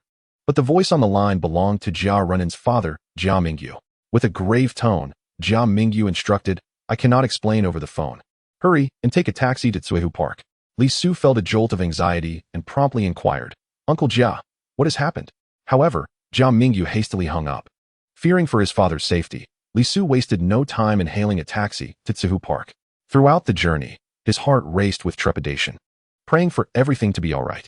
Upon arriving at Tsuehu Park, Li Su spotted his father, Uncle Jia, and Uncle Qian, all struggling to restrain a gigantic, oddly colored king carp. The fish shimmered with a golden hue, resembling a flowing cascade of gold. This king carp is extraordinary, Li Su's father excitedly exclaimed, weighing in at 16 kilograms. It is twice the size of an ordinary king carp, yet still impressively massive. The three men had exerted significant effort to reel in this behemoth. Seeing his father beam with relief upon his arrival, Li Su rushed over to assist. Initially, he felt a sense of relief, but soon found the situation both amusing and exasperating. Dad, you've indeed staged quite the spectacle. As Li Su approached, his father urged him to release Aya Xiaogu. Quickly, have Aya Xiaogu use paralyzing powder on the king carp, his father said urgently. The king carp's immense strength had nearly shattered his fishing tackle box. To prevent further chaos, they needed Aya Xiaogu's paralyzing powder to calm the creature temporarily. Under Li Su's direction, Aya Xiaogu unleashed the paralyzing powder, enveloping the king carp in a layer of yellow dust. Soon, the colossal fish ceased its struggles. All set. Li Su sighed in relief. Dad, we finally managed to handle it. His father exhaled deeply, patting Li Su's shoulder with a grin. Good job, son. We can always count on you in critical moments. Uncle Jia and Uncle Qian also smiled in agreement. Just as they settled down, a dispute arose over who would take care of the king carp. I caught it, Li Su's father argued vehemently. But I was the one who stabilized the rod at a crucial moment. Uncle Jia countered defiantly. Neither of you. This fish should belong to me. Uncle Qian interjected. Ultimately, Uncle Jia's silver tongue prevailed, successfully convincing Li Su's father and Uncle Qian to let him take the king carp home. The three men hoisted the radiant fish together, exchanging triumphant smiles. Let us go. We'll escort you home, Li Su's father declared exuberantly. Although Li Su intended to return to the club for training, his father, Uncle Jia, and Uncle Qian insisted on accompanying him. This made Li Su uneasy, sensing something unusual afoot. Once aboard the light rail train, he finally grasped their intentions. At this hour, the train was not yet bustling with commuters, and the three men proudly paraded the king carp around the carriage, as if showcasing a rare treasure. They traversed from one end of the train to the other, eager to measure its length with their strides, all the while hoping to draw the attention of the other passengers to their prized catch. Li Su chuckled at his father's gleeful expression. Dad, your need for attention is quite excessive. Remarkably, the king carp remained lively despite being out of water for so long and having been dusted with paralyzing powder. Aya Xiaogu and the mischievous spirit, witnessing the commotion, yearned to join in the festivities, but Li Su promptly stopped them. You two must not emulate their behavior. At dinner that evening, Li Su's father suddenly lamented, slapping his forehead. Was I bewitched to let that king carp go to Jia Mingyu? How wonderful it would have been had I kept it for myself. Observing his father's regretful demeanor, Li Su couldn't help but chuckle. Dad, just be content. You can always catch a bigger fish next time. Chapter 56, Consecutive Victories. The third match. Aya Xiaogu's seed Gatling gun unleashed a barrage of seeds like relentless artillery, mercilessly pummeling the opposing koala bear. The seed projectiles struck the koala bear, which was adorned in deep blue, its small black nose starkly resembling a black pearl embedded in its visage. Its eyes perpetually half-closed imparted a sense of dreamy lethargy. In this match, Li Su exhibited remarkable composure, allowing his thoughts to wander elsewhere. The koala bear's ability, absolute sleep, ensured that as long as it remained in slumber, its opponent would be unable to disturb it. Additionally, it was immune to abnormal states, donning a scarf that facilitated its dreamy speech, while not locking itself into moves, relying heavily on luck. However, the koala bear had its vulnerabilities. Lacking in evolutionary form, its overall stats were relatively low. Its ability rendered its reaction speed sluggish, making it appear somewhat clumsy in the heat of battle. Its unique characteristics render it immune to the spores of the shield mushroom. However, even in a one-on-one confrontation, it cannot prevail against my Aya Ball mushroom. Li Su, keenly aware of this fact, deftly commanded the Aya Ball mushroom, meticulously orchestrating the rhythm of its seed machine gun attacks. The opposing trainer, a youth with a watermelon-shaped hairstyle, grew increasingly anxious, beads of sweat cascading down his forehead, incessantly contributing negative energy to Li Su. As the damage inflicted by the seed machine gun accumulated, the koala bear Pokémon began to wobble precariously. In contrast, the koala bear, proficient in close combat, was unable to inflict significant damage on the eyeball mushroom. Ultimately, the koala bear succumbed to the relentless torment of the seed machine gun, collapsing upon the battlefield. The eyeball mushroom raised its arms triumphantly, proclaiming its victory. As Li Su descended from the battlefield, he noticed Jia Renan excitedly pointing behind him. "Su Ge, look around. Who has arrived?" Turning to glance, he discovered that all his classmates and teacher Kong had gathered to witness the match. Caught off guard, Li Su inquired of Jia Renan, "When did our classmates arrive?" "I had no idea." Fan Yi stepped forward to clarify. "This is a battle observation class organized by teacher Kong. We heard from Jia Renan that you were in a match, and since we needed to observe, we thought it best to come and see your performance in person." As soon as he finished speaking, his classmates began to chatter animatedly. Watching only Jia Renan's edited videos simply wasn't enough. "We had no idea you had become so formidable." Even teacher Kong, known for his strict standards, couldn't help but display an approving expression, exclaiming, "Excellent. Your command of the eyeball mushroom and your choice of skills are commendable. You have not squandered the opportunity one provided for your training." Flattered by his classmates' praise, Li Su bashfully scratched his head. His face tinged with a faint blush as he informed them, "I have arranged 2 battles today. There is another match coming up shortly. In the first battle, I deployed the eyeball mushroom, which triumphed over the koala bear. In the next match, I shall send forth the ghoulish eye." The eyeball mushroom, resembling a triumphant general, gently patted the ghoulish eye's shoulder, as if to say, "It is your turn."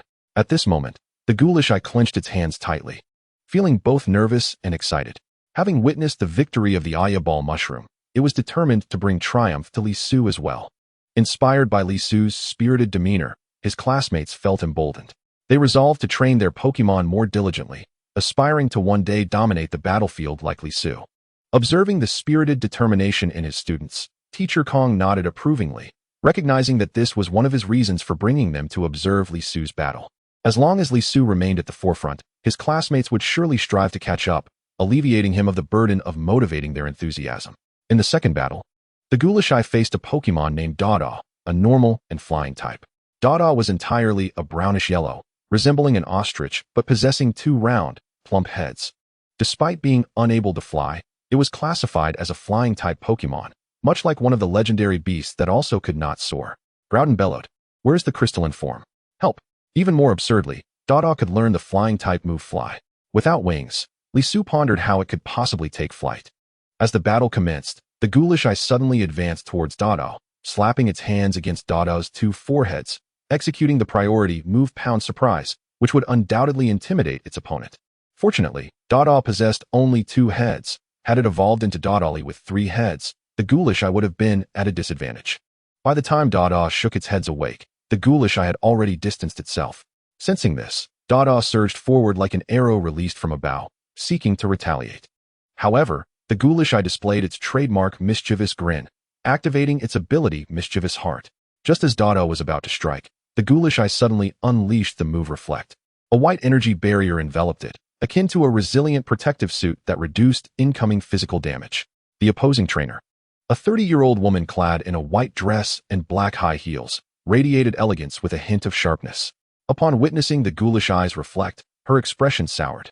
"This is disastrous," she lamented inwardly. Most of the skills Dada had acquired during its novice phase were normal-type moves, all of which were immune to the ghost-type ghoulish eye.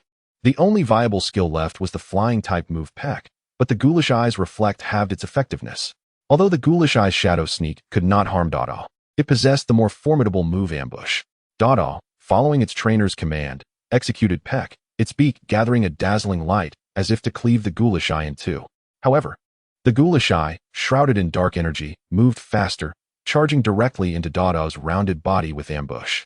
One of Dada's heads displayed a pained expression, while the other grew increasingly enraged, its sharp beak striking the ghoulish eye's forehead. Even with the reflex mitigation, the impact of the beak was still quite painful, causing the ghoulish eye to clutch its head, nearly shedding tears from its gemstone eyes. On the other side, Dada also suffered, lacking a Reflect to lessen the damage.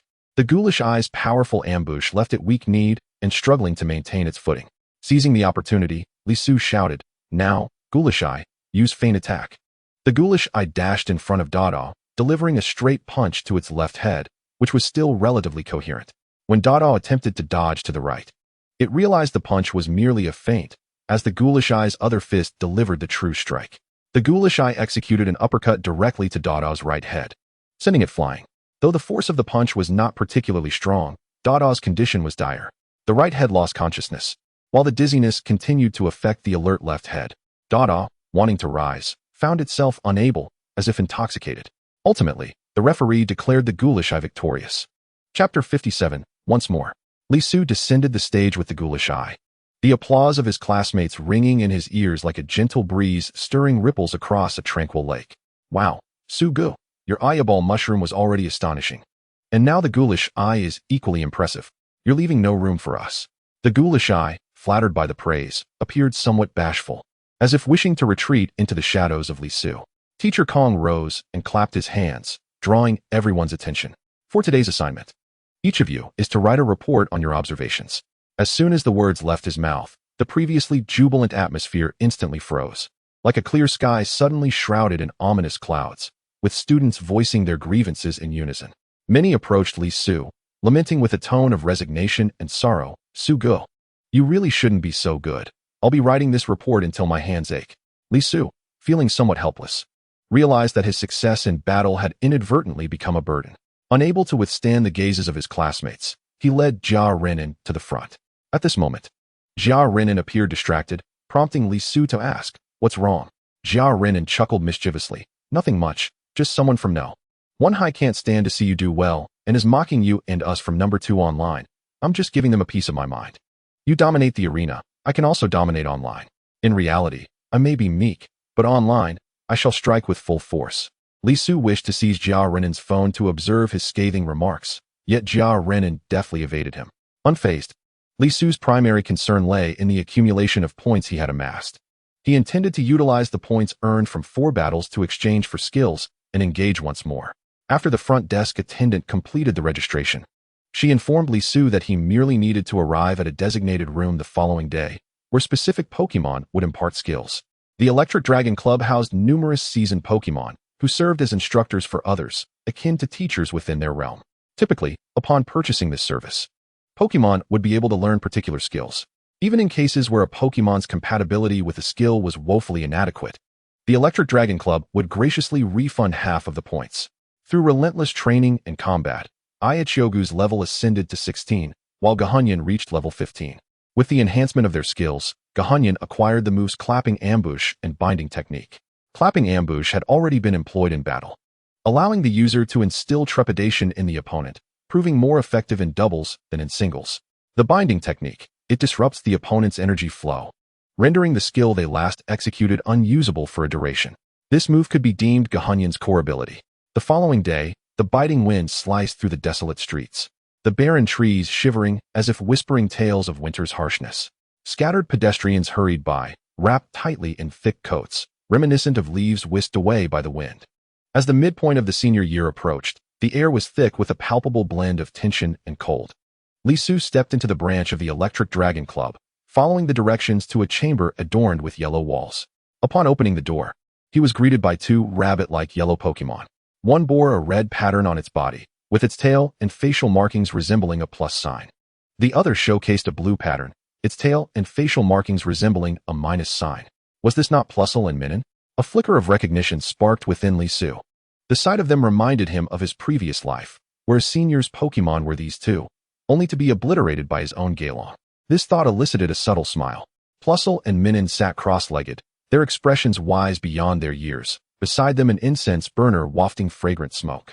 Despite their adorably charming appearance, they stood in stark contrast to the youthful exuberance of the 2 Pokémon beside Li Su, instilling in him a sense of encountering elder figures.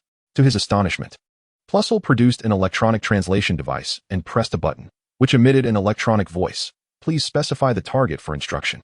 Li Su gestured towards his Pokémon, Gohonyan, and spoke to Plusle and Minun. "This is my Pokémon, Gohonyan. It seeks to learn the move Try Again." As he spoke, he discreetly retrieved a few candies from his pocket and placed them on the table.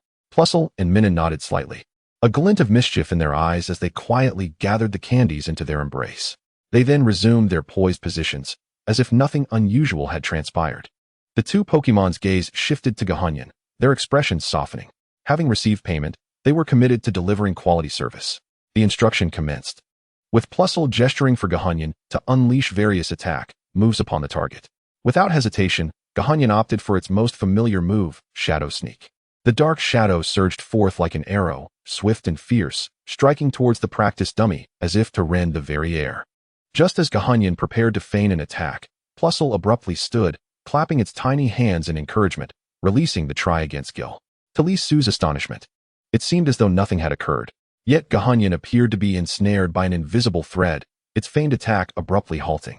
Instead, it executed Shadow Sneak once more, as if trapped in an unbreakable cycle. Witnessing this, Li Su felt compelled to assist Gothitelle in breaking free from its constraints, issuing the command, "Gothitelle, use feint attack." Although Gothitelle heard the command, its body quivered slightly as it endeavored to regain control, adopting a feigned attack stance. Yet its actions seemed to possess a will of their own, stubbornly continuing with Shadow Sneak, as if bound by an unseen force. Li Su's eyes gleamed with excitement at the realization of the try-again skill's potential. This was indeed a formidable control technique. Learning this skill was imperative. He resolved to ensure that Gothitelle mastered it. In the days that followed, under the tutelage of Plusle and Minun, Gothitelle repeatedly experienced the effects of try-again and endeavored to execute it. Gothitelle became almost entranced, diligently practicing the skill. Each failure only fueled its determination, as it focused intently, seemingly in a contest against its own limits. Perhaps the mischievous nature of try-again resonated harmoniously with Gothitelle's traits, resulting in rapid progress. Minun served as the target for Gothitelle's skill testing, repeatedly utilizing various attack moves against the dummy. With each gentle clap directed towards Minun, it suddenly executed electric shock for a second time, electric currents coiling around its form before crashing into the dummy with a resounding thud. Simultaneously, it exhibited a notable decline in its control over the skill, as if drawn by an invisible force, its movements becoming mechanical and repetitive.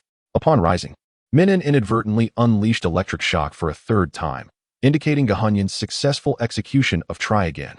Gothitelle waved its hands joyfully, laughter spilling forth like that of a playful kitten, bouncing in place with a glimmer of pride in its eyes. Li Su, standing nearby, applauded with genuine delight at Gothitelle's newfound mastery of try-again. However, having endured enough torment from Plusle and Minun's relentless try-again, Gothitelle instinctively recoiled at the sound of clapping, its earlier exuberance dissipating in an instant. With its gemstone-like eyes casting a disapproving glance at Li Su, it seemed to silently protest, "Don't scare me." Li Su grinned mischievously, continuing to clap. In response, Gothitelle dashed over, as if provoked by an irritating sound, playfully tussling with Li Su. Plusle and Minun exchanged glances, envious of the bond shared between trainer and Pokémon. As Gothitelle's repertoire of learned skills expanded, its mischievous nature grew more potent, akin to a gem gradually polished to brilliance. Li Su subsequently resolved to challenge the Electric Dragon Club's arena once more. Should he secure victory, it would mark a 5-win streak, yielding an additional bounty of points. Yet, an unsettling premonition lingered in his mind, whispering that the Blue Ink Gang would not allow him to achieve this feat easily. They were likely scheming in the shadows, preparing to thwart him. To safeguard against any unforeseen circumstances, Li Su decided to contact Songligia, seeking any intelligence regarding the Blue Ink Gang. Chapter 58, Betrayal. Li Su messaged Songligia and Jia Renan, informing them, "I plan to undertake the 5th arena match." He was busily packing his belongings, with his 2 Pokémon sitting obediently beside him. Just then, his parents entered, their eyes brimming with anticipation. "Son, we want to witness your battle." Li Su's brow furrowed at the thought that this match might attract the Blue Ink Gang's interference. However, looking into his parents' earnest eyes, he ultimately nodded, resolutely deciding, "All right, let us do this together." He gently patted the heads of Aya Chiogu and Gothitelle, declaring, "This time, we must put on a splendid show in front of Mom and Dad." The 2 Pokémon nodded earnestly, their eyes ignited with the flames of determination. At the entrance of the Electric Dragon Club, Jia Renan, with a camera slung over his shoulder, dashed in like a whirlwind, his face brimming with excitement. Upon catching sight of Li Su's parents nearby, he instantly composed himself, yet he could hardly suppress his enthusiasm, continually exchanging playful glances with Li Su. Once he managed to discreetly send Li Su's parents away, Jia Renan leaned closer to him, a conspiratorial gleam in his eye as he produced a data cable and whispered, "Brother Su, I stayed up late last night to set everything up. We can go live on our phones, and the viewership will surely skyrocket." Li Su pursed his lips, hesitating, "But what if I lose?" Unexpectedly, Jia Renan exuded even more confidence than Li Su himself, patting him on the shoulder. "Brother Su, how could you possibly lose?" For reasons unknown, the matchmaking process took an unusually long time, leaving Li Su to wait in the audience for 2 hours. Although his eyes were glued to the battles taking place on the arena, an undercurrent of anxiety gnawed at him.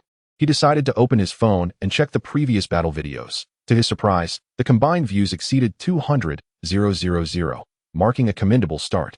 Moreover, several fans had followed Li Su's account. As he scanned through the barrage of comments and reactions, he found himself amused by the witty remarks. Indeed, the internet was teeming with naturally gifted players. With a light tap on his phone screen, a sum of money quietly transferred into Jia Renan's account. Noticing the notification, Jia Renan raised an eyebrow in curiosity. "Hey, why did you send me money?" Li Su waved his hand, a smile tugging at his lips. "Isn't it time to pay the staff?" Jia Renan quickly grasped the situation, realizing it was Li Su's way of thanking him for his editing skills. And he broke into a wide grin, his voice booming. "Boss, how generous."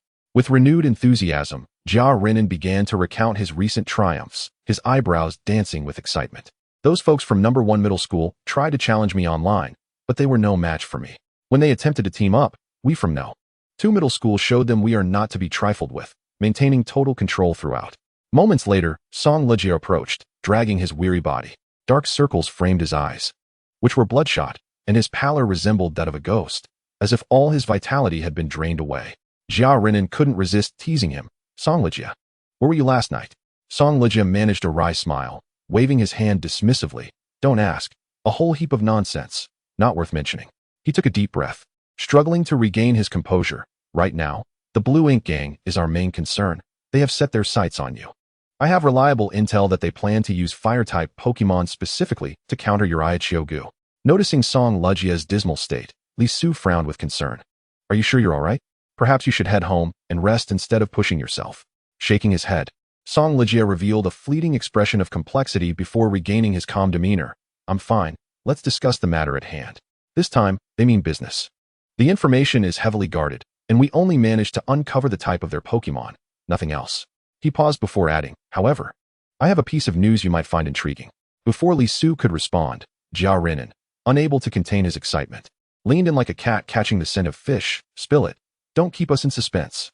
Do you remember Zhao Laosan, whom you defeated in your first match? His egg Pokemon is, in fact, a rare psychic type." Li Su nodded, a suspicion brewing in his mind about how someone like Zhao Laosan could acquire a psychic Pokemon. In truth, it was a Pokemon nurtured under the guise of Zhao Laosan by the Blue Ink Gang. Li Su was no stranger to such practices. The concept of fostering Pokemon through proxies was not uncommon in their circle. The Blue Ink Gang had acquired a psychic Pokemon and sought someone like Zhao Laosan to lend a name for cultivation. When the time was ripe, they would sell it to wealthy senior high school students. This strategy allowed the egg Pokemon to grow rapidly while accumulating battle experience, thus achieving 2 objectives simultaneously. Nonetheless, Li Su understood that such tactics were hardly sophisticated. It merely indicated that the forces behind Zhao Laosan were of mediocre caliber. Furrowing his brow, Li Su questioned, "But I only defeated Zhao Laosan. What does his proxy cultivation have to do with me?" Song Lejia gestured towards the battle arena, his tone laden with significance. "The issue lies here. Your soul-snatching I defeated the egg Pokemon, leading the buyer to deem it worthless, resulting in the cancellation of the order. The Blue Ink Gang incurred a substantial loss because of this." He paused for effect before continuing. "In their quest for revenge, they will undoubtedly target you with full force. Moreover, I've heard that the underground gambling houses have set your odds particularly high, drawing in many bets on your victory. They aim to exploit you for profit." Upon hearing this, Li Su chuckled. "So, if I win, won't the Blue Ink Gang end up losing even more?" Song Lejia, taken aback, raised an eyebrow. "You are that confident? They are specifically targeting you, and you're so sure you can win?" Li Su's lips curled into a smile, his gaze unwavering. "When faced with soldiers, I shall counter with soldiers. When water comes, I shall build a dam. Whatever tactics they employ, I will meet them head-on." His confidence swept over the 2 companions like a gentle spring breeze, invigorating their spirits. The soul-snatching Ai and Aichiogu huddled together, their enthusiasm palpable. Although only one could participate in the battle, they were resolute in their belief. Victory would surely belong to Li Su. Aichiogu waved its tiny arms, throwing playful punches at the air, a move inspired by a fitness livestream it had seen. However, the imposing moves of the fitness instructor transformed into an adorably clumsy, tickling gesture in the hands of the rotund Aichiogu. making it impossible not to want to pinch its cherubic face. Meanwhile, the soul-snatching eye attempted to strike a cool pose, snapping its fingers with its gem-like eyes sparkling. Though the movement was somewhat awkward, it proudly lifted its chin, as if to say, "Behold, how dashing I am." Jia Renin, observing the scene, couldn't help but chuckle, raising the camera and exclaiming, "Absolutely. I believe in Brother Su." 2 hours slipped away like grains of sand through fingers. Li Su stepped onto the battle stage with measured strides, his gaze piercing as it locked onto his opponent. The young man across from him, barely 23, sported a head of curly hair reminiscent of instant noodles. Regrettably, his face was ill-suited for such a hairstyle, rendering it both comical and awkward. As both trainers released their Pokémon, Li Su's heart skipped a beat. The opponent had not deployed the expected Fire-type Pokémon, but instead summoned a peak novice Fairy-type Pokémon. Blue Royal. Blue Royal resembled a muscular pink bulldog, exuding an aura of raw power. Its fierce fangs gleamed menacingly, instilling dread in all who beheld it. While many girls were drawn to its adorable belly, its ferocious demeanor deterred any who dared to approach. Li Su's heart sank as he realized that the Blue Ink Gang's strategy was not aimed at his Aichiogu, but rather at his soul-snatching eye. He felt as though he had fallen into a meticulously crafted trap and quickly turned to the audience. There, he saw Song Ligia sitting beside Jia Renin, his head bowed in shame, his lips trembling slightly. Li Su struggled to decipher his lip movements. "Don't blame me. They offered too much." A blaze of betrayal ignited within Li Su, yet he scoffed coldly. "What of reverse attributes? My soul-snatching eye has always thrived in reverse attribute battles." Chapter 59, Reverse Attribute Battle. Li Su stood on the battle stage, his figure resembling a steadfast pine, his gaze as sharp as a hawk's. Jia Renin had already activated the recording and live stream. On screen, Li Su's opponent unleashed Blue Royal. Jia Renin's brow furrowed, a sense of foreboding washing over him. He quickly muted the microphone, his eyes narrowing into icy daggers directed at Song Ligia. "What is going on?" His voice was low, yet it carried an unmistakable chill.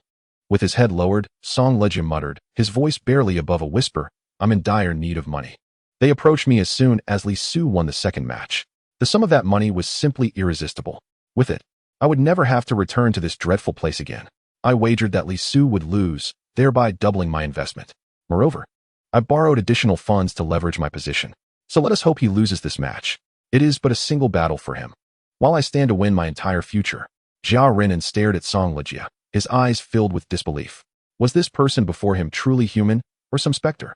He had resorted to the very things he once loathed to satiate his desires. Those sordid tactics and acts of treachery had now become his instruments. Suddenly, Jia Renin regained his composure amidst his fury. He realized that for Song Ligia's scheme to succeed, one critical factor remained. Li Su must lose this encounter.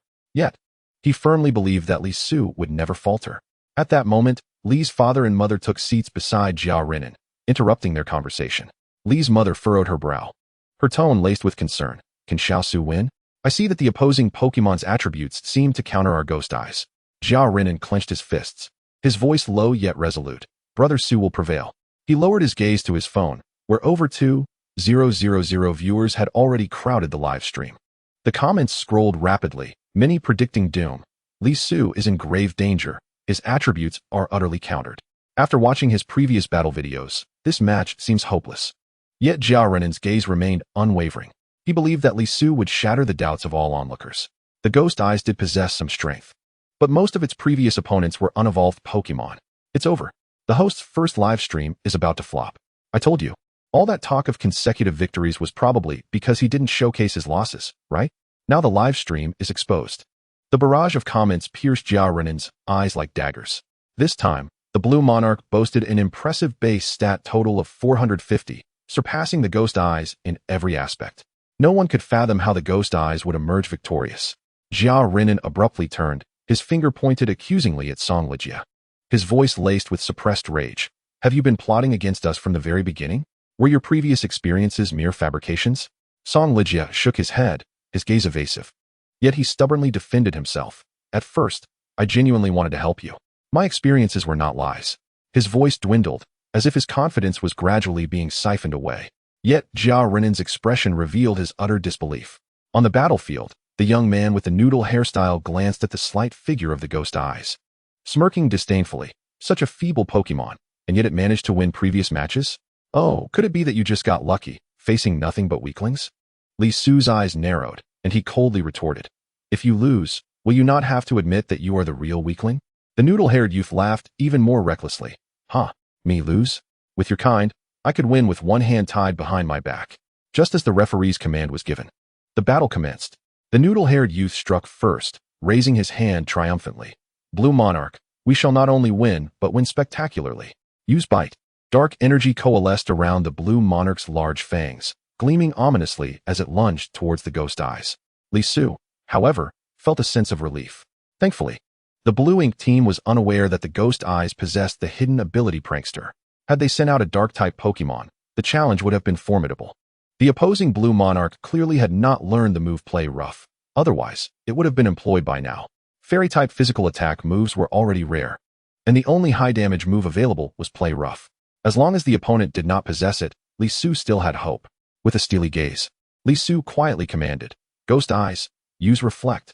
No sooner had he spoken than a shimmering white wall began to rise around the ghost eyes, enveloping it like a delicate veil. The blue monarch's fangs bit down fiercely, yet the ghost eyes remained undeterred, crossing its arms defiantly to absorb the blow. Though several wounds marked its arms, it stood resolutely in place, its resolve unshaken. The noodle-haired youth scoffed, a smirk on his face. "What's it to you that the damage is halved? With my blue monarch's attack power, a few more bites, and your ghost eyes will surely crumble." Yet Li Su remained unfazed, his mind calm amidst the chaos of battle, impervious to any taunts. He continued to issue orders with unflinching resolve. "Ghost Eyes, use Encore." In response, the ghost eyes playfully clapped its hands at the blue monarch, an action seemingly casual, yet imbued with an inexplicable force. Before the noodle-haired youth could react, the blue monarch, now uncontrollably compelled, opened its mouth once more and executed bite again. The noodle-haired youth could not help but laugh at Li Su's command. "Are you insane? You're helping my Pokemon use its move." Not only the noodle-haired youth, but the audience and the comments in the live stream erupted with disbelief. What kind of play is this? How can you act like this when at a disadvantage? Is the host panicking? This is chaotic command. His mental fortitude is abysmal. He's already lost his composure. However, Jia Renan, along with Li's father and mother, observed quietly, their eyes unwavering. They knew Li Su all too well. He never engaged in meaningless actions. On the battlefield, the ghost eyes, facing the blue monarch's bite attack, boldly extended its left arm, thrusting it directly into the blue monarch's mouth, an action reminiscent of offering a bone to a starving wolf, executed without hesitation. The blue monarch, of course, did not hold back. Its fangs sinking fiercely, the force so great it seemed intent on severing the ghost eye's left arm. As the ghost eye struggled to distance itself, its left arm hung limply, no longer able to rise. Yet, beneath the bewildered gazes of all present, a faint smile graced Li Su's lips, as if a gentle breeze had caressed the frozen surface of a lake, bringing forth a hint of warmth. "It is time. Ghost Eyes, use Disable." His voice flowed like a clear stream, calm and resolute. The ghost eyes slowly raised its right hand, its fingertips morphing into the shape of a pistol, aiming at the blue monarch. In that moment, time seemed to come to a standstill. The blue monarch was utterly unable to resist, for the effects of Encore still lingered, forcing it to repeat the move bite. However, its body was firmly ensnared by Disable, rendering it unable to channel any energy. It lay on the ground like a marionette with severed strings, struggling in agony. The noodle-haired youth's eyes widened in disbelief as he shouted, "Blue Monarch, what are you doing? Attack the ghost eyes already. We can still win." His voice trembled with anxiety and unease. Li Su's smile faded, and he replied coolly, "Do you still believe you can win?" His words were soft, yet resonated clearly throughout the venue. "Ghost Eyes, use Recover." As he issued his command, a green light flashed, and the ghost eye's left arm began to heal rapidly, returning to its pristine condition in an instant. It clenched its fist, as if it had never sustained any injury. At this moment, the noodle-haired youth finally panicked, incessantly berating the blue monarch, but to no avail. The ghost eyes had cast Encore once more, along with Disable. The blue monarch's body resembled a rusted gear, yearning to move, yet stuck in place, helplessly watching as the ghost eyes executed its moves. "It is our turn to counterattack. Ghost Eyes, use Shadow Sneak." Li Su pointed decisively at the blue monarch. The ghost eyes eagerly rubbed its hands together, its gaze fierce as it fixated on the blue monarch. "You hurt me earlier, now it's my turn to retaliate."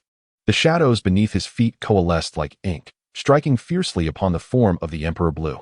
In agony, he struggled, yet his body felt ensnared by invisible chains, rendering him powerless to retaliate. forced to endure the onslaught. The shadow of the soul-devouring eye, like a specter, propelled Emperor Blue into the air. Before he could descend, the shadow continued its ambush, akin to a game of badminton, transforming Emperor Blue into an aerial acrobat. Ultimately, unable to withstand the relentless assault, he lost his fighting capacity, prompting the referee to declare the soul-devouring eye victorious. Witnessing this scene, Jia Renan exuberantly shouted at Li Dad and Li Mom, "It's a comeback! A comeback!" Meanwhile, Song Lejia slumped in his chair, his pupils unfocused, having become a millionaire in debt. Regret washed over him like the biting cold of a winter wind, profound and piercing. Chapter 60, The Cost. The soul-devouring eye lightly scratched its head, a flicker of confusion crossing its gaze. It had never realized that in a 1v1 battle, the combination of a second chance and immobilization could be so vexing. Prior to the battle, Li Su had warned it that this would be a tough contest. Although it initially faced considerable hardship, once it unleashed the second chance alongside the immobilization technique, Emperor Blue immediately lost the ability to resist, completely under its control. Was this the true joy of battling? It dawned upon the soul-devouring eye that its lack of diverse skills had limited its trainer's potential. It also understood that its future path lay in mastering more versatile techniques, granting the trainer greater maneuverability. Observing the radiant smile on Li Su's face and the astonished expressions of the audience, the soul-devouring eye felt a sense of clarity within. It yearned for more trainers and Pokémon to experience this joy. Li Mom's gaze was firmly fixed on the solitary soul-devouring eye on stage, a hint of bewilderment prompting her to turn to Jia Renan and inquire, "Xiao Su, did he win the battle? Just a moment ago, you said Xiao Su was at a disadvantage." A flicker of embarrassment crossed Jia Renan's face, despite his faith in Li Su. He had anticipated that this victory would come only after a fierce struggle. Little did he expect Li Su to subdue Emperor Blue with such swiftness. He steeled himself and replied with conviction, "Auntie, let us not overthink it. We just need to trust Li Su." With a hint of jest, he glanced at the pallid Song Lejia. "Hey, didn't you wager that Li Su would lose? Look at the outcome. Not only have you betrayed Li Su, but you've also incurred a mountain of debt." Song Lejia appeared utterly soulless, unresponsive to Jia Renan's taunts, his eyelids remaining heavy, as if the entire world had become irrelevant to him.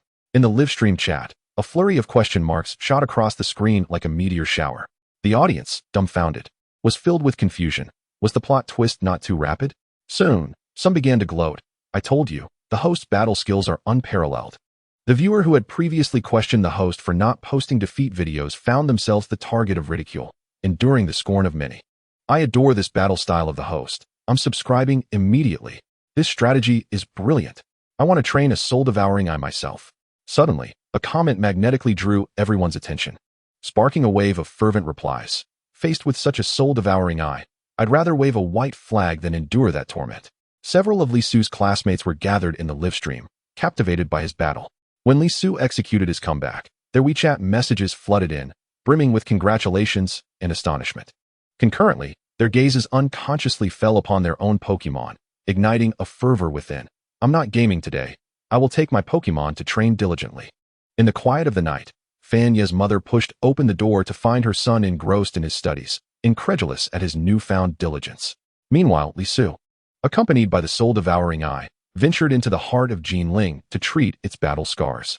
Subsequently, he let the soul-devouring eye perch on his shoulder, descending the stage with measured steps.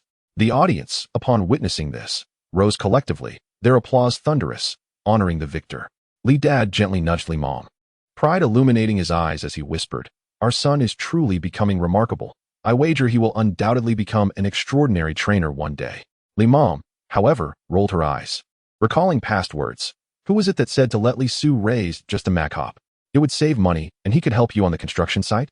Li Dad fell silent, forced to chuckle sheepishly. Perhaps in another parallel universe, Li Su had indeed chosen Mac hop, now laboring alongside it under the sun.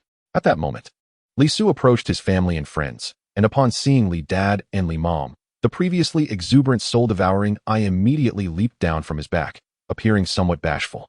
Nearby, a small mushroom Pokémon clapped its hands, its face radiant with joy. Though it could not participate in the battle, it felt immense happiness at the soul-devouring eye's victory.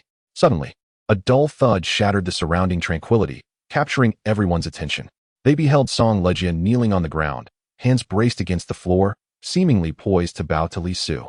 Just as his head was about to touch the ground, a shadow flitted past, steadying his head. Li Su furrowed his brow, watching from a distance, unwilling to approach. He had already learned from Jia Renin the intricacies of the situation. What do you truly seek? Li Su inquired. They forced me to betray you. It's truly not my fault. I owe a substantial debt. If no one assists me, I will be utterly ruined. He raised his head slightly, searching for a glimmer of sympathy in Li Su's expression. Noticing Li Su's indifference, he attempted to bow again. Considering that I provided you with intel on the Blue Ink Group during my second battle, please help me repay my debts with your points. I implore you. I will bow to you. Upon hearing Song Lejia's shameless pleas, Jia Renin was consumed by rage, shoving him to the ground, itching to unleash a flurry of punches. Yet, Li Su and Li Dad intervened, restraining him. Renin, don't act impulsively. If you strike him, even if you are justified, you will be deemed in the wrong. Li Su gazed at the unfamiliar figure before him, a wave of indescribable disappointment surging within. Greed, truly, is a fearsome thing. It can drive one to heartlessly betray family and friends. He had never anticipated that the other party would be a gambler. Perhaps their so-called assistance stemmed from having wagered on his victory in that battle. This thought struck Li Su as rather amusing. Song Lejia had sold himself for a reward. Yet he had also taken out a loan betting on his own defeat. To be betrayed by such a foolish individual was a bitter pill to swallow. From a certain perspective, Song Lejia was even less admirable than the opponent he had vanquished in the second battle, Xiao Qingfeng.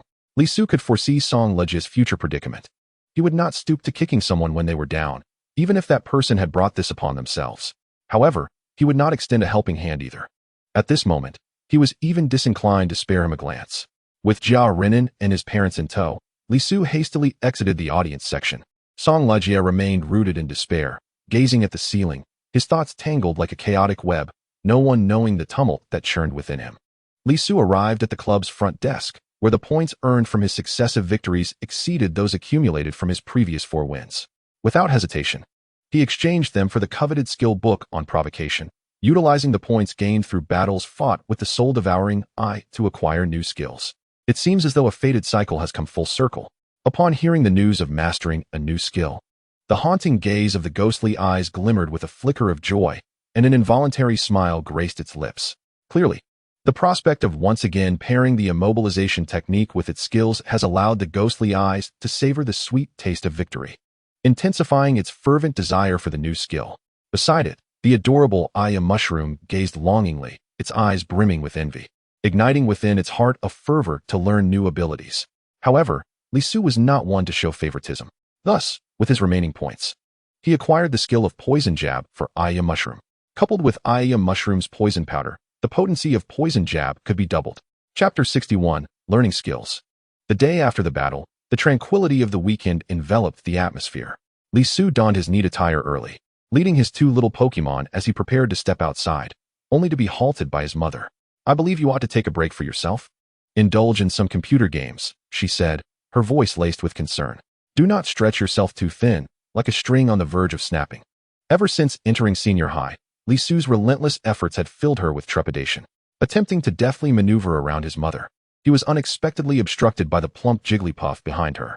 With a resigned smile, Li Su remarked, "Mom, what is the matter? Other parents are urging their children to study diligently, and here you are, doing the opposite. Do you not wish for me to strive?" His mother gazed intently at him, her eyes a blend of pride and worry. Other children become engrossed in games, lacking ambition, prompting their parents to guide them. But you are different. My colleagues are aware of your achievements and often inquire how I raised you. A proud expression illuminated Li Ma's face.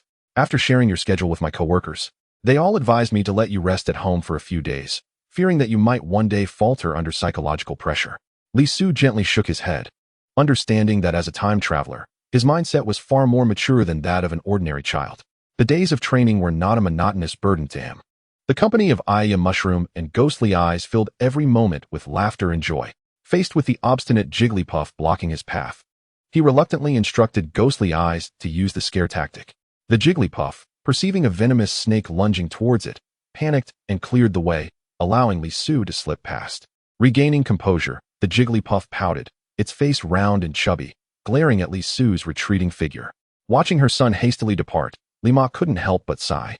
If becoming a trainer meant such hardships, she would prefer a life of simplicity and stability for him. Such sentiments, if overheard by her colleagues, would surely invite their laughter at her naivete. Li Su, accompanied by his 2 little companions, stepped into the electric dragon gym. navigating his way to the skill training room with ease. The gym's intelligence system had cleverly arranged the training rooms for Shiitake Mushroom and Ghostly Eyes adjacent to one another, allowing for proximity without interference. Li Su first led Shiitake Mushroom into the room designated for learning Poison Jab. Upon entering, he was met with the sight of a massive bathtub at the center, its surface shimmering as it reflected the overhead lights. Inside the tub lounged a blue frog Pokémon, lazily sprawled out. Its orange-yellow cheeks puffed rhythmically with each breath, producing a gurgling sound. The creature's large yellow eyes lazily glanced at Li Su and Shiitake Mushroom, exuding an air of relaxation and ease.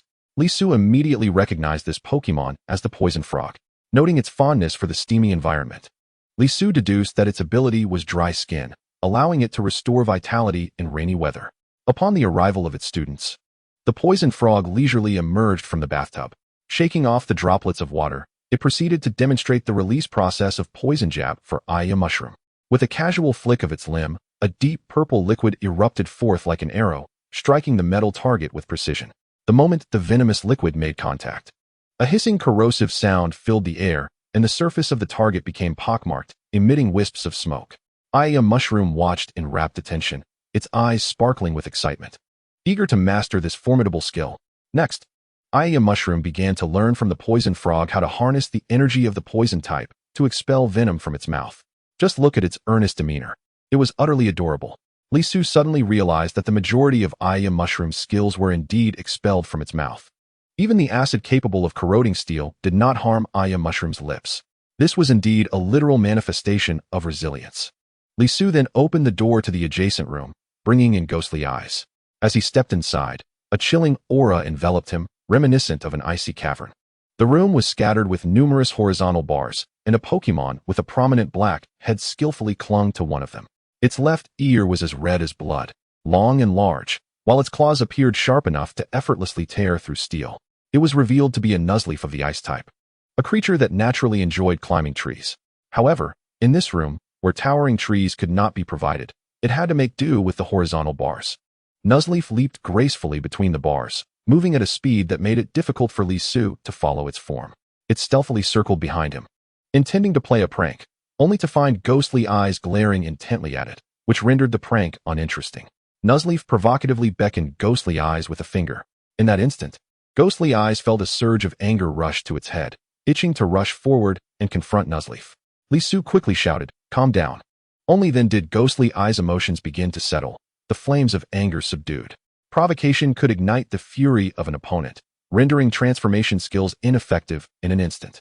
If executed skillfully, it could even cause the opposing Pokémon to lose all rationality and descend into chaos.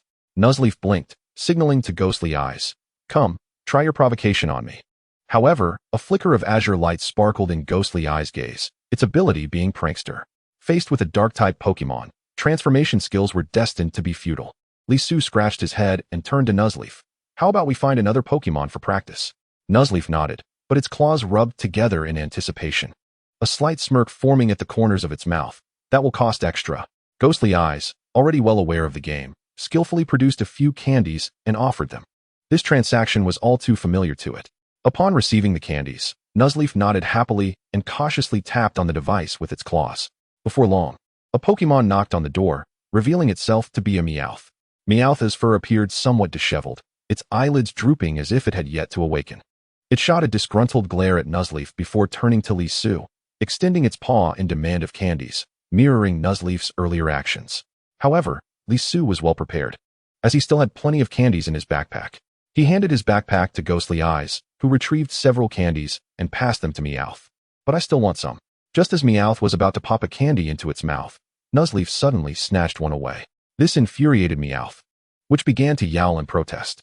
Ghostly Eyes had no choice but to dig out 2 more candies from the backpack and give them to Meowth.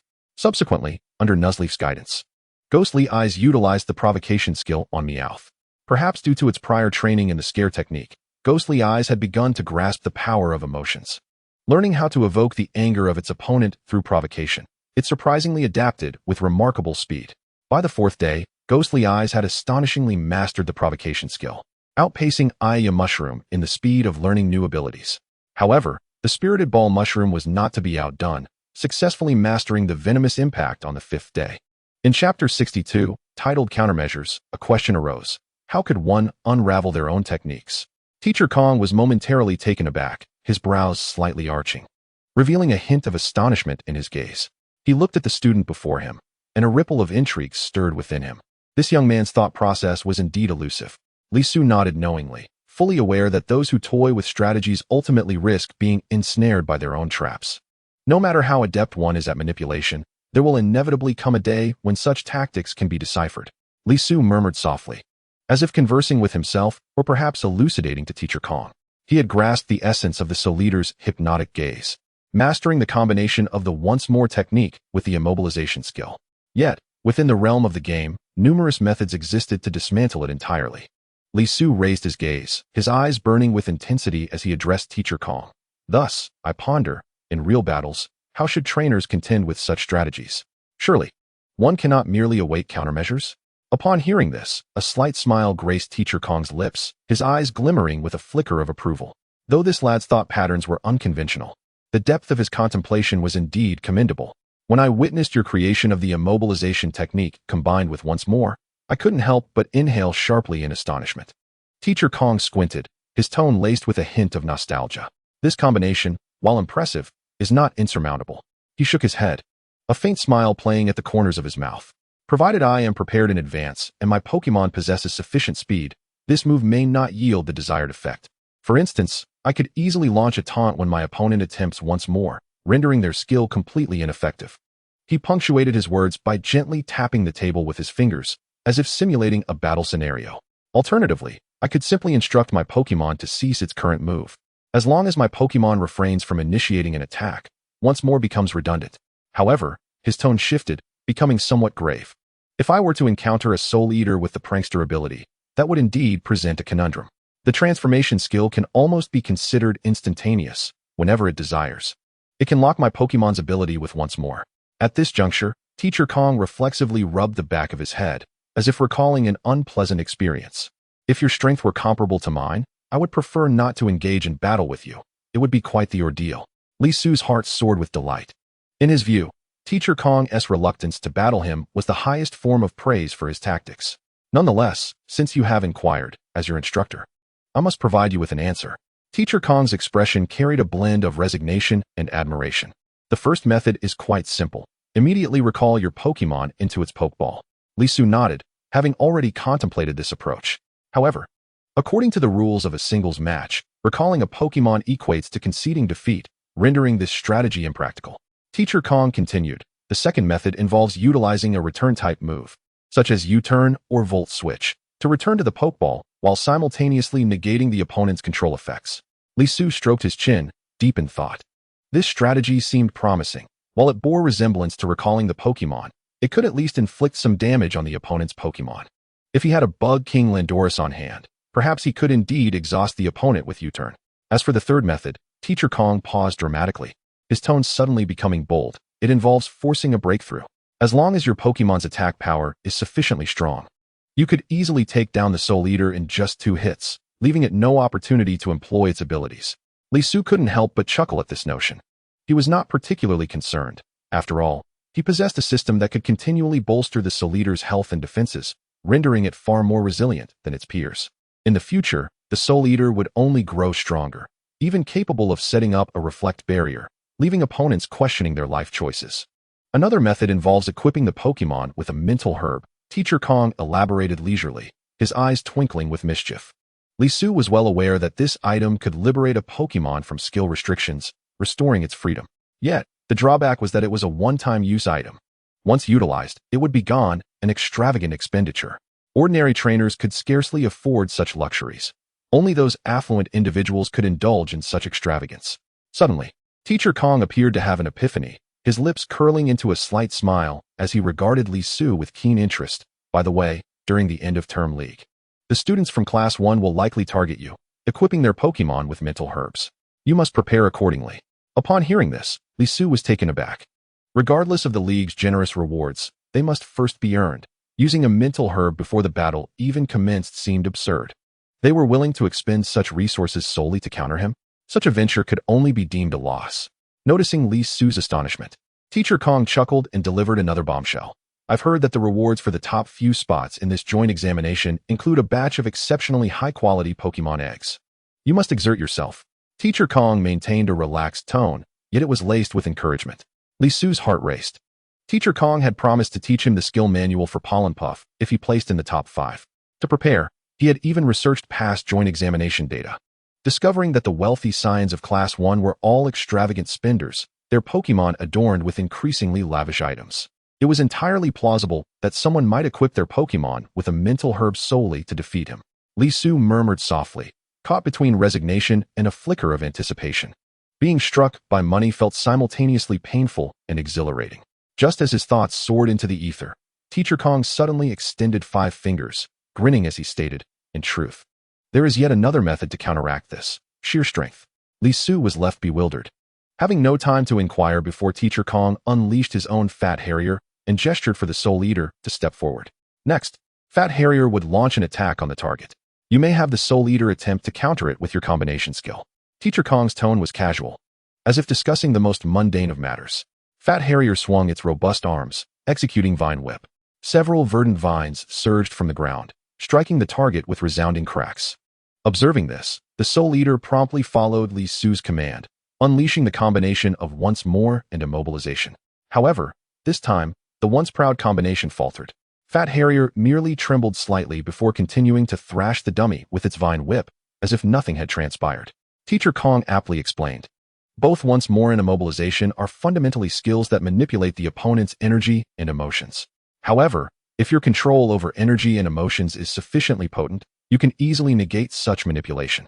This is why mainstream combat advocates for aggression. He gestured toward the Soul Eater and Fat Harrier. Do you truly expect a novice Soul Eater to immobilize a professionally trained Fat Harrier? Such a feat is simply implausible. Upon hearing this, Li Su was suddenly enlightened, inwardly exclaiming, "So that's it. The disparity in strength is the crux of the matter." Could this be considered the Pokemon world's equivalent of overwhelming force shattering a myriad of techniques? Li Su murmured softly, his eyes shimmering with contemplation. After his victory over the Emperor of Blades, he had become somewhat complacent. Yet now, thanks to Teacher Kong's enlightening words, he realized just how far he still had to go. Moderation and patience are indeed the true path. Teacher Kong observed Li Su's contemplative demeanor, inwardly nodding in approval, believing he had finally steered him back onto the righteous path. However, to his astonishment, Li Su suddenly lifted his head, his eyes gleaming with an unnerving brightness. "Teacher, does this mean that as long as the control of the Haunting Eye surpasses that of the opponent's Pokemon, the control skills will still take effect? How about we try once more? Let's have Haunting Eyes execute a combo on the rotund Hoot Hoot." There was a palpable eagerness in Li Su's tone. Teacher Kong could only shake his head in resignation. He had never heard of any Pokemon wielding control skills to dominate the battlefield. As an educator, he certainly did not wish for his student to tread this misguided path. Upon seeing Teacher Kong's disapproval, Li Su chose not to press further. He understood that while he still had many strategies at his disposal, the inadequacy of his Pokemon's level rendered them mere castles in the air. Level, after all, is the foundation of all. Henceforth, Li Su resolved to focus his training on elevating the levels of Haunting Eyes and the Aya Mushroom. In preparation for the impending Tri-School League, having attained the answers he sought, he respectfully bowed to Teacher Kong before turning to leave the training ground. Teacher Kong watched him depart, a medley of emotions swirling within him. Had this young man truly absorbed his words, or had they fallen on deaf ears? As Li Su exited, Teacher Kong discreetly signaled to Rotund Hoot Hoot to cease its skills. "You may stop now." However, Rotund Hoot Hoot's face contorted in anguish, its body refusing to obey, continuing to strike at the training dummy. It appeared that Haunting Eyes command had indeed taken effect, but the immobilization technique had failed. Now, even as Rotund Hoot Hoot wished to halt its use of Vine Whip, it found itself powerless to do so. Teacher Kong recalled Rotund Hoot Hoot into its Pokeball, gazing in the direction of Li Su's departure, pondering. This boy's Haunting Eyes possesses remarkably formidable control. In its novice phase, it could enforce control over high-level professional Pokemon with transformation skills. Who would believe such a claim? Perhaps, he might indeed forge an entirely new school of thought. Chapter 63. A second stroll through the Pokemon Night Market. Li Su ventured once more into the bustling Pokemon Night Market, accompanied by his 2 small companions. The expression in Haunting Eyes' gaze was exceedingly complex as it surveyed the familiar nightscape, a tempest of unspoken emotions swirling within. The memories associated with this place were far from pleasant for it. Li Su hurried to a food stall, eagerly purchasing 3 grilled sausages, one for himself and one for each of his small companions. The sausages were grilled to a golden crisp, and upon taking a bite, the succulent juices erupted, filling the air with an enticing aroma. Ah, how delicious! Li Su could not help but exclaim. Yet, his purpose for being there extended beyond mere culinary delights. As the night market began to thin out, he intended to have Haunting Eyes lead him to the spot where he had once unearthed the crystal. Perhaps, hidden there lay treasures yet undiscovered by Haunting Eyes. A Z crystal, no less. If he could uncover another artifact of similar stature, it would be a tremendous stroke of fortune. To avoid drawing attention, he feigned nonchalance, meandering about with his 2 small companions, glancing here and there in a seemingly leisurely manner. This time, he had learned his lesson. Snagging a bargain? Such a feat was hardly simple. The vendors were astute. When faced with uncertain items, they would not readily part with them. Thus, he abandoned the notion of bargain hunting, opting instead to indulge in the spectacle of the oddities that surrounded him. The night market was ablaze with lights and thrumming with voices. Amidst the throng, Li Su found himself calculating his own ambitions. A vendor's stall adorned with a red carpet featured items older than anyone else there, save for himself. Li Su feigned ignorance, inquiring about the stories behind the wares. The vendors relished boasting, transforming last week's items into treasures from the Shang and Zhou dynasties. He even spotted toys from his childhood, now rendered obsolete, yet still being sold at this market. However, Li Su had matured. It was better to keep childhood relics nestled within the confines of memory. Suddenly, he halted before a stall. To his astonishment, the items displayed appeared to be genuine artifacts. Focus lens increases accuracy when the equipped Pokémon uses moves slowly. This could be considered a boon for rock-type skills. Wise glasses slightly boost special attack moves when held by a Pokémon. The vendor was rotund, garbed in a white cotton jacket, resembling a sphere. With nimble fingers, he deftly examined the items, his movements smooth and practiced. Li Su cautiously inquired about the prices of the 2 items. The vendor glanced at him, devoid of any inclination to negotiate. Focus lens for 150,000. Wise glasses for 250,000. The prices were slightly lower than those from official channels. Yet the quality could not be assured to match that of legitimate sources. If he amassed enough points through battling, he would certainly purchase from the Electric Dragon Club internally. Instantly, Li Su lost interest in making a purchase. Though he lacked the funds for such an expenditure, it did not prevent him from scrutinizing the Pokémon items. The stall was presently empty, and the vendor seemed uninterested in shooing him away. In truth, aside from the Z crystal brought by Haunting Eyes, Li Su had little experience with Pokémon items. He recalled the affluent students from his former school, each meticulously outfitting their Pokémon. How could those from his current school ever stand a chance? Just as Li Su fell into contemplation, Haunting Eyes suddenly became alert beside him. Mushroom poked its little head out of the backpack, joining Haunting Eyes and gazing intently in the same direction. Emerging from a corner was a purple cat, stealthily prowling forward. This feline possessed green pupils, pink eyelids, and a long, barbed tail. Though Haunting Eyes did not recognize the creature, its mischievous nature allowed it to sense that this was a dark-type Pokémon. The cat seemed to have its sights set on Li Su initially, but upon noticing the vigilant Haunting Eyes and Mushroom peering from the backpack, it abandoned its thieving intentions and shifted its gaze to the stall. In an instant, the purple cat stood upright, its hands moving with astonishing speed. In the blink of an eye, one item had vanished from the stall. Haunting Eyes contemplated intervening but recalled its own desperate past, realizing that the cat might be in a similar predicament. Remembering its days of hunger and fear, it felt a surge of empathy for the cat and ultimately refrained from acting, silently watching as the item was pilfered. Before long, the vendor noticed the missing merchandise, his temper flaring as he cast a furious glare at Li Su. He advanced swiftly, seizing Li Su's sleeve, fearful that he would attempt to slip away. Observing this, Haunting Eyes flashed with indignation, poised to teach the vendor a lesson, only to be gently restrained by Li Su. Nevertheless, the vendor's momentary fright was palpable. He bellowed, his voice resonating like thunder.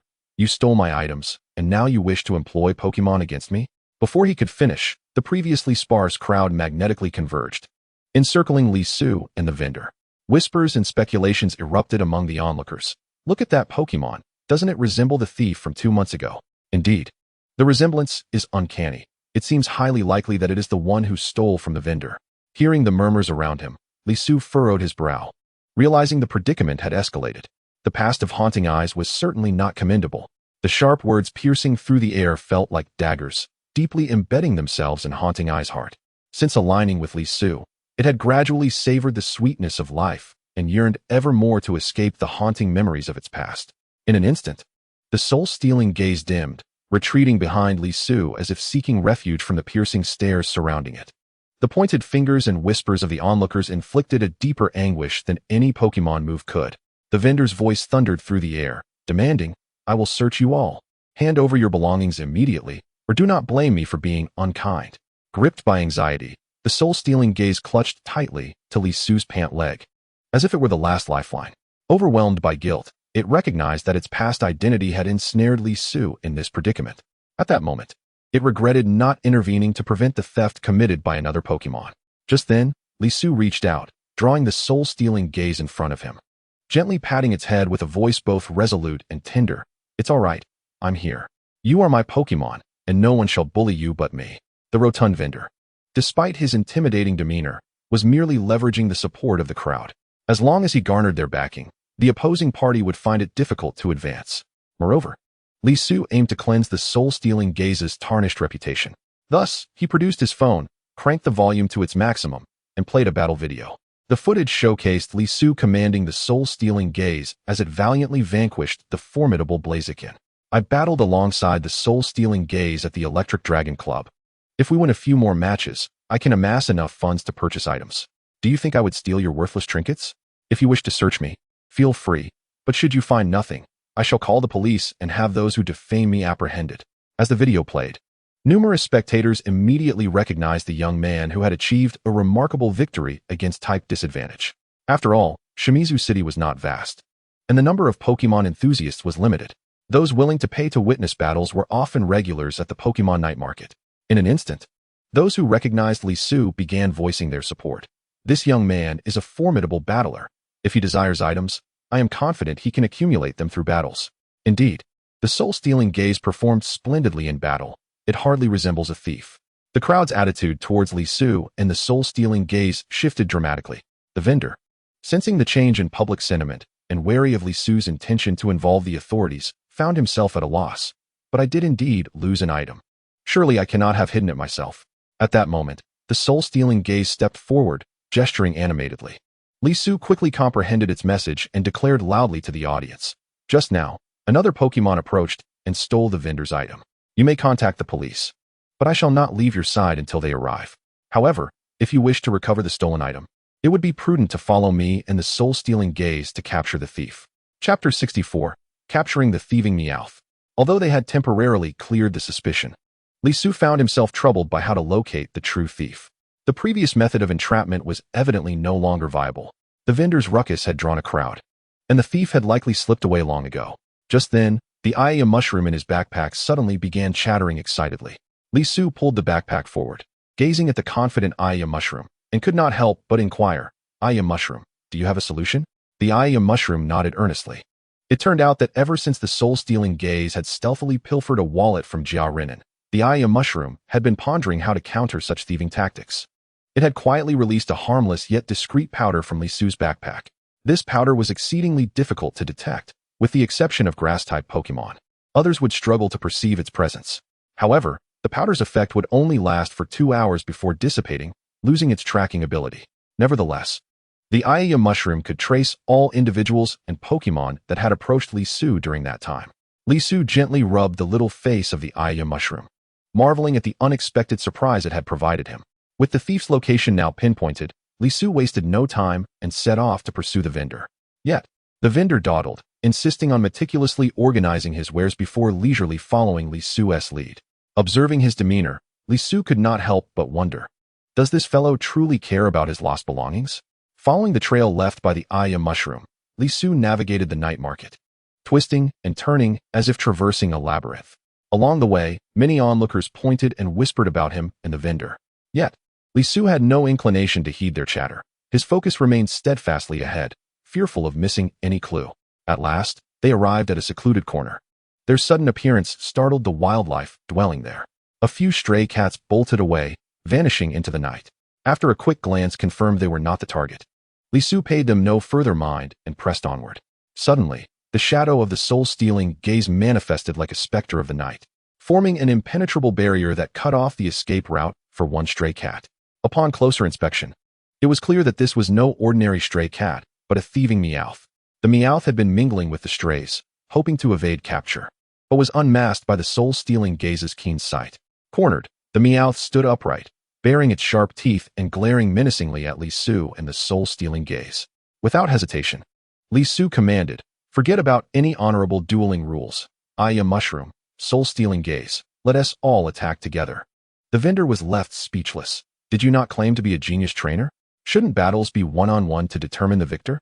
However, the soul-stealing gaze gently waved its hand, determination flashing in its eyes, as it yearned for a chance to confront the Meowth alone. It wanted this battle to serve as a farewell to its past. Despite facing a Dark-type Pokémon, its transformation moves would be rendered ineffective. Yet, it firmly believed that the sweat and effort of the past 2 months had prepared it for this challenge. Li Su deftly gestured, and with a flick of his wrist, the Pokeball arced through the air, summoning the soul-stealing gaze like a wraith. A sudden, swift strike landed squarely on the Meowth's head, catching it off guard and plunging it into a momentary state of disarray. Seizing this fleeting opportunity, the soul-stealing gaze executed a shadowy ambush, its shadow writhing as if alive, ensnaring the Meowth's tail and legs. As the Meowth regained its senses, it was met with the soul-stealing gaze's fist hurtling toward its face like a shooting star. The Meowth instinctively dodged to the right, only to find that the soul-stealing gaze's other hand was the true threat. Employing a feigned attack skill, the soul-stealing gaze landed a punch into the Meowth's soft belly, causing the Meowth to grimace in pain. Enraged, the Meowth retaliated with a thieving move. This skill not only inflicted Dark-type damage on the soul-stealing gaze, but also sought to pilfer its items. The Meowth obscured the soul-stealing gaze's vision with Dark-type energy. Its claws enveloped in malevolent energy, striking the soul-stealing gaze's midsection. Clearly, the soul-stealing gaze, having lost access to its transformation skills, found itself struggling in close combat. Being a ghost type, it had no resistance to Dark-type energy. The Meowth's thieving attack inflicted considerable pain on it. At that moment, Li Su could no longer allow the soul-stealing gaze to act independently and decisively commanded, "Soul-stealing gaze, use reflect." The soul-stealing gaze hesitated, pondering, "Am I not unable to utilize transformation skills?" However, he had grown accustomed to following Li Su's commands, almost instinctively. A wall of white light coalesced around him, enveloping him entirely. It turned out that the reflective barrier could be deployed even against Dark-type Pokémon, allowing him to execute it without hesitation. With the protection of the barrier, the spirit of his Pokémon, Gothitelle, surged with newfound confidence. No longer intimidated by the close-quarters combat with the thieving cat, Gothitelle began to view its opponent as a training partner, engaging in the skirmish while secretly learning from the encounter. "I used to be a thief myself. Why shouldn't I master this technique?" Gothitelle thought, feeling a spark of defiance. In a flash of inspiration, he cloaked the thieving cat's eyes with Dark-type energy. At that moment, both Pokémon unleashed their stealing abilities, competing to see whose thieving technique was superior. Clearly, Gothitelle had the upper hand. After all, he had stealthily pilfered Jia Runin's wallet right under the nose of Aichio-gu. After a series of probing exchanges, Gothitelle executed a deft maneuver that brought the thieving cat to the ground. A brief search allowed him to retrieve the stolen item. With one hand firmly grasping the nape of the thieving cat, rendering it utterly defenseless, he raised the recovered item triumphantly like a child who had just won a medal, his face beaming with pride. Once the matter was settled, Li Su turned to the vendor, his tone calm, yet tinged with a hint of exasperation. "Have you called the police? How long do you think they will take to arrive?" The vendor seemed to snap out of a daze, slapping his forehead. "Oh dear, I completely forgot in my excitement. I'll call them right now." Watching the vendor flounder, Li Su couldn't help but feel a twinge of doubt. This guy seems increasingly unreliable. Could it be that he isn't genuinely interested in recovering his items, but is merely waiting for me to compensate him? Before long, a female police officer riding a speedy Houndoom arrived at the night market in a flurry. Her presence immediately stirred a commotion. Many patrons, upon seeing the police, turned and fled, leaving behind vendors who shook their heads in disappointment. The officer, clad in a crisp uniform, exuded an air of competence. She appeared to be around 25. Her short hair neatly styled, her slender frame standing tall and upright. After a thorough inquiry, with ample evidence at hand, she swiftly concluded the case, taking the thieving cat into custody while diligently recording Li Su's trainer ID number. Before departing, the officer extended her hand to Li Su, her voice sincere and gentle. "I am Yu Yunxin. Thank you for your contribution to the safety of Qingshui City. Our police department will prepare a reward for trainers like you who demonstrate such bravery. Li Su smiled modestly, responding, upholding public safety is the duty of every trainer. You are too kind. With the matter resolved, he turned to Guling Ai, his eyes filled with admiration. Guling Ai, you were magnificent. You've learned a new skill. Ai Gu clapped its little hands excitedly, celebrating Guling Ai's achievement. Guling Ai, feeling a touch bashful, shook his head, perplexed. During the 2 months of wandering, he had diligently practiced his thieving skills, but had consistently failed. Now, without even trying to steal, he had effortlessly mastered the technique. Perhaps this was what they called serendipity. Regardless, the situation had finally reached a satisfactory conclusion. Observing Guling Ai's victory over its adversary, Ai Gu pouted, I've been training so hard lately. Yet you Haven T, let me join a single battle. Li Su gently patted its little head, promising, you'll get your chance in the next match. As the crowd at the night market began to dissipate, Li Su strolled around the vicinity with Guling Ai and Ai Gu. He pondered, now is the perfect opportunity. Perhaps I might uncover some hidden treasures. Chapter 65, The Stalker. The outskirts of the night market were bordered by a sizable thicket, appearing particularly profound in the moonlight. As Li Su walked, he turned to Guling Ai. Are you certain this is where you found the Z crystal? Guling Ai patted its own face, displaying a hint of uncertainty. However, perceiving Li Su's gaze fixed upon him, he did not wish to seem unreliable and thus extended his small hand, confidently pointing in a direction. Yet for some reason, Li Su felt even less assured about Guling Ai's reliability. He mused to himself, I hope I won't get lost in this little grove under his guidance. Just then, Ai Gu suddenly called out, its tone laced with alertness. We are being followed. Li Su's expression turned serious, whispering, stay sharp. Ai Gu nodded, its eyes revealing a flicker of tension. The pursuer was someone they had encountered before. Li Su quickly regained his composure and instructed Ai Gu, scan the surroundings swiftly, ascertain the approximate position of our follower. He then gestured to Guling Ai, signaling him to circle around from the back for a pincer maneuver. Meanwhile, he and Ai Gu stealthily concealed themselves behind a large tree, holding their breath and waiting for the opportune moment. Since the individual was tailing them, it was clear he harbored ill intentions. The footfalls grew closer, crunching on the earth with a subtle rustling sound, akin to whispers of malice. Suddenly, Li Su signaled Ai Gu, a glint of resolve in his eyes. Ai Gu darted from behind the tree, silently approaching the target and releasing a cloud of paralysis powder from its mouth. The decision to use paralysis powder instead of poison was deliberate, as Li Su wished to capture the individual alive to discern his ulterior motives. Soon, a faint sizzling sound filled the air, clearly indicating the powder had taken effect. Li Su cautiously peeked out, and to his astonishment, he recognized the vendor who had previously attempted to extort him. Why was he following so closely? Accompanying the vendor was a large green duck adorned with 3 tufts of hair atop its head, its eyebrows forming a V shape, and its wings oddly shaped, resembling hands as it clutched a stalk of green onion. Caught off guard by Ai Gu's sudden attack, both the vendor and the green duck were struck by the paralysis powder, rendering them motionless. Ai Gu, slightly bewildered, glanced back at Li Su, its eyes questioning. Shall we continue the assault? Li Su remained fixated on the vendor, his vigilance unwavering. He coldly inquired, why have you been following me? The vendor opened his mouth to respond, but was interrupted by the effects of paralysis, his body stiffening and twitching in place. At that moment, the system abruptly displayed a notification about negative emotions, indicating that he and the vendor's Pokémon were engaged in combat. Indeed, this rotund fellow harbors ulterior motives. Li Su thought grimly. He quickly commanded Ai Gu, use Leech Seed to attack the green duck. We must incapacitate the opponent's Pokémon first. The paralyzed green duck attempted to resist, but could not move as the paralysis took hold, as it felt its vitality being siphoned away by Ai Gu. A grimace of pain crossed its face, followed by a swift weakening.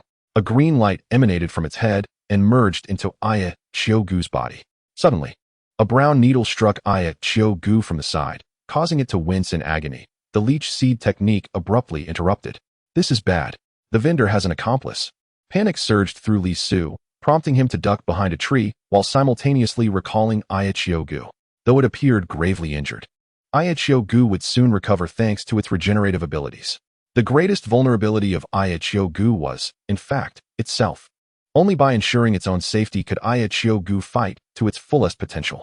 Meanwhile, Li Su was filled with confusion, despite maintaining a high level of vigilance. How could they remain oblivious to the presence of a second individual? How did the assailant manage to launch a successful ambush? Simultaneously, a wave of regret washed over him. He had indeed been careless, allowing the soul eye to act independently, which led to the current predicament. Li Su held his breath, intently discerning the sounds surrounding him. Soon, another set of footsteps reached his ears. What is wrong with you? How could you be so easily outwitted by this kid? A mocking voice from an unfamiliar speaker echoed. Enough with the nonsense. Hurry and administer the antidote. I can barely feel my lower half. Why did you apply the antidote to your own Pokémon first? The voice of the vendor revealed a sense of urgency.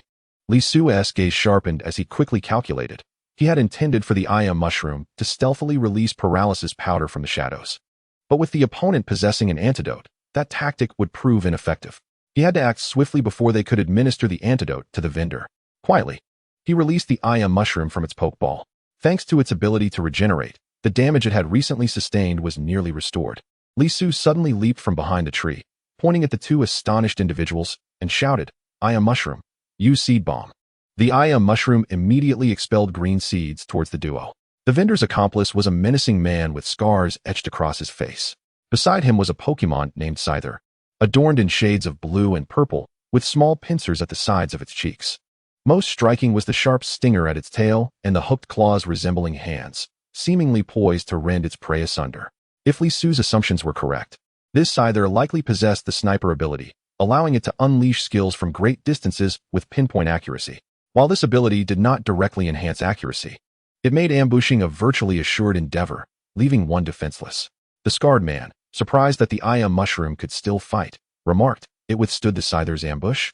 Before he could finish, Scyther unleashed its poisonous needles, targeting the Mushroom. The needles collided with the seeds mid-air, producing a crisp sound reminiscent of a miniature explosion. Meanwhile, the leeked duck, despite being paralyzed, had not entirely lost its ability to move. Dragging its stiff body, it struggled to approach the Mushroom, its eyes filled with determination. Facing two opponents, the Mushroom felt immense pressure, nearly gasping for breath. Li Su, anxious, muttered to himself, "Where's my soul eye? Did it get lost while flanking?" The scarred man, noticing Li Su's anxious expression, smirked coldly. "Are you waiting for the soul eye to come to your aid? Don't be foolish. It has already been detained by my other Pokémon. Your soul eye is indeed formidable, but once I capture you, its strength will be of no consequence. I've heard you've made quite a bit of money battling at the Electric Dragon Club. Once we capture you, that money will be ours. If you surrender willingly, perhaps we might even consider letting you go." The vendor interjected urgently, "Big brother, we can't let him go. My pickpocket cat was sent to the police because of him. He must pay for this. We cannot let him off lightly." Li Su was taken aback, suddenly realizing. So that pickpocket cat was the vendor's own Pokémon. No wonder he had been so lackadaisical during the pursuit. It was likely that he had previously sent the pickpocket cat to lurk in the shadows, stealing wallets directly if possible, or resorting to stealing his own items to extort customers. The scarred man nodded, his tone icy. "You can play however you like. But the priority is to capture this kid first." Li Su's mind raced, contemplating. How long could the opposing Pokémon hold off the Soul Eye? If they could just hold out long enough, the Soul Eye would surely arrive to assist. The problem, however, was that both of their Pokémon were resistant to the Mushroom's grass-type attacks, making it exceedingly difficult for him to gain the upper hand. He had to diminish their numbers first. He decisively commanded, Mushroom, do not confront Scyther head-on. Use Poison Spike and focus your attack on the paralyzed leek duck. The Mushroom's face showed a flicker of determination as it withstood Scyther's poisonous needle attack. It then unleashed a torrent of purple venom, launching it directly at the leek duck. Clearly taken aback, the leek duck had not anticipated the Mushroom to disregard the poisonous needles and attack directly, becoming drenched in the venom. It wailed in agony, rolling on the ground, quickly losing its combat ability. However, the Mushroom was not unscathed. Countless needles had pierced its body, causing it to tremble in pain. Yet, rather than retreating, this pain ignited its fighting spirit, glaring furiously at the two adversaries. The Mushroom's sudden exchange of injury for injury disrupted the rhythm of the two opponents entirely. They froze in place, questioning how this Mushroom could be so fierce, wondering if Scyther could indeed match it. A hint of panic appeared on their faces, as if thoughts of fleeing began to surface.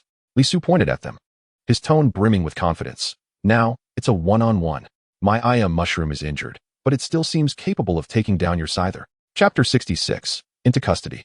The scarred man swallowed hard, his throat bobbing as he felt Li Su's gaze bore into him like a blade. forcing him to involuntarily take a half-step back. "Little brother, it was all a misunderstanding," he stammered, attempting a nervous laugh. "It truly was a misunderstanding." The vendor chimed in, stuttering, "Yes, yes, yes. We were just joking." His speech grew increasingly disjointed, clearly affected by the encroaching paralysis, causing his tongue to falter. "We were just making a bet." The scarred man rubbed his hands together, putting on a forced smile, "whether you could handle the two of us. It was truly just a bet." Li Su's lips curled into a knowing smirk. "Oh, do you think I would believe that? I am Mushroom. Use Poison Spike." Indeed, the emotions of a trainer can significantly influence a Pokémon. Sensing its master's battle intent, the I Am Mushroom surged with vigor, unleashing a wave of venom that crashed upon Scyther like a tide. In stark contrast, Scyther, influenced by the scarred man's timorous demeanor, hesitated, losing its usual ferocity. In this duel against the I Am Mushroom, it had lost the initiative, struggling to execute its lethal attack. In the midst of the venomous onslaught, it barely managed to carve out a gap, resembling a solitary boat on the brink of capsizing amidst turbulent waves. As Scyther began to falter, the expressions of the two adversaries turned pale. The vendor, intending to make a quick escape, found himself hindered by paralysis, moving sluggishly. The moment he took a step, the sensation of paralysis crashed over him like a tidal wave, causing him to fall unceremoniously to the ground. The scarred man, witnessing this, shouted, "You stay and hold him off. I'll go find reinforcements." With that, he swiftly withdrew Scyther into its pokeball and fled, his steps quickening as though demons were on his heels. Li Su cast a glance at the vendor, now incapacitated on the ground, and chose not to pursue the scarred man. Just then, a rustling sound erupted from the bushes, causing Li Su to furrow his brow and heighten his alertness. Could there be more enemies? He whispered to himself, his gaze sharp as it swept across the quivering foliage. At that moment, a large black head emerged from the underbrush, revealing itself to be the Soul Eye. Just as Li Su was about to inquire where the Soul Eye had been, he noticed it emerging from the bushes, clutching a Pokémon named Vileplume, which was ensnared in blue vines, unconscious and limp, lying on the ground like a puddle of mud. Li Su finally came to a realization. No wonder the soul-devouring eye had been delayed for so long. The physical defense and health of the vine monster were formidable indeed. Even if the soul-devouring eye managed to restrain it with another round of its immobilization technique, it would still require considerable effort to incapacitate it. Upon emerging, the soul-devouring eye was taken aback to see both Ai Yichio-gu and Li Su in a rather disheveled state. It hastily discarded the unconscious vine monster to the side and hurried over, circling around Ai Yichio-gu and Li Su multiple times, its gaze filled with concern. "Are you all right? Are you hurt?" Though the soul-devouring eye did not utter a word, its anxious expression conveyed everything. Li Su shook his head, signaling that he was fine. The most pressing matter at hand was to report to the authorities. The scar-faced man had threatened to seek reinforcements upon fleeing. Who knew if he would indeed return with accomplices for revenge? The one who arrived was none other than Officer Yu Yunshin. She had just returned to the precinct with the thieving Meowth, still catching her breath, when she received the alarming news of yet another incident at the night market. Upon learning that it was Li Su who had reported it, and that someone had intended to attack him, Yu Yunshin wasted no time and drove over immediately. Seeing that it was indeed Li Su who had made the call, she raised an eyebrow, wearing an expression that seemed to say, "I expected this." With efficiency, she handcuffed the shop owner and took him back to the station for questioning. During the interrogation, unexpected revelations came to light. To Li Su's astonishment, the items sold by the shop owner were merely half-finished products. Though they appeared identical to genuine articles, their actual efficacy was only 1/3 of the authentic ones. This individual not only employed Meowth to pilfer from customers, but also relied on them purchasing counterfeit items to compensate him with genuine products. Truly a master of deceit. As further investigation unfolded, more sinister truths emerged about this person, indicating he was entangled in even graver crimes. A chill ran down Li Su's spine as he contemplated the dire consequences had he been defeated in the earlier encounter. Moreover, the fleeing scar-faced man turned out to be the shop owner's elder brother, a notorious figure with considerable criminal history. Li Su rubbed his temples, silently lamenting the depth of corruption within the night market. Furrowing his brow, he turned to Yu Yunshin. "Can't the police do something to regulate the night market? With counterfeit vendors and thieves, this place is on the verge of becoming a den of criminals." Yu Yunshin sighed, her expression one of helplessness. "Recently, members of Team Rocket have infiltrated Qingshui City, and our police force is stretched thin, unable to manage everything effectively. You need to be cautious while you're out. Don't let your guard down." Team Rocket. Li Su's eyes widened in shock. How could such figures, usually seen only in TV news, appear in a small place like Qingshui City? It was well known that Team Rocket was a transnational crime organization backed by a global trade network, notorious for inciting unrest in various countries while reaping the benefits of low-priced assets. Their strength was formidable. Even the lowest-ranking members were seasoned trainers, typically establishing themselves in regions plagued by turmoil and instability. Given the generally good public security domestically, sightings of Team Rocket were rare. Noticing the weight of concern on Li Su's face, Yu Yunxin couldn't help but chuckle, revealing a bright smile. Don't be too anxious. We have deployed a significant police presence around Qingshui City. Besides, when Team Rocket operates domestically, they usually aim for major schemes. Individuals like us are insignificant in their eyes. She patted Li Su on the shoulder, her tone lighthearted. Just don't frighten yourself unnecessarily. Li Su couldn't help but retort. Is that something a public servant should say? Sister, you just mentioned that Team Rocket is planning something big. Shouldn't that make me even more worried? Upon hearing Li Su refer to her as sister, Yu Yunxin's smile broadened, her eyes curving like crescent moons. Shifting the topic, she remarked, by the way, a few of my colleagues have come across your videos. You're the new prodigy from Qingshui City, aren't you? Li Su scratched his head, feeling a bit bashful. I'm hardly a prodigy. It's just that my Pokémon have trained hard, and I'm decent at directing them. Yu Yunxin nodded with approval in her eyes. She pulled out a red list from her pocket and handed it to Li Su. This is a reward for you. You can choose one item from it. Li Su took the list, glancing over it briefly, yet before he could fully absorb its contents, Yu Yunxin suddenly snatched it back. Wait, she said with a mysterious smile. As Li Su looked on in confusion, she produced a blue list. I spoke to our captain about you, and he believes that a young man like you, who possesses both capability and a sense of responsibility, is quite rare these days. Thus, our captain has authorized you to select an item from our internal police list. She presented the blue list to Li Su, her tone serious. I hope that the talents of your generation can grow swiftly and uphold the nation's prosperity and stability. Li Su took the list with excitement. The items on this blue list were treasures from within the police department. He nodded earnestly, yet his gaze was magnetically drawn to the list. After scanning it back and forth, he couldn't suppress his awe. The items on this list were of a significantly higher caliber than those on the previous one. Truly, it was a remarkable resource list from the police. He quickly looked up, speaking earnestly. Sister, please extend my gratitude to Captain. Captain? Yu Yunxin burst into laughter, covering her mouth as her shoulders shook. If the captain hears you address him that way, his expression would surely be priceless. Wiping away tears of laughter, she became serious again. It's getting late. You should head back.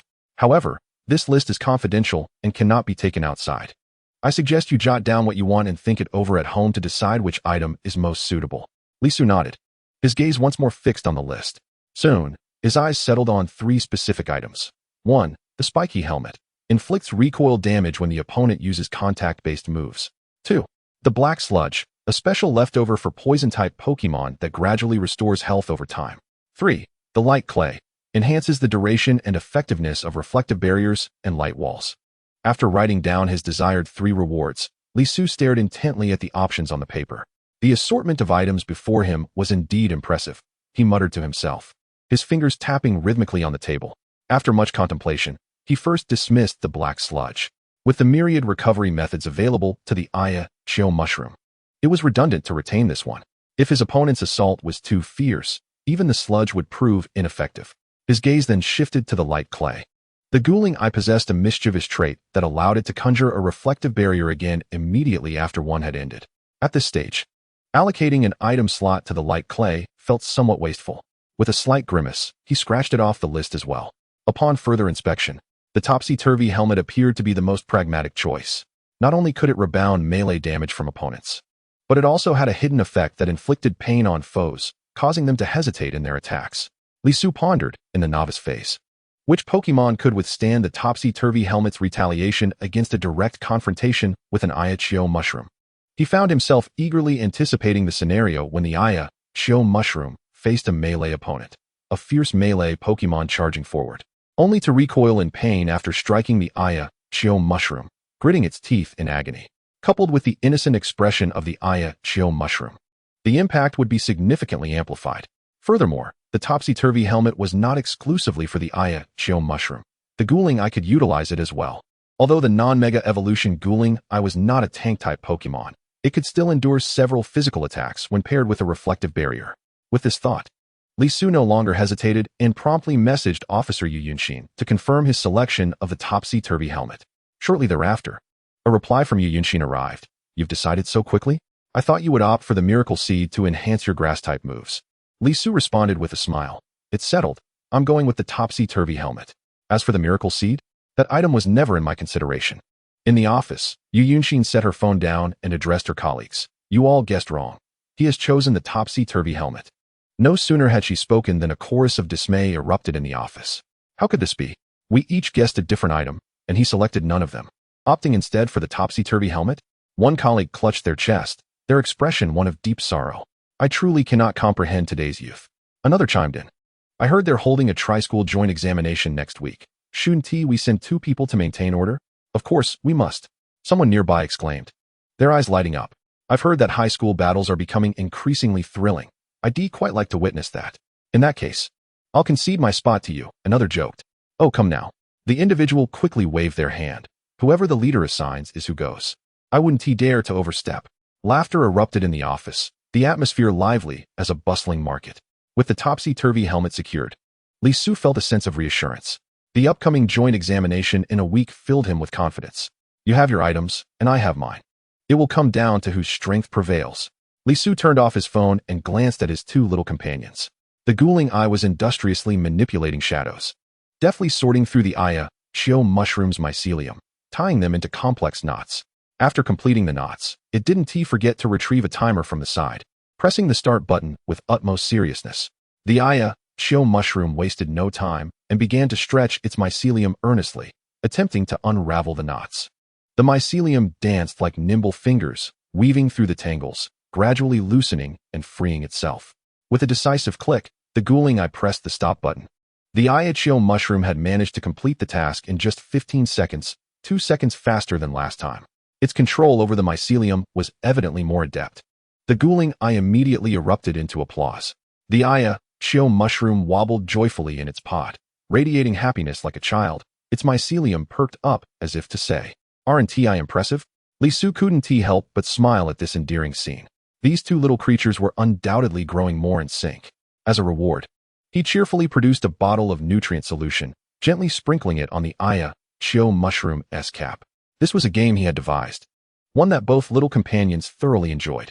On one hand, this game was designed to enhance the ghouling eye's shadow manipulation skills, allowing Li Su to glean insights into the essence of Shadow Claw. On the other hand, it also enabled the Shiitake Mushroom to improve its control over the mycelium, laying the groundwork for mastering the rooting skill. After days of diligent training, the Shiitake Mushroom had reached level 19, attaining the pinnacle of the novice phase. The ghouling eye, not to be outdone, stood steadfast at the threshold of level 17. Just how formidable would their opponents from one high be? Li Su gazed out the window, knowing that only through battle would he discover the answer. Chapter 68, Joint Examination Matters. The school buzzed with excitement today. The teacher was set to explain the various details surrounding the tri-school joint examination, and the entire class erupted into animated discussions. Fan Yu jested loudly. How unfortunate for us to encounter Brother Su. We would be directly eliminated. Many classmates chimed in agreement. Brother Su's combat prowess is far beyond ours. We are not even in the same league. Battling with him would be utterly pointless. It would merely be bullying. Someone interjected. In academic exams, one hopes for a top student seated nearby. In battle competitions, it is preferable to keep distance from the experts, hoping not to cross paths. As the class bell rang, Teacher Kong hurried into the classroom with a pile of documents. He handed the files to the class monitor for distribution among the students, while he took out a thicker document and approached Li Su individually. Seeing this special treatment, Li Su felt not joy but rather curiosity. Soon, Teacher Kong addressed the entire class. This year, there has been another change in the joint examination. We will separate the special admissions students from the regular examination candidates. I will first explain the battle rules for the regular examination. Li Su, please come to my office. I will provide you with details regarding the special admissions examination. Several classmates sighed in relief. With a freak like Li Su in the special admissions group, their own examination and competition would be significantly less daunting. Most students possessed average skills and felt no particular anxiety, but the fear of a skilled contender sweeping through was what truly unsettled them. However, from an observational standpoint, the battles in the special admissions group promised to be far more exhilarating. In contrast, The regular examination group seemed rather mundane. Suddenly, a student asked, "Is Li Su the only one from our school pursuing the special admissions route?" Teacher Peng nodded. "Indeed, there are only 8 individuals in the special admissions group. 7 hail from one high, and only 1 is from our class, Li Su." The entire class turned their gaze towards Li Su in unison. "Brother Su, you are our class's sole representative from 2 high. You must do your utmost. I truly wish to see you triumph over those 1 high fellows. They've been quite arrogant online, claiming we only went to 2 high because we couldn't get into 1 high." Teacher Kong cleared his throat, suppressing the murmurs within the classroom, and began to explain the battle rules and some strategies he had devised when contestants take the stage. Before the referee announces the battle's commencement, you must seize that moment. Those with good oratory skills should attempt to provoke their opponents to incite anger. An enraged opponent is more likely to act irrationally. Teacher Kong tapped the blackboard, chalk dust cascading down. The Tri-School League will attract numerous spectators. Standing on that stage brings immense pressure. Some students, feeling shy, perform far below their usual capabilities when anxious. If you notice your opponent hesitating, you must dominate the atmosphere, compelling them to reveal their weaknesses. Pokemon battles are not merely about creatures clashing. They also entail a psychological warfare between trainers. Li Su listened intently from the sidelines. Though he had considered employing underhanded tactics before, such strategies had either been unnecessary against adult opponents or inappropriate against his classmates. Now, facing rivals from another school, he felt liberated to unleash his full potential.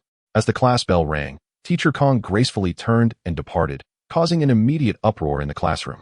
Just as Li Su intended to follow him, he was halted by Jia Renan. Noticing Jia's hesitance, Li Su urged him to speak candidly. "Brother Su, you're aware that I've been exchanging barbs online with students from number 1 high school, right? Well, they traced my account back to your battle video. My friends from number 1 are saying that the special admission team has begun strategizing ways to counter you, claiming they intend to ensure you don't win a single match." Li Su raised an eyebrow. "How do they plan to counter me? My bewitching gaze has but one vulnerability, fairy types. But the rain mushroom can effectively guard against fairy types, forming a solid defense. If it weren't for Song Lijia's underhanded tactics, I wouldn't be in such a passive position." Jia Renan shook his head. "I'm not entirely sure of the specifics, but it seems their Pokemon have all learned fairy-type moves and are preparing to exploit items as well." Li Su smirked slightly. "Hey, truth be told, I've already anticipated this. There's no need for concern. I've prepared quite a few surprises myself." In the first match, everyone was acutely aware that neither side knew the other's true capabilities. If they truly wished to target me, they would have to reveal their genuine skills. Hiding them would be foolish. He paused, confidence glimmering in his eyes. Besides, during the battle, they'll need to reveal some tactics for me to discern. After bidding farewell to Jia Renan, Li Su strolled to Teacher Kong's office with an air of ease. Teacher Kong was seated at his desk, leisurely brewing tea. Hearing the commotion, he looked up and smiled upon seeing Li Su. Li Su has arrived. Please, take a seat." Li Su made himself comfortable on the sofa without hesitation. Teacher Kong handed him the freshly brewed tea and continued, "I won't bore you with details about your opponents. Your ability to gather intelligence surpasses mine by far. Let me first excite you with the competition rewards."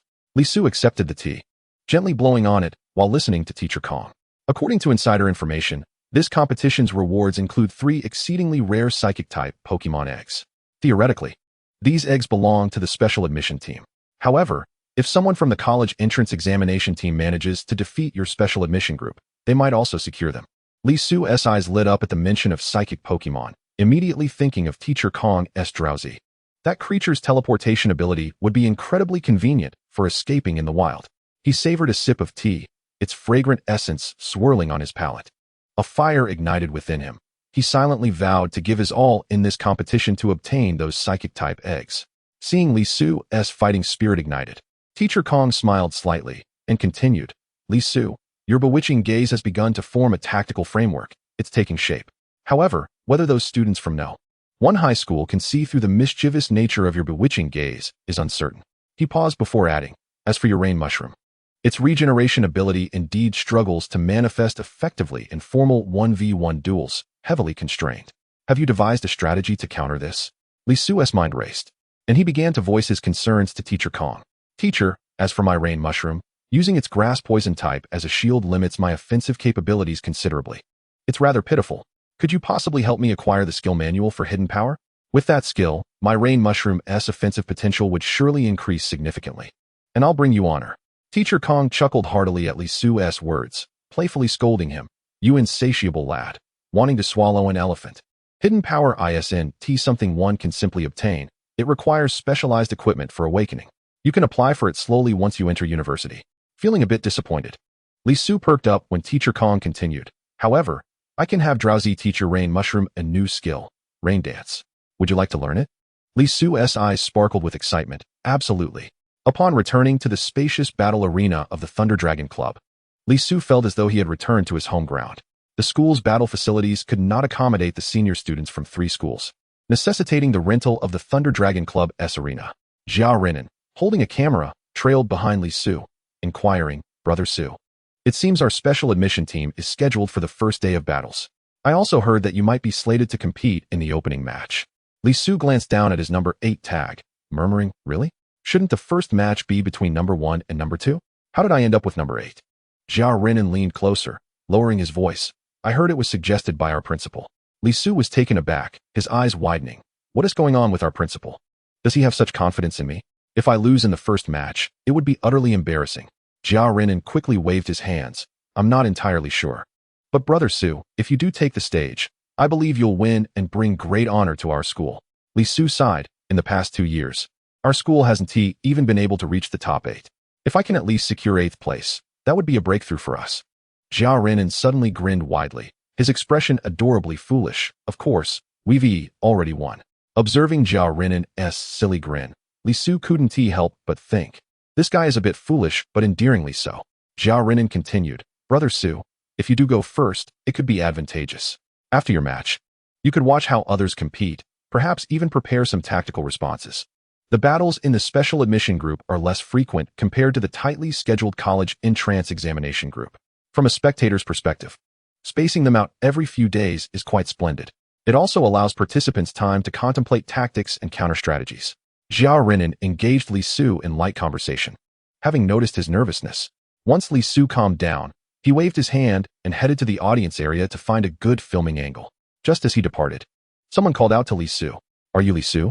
Turning around, he saw a boy in a number 1 high school uniform, sporting a slicked-back hairstyle approaching him. Li Su had only ever seen such a hairstyle in movies from his previous life, and was surprised to encounter it in this life, as well. The boy raised his own number tag, revealing it to be number 7. It appeared that he was Li Su's opponent for the first match. Li Su inquired about the boy's name, to which he responded with a cold smirk, I'm Chu Chidong, known online as the first Han Xin of Shichu. Didn't you have quite a lot to say about me online? Now that we're face to face, you pretend not to recognize me, right? Having been too preoccupied to go online recently, Li Su observed the unfriendly glint in Chu Chidong's eyes, sensing his sincerity. Who had been using his name to insult him online? Suddenly, he thought of Jia Renan, realizing that his friend had been using Li Su's name to troll others. The thought of Jia Renan grinning mischievously in front of the computer, while simultaneously using Li Su's name to insult someone, made Li Su feel both exasperated and amused. I've been made the scapegoat for Jia Renan. I've become a target. Yet, this was his opponent, and he couldn't afford to lose in terms of momentum. Once one begins to elucidate the circumstances, their momentum diminishes considerably. Li Su immediately retorted, What is wrong? Have I erred in my statements online? Did you come specifically to offer me offline guidance? Chu Chidong pointed an accusatory finger at Li Su, his voice laced with disdain. Let me tell you, I have thoroughly dissected your beguiling gaze. A player like you, specializing in obscure spirits, is utterly unworthy of walking with us in the elite recruitment group. Your so-called winning streak is merely a facade manufactured through online marketing.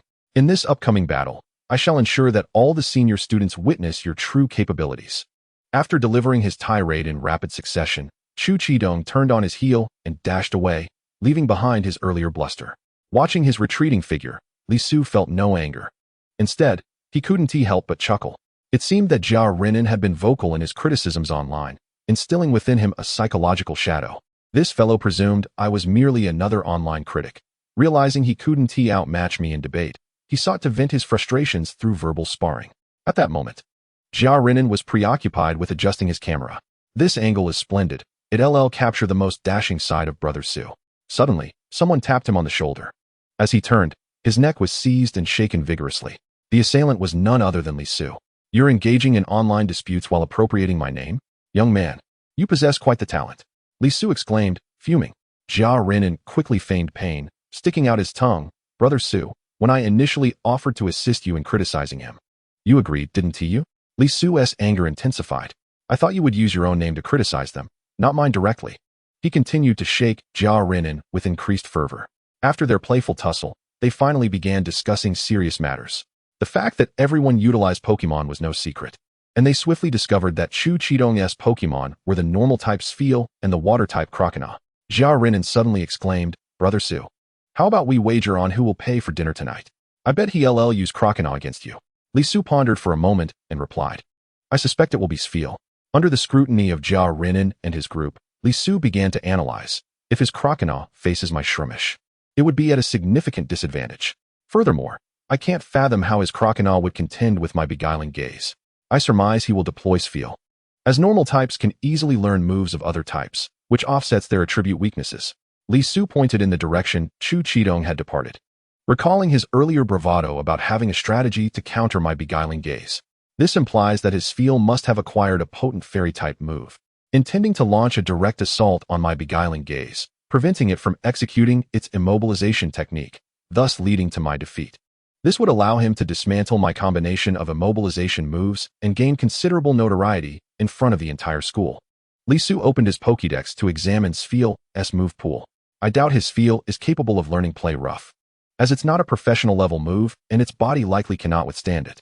Jia Renan interjected, so his Spheal has mastered a formidable fairy-type special attack? Li Su nodded. I just don't know if it has learned either Charm or Fairy Wind. Jia Renan grasped the situation. Brother Su, as long as you send out Shroomish, even if you don't gain an advantage, you can at least ensure a fair balance. Li Su agreed, noting that as the number of Pokemon available for both sides increased, predicting the opponent's lead Pokemon became an art in itself. Whoever could anticipate the initial Pokemon sent out by their opponent and devise a counter-strategy would possess a significant advantage.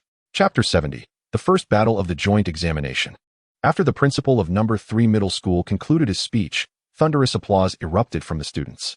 They could hardly endure a single principal's speech, and now they were subjected to 3 in succession. Who could withstand such a barrage? Next, a representative from the trainers took the stage, with the chief referee swearing an oath to ensure no match fixing. Unlike previous events, this time, a battle course instructor was assigned as the commentator. In the first match, Li Su from Qingshui No. 2 Middle School was set to face Chu Chidong from Qingshui No. 1 Middle School. Li Su was taken aback that he would be the one to compete in the inaugural match. Seizing the remaining 10 minutes of promotional time, he took Shroomish to an empty room. He activated the system to convert his recently accumulated negative emotions into effort values, which he allocated to Shroomish's physical defense. With these effort values bolstering it, even without evolving, Shroomish would not suffer in durability. Li Su then retrieved a hard stone from his backpack and placed it upon Shroomish. The hard stone quickly merged with Shroomish's body. Li Su began to contemplate whether he could utilize the unconventional tactics taught by Teacher Kong to best his opponent.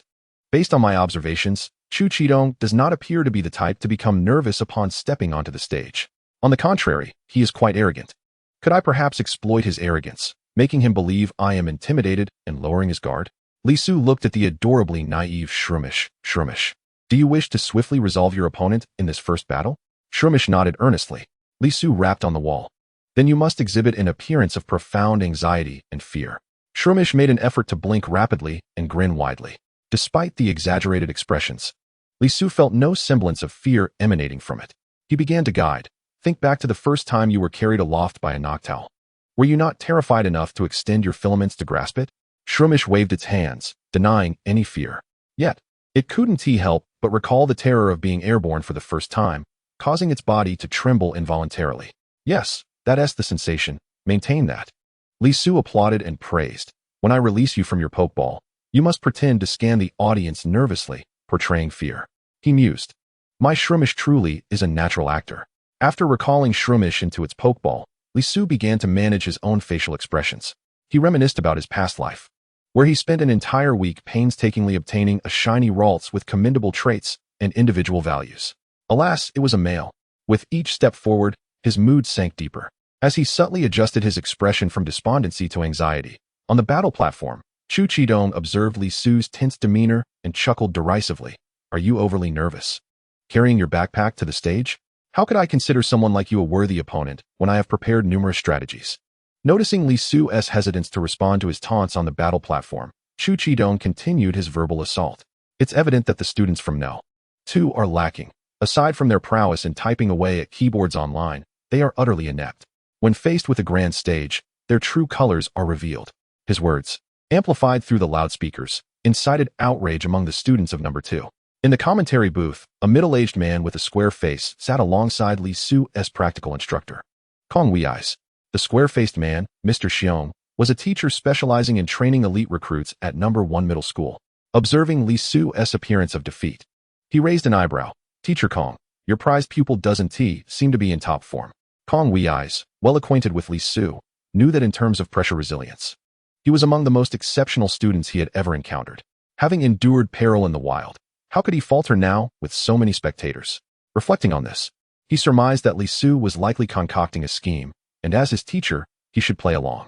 Kong Wei's feigned humility to Mr. Xiong. He's just a child. Everyone experiences nervousness at times. After all, this is his first match. I hope your students can show some mercy. Teacher Xiong suddenly burst into laughter, exclaiming, not at all. My student, Chu Qidong, certainly won't launch an immediate onslaught to swiftly defeat your student. Their dialogue reverberated throughout the venue.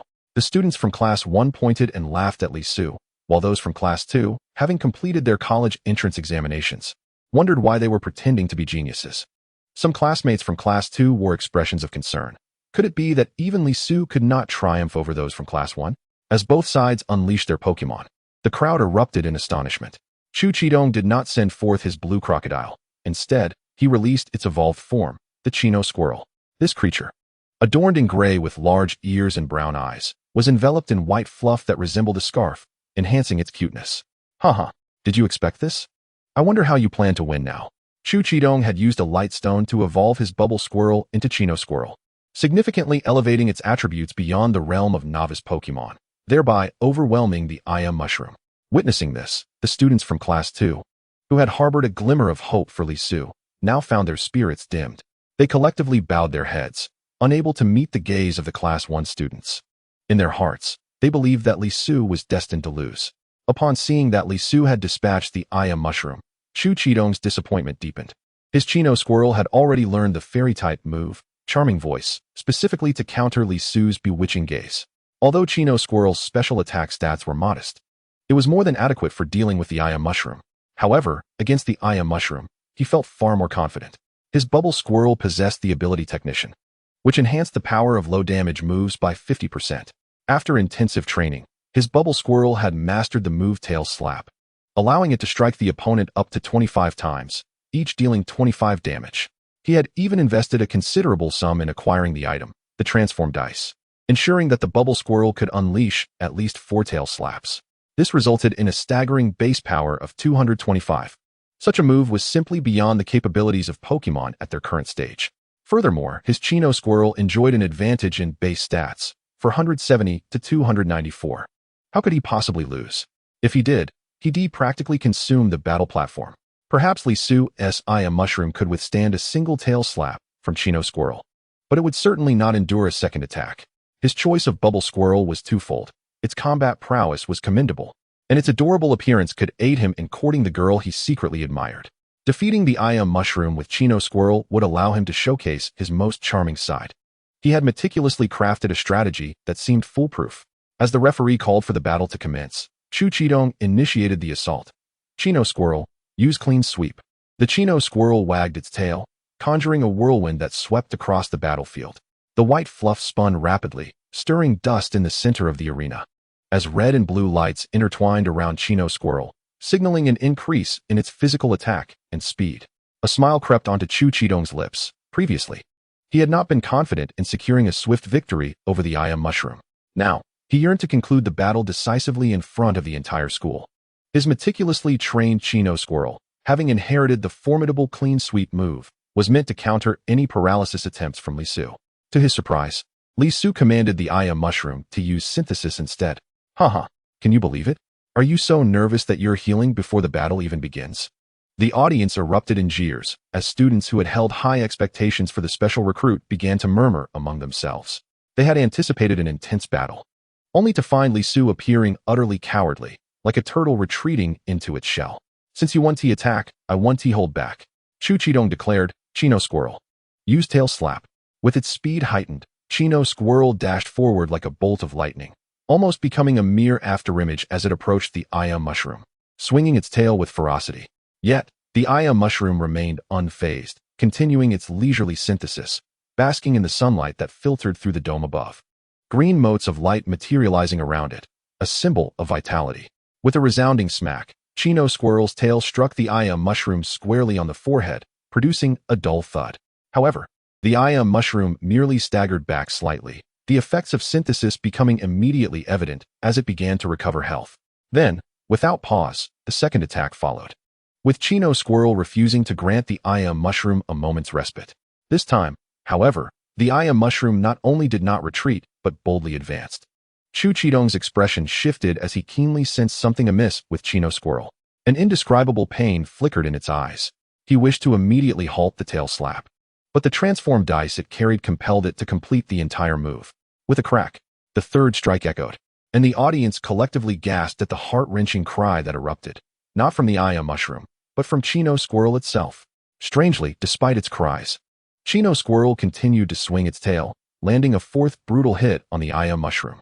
The Aya Mushroom remained steadfast, continuing its synthesis as if oblivious to the battle, exuding an air of serene indifference that made it appear entirely unaware of its combat situation. Just as the crowd thought the barrage of attacks was at an end, the transformed dice activated once more. Chu Chidong's fortune soared, as the first use of the move triggered the maximum of 5 attacks. With a resounding smack, the fifth strike saw Chino Squirrel's cries turn sharp and piercing, its face contorted in undeniable agony, revealing its torment for all to see. As the assault concluded, Chino Squirrel, resembling a startled bird, darted to the corner of the battlefield, trembling in fear. It gazed at the seemingly innocent Aya Mushroom as if it were a demon from the depths of hell. Its tail felt swollen and painful, akin to an inflated balloon. At that moment, Teacher Xiong in the commentary booth suddenly shouted, his voice resonating throughout the arena, I understand. The Aya Mushroom is equipped with a rocky helmet.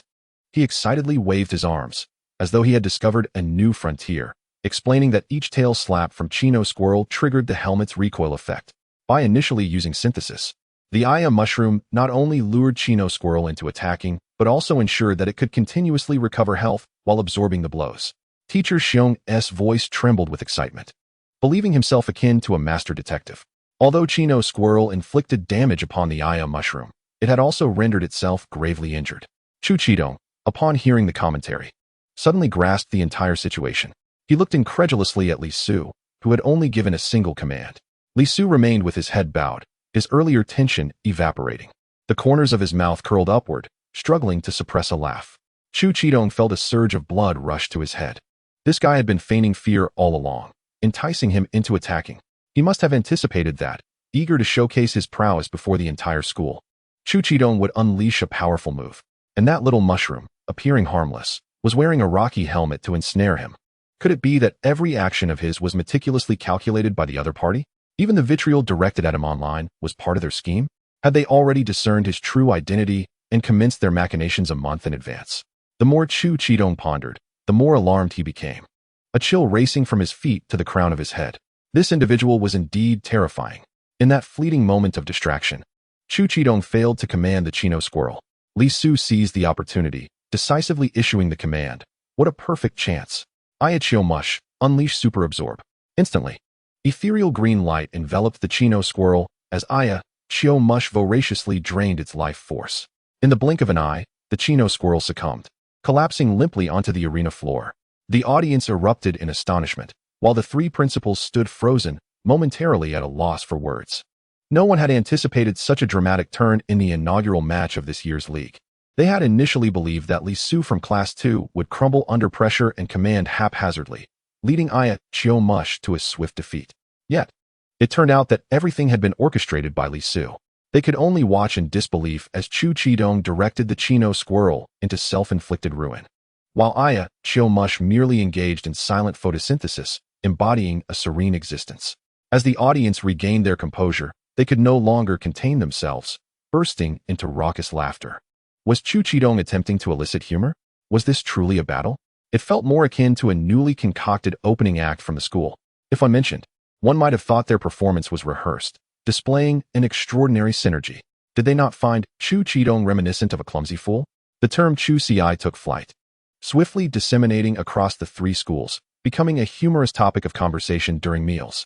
Hearing the chorus of Chu Ci echoing from the crowd, Chu Qidong felt his blood pressure soar, his fists clenched tightly, knuckles whitening. He glared fiercely at Li Su, his eyes nearly igniting with fury, wishing to charge forth and deliver a punch, to teach him the meaning of a battle beyond mere competition. Just then, he observed Li Su retrieving a helmet from his backpack, slowly donning it with practiced ease, as if he had rehearsed this countless times. Chu Qidong's voice trembled with incredulity. So you anticipated this, even my potential retaliation? He stood there, alternating between clenching and relaxing his fists, ultimately gritting his teeth to utter, Li Su, you shall pay for this. Chapter 72, The Stat Beast, the Flying Scyther. As Chu Qidong descended from the battle platform, he remained dazed, his eyes vacant. As if his very soul had been siphoned away, he mechanically returned to his seat, a buzzing in his ears rendering the surrounding sounds unintelligible. Had he truly lost? Meanwhile, Li Su, accompanied by Aya Mush, returned to his classroom seat, his expression devoid of any tension. A subtle smirk played at the corners of his mouth, reflecting the satisfaction of a plan fulfilled, a stark contrast to his earlier anxiety. The students of Class 2 erupted into cheers, heralding Li Su as their emblem. Seating himself beside Jia Renan, he raised an eyebrow with pride. What do you think? Wasn't that match exhilarating? Jia Renan excitedly gave 2 thumbs up. Brother Su, you are nothing short of a genius. Absolutely brilliant. Just look at the live commentary. It's gone wild. Li Su took the phone, the screen ablaze with a flurry of comments. Ha! Was the Chino squirrel here for comic relief? Did it just self-destruct? This newcomer trainer has something special. That strategy was phenomenal. Loved it. This guy is not only handsome, but also entertaining. I'm a fan. Jia Renan rubbed his hands together in excitement. Taking the phone. Brother Su, I assure you, once I finish editing this video, it will explode across the internet. Kong Wei's approached, patting Li Su on the shoulder, his face beaming with pride. Well done. You've set a fantastic precedent for Class 2. That psychological tactic was executed splendidly. Li Su's eyes sparkled as he rubbed his hands together, grinning as he inquired, Teacher Kong, about the skill manual for Pollen Puff. Kong Wei's chuckled heartily, playfully leaning back. Fear not, it won't be absent from you. However, focus on preparing for the upcoming matches first. We can discuss the skill manual once the competitions conclude. Today, you have this match, and next is the special recruitment groups battle. Pay close attention, you may encounter your next opponent. The remaining matches of the morning were all from the college entrance examination group, with everyone eagerly anticipating another thrilling showdown akin to Li Su's. Regrettably, compared to Li Su's dramatic reversal, the other matches were rather mundane. The most frustrated were the students from Class 1, even when victorious. A single utterance of Chu Ci from the students of Class 2 or 3 deflated their spirits entirely. In the afternoon, during the special recruitment group matches, Li Su observed intently. Jia Renan leaned over, pointing at the 2 combatants on stage, asking, Brother Su, who do you think will win? Li Su scrutinized the scene, a buzzcut boy and a long-haired girl, each deploying a water EV and a flying scyther, respectively. The flying scyther will prevail, Li Su stated with certainty. Jia Renan immediately concurred. I also believe the flying scyther will win. That girl is the class president of Class 1. Heh. Li Su shook his head in resignation, realizing this fellow's focus was solely on appearances. He disregarded Jia Renan and concentrated on analyzing the battle dynamics. The flying scyther, possessing bug and flying attributes, was 4 times weak to rock type, yet exhibited exceptional speed and physical attack prowess. With the technician ability, moves like quick attack and wing attack could inflict substantial damage. The water EV, a water-type Pokémon, boasted remarkable durability, but predominantly featured special attackers, lacking an advantage against a fast physical attacker like the flying scyther. To his surprise, the flying scyther boldly confronted the water pulses from the water EV. Neither dodging nor flinching, the water ball struck the flying scyther directly, yet it pressed through the torrent, delivering a decisive blow to the water EV. Li Su furrowed his brow. While the flying scyther had high base stats, it shouldn't have been able to withstand an equivalent water-type attack unscathed. Unless this particular flying scyther was equipped with an evolutionary stone, Pokémon capable of evolution, while holding such an item, enjoy a significant increase in their defenses. Notable examples include the multifaceted beast and the wandering spirit. However, a flying scyther with an evolutionary stone isn't particularly formidable, considering its 4-fold weakness to rock type. Stepping onto the battlefield and triggering Stealth Rock could easily have its health. Yet, at this stage of competition, a flying scyther wielding an evolutionary stone was indeed somewhat overpowered. Li Su no longer needed to watch the remainder of the battle. The outcome was all but certain. However, should he face this flying scyther in the future, he needed a strategy to counter this seemingly invincible opponent. Iachio Mush would be ineffective unless it opened with sleep powder, and the opponent would have to suffer an absurdly bad streak of luck, being paralyzed 3 or 4 times in succession. But that was unrealistic. He possessed no innate luck like the Serene Grace ability. It appeared that only the Jengar could contend with the Flying Scyther. Yet, the Flying Scyther's 110 physical attack-based stats, while not overly daunting in the game, were incredibly formidable in reality at this stage. Even with the system boosting Jengar's health, could it withstand the Flying Scyther's onslaught behind a Reflect? Fortunately, he had drawn number 8, affording him ample preparation time before the match. That evening, Jia Renan insisted on celebrating, dragging Li Su to a rather upscale restaurant. When the waiter presented the menu, Li Su looked up, only to find Fong Pingping, the girl who had once been frightened to tears by his Jengar in the haunted house. He recalled she was a senior from class 3. "Ah, it's you," Fong Pingping exclaimed, recognizing Li Su with a hint of surprise in her voice. "I didn't realize you were such an impressive battler." Seated in the audience, she was taken aback when Li Su was the first to represent their school in the competition. Silently, she cheered him on in her heart. As she witnessed Li Su turn the tide and defeat Chu Qidong from the first school, her friend beside her inquired if she knew this handsome guy. At that moment, Fong Pingping pretended not to recognize him. Clearing his throat to ease the awkwardness, Li Su prompted, "The menu, please." "Oh right, here." Fong Pingping hastily handed the menu to him, her cheeks subtly flushed. Jia Renan glanced between Li Su and Fong Pingping, his eyes darting back and forth, wearing an expression that said he understood everything. "Su Gu, who would have thought you had such a way with the ladies?" he whispered, nudging Li Su with his elbow and winking.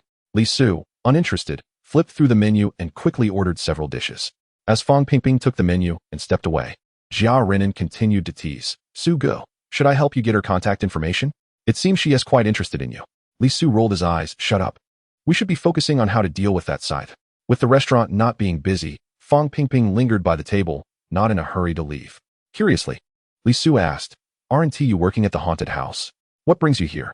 A fleeting look of embarrassment crossed Fong Pingping's face as her voice dropped.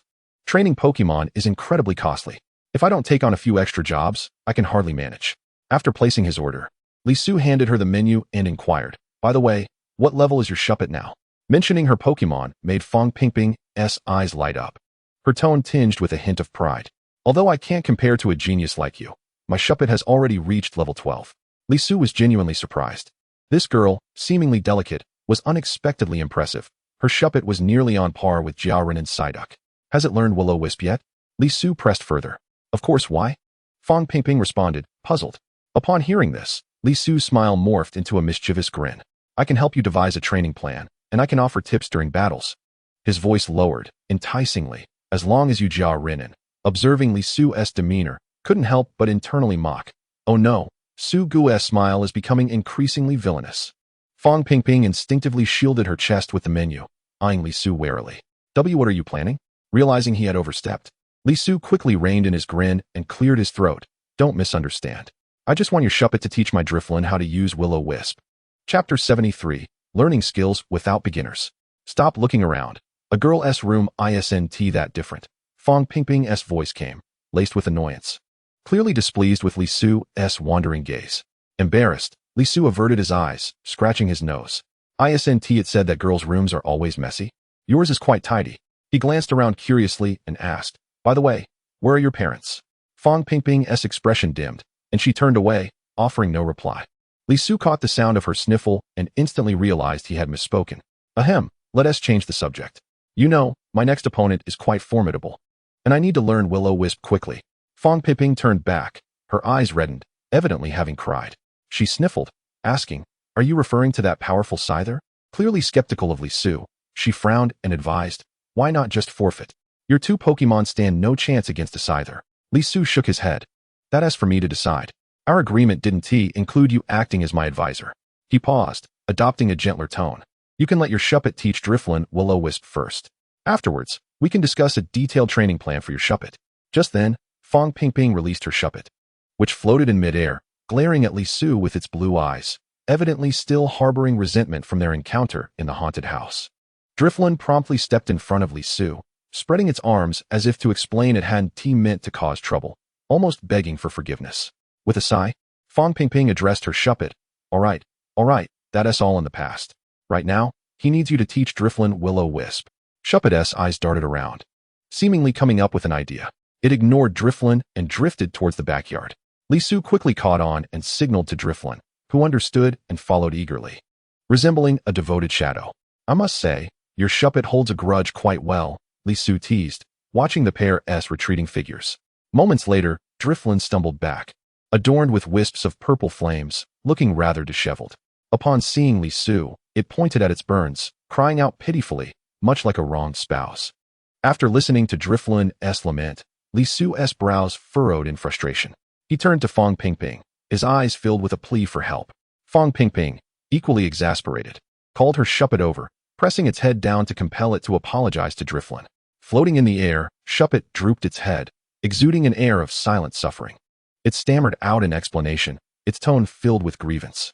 It turned out it had only recently learned Will-O-Wisp and had no idea how to teach another Pokemon.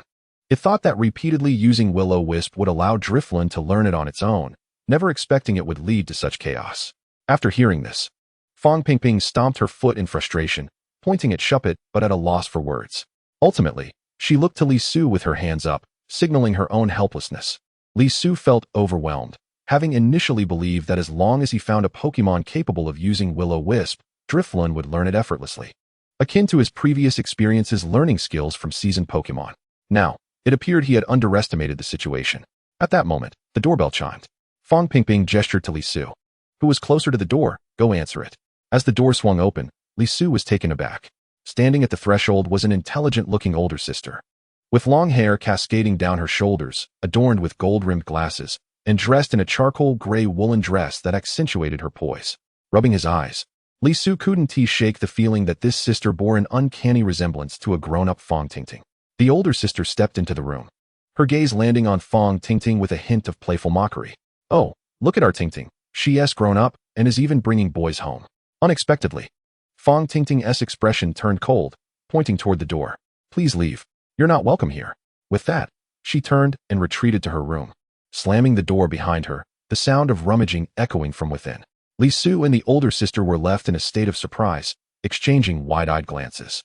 After a moment of pause, the older sister elegantly extended her hand, introducing herself. Hello, I am Fong Tingting's sister, Fong Yingying. She appraised Li Su from head to toe, her expression tinged with amusement. Are you Tingting's boyfriend? Li Su shook his head vehemently. You're mistaken. I only have a transactional relationship with her. Yes, a transactional relationship. Fong Yingying regarded him with a strange look, seemingly skeptical of his words. Her gaze then fell upon Drifloon, which was still in a state of distress from its burns, and she curiously inquired, what happened to this little fellow? It looks like it's been hit by Will-O-Wisp. Scratching his head, Li Su reluctantly recounted the tale of attempting to have Drifloon learn Will-O-Wisp from Shuppet, only to end up in a predicament. Fong Yingying burst into laughter, her voice melodious and bright. You're quite the character. Seeking out a Pokemon that just learned Will-O-Wisp to be a teacher? That's like sending a duck to water. Li Su wore an expression of helplessness, fully aware that he was resorting to desperate measures. However, Fong Yingying swiftly shifted the conversation, stating that if he wished to learn the art of ghost fire, it was not an insurmountable task. She extracted a delicate white card from her exquisitely crafted handbag, inscribing an address with a pen she had on hand before handing it to Li Su. If you truly desire to learn ghost fire, seek me out at this address, she said, a hint of mischief dancing in her eyes. Li Su accepted the card, noting the elegant script upon it. At that moment, Fong Pingping emerged from the room, her face devoid of emotion, clutching a bank card which she slammed onto the ground with force. The money you sent me, I have not spent a single cent. It remains untouched on this card. Now take it away. Her voice was frigid, devoid of any emotion. I do not need your money. Li Su dared not utter a sound, as the atmosphere in the room plummeted to an icy chill. As an outsider, he wished he could shrink into a ball, fearing he might be caught in the crossfire. Yet Fong Yingying let out a soft laugh, as if attempting to shatter the frozen tension. She gracefully bent down to retrieve the bank card from the floor, placing it delicately into her handbag. Though you do not acknowledge me as your sister, I have always regarded you as my beloved sister. She spoke softly, imbued with a barely perceptible tenderness. If you find yourself in need, remember to call me. Li Su thought to himself that this sister was rather commendable. However, in the next moment, he noticed Fong Pingping's eyes glistening with unshed tears, mist gathering within them. Will your phone truly connect? She asked, her voice trembling, as if a long-suppressed emotion had finally found an outlet. Fong Yingying's smile froze instantly, as if struck by the weight of her words. Her previous composure evaporated, replaced by a complex and indescribable emotion. Grabbing her handbag, she nearly fled the room. The roar of a revving engine pierced the air, and Li Su discreetly peered out the window. He beheld Fong Yingying speeding away in a flashy sports car, leaving behind only the faint glow of its taillights. Once he confirmed her departure, Fong Pingping seemed to be drained of all strength, collapsing into a chair. Li Su silently pulled up a chair and sat beside her. He witnessed her tears finally break free, shimmering droplets cascading down her cheeks, silently conveying her inner turmoil. If you're feeling distressed, just speak up. Bottling it all up only makes it worse. Li Su ventured cautiously, attempting to console her. As a resolute man, he found himself at a loss for how to comfort a girl. Chapter 74. Learning Ghostfire. Li Su pedaled his bicycle to the luxurious villa located in the suburbs. Following the address provided by Fong Yingying, he rang the doorbell, internally grumbling about why the affluent prefer such secluded locations. Fong Yingying answered the door, wrapped in a creamy white cashmere coat that accentuated her poised elegance. Her gaze lingered on Li Su's face for a moment, a smirk tugging at her lips, laced with a hint of teasing. If Pingping were to find out you came here to learn Ghostfire, do you think she would feel envious? Li Su ignored her jest and walked straight into the house, stating matter-of-factly, my relationship with her is merely transactional. Don't read too much into it. However, Fong Yingying was relentless, blocking his path. But the way you look at me indicates you know about the matters between me and her. In truth, stop. Li Su interrupted her, asserting, those explanations should be directed to Fong Pingping. I'm merely the messenger. He paused, his tone growing somewhat frosty. Since you chose to go abroad with our father, you should remain there and not disrupt my life by returning. A flicker of shame crossed Fong Yingying's face. But she quickly masked it. My father is wealthier. It's as simple as that. Her bluntness was both refreshingly honest and painfully hurtful. Li Su refrained from judging her family affairs and posed a second question, one that clearly weighed heavily on Fong Pingping's mind. She asked me to inquire why. 3 years ago, when her mother was gravely ill and she felt utterly helpless, you did not answer any of her calls. To be frank, that is the real reason she does not acknowledge you, Li Su asserted. Fong Yingying's lips quivered as she struggled to respond, ultimately releasing a long sigh. This is all my fault. She approached the sofa, picking up a pink teddy bear and handing it to Li Su. Give this to Pingping. It was her favorite toy when she was young, and I have always remembered it. Li Su accepted the plush toy, feeling its soft texture and catching a faint scent reminiscent of Fong Yingying. She transformed her demeanor once more, breaking into a smile that left Li Su in awe of her ability to manage her expressions. If only he could master such a skill, he thought. He could easily outmaneuver Chu Qidong in the arena. As he held the toy, the conversation shifted to the crux of their meeting. Fong Yingying said, as a gesture of gratitude for your role as a messenger, I will generously teach you how to wield ghost fire with your soul snatcher. But I must clarify that whether or not you succeed depends on its own fortune. She produced a pokeball, declaring, come forth, Ninetales. As the pokeball opened, a yellow-furred fox, resembling a youthful maiden, appeared before Li Su, with striking red eyes and a fluffy white mane around its shoulders. Its lower fur cascaded like a graceful gown. Upon emerging, Ninetales promptly picked up a small mirror from the table and began grooming its white fur with practiced elegance. Clearly attentive to its appearance, Li Su perceptively noted that this Ninetales possessed a proficiency at the intermediate professional level. He could not help but question Fong Yingying with Ninetales' abilities. Shouldn't it have evolved into a Pyroar by now? Fong Yingying shot him a disdainful glance, as if regarding a fashionably challenged country bumpkin. Pyroar is so hideous. How could I allow my Ninetales to evolve? You simply do not understand. Beauty is justice. Li Su's lips twitched in disbelief, realizing that this woman was indeed the epitome of a beauty enthusiast, as rumored. He silently scoffed. If my Pokémon could evolve, I would have let them do so long ago. Why wouldn't anyone want to become stronger? Who cares about aesthetics when they can battle? Just look at how a Shroomish evolves into a Breloom. Who dares to call it ugly? Fong Yingying remained oblivious to Li Su's inner musings, as she explained to Ninetales the process of learning Ghostfire. In response, Ninetales elegantly extracted a slender brown twig from its tail, gently swaying it in the air to draw circles. As it moved, purple flames began to flicker from the tip of the twig, enchanting, and mystical. Seeing the purple flames, the soul snatcher instinctively recoiled, remembering the terror it had faced from the haunter's ghost fire the previous day, fearing it would be scorched again. It timidly tugged at Li Su's clothing, looking up at him with pleading eyes as if to say, "Master, let us make a hasty exit. There's no need to learn ghost fire." Li Su glared at the soul snatcher, encouraging, "As a Pokemon, you must possess some backbone." Meanwhile, Fang Yingying was entirely oblivious to the interaction between the two, signaling for the soul snatcher to extend its palm. The soul snatcher, resigned to its fate, turned its head away, unable to bear the prospect of facing the impending ordeal. The long-tailed fox gently extended a branch beneath the palm of the soul snatcher. As purple flames softly licked at the palm surface, to its surprise, the soul snatcher did not experience the anticipated pain. Instead, it felt an unusual warmth that was immensely comforting. Only then did it dare to turn its head, discovering that the purple flames had not harmed its hands at all. Instantly, it broke into a wide smile, its ruby-like eyes sparkling with delight. How wonderful! Finally, it was free from torment. Li Su cast a puzzled glance at Fang Yingying, asking, "Is it really possible to learn the ghost fire just by roasting the palm with flames?" Fang Yingying rolled her eyes and retorted, "It's not as simple as you think. This is merely the first step."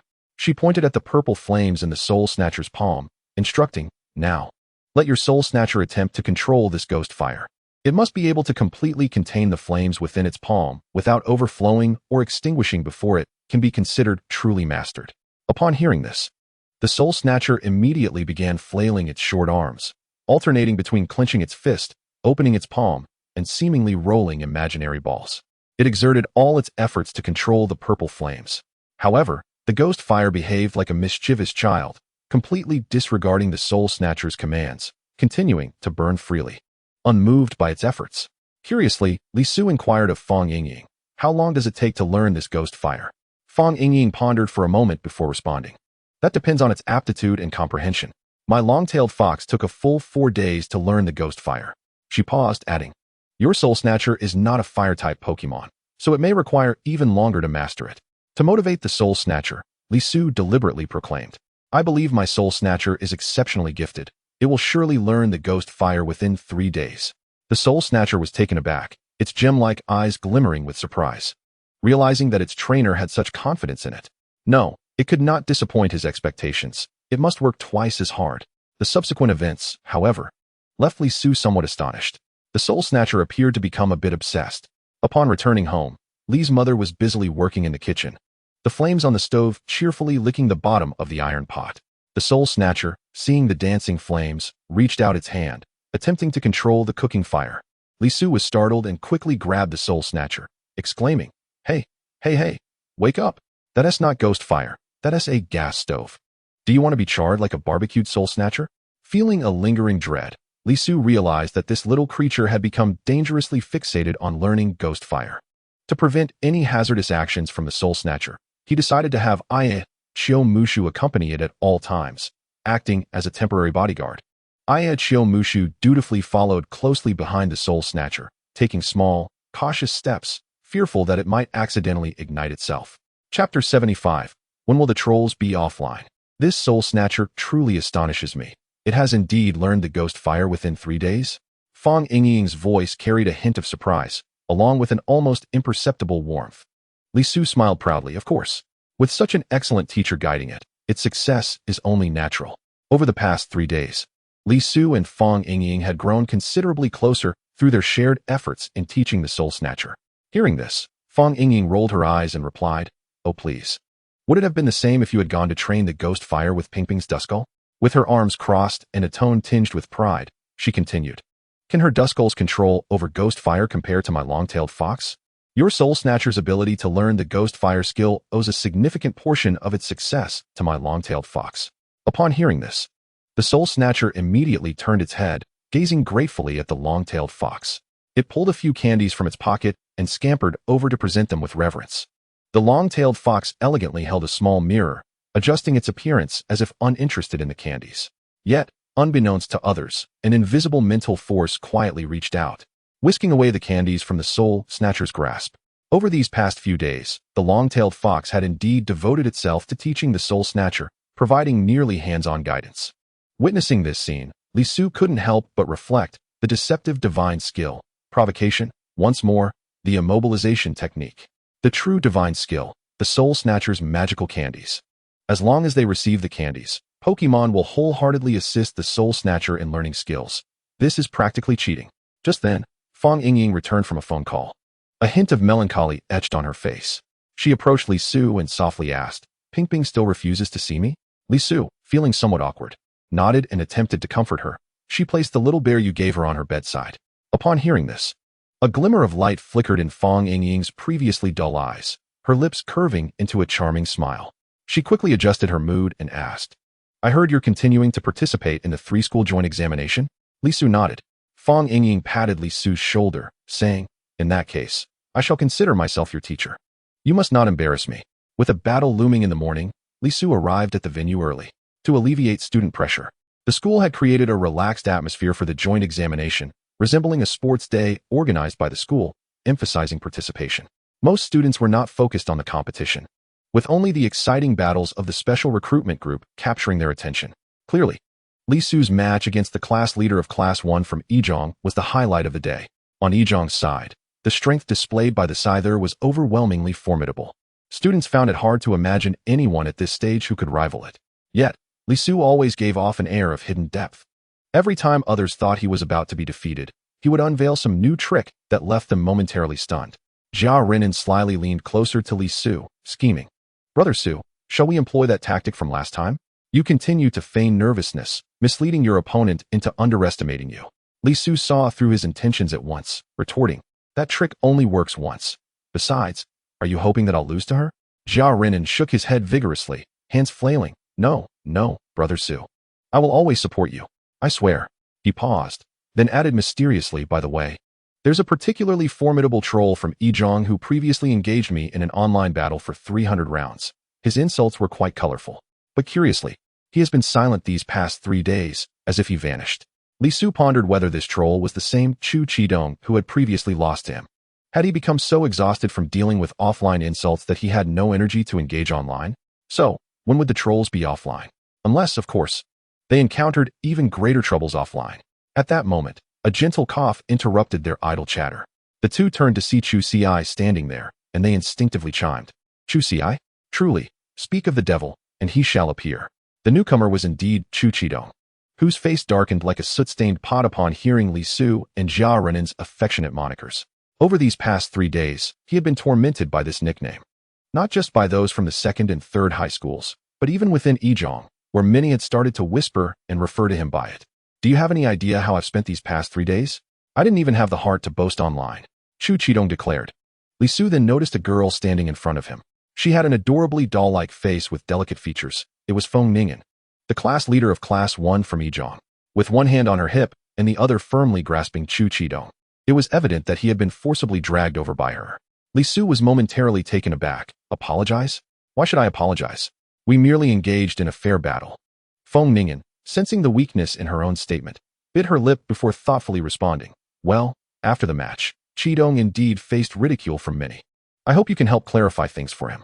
Li Su nodded in understanding, then spread his hands wide, gazing earnestly at Chu Qidong. "Your performance was not lacking. You simply encountered me at an inopportune moment. For that, I sincerely apologize. It is entirely my fault for being too formidable." Both Feng Ningyan and Chu Qidong were struck dumb. They could not have anticipated such an apology from Li Su. It felt akin to a powerful punch landing on a pile of cotton. What an unpleasant surprise. Feng Ningyan scoffed, retrieving a luxurious pokeball from her waist. "If you truly possess skill, prove it by defeating my Scyther."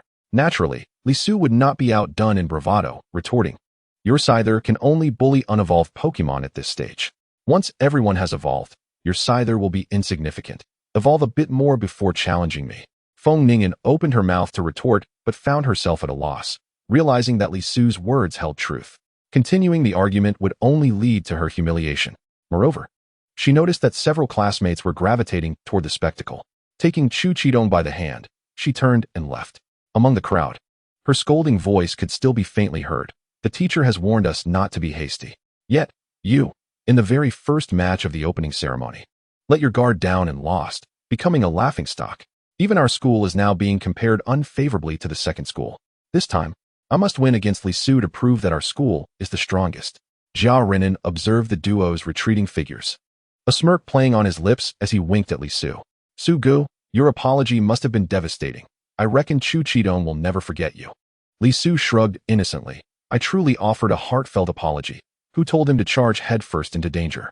The surrounding classmates could not help but chuckle, their gazes toward Li Su now tinged with admiration. This fellow was not only powerful, but also quite adept with his words. On another note, Jia Renan looked at Li Su with concern.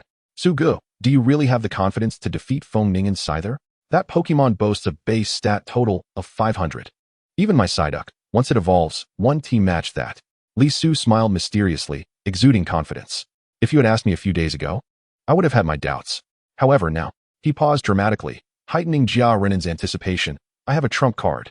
Jia Renan's eyes gleamed with interest as he leaned in closer, lowering his voice.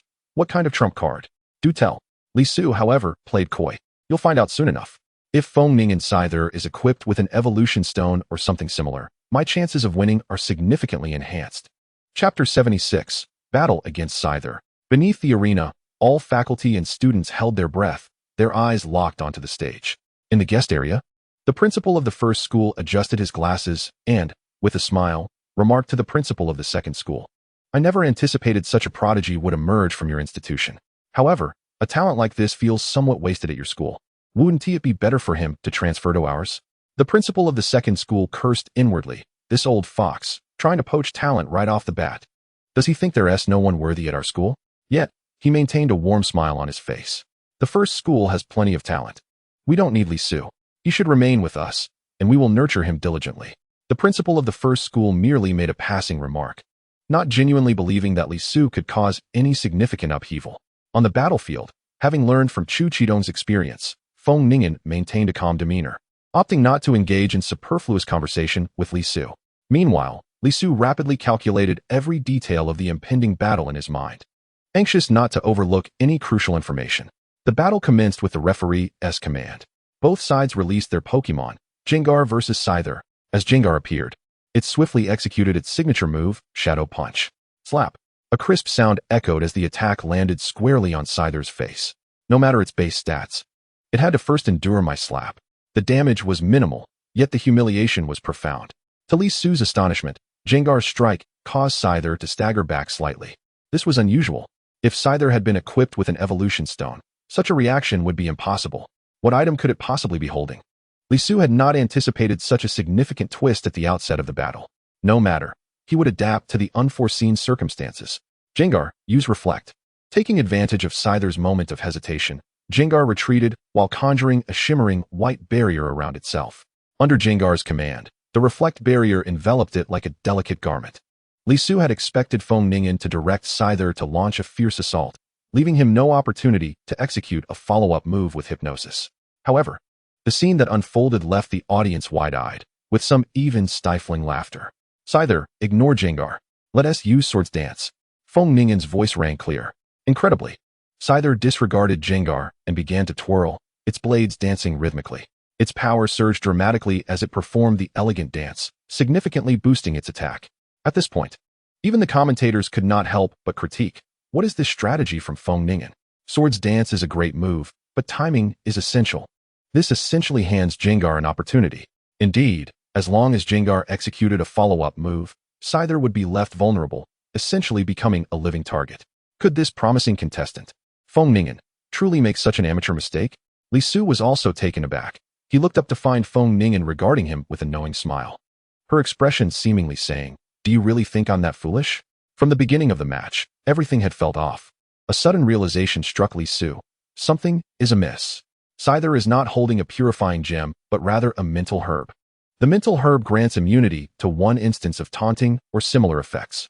This means Gengar's first follow-up move will fail. By the time Gengar attempted to use a follow-up move to control Scyther's attack, Scyther would have completed its Swords Dance. Its attack power would be insurmountable. Reacting swiftly, Li Su shouted, "Gengar, use Will-O-Wisp."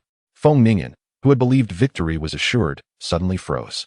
Gengar summoned eerie purple flames, which spread like a creeping curse, engulfing Scyther in a blaze. Scyther was now burning. Under the burn status, Scyther's physical attack damage was halved. Coupled with the Reflect barrier Gengar had previously set, physical attacks would now deal only a quarter of their usual damage. Even with one sword's dance, Scyther could only inflict half the damage.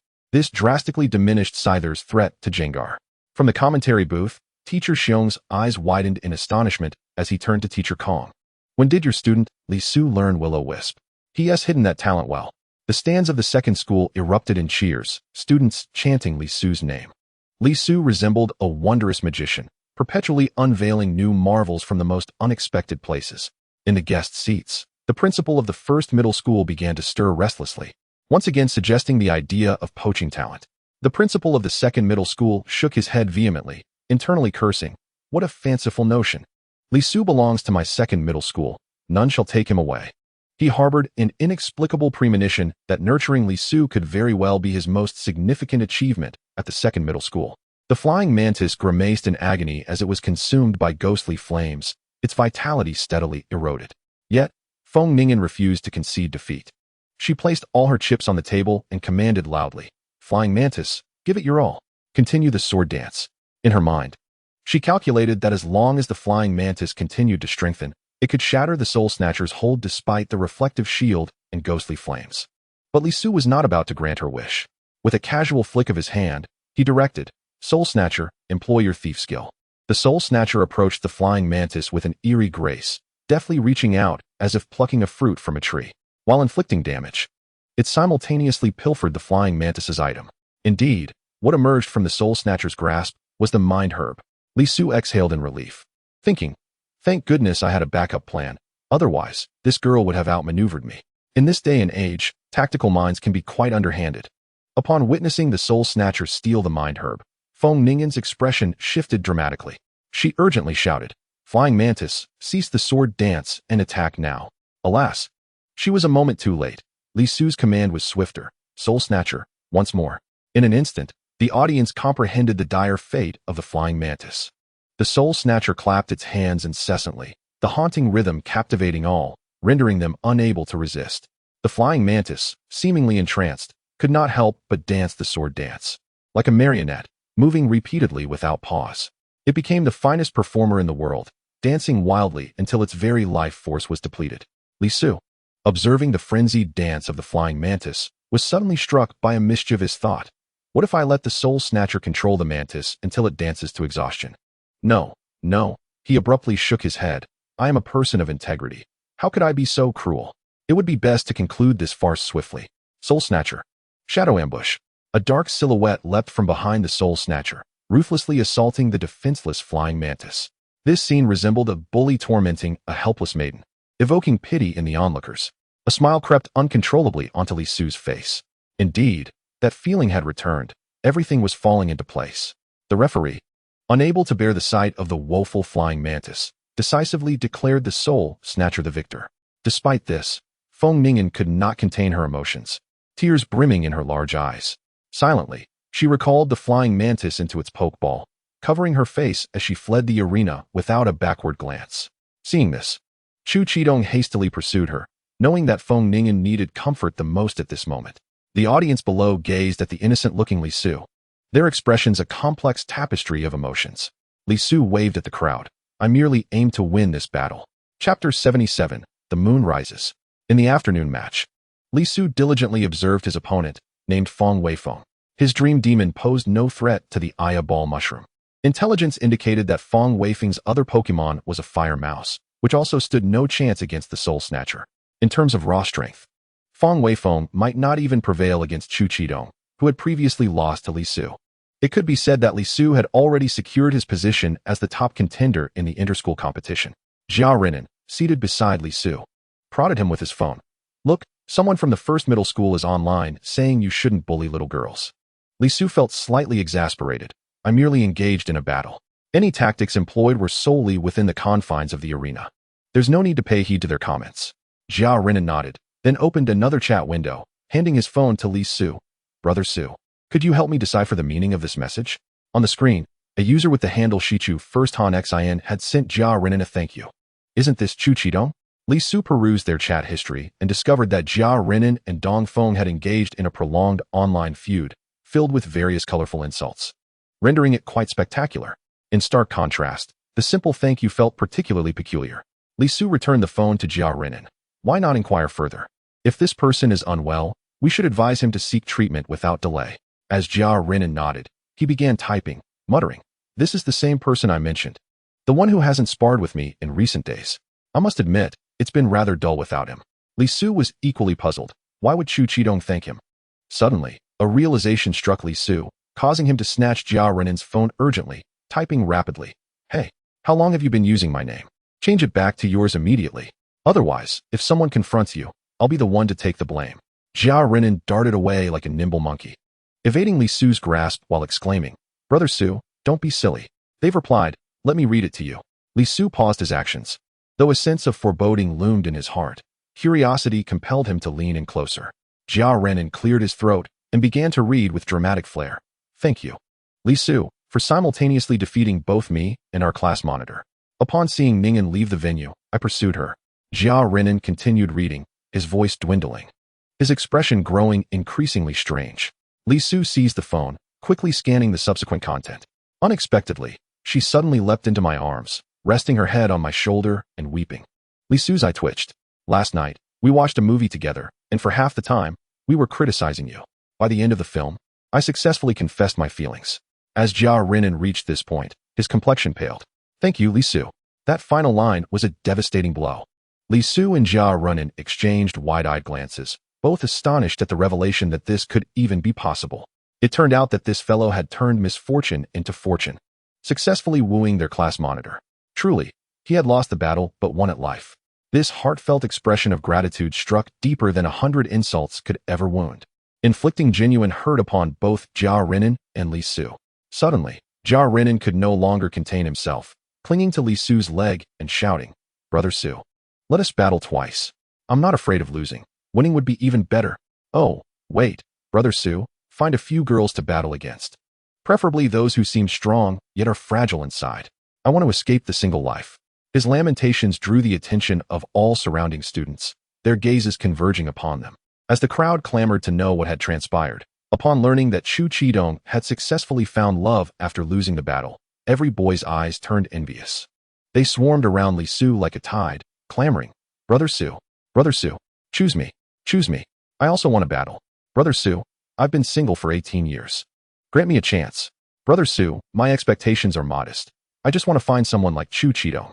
Li Su, overwhelmed by this sudden fervor, felt as if he were encircled by a pack of ravenous beasts, ready to tear him apart at any moment.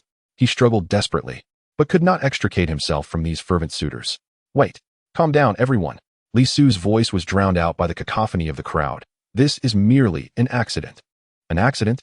Su Gu, we wouldn't mind such an accident." "Indeed. Su Gu, let us also experience the delightful surprise of an unexpected turn of events." Li Su was at a loss as to how he escaped from the throng of fervent admirers. He felt as though his worldview had been profoundly shaken. Could it be that he truly possessed the fabled attributes of the matchmaker? The very essence of his existence seemed awry.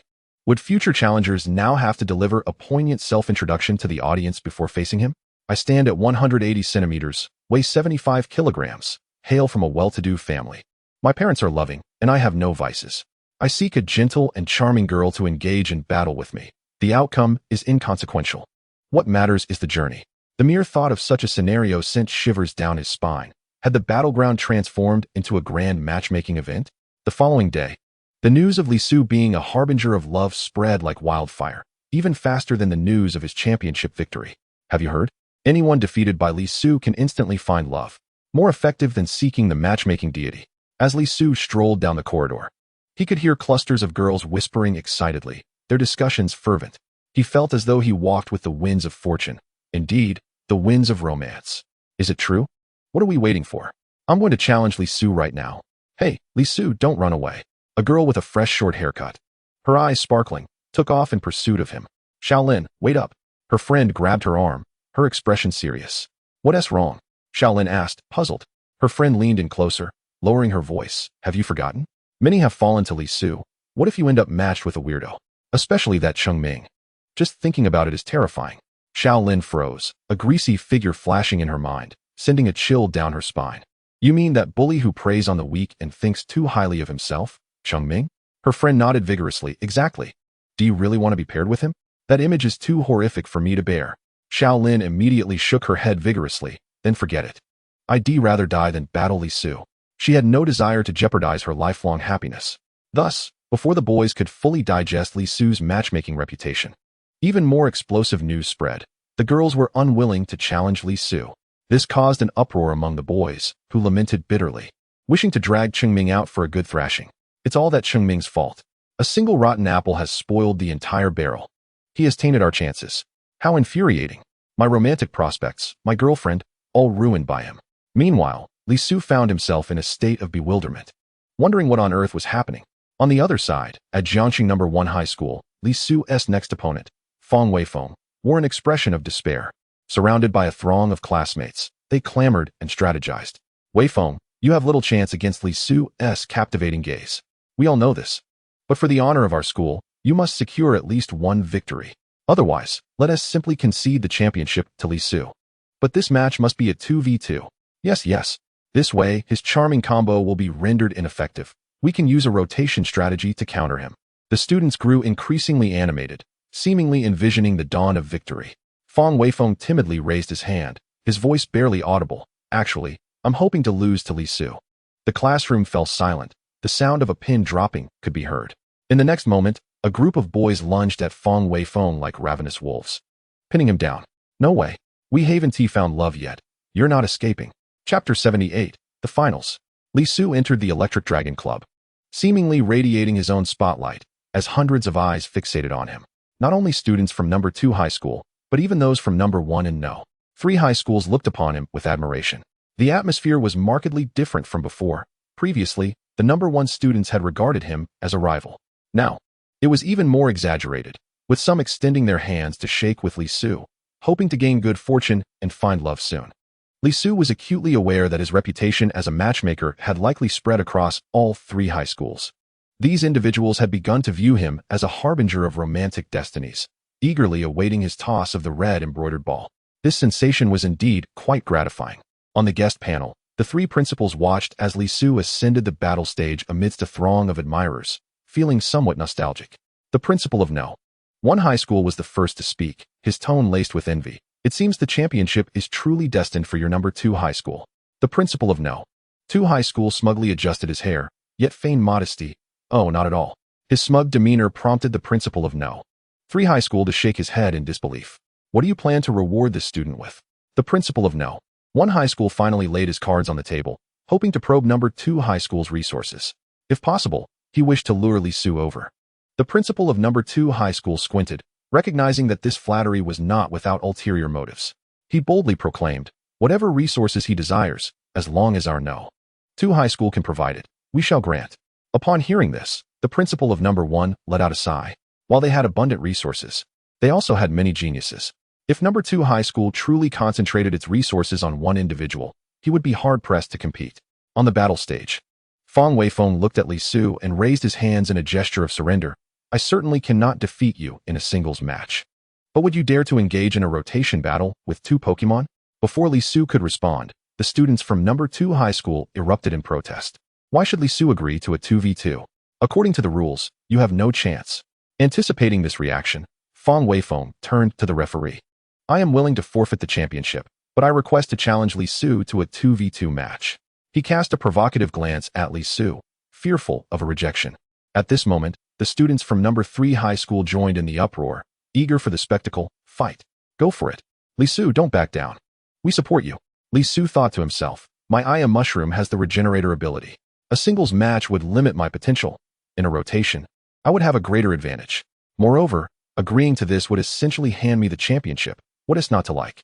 Upon seeing Li Su's agreement, Fang Weifeng's lips curled into a slight smile. Everything was under his control. Both sides revealed their Pokémon. Fang Weifeng's Fire-type Fire Rock Mouse countered Li Su's Grass Poison-type Aya Mushroom, while his Dream Demon, a Ghost type, was weak against Li Su's Ghostly Eye, which was both Ghost and Dark type. Logically, Li Su would undoubtedly lead with Ghostly Eye. Fang Weifeng had anticipated this, having trained his Dream Demon to learn the Fairy-type move, Fairy Wind, specifically to surprise Li Su. To further increase his chances, his classmates had pooled resources to buy him a Fairy Gem, capable of significantly amplifying the power of Fairy-type moves. As the referee announced the start of the match, Fang Weifeng confidently called out, Go Dream Demon. Simultaneously, Li Su exclaimed, "Go, I am Mushroom." Fong Weifeng's eyes widened in shock upon seeing that Li Su had chosen I am Mushroom as his lead Pokemon, his mouth agape in disbelief. He pointed at Li Su, his voice cracking. "Do you even know how to battle?" Li Su, visibly annoyed, slapped his forehead. "Oh dear, I grabbed the wrong Pokeball." As for whether Fong Weifeng believed him, Li Su could hardly be concerned. From the moment Fong Weifeng proposed a two-Pokemon rotation battle, Li Su had sensed the whiff of a scheme. In his previous life, he had encountered many such tactics while gaming. Many believed that leading with Landorus and quickly rotating was the most comprehensive strategy. However, one could never be too sure if the opposing Pokemon might unleash an Ice-type move from the depths of their pockets. For instance, an Ice Beam from a Tyranitar, or even Landorus itself wielding Ice Beam. The essence of battling lies in seizing the initiative, not merely enduring attacks. Now, the challenge lay before Fong Weifeng. Can one's Dream Demon possibly contend with Li Su's I am Mushroom? I am Mushroom, deploy Paralysis Powder. Li Su commanded. A pang of anxiety surged through Fong Weifeng's heart. There was no time to ponder, and he hastily recalled the Dream Demon. If struck by the Paralysis Powder, the Dream Demon's speed advantage would be entirely negated. He quickly produced another Pokeball. "Come forth, Fire Rock Mouse. I misspoke earlier. I am Mushroom. Utilize Poison Powder." Li Su's voice resonated once more, laced with a hint of mockery. I am Mushroom expelled a cloud of purple powder, precisely hitting the Fire Rock Mouse that had just entered the fray. Before the Fire Rock Mouse could react, it began to froth with purple bubbles, succumbing to poisoning.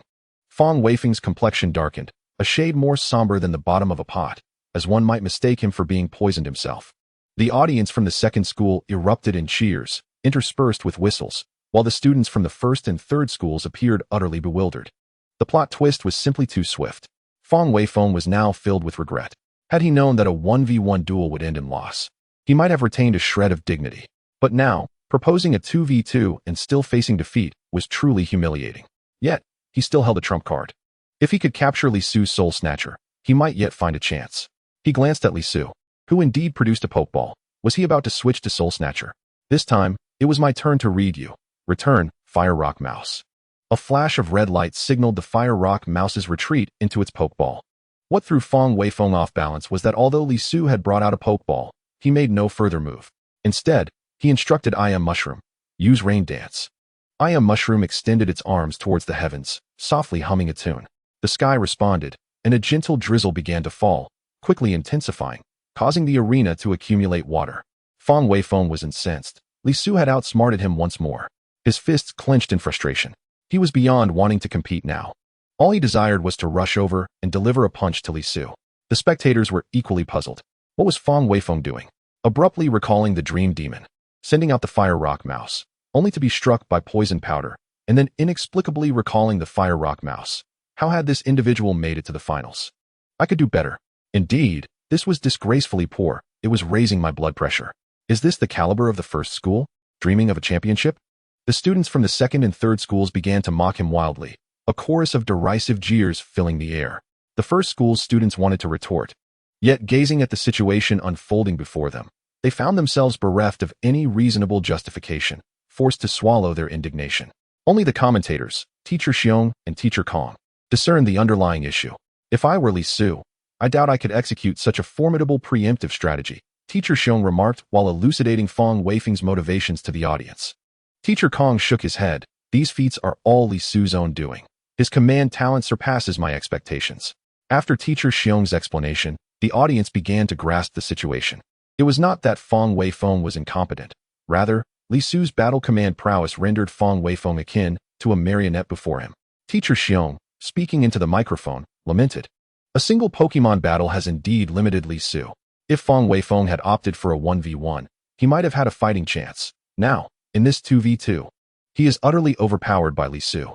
I have an announcement. I am a fool. Fong Weifeng suddenly shouted, his voice brimming with frustration and indignation.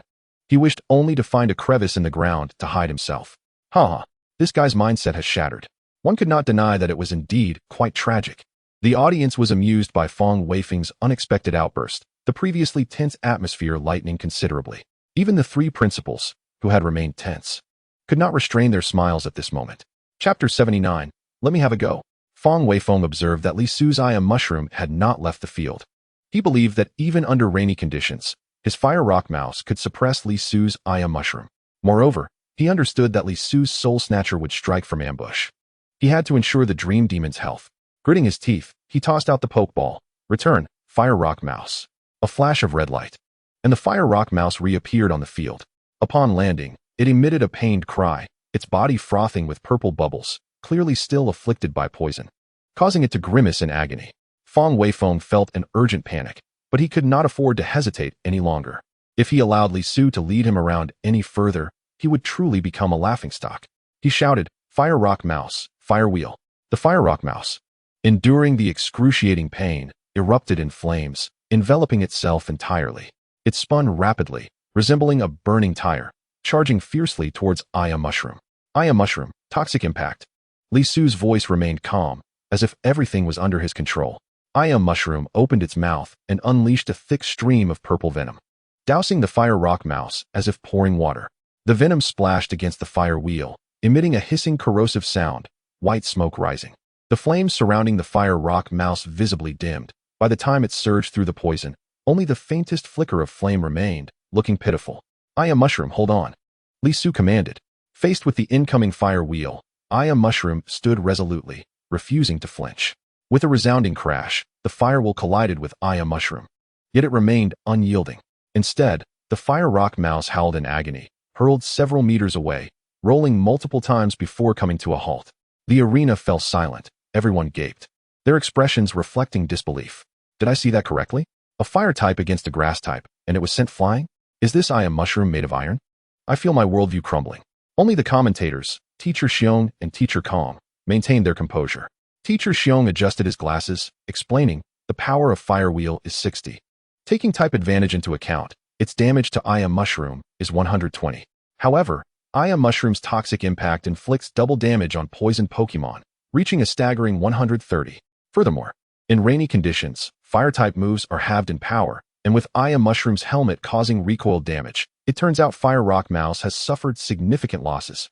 Teacher Kong nodded. Eager to praise his student, Li Su has completely outmaneuvered Fong Weifeng. In direct confrontation, Aya mushroom showcased astonishing resilience, firmly maintaining the upper hand. A slight smile played on Li Su's lips. He had no intention of employing any flashy tactics, opting instead for a straightforward clash. Aya mushroom, continue using toxic impact. Fong Weifeng's face turned a shade of steel, feelings of frustration welling within him, yet he could only grit his teeth and shout, Fire Rock Mouse, do not falter. Use Fire Wheel.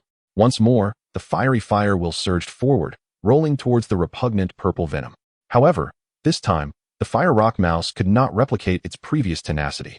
The potency of the toxic impact, enhanced by Aya mushroom's buffs and the poison state, had reached terrifying levels. The fire wheel struggled momentarily in the venom, its flames extinguishing rapidly. The Fire Rock Mouse let out a mournful cry, sent hurtling away, rolling several times on the ground. Its eyes spiraled like incense coils. Entirely devoid of fighting capability, Fong Weifeng stared dumbfounded at the fallen Fire Rock Mouse, scarcely believing his eyes. How is this possible? He murmured, his voice laden with disbelief and dismay. This was nothing like he had envisioned. The script he had imagined was for the Fire Rock Mouse to dominate Aya Mushroom, forcing Li Su to switch to Soul Snatcher, allowing his dream demon to deliver a fatal blow with the fairy-type move, Draining Kiss. However, at this moment, the enchanting gaze of the opponent had yet to make its entrance, while his prized Fire Mouse had already succumbed. Fong Weifeng felt a burning flush on his face, akin to having been soundly slapped. Gritting his teeth, he reluctantly summoned the Dream Demon. He could no longer afford to ponder the situation. His only hope was for the Dream Demon to salvage a modicum of dignity. Dream Demon, use Psychic. The Dream Demon narrowed its eyes slightly, a flash of purple light emanating from them, as invisible psychic waves surged towards the poison mushroom. It was as if an intangible giant hand had struck the poison mushroom with great force. The poison mushroom emitted a muffled groan, its body swaying, evidently suffering considerable damage. The Dream Demon boasted an impressive special attack stat of 105, and its psychic ability was particularly effective against the poison-type poison mushroom, amplifying the impact of the attack. Nevertheless, the poison mushroom was not to be underestimated. It promptly released a cloud of purple spores that swiftly enveloped the Dream Demon, inflicting a poison state upon it. Damn it! Fong Weifeng cursed under his breath, but with no retreat available, he commanded the Dream Demon to continue using Psychic. observing the poison mushroom's dwindling health. On the brink of collapse, he surmised that another psychic strike would surely defeat it. Li Su produced a pokeball once more, intending to recall the poison mushroom. Surely, he would release the enchanting gaze now? A flicker of hope ignited within Fong Weifeng. He had long since abandoned thoughts of victory. All he desired was for the dream demon to unleash a powerful absorb kiss after augmenting its strength with the fairy gem, striking the enchanting gaze with fervor. Otherwise, he would be unable to sleep soundly tonight. Fong Weifeng vowed in his heart, feeling his obsessive tendencies reaching a critical point. He instructed the dream demon to cease using psychic and instead employ absorb kiss. A mysterious smile crept onto Li Su's face. He had encountered many desperate players in his past gaming experiences who, when at a disadvantage, would exert themselves in futile attempts to gain the upper hand. Thus, he refrained from recalling the poison mushroom. Fong Weifeng's gaze was fixed intently on the pokeball in Li Su's hand. Puzzled, why hadn't Li Su recalled the poison mushroom yet? By the time he realized what was happening, it was too late. The dream demon diligently followed Fong Weifeng's earlier command, closing in on the poison mushroom and delivering a kiss. Ah! A cry of despair rang out. But it did not belong to the enchanting gaze. It was Fong Weifeng himself, who clutched his face and crouched down in agony. How could you be so sinister? Fong Weifeng pointed an accusatory finger at Li Su, trembling with rage. He felt on the brink of exploding. Why didn't he recall the poison mushroom? Though the poison mushroom had a resistance to the fairy-type absorb kiss, it still sustained significant damage. Li Su waved his hand dismissively. I was merely itching to handle the pokeball. Is that not permissible? Throughout the battle, Li Su had keenly observed Fong Weifeng's expressions, noting the peculiar unease that emanated from him. It seemed as though Fong Weifeng was eager for Li Su to summon the enchanting gaze immediately. The more Fong Weifeng desired it, the less Li Su felt inclined to oblige. A silent amusement bubbled within Li Su. He deliberately delayed revealing the enchanting gaze, exploiting Fong Weifeng's anxious mentality to further solidify his own advantage. Now, Li Su finally grasped Fong Weifeng's intent. The latter aimed to use the Dream Demon's Absorb Kiss to strike a decisive blow against his enchanting gaze. Regrettably, the Absorb Kiss had already consumed the fairy gem the Dream Demon bore. The scales of victory had now decidedly tipped in Li Su's favor. Fong Weifeng, akin to a deflated balloon, felt utterly defeated. The sole motivation sustaining him in the match was the desire to have the Dream Demon strike the enchanting gaze with an Absorb Kiss just once. Yet, to achieve this lofty goal, his Dream Demon had to first overcome the poison mushroom. The effects of the poison mushroom's rain dance came to an end, and the weather began to clear. Poison mushroom, use solar beam. Li Su commanded decisively. Sunlight bathed the poison mushroom, gradually restoring its previously depleted health. The Dream Demon's psychic attack struck once more, causing another segment of the poison mushroom's health to diminish. The poison mushroom swayed unsteadily, yet it persevered through the blow. Sunlight fell again, and it resolved to outlast the Dream Demon through solar beam. The Dream Demon, too, faced adversity. The ongoing poison damage steadily eroded its vitality. Ultimately, the poison mushroom could not withstand the relentless psychic assaults from the Dream Demon, collapsing to the ground, whereupon Li Su recalled it into its pokeball. Fong Weifeng, who had been somewhat listless, suddenly appeared invigorated, his eyes alight with fervor. He understood well that the Dream Demon stood no chance against the enchanting gaze. But he was determined to have the Dream Demon execute a single absorb kiss on the enchanting gaze, even if just once. Upon witnessing Li Su finally unleash the enchanting gaze, Fong Weifeng felt as if he were a parched traveler in the desert who had just stumbled upon a bowl of refreshing water. Dream Demon, quickly, use absorb kiss. Hurry. Fong Weifeng bellowed, his voice thick with urgency, his eyes reddened with anticipation. Enchanting gaze, use ambush. Li Su preemptively commanded. The dark, malevolent energy enveloped the enchanting gaze, propelling it towards the Dream Demon like a bolt of lightning, delivering a vicious impact. Weakened by the toxic assault, the Dream Demon was left disoriented and collapsed to the ground. Witnessing his meticulously crafted strategy falter, with the enchanting gaze never even grazed, Fong Weifeng stomped his feet in frustration atop the battlefield, resembling a petulant child throwing a tantrum. Just let me hit it once. Is that too much to ask? He cried out, his voice rife with resentment and indignation. Chapter 80, The Special Affairs Bureau. With the referee's whistle signaling Li Su's triumph, the Special Invitation Group's battle came to a close. The poison mushroom, far from exhibiting any post-battle fatigue, instead frolicked around Li Su, jubilantly chirping. Suddenly, a radiant white light enveloped it, energy surging within like a tidal wave. The long-standing bottleneck it had faced began to loosen at that very moment. All eyes in the arena were drawn to the little creature, which glowed ever brighter until, in full view of the audience, the poison mushroom ascended to level 20.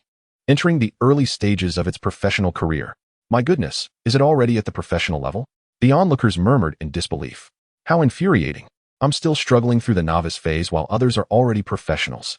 Those in their final year of high school were envious, lamenting that if one could reach a professional level as early as this, what need was there for university? The students buzzed with a mixture of envy and jealousy, feeling as though they had swallowed a basket of lemons, their bitterness palpable. Li Su, too, felt somewhat bewildered. This stroke of good fortune had come quite unexpectedly. He hurriedly exited the battlefield, anxious that the tearful Fong Weifeng might attempt to confront him in a real-life duel. Upon reaching a corner, Li Su was called over by Teacher Kong, adjusting his gold-rimmed glasses, which caught the sunlight and shimmered. Teacher Kong's expression was as grave as if he were about to announce the end of the world. Follow me. The two slipped out through the club's back door, entering a sleek black sedan. The car twisted and turned, resembling a game of hide-and-seek, finally halting in front of a gray-white residential building covered in climbing ivy. The elderly security guard looked up, squinting at the card presented by Teacher Kong before nodding, returning to his radio program with a hum. As the elevator descended, it emitted creaks akin to an old, poorly maintained vehicle protesting its use. Li Su silently counted the number of floor indicator lights as they blinked, after 7 counts. The elevator doors swung open with a clang. Before them lay a corridor adorned with anti-static flooring, so quiet that one could hear their own heartbeat. After traversing the corridor, they paused before room 813, where Teacher Kong rang the doorbell. After 3 beeps, the door swung open to reveal none other than Sun Yongrui, who had previously supported Li Su. However, he was now clad in a sharp black suit, appearing as though he was on his way to an important meeting. Upon spotting Li Su beside Teacher Kong, Sun Yongrui's eyes widened in astonishment, nearly popping out of their sockets. Is this lad already at the early stage of his career? Kong Wei's nodded, a hint of pride lacing his tone. Not only that, but he also secured first place in the joint examination of 3 schools. Old son, your discerning eye truly stands out, as you've plucked a piece of Hitian jade from a pile of stones. He then turned to Li Su and introduced. I work alongside Sun Yongrui at the Special Incident Security Management Bureau. I belong to the research division, while he is part of the armed group.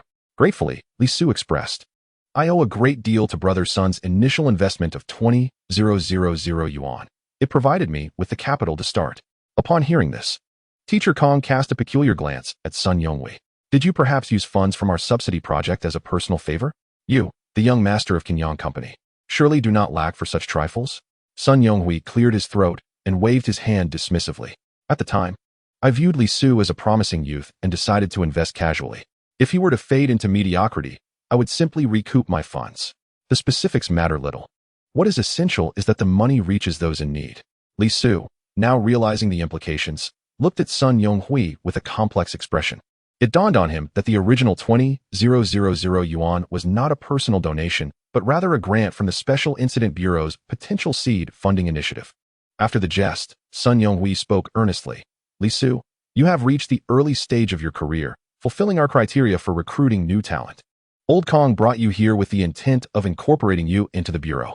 We have been discreetly observing you and have found you to be exceptionally talented, both in combat prowess and command abilities. Joining our armed group would allow you to truly showcase your skills. Kong Wei's quickly extolled the merits of his research division. Li Su, your combination of immobilization techniques and the do-it-again skill has truly impressed me. Your command of battle reveals your boundless imagination, qualities that are particularly sought after in our research group. The resources available to us in the research division surpass those of the combat group significantly. Your future development would be far more promising here. As the 2 men exchanged heated words, the air crackled with tension. Sun Yonghui was the first to strike. Old Kong, your research group is cooped up in laboratories all day. What kind of future is that? Unlike our armed group, which engages with a myriad of incidents daily. That is what constitutes excitement. Kong Wei's shot back. Old son, your combat group knows nothing but fighting. Mere brutes. A sharp mind like Li Su's should certainly align with our research group. Pursuing scientific inquiry is the noble path. Sun Yonghui retorted, scientific inquiry? What groundbreaking discoveries can you make? ISNT at our combat group that provides the raw material? Kong Wei scoffed. Without our research group to analyze and process the material you provide, how would you ever utilize it? The 2 men continued their spirited debate. their faces flushed and saliva flying. Li Su began to ponder. Joining the combat group would undoubtedly offer ample opportunities for practical experience, a boon for a trainer. Yet, aligning with the research group would allow his advanced knowledge to manifest into tangible outcomes. With the formidable backing of the Special Incident Bureau, who would dare challenge his research achievements? Suddenly, Li Su recognized that what he lacked most at present was a solid foundation of support. Entering the Bureau would indeed mean that he could lean against a sturdy tree for shade. Who would dare to provoke him then? As the two men appeared ready to engage in a verbal showdown over him, Li Su hurriedly declared, "I choose the research group." Kong Wei's face lit up with delight as he gave Li Su a thumbs up. "What discernment, young man. Rest assured that joining the research group will guarantee your comfort and abundance, far superior to the meager offerings of the combat group." He even threw a provocative glare at Sun Yongrui. Feeling somewhat sheepish, Li Su turned to Sun Yongrui. "I'm sorry, brother Sun, but I truly believe the research group is a better fit for me." With a resigned expression, Sun Yongrui waved his hand. "No worries, everyone has their own aspirations. You can proceed to the front desk to complete your onboarding paperwork. Do visit often." As Li Su departed, the previously tense atmosphere between the two men dissipated, and they burst into laughter. "Old Kong, you truly are impressive. Although this lad is clever, he still has some naivety about him. With our banter, we easily secured him." Sun Yongrui clapped Kong Wei's on the shoulder. Kong Wei's adjusted his glasses with a sense of pride. "Of course. After all, who do you think I am?" Over the years, the large corporations have employed numerous elaborate tactics to poach talent, far more generous than our bureau. Alas, as a public institution, we must manage our resources carefully. Unlike those corporations that can throw money around and employ various underhanded tactics, our hands are tied. Many promising talents have been lured away. Sun Yongrui sighed. Thus, to enhance our recruitment success rate, we are left with no choice but to resort to such tactics. We must invest significantly in potential newcomers while relying on us seasoned veterans to play our parts. Let these youngsters focus solely on departmental selection, oblivious to the fact that they should compare options. What do they say? The older the ginger, the spicier. Sun Yongrui chuckled like a sly fox. In truth, both men felt a tinge of uncertainty about recruiting Li Su. After all, they were not the ones specifically tasked with recruiting in this area. They had other duties to attend to. To stumble upon such a treasure like Li Su was akin to finding a pie falling from the sky, an unexpected delight. Chapter 81. Selecting the Pokémon Egg. The Special Incident Bureau indeed operates efficiently. That month's allowance was swiftly credited to Li Su's account. Gazing at the influx of zeros, he mused, does this count as a daily wage exceeding 10,000? Today marked not only the day when AI Yichiogu broke into the early stage of its career, but it also signified Li Su's entry into an organization. Having just completed his onboarding, he was already receiving a salary. Such efficiency is truly befitting of the Special Incident Bureau. Upon returning home, AI Yichiogu was energized, eager to showcase its newly acquired skill. Go have Go Hanyan act as a sparring partner and see how formidable your new skill truly is, Li Su instructed. Pointing to the onlooking Go Hanyan, AI Yichiogu perked up and hurried over, demonstrating its moves. Though Go Hanyan displayed reluctance, it obediently took its position as a target. With a deep breath, AI Yichiogu unleashed a plume of peculiar white smoke. This smoke, seemingly light and airy, could instantly condense into a hard, special clay block under AI Yichiogu's control, pursuing Go Hanyan as though it had a mind of its own. This maneuver was not only hard to evade, but also impervious to being blown away by flying-type techniques, truly akin to a guided missile. Li Su quickly pulled out his Pokédex and confirmed it was indeed the clear smoke move. This skill not only inflicted poison-type damage, but also nullified all enhancements to the opponent's stats. Goodness, this really turns the tables. All that effort to enhance. Undone in a single move. Li Su couldn't help but exclaim. With AI Yichiogu's clear smoke combined with Go Hanyan's do it again. Who would dare to bolster their team in his presence? One would be rendered ineffective, and two would be entirely incapacitated. During dinner, when his parents learned that Li Su had secured the championship for the special group, they surprisingly remained calm, showing no signs of shock. Son, do you think we need to be surprised that you won? Li Dad nonchalantly brushed off the ash from his cigarette, appearing as if this was entirely expected. Observing his father's nonchalant demeanor, Li Su thought to himself, my dad is putting on quite the act, even better than I do. He then informed his parents about joining the Special Incident Bureau. Li Mom expressed concern. Will the Bureau assign you any dangerous tasks? How could that be? Li Dad waved his hand dismissively, conveying an air of reassurance. Given your current strength, you won't even have the opportunity to exert yourself. It's certainly a nurturing phase for you.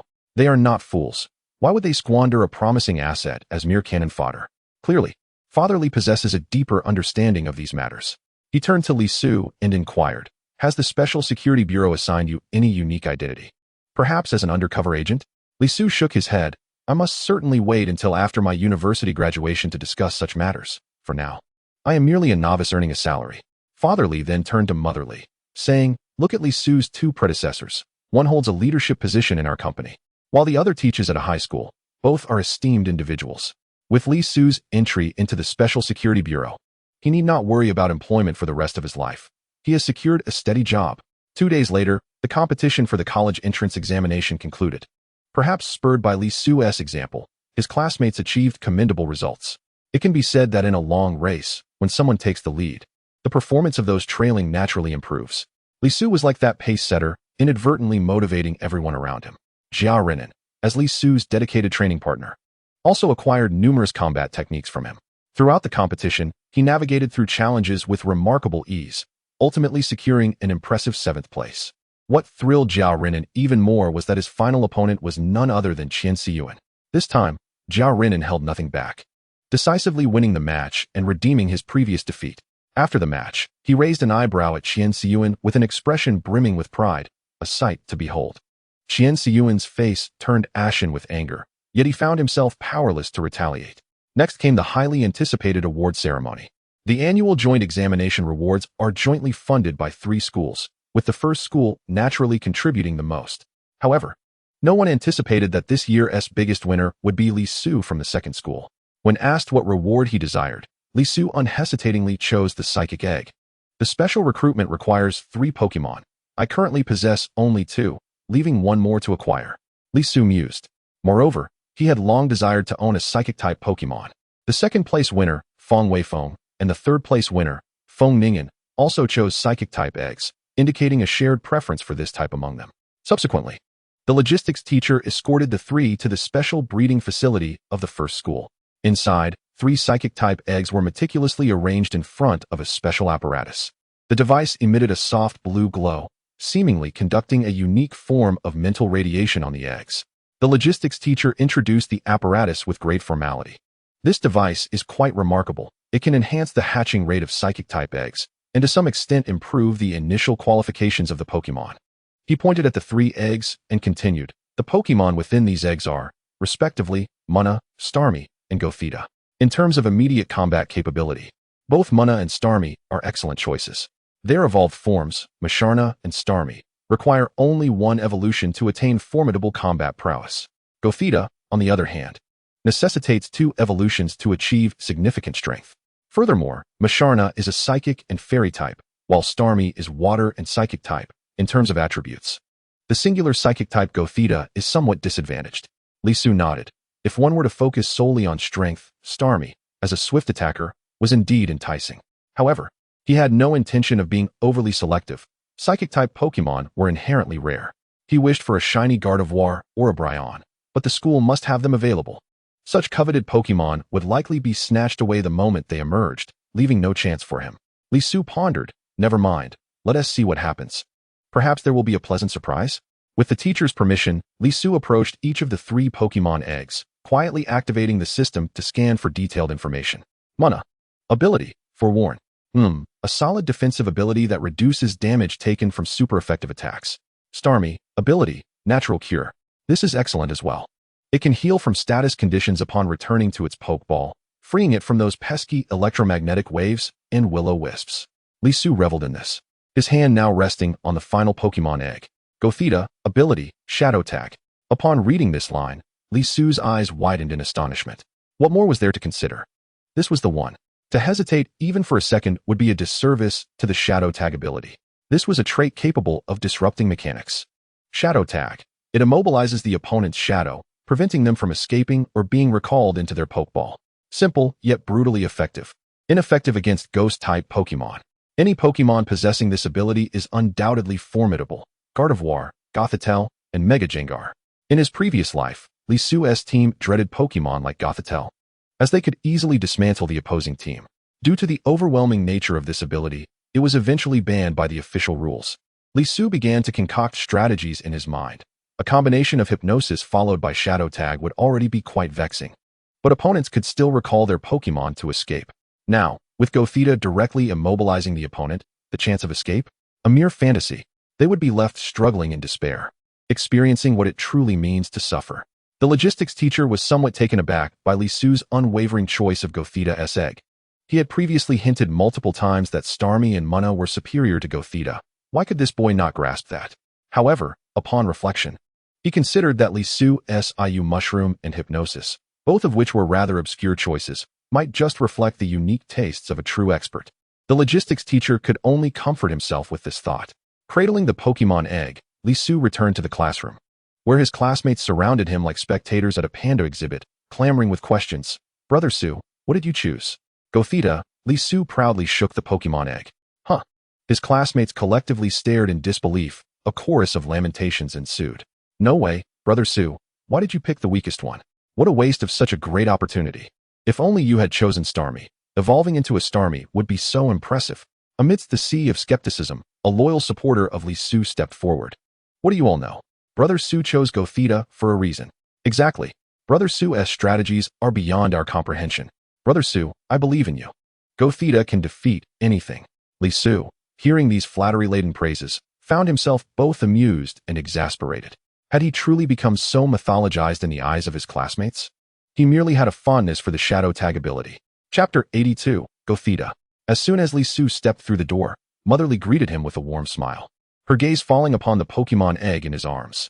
You child, bringing home yet another one. Soon, our home will resemble a Pokémon paradise. I suppose we will need to extend the dining table further. Nonetheless, despite her playful reproach, her face radiated an unmistakable joy. What mother would not feel pride in her child's achievements?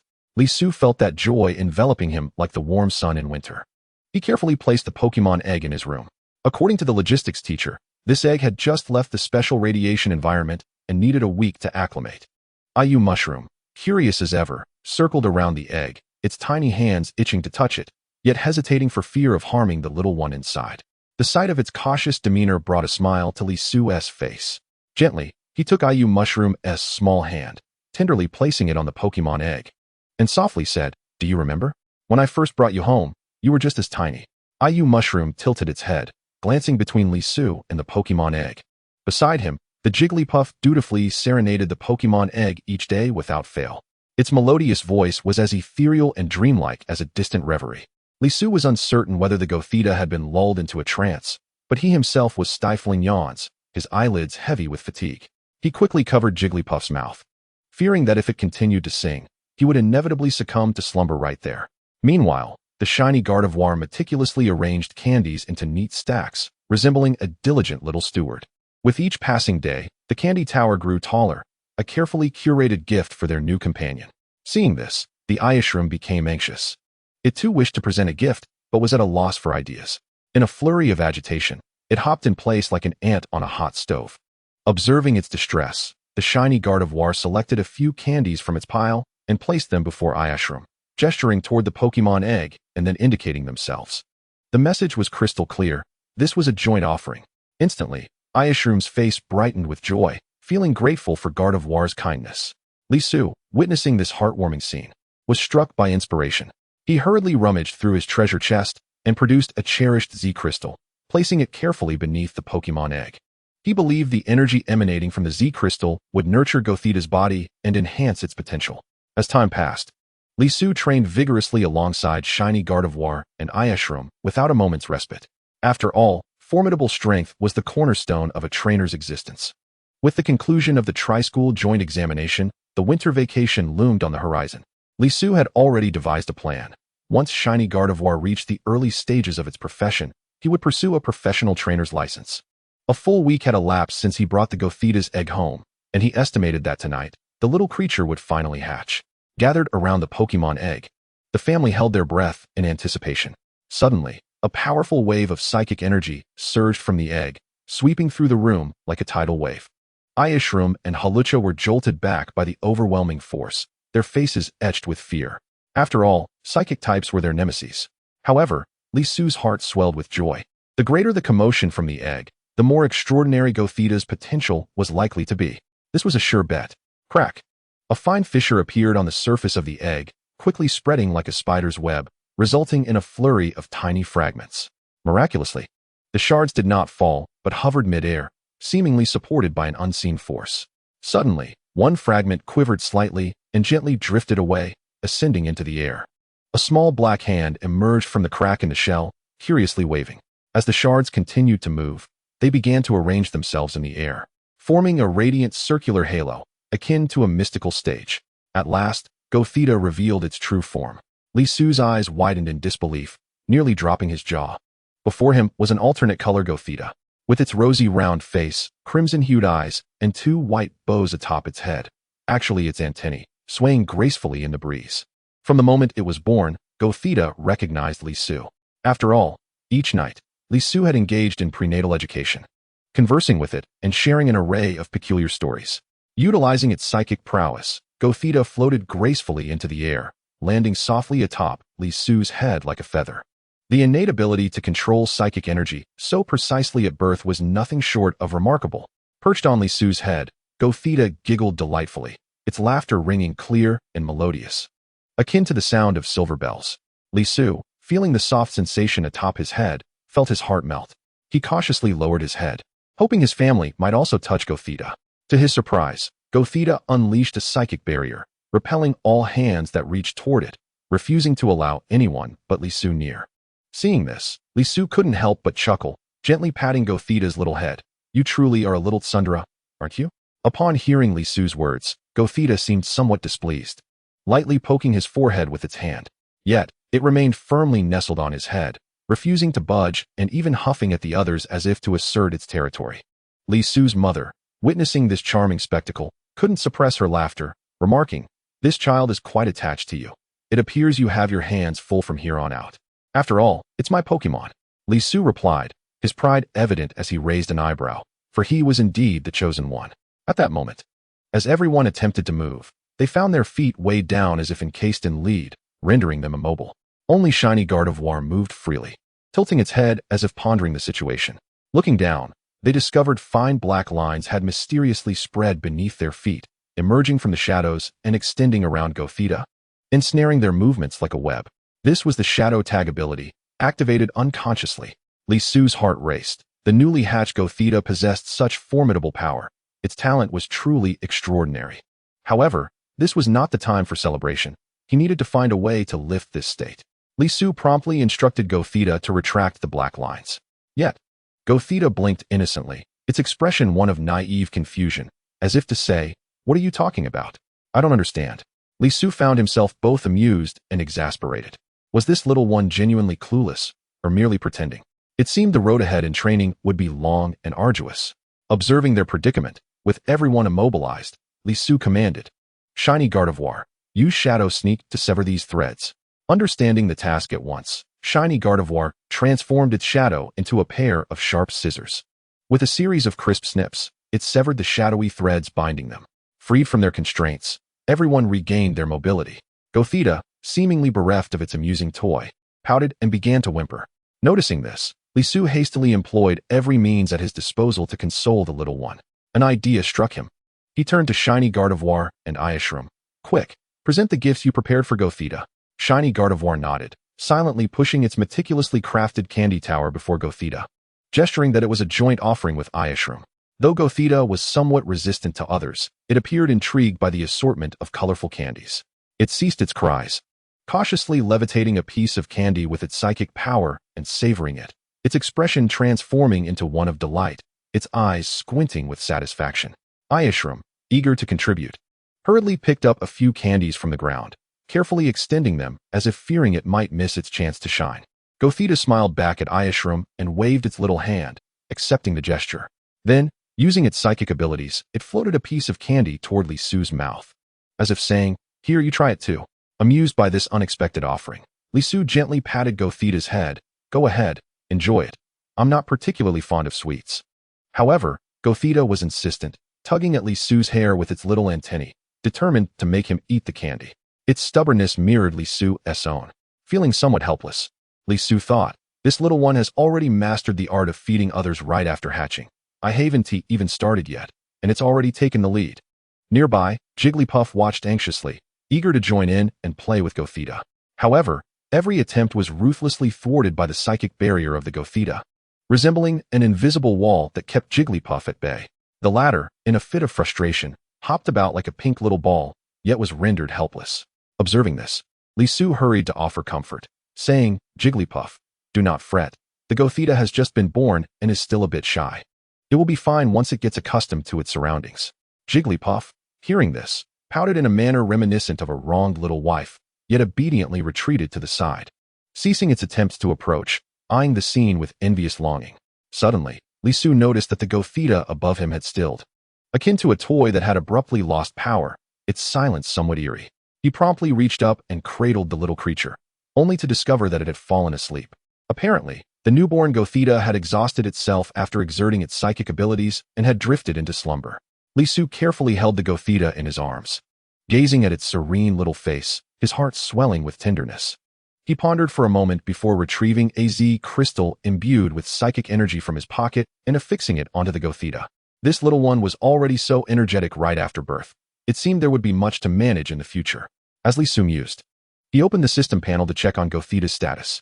Pokemon, Gothita, Level 1 status, Healthy, Type, Psychic, Ability, Shadow Tag, prevents opposing Pokemon from switching or fleeing. Moves, Healing Pulse, Inherited Move, Confusion, Inherited Move, Pound.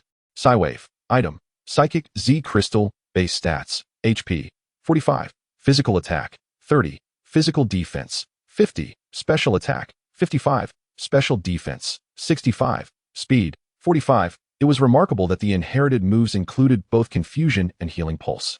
Healing Pulse emitted a peculiar wave that restored half the health of other Pokemon. With Confusion, it could form a powerful combination with Haunter. Alternatively, it could pair Healing Pulse with Shroomish to create a healing duo. Astonishingly, the newborn Gothita already possessed commendable support capabilities thanks to its impressive move pool and ability. Chapter 83. The arrival of the secret realm. Without hesitation, Lisu pulled out his phone and messaged Teacher Kong. "Teacher Kong, you previously promised to teach me the pollen puff technique for Shroomish. Isn't it time to fulfill that promise?" Shortly thereafter, Teacher Kong replied, "My Pokemon does not know pollen puff. Come to the Special Security Bureau first."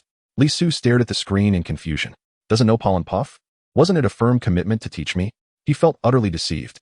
With a mind full of questions, Lisu arrived at the Special Security Bureau, where Teacher Kong guided him through a winding path, finally leading to a vibrant field adorned with blooming flowers. A petite Pokemon flitted among the blossoms, its butterfly-like wings fluttering gracefully. With a yellow body and large eyes topped with slender antennae, it sported black limbs. Is that a Cutiefly? Lisu recognized this fairy-type Pokemon immediately. Teacher Kong waved cheerfully at Cutiefly, which transformed into a streak of yellow light, darting towards them to affectionately nuzzle Teacher Kong's cheek.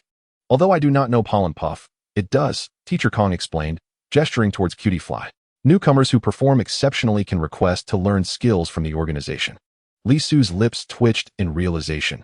Teacher Kong was just like Sun Yongrui, using the Special Security Bureau's resources to paint grand illusions. He couldn't help but retort, "Teacher, you promised to teach me pollen puff before I even joined the Bureau. Is this how it goes for everyone here?" Teacher Kong's face flushed, and he waved his hands dismissively. "Ahem, the outcome is the same. The process is not important." Next, Cutiefly began to instruct Shroomish on how to create pollen puff. This bug-type move conjured a cloud of powder that would explode upon contact with enemies, while healing allies. Teacher Kong elaborated, "This skill requires exceptional control. A careless mistake could heal the opponent or harm a teammate, which would be quite the blunder." To facilitate Shroomish's practice, Lisu summoned Haunter and the newly awoken Gothita to serve as training partners. Gothita rubbed its sleepy eyes, curiously observing the unfolding scene, still trying to grasp what was happening, but finding the flying little creature quite entertaining. Shroomish tilted its head, striving to imitate Cutiefly, as it began to gather magical energy. A cloud of white powder gradually materializing, exuding a faintly sweet aroma. With utmost care, it directed the powder towards Haunter, silently wishing, "Heal, heal, please don't explode." However, contrary to its hopes, the moment the white powder touched Haunter, a resounding boom echoed, and a violent explosion ensued. The unsuspecting Haunter was caught directly in the blast. Its already dark form now adorned with an artistic layer of soot, its gem-like eyes reflecting sheer resignation. Gothita, witnessing this comical scene, paused in surprise before bursting into laughter, clapping its tiny hands as if it had witnessed an extraordinary performance. Shroomish, terrified, floated aimlessly in the air, repeatedly bowing in apology to Haunter. Tiny beads of sweat forming atop its mushroom cap, voice quaking. I'm so sorry, Haunter. I didn't mean to. Lisu, observing the chaotic yet amusing spectacle, chuckled as he consoled Shroomish. It's all right, just practice a few more times. Shroomish, continue using Pollen Puff to restore Haunter's health. Taking a deep breath, Shroomish conjured another cloud of white powder and timidly sent it towards Haunter. Boom. Another explosion erupted, and this time, Haunter simply closed its eyes, adopting an expression of utter despondency. The smoke from the blast enveloped its face, and it silently brushed off the ashes, skillfully utilizing its recover ability to regain health. Gothitelle laughed even harder, even using Healing Pulse to restore Haunter's health while continuing to clap cheerfully, as if urging, do it again, do it again. Watching Haunter suffer through the onslaught, Lisu suddenly had an epiphany. Haunter, doesn't your mean look ability prevent Pokemon from using the same move? You could reverse that principle. Use mean look to lock in the healing effect of Pollen Puff, assisting Shroomish in its training. Upon hearing this, Haunter's eyes lit up. For the sake of its own survival, it decided to give it a shot. A ghostly glow enveloped Haunter as it activated mean look, intently focusing all its attention on Shroomish. Under Haunter's unique guidance, Shroomish attempted once more. This time, the white powder did not explode but transformed into a gentle glow, successfully merging with Haunter's body and restoring its health. Shroomish leaped with joy, spinning around Haunter in celebration of its victory. Lisu let out a sigh of relief. It seemed this method was indeed effective. An idea struck him. Why not have all three Pokemon train together? Shroomish can practice Pollen Puff. Haunter can attempt to grasp the assisting skills, and Gothitelle can use Healing Pulse to restore Haunter's health. This way, everyone can benefit from the training. Thus, a peculiar scene unfolded amid the flowers. Shroomish continued to produce Pollen Puff, alternating between explosions and successes. The soul catcher fixated intently on the Aya Ball mushroom, its body shimmering with an ethereal glow. Meanwhile, the Gothitelle resembled a spirited cheerleader, incessantly rallying for the soul catcher while simultaneously emanating waves of healing energy. However, this cycle of encouragement did not endure for long, as it was the Gothitelle who first succumbed to fatigue. Newly born, it found it challenging to maintain prolonged focus. After releasing a few healing waves, the little creature grew weary and began to glance around, quickly captivated by the vibrant flowers in the garden. With its short legs, the Gothitelle stealthily ventured into the floral thicket. Teacher Kong, who had been observing the situation closely, noticed the Gothitelle's actions and was about to caution Lisu to be careful, as there were several other Pokemon residing among the flowers. But before the warning could escape his lips, an unexpected event transpired. A cute fly was lifted high into the air by an invisible force, immobilized and struggling futilely, its tiny wings flapping desperately but unable to break free. The Gothitelle, meanwhile, dashed out from the flower patch, clutching Lisu's leg with both arms. Its large, watery eyes brimmed with tears as it gazed up at Lisu, looking utterly aggrieved, as if it had suffered a grave injustice. Yet, upon glancing at the suspended fly, still writhing in its futile struggle, one couldn't help but ponder who was truly the victim in this scenario. Lisu, caught in a mix of amusement and exasperation, quickly bent down to scoop up the Gothitelle, gently patting its back in a soothing gesture. It's all right. I'm here, he reassured. At that moment, Teacher Kong approached, accompanied by a Slowpoke. The Slowpoke blinked languidly, emanating a gentle wave of psychic energy that effortlessly dispelled the Gothitelle's telekinetic control, releasing the fly. Freed from its predicament, the fly, still shaken, cast a terrified glance at the Gothitelle in Lisu's arms before diving deep into the flowers, never to emerge again. Teacher Kong stepped closer, scrutinizing the Gothitelle, which was now curiously observing its surroundings. Your Gothitelle must have just hatched, right? Its psychic power is remarkably strong. Teacher Kong remarked with a hint of awe. Lisu, unable to divulge that the Gothitelle may have absorbed some energy from a Z crystal, could only awkwardly explain. Perhaps my Gothitelle possesses exceptional talent. Teacher Kong recalled Lisu's soul catcher, which had been able to control its advanced evolution, the Fatty Harry, during the novice phase, and couldn't help but feel that Lisu's Pokemon exhibited an unusual aptitude. He glanced at the sluggish Slowpoke beside him and suggested, your Gothitelle, despite its immature mind, wields such formidable psychic power, which can indeed be perilous. Should it ever lose control, it could easily harm itself or others. How about this? I can have Slowpoke mentor your Gothitelle, helping it learn to harness its psychic abilities and acquire some techniques for their application. What do you think? Upon hearing this, Li Su's eyes sparkled with excitement. He had witnessed Slowpoke's prowess firsthand. The prospect of Gothitelle learning psychic abilities under Slowpoke's guidance was an opportunity he could hardly refuse. He eagerly nodded in agreement. Yes, yes. I would greatly appreciate Teacher Kong and Slowpoke's assistance. He thought to himself that at last, Gothitelle would have a proper mentor. Suddenly, the antennae atop Gothitella's head, resembling delicate bows, began to tremble violently. The little creature clung tightly to the hem of Li Su's clothing, its body quivering as if it had witnessed something extraordinarily terrifying. Li Su initially assumed that Gothitelle was reluctant to part ways with him for its lessons with Slowpoke and was preparing to offer some gentle words of comfort. Suddenly, a thunderous rumble erupted, causing the ground to tremble violently without warning. Li Su stumbled, barely managing to maintain his balance as he lowered his center of gravity. In the flower patch, the previously tranquil Pokémon erupted into chaos, shrieking in terror and scattering in all directions. The trees lining the path swayed erratically, akin to drunken revelers, their leaves cascading to the ground. Even more bizarrely, the streetlights began to flicker erratically, casting a strobing light that made Li Su's eyes ache and his head spin. This was no earthquake. Teacher Kong's expression turned grave as he fixed his gaze on the distant sky. Simultaneously, the alarms of the Safety and Security Bureau blared, illuminating the walls with blinding red light, the piercing sirens echoing throughout the training grounds. Teacher Kong's voice was low and resolute. The secret realm has descended ahead of schedule,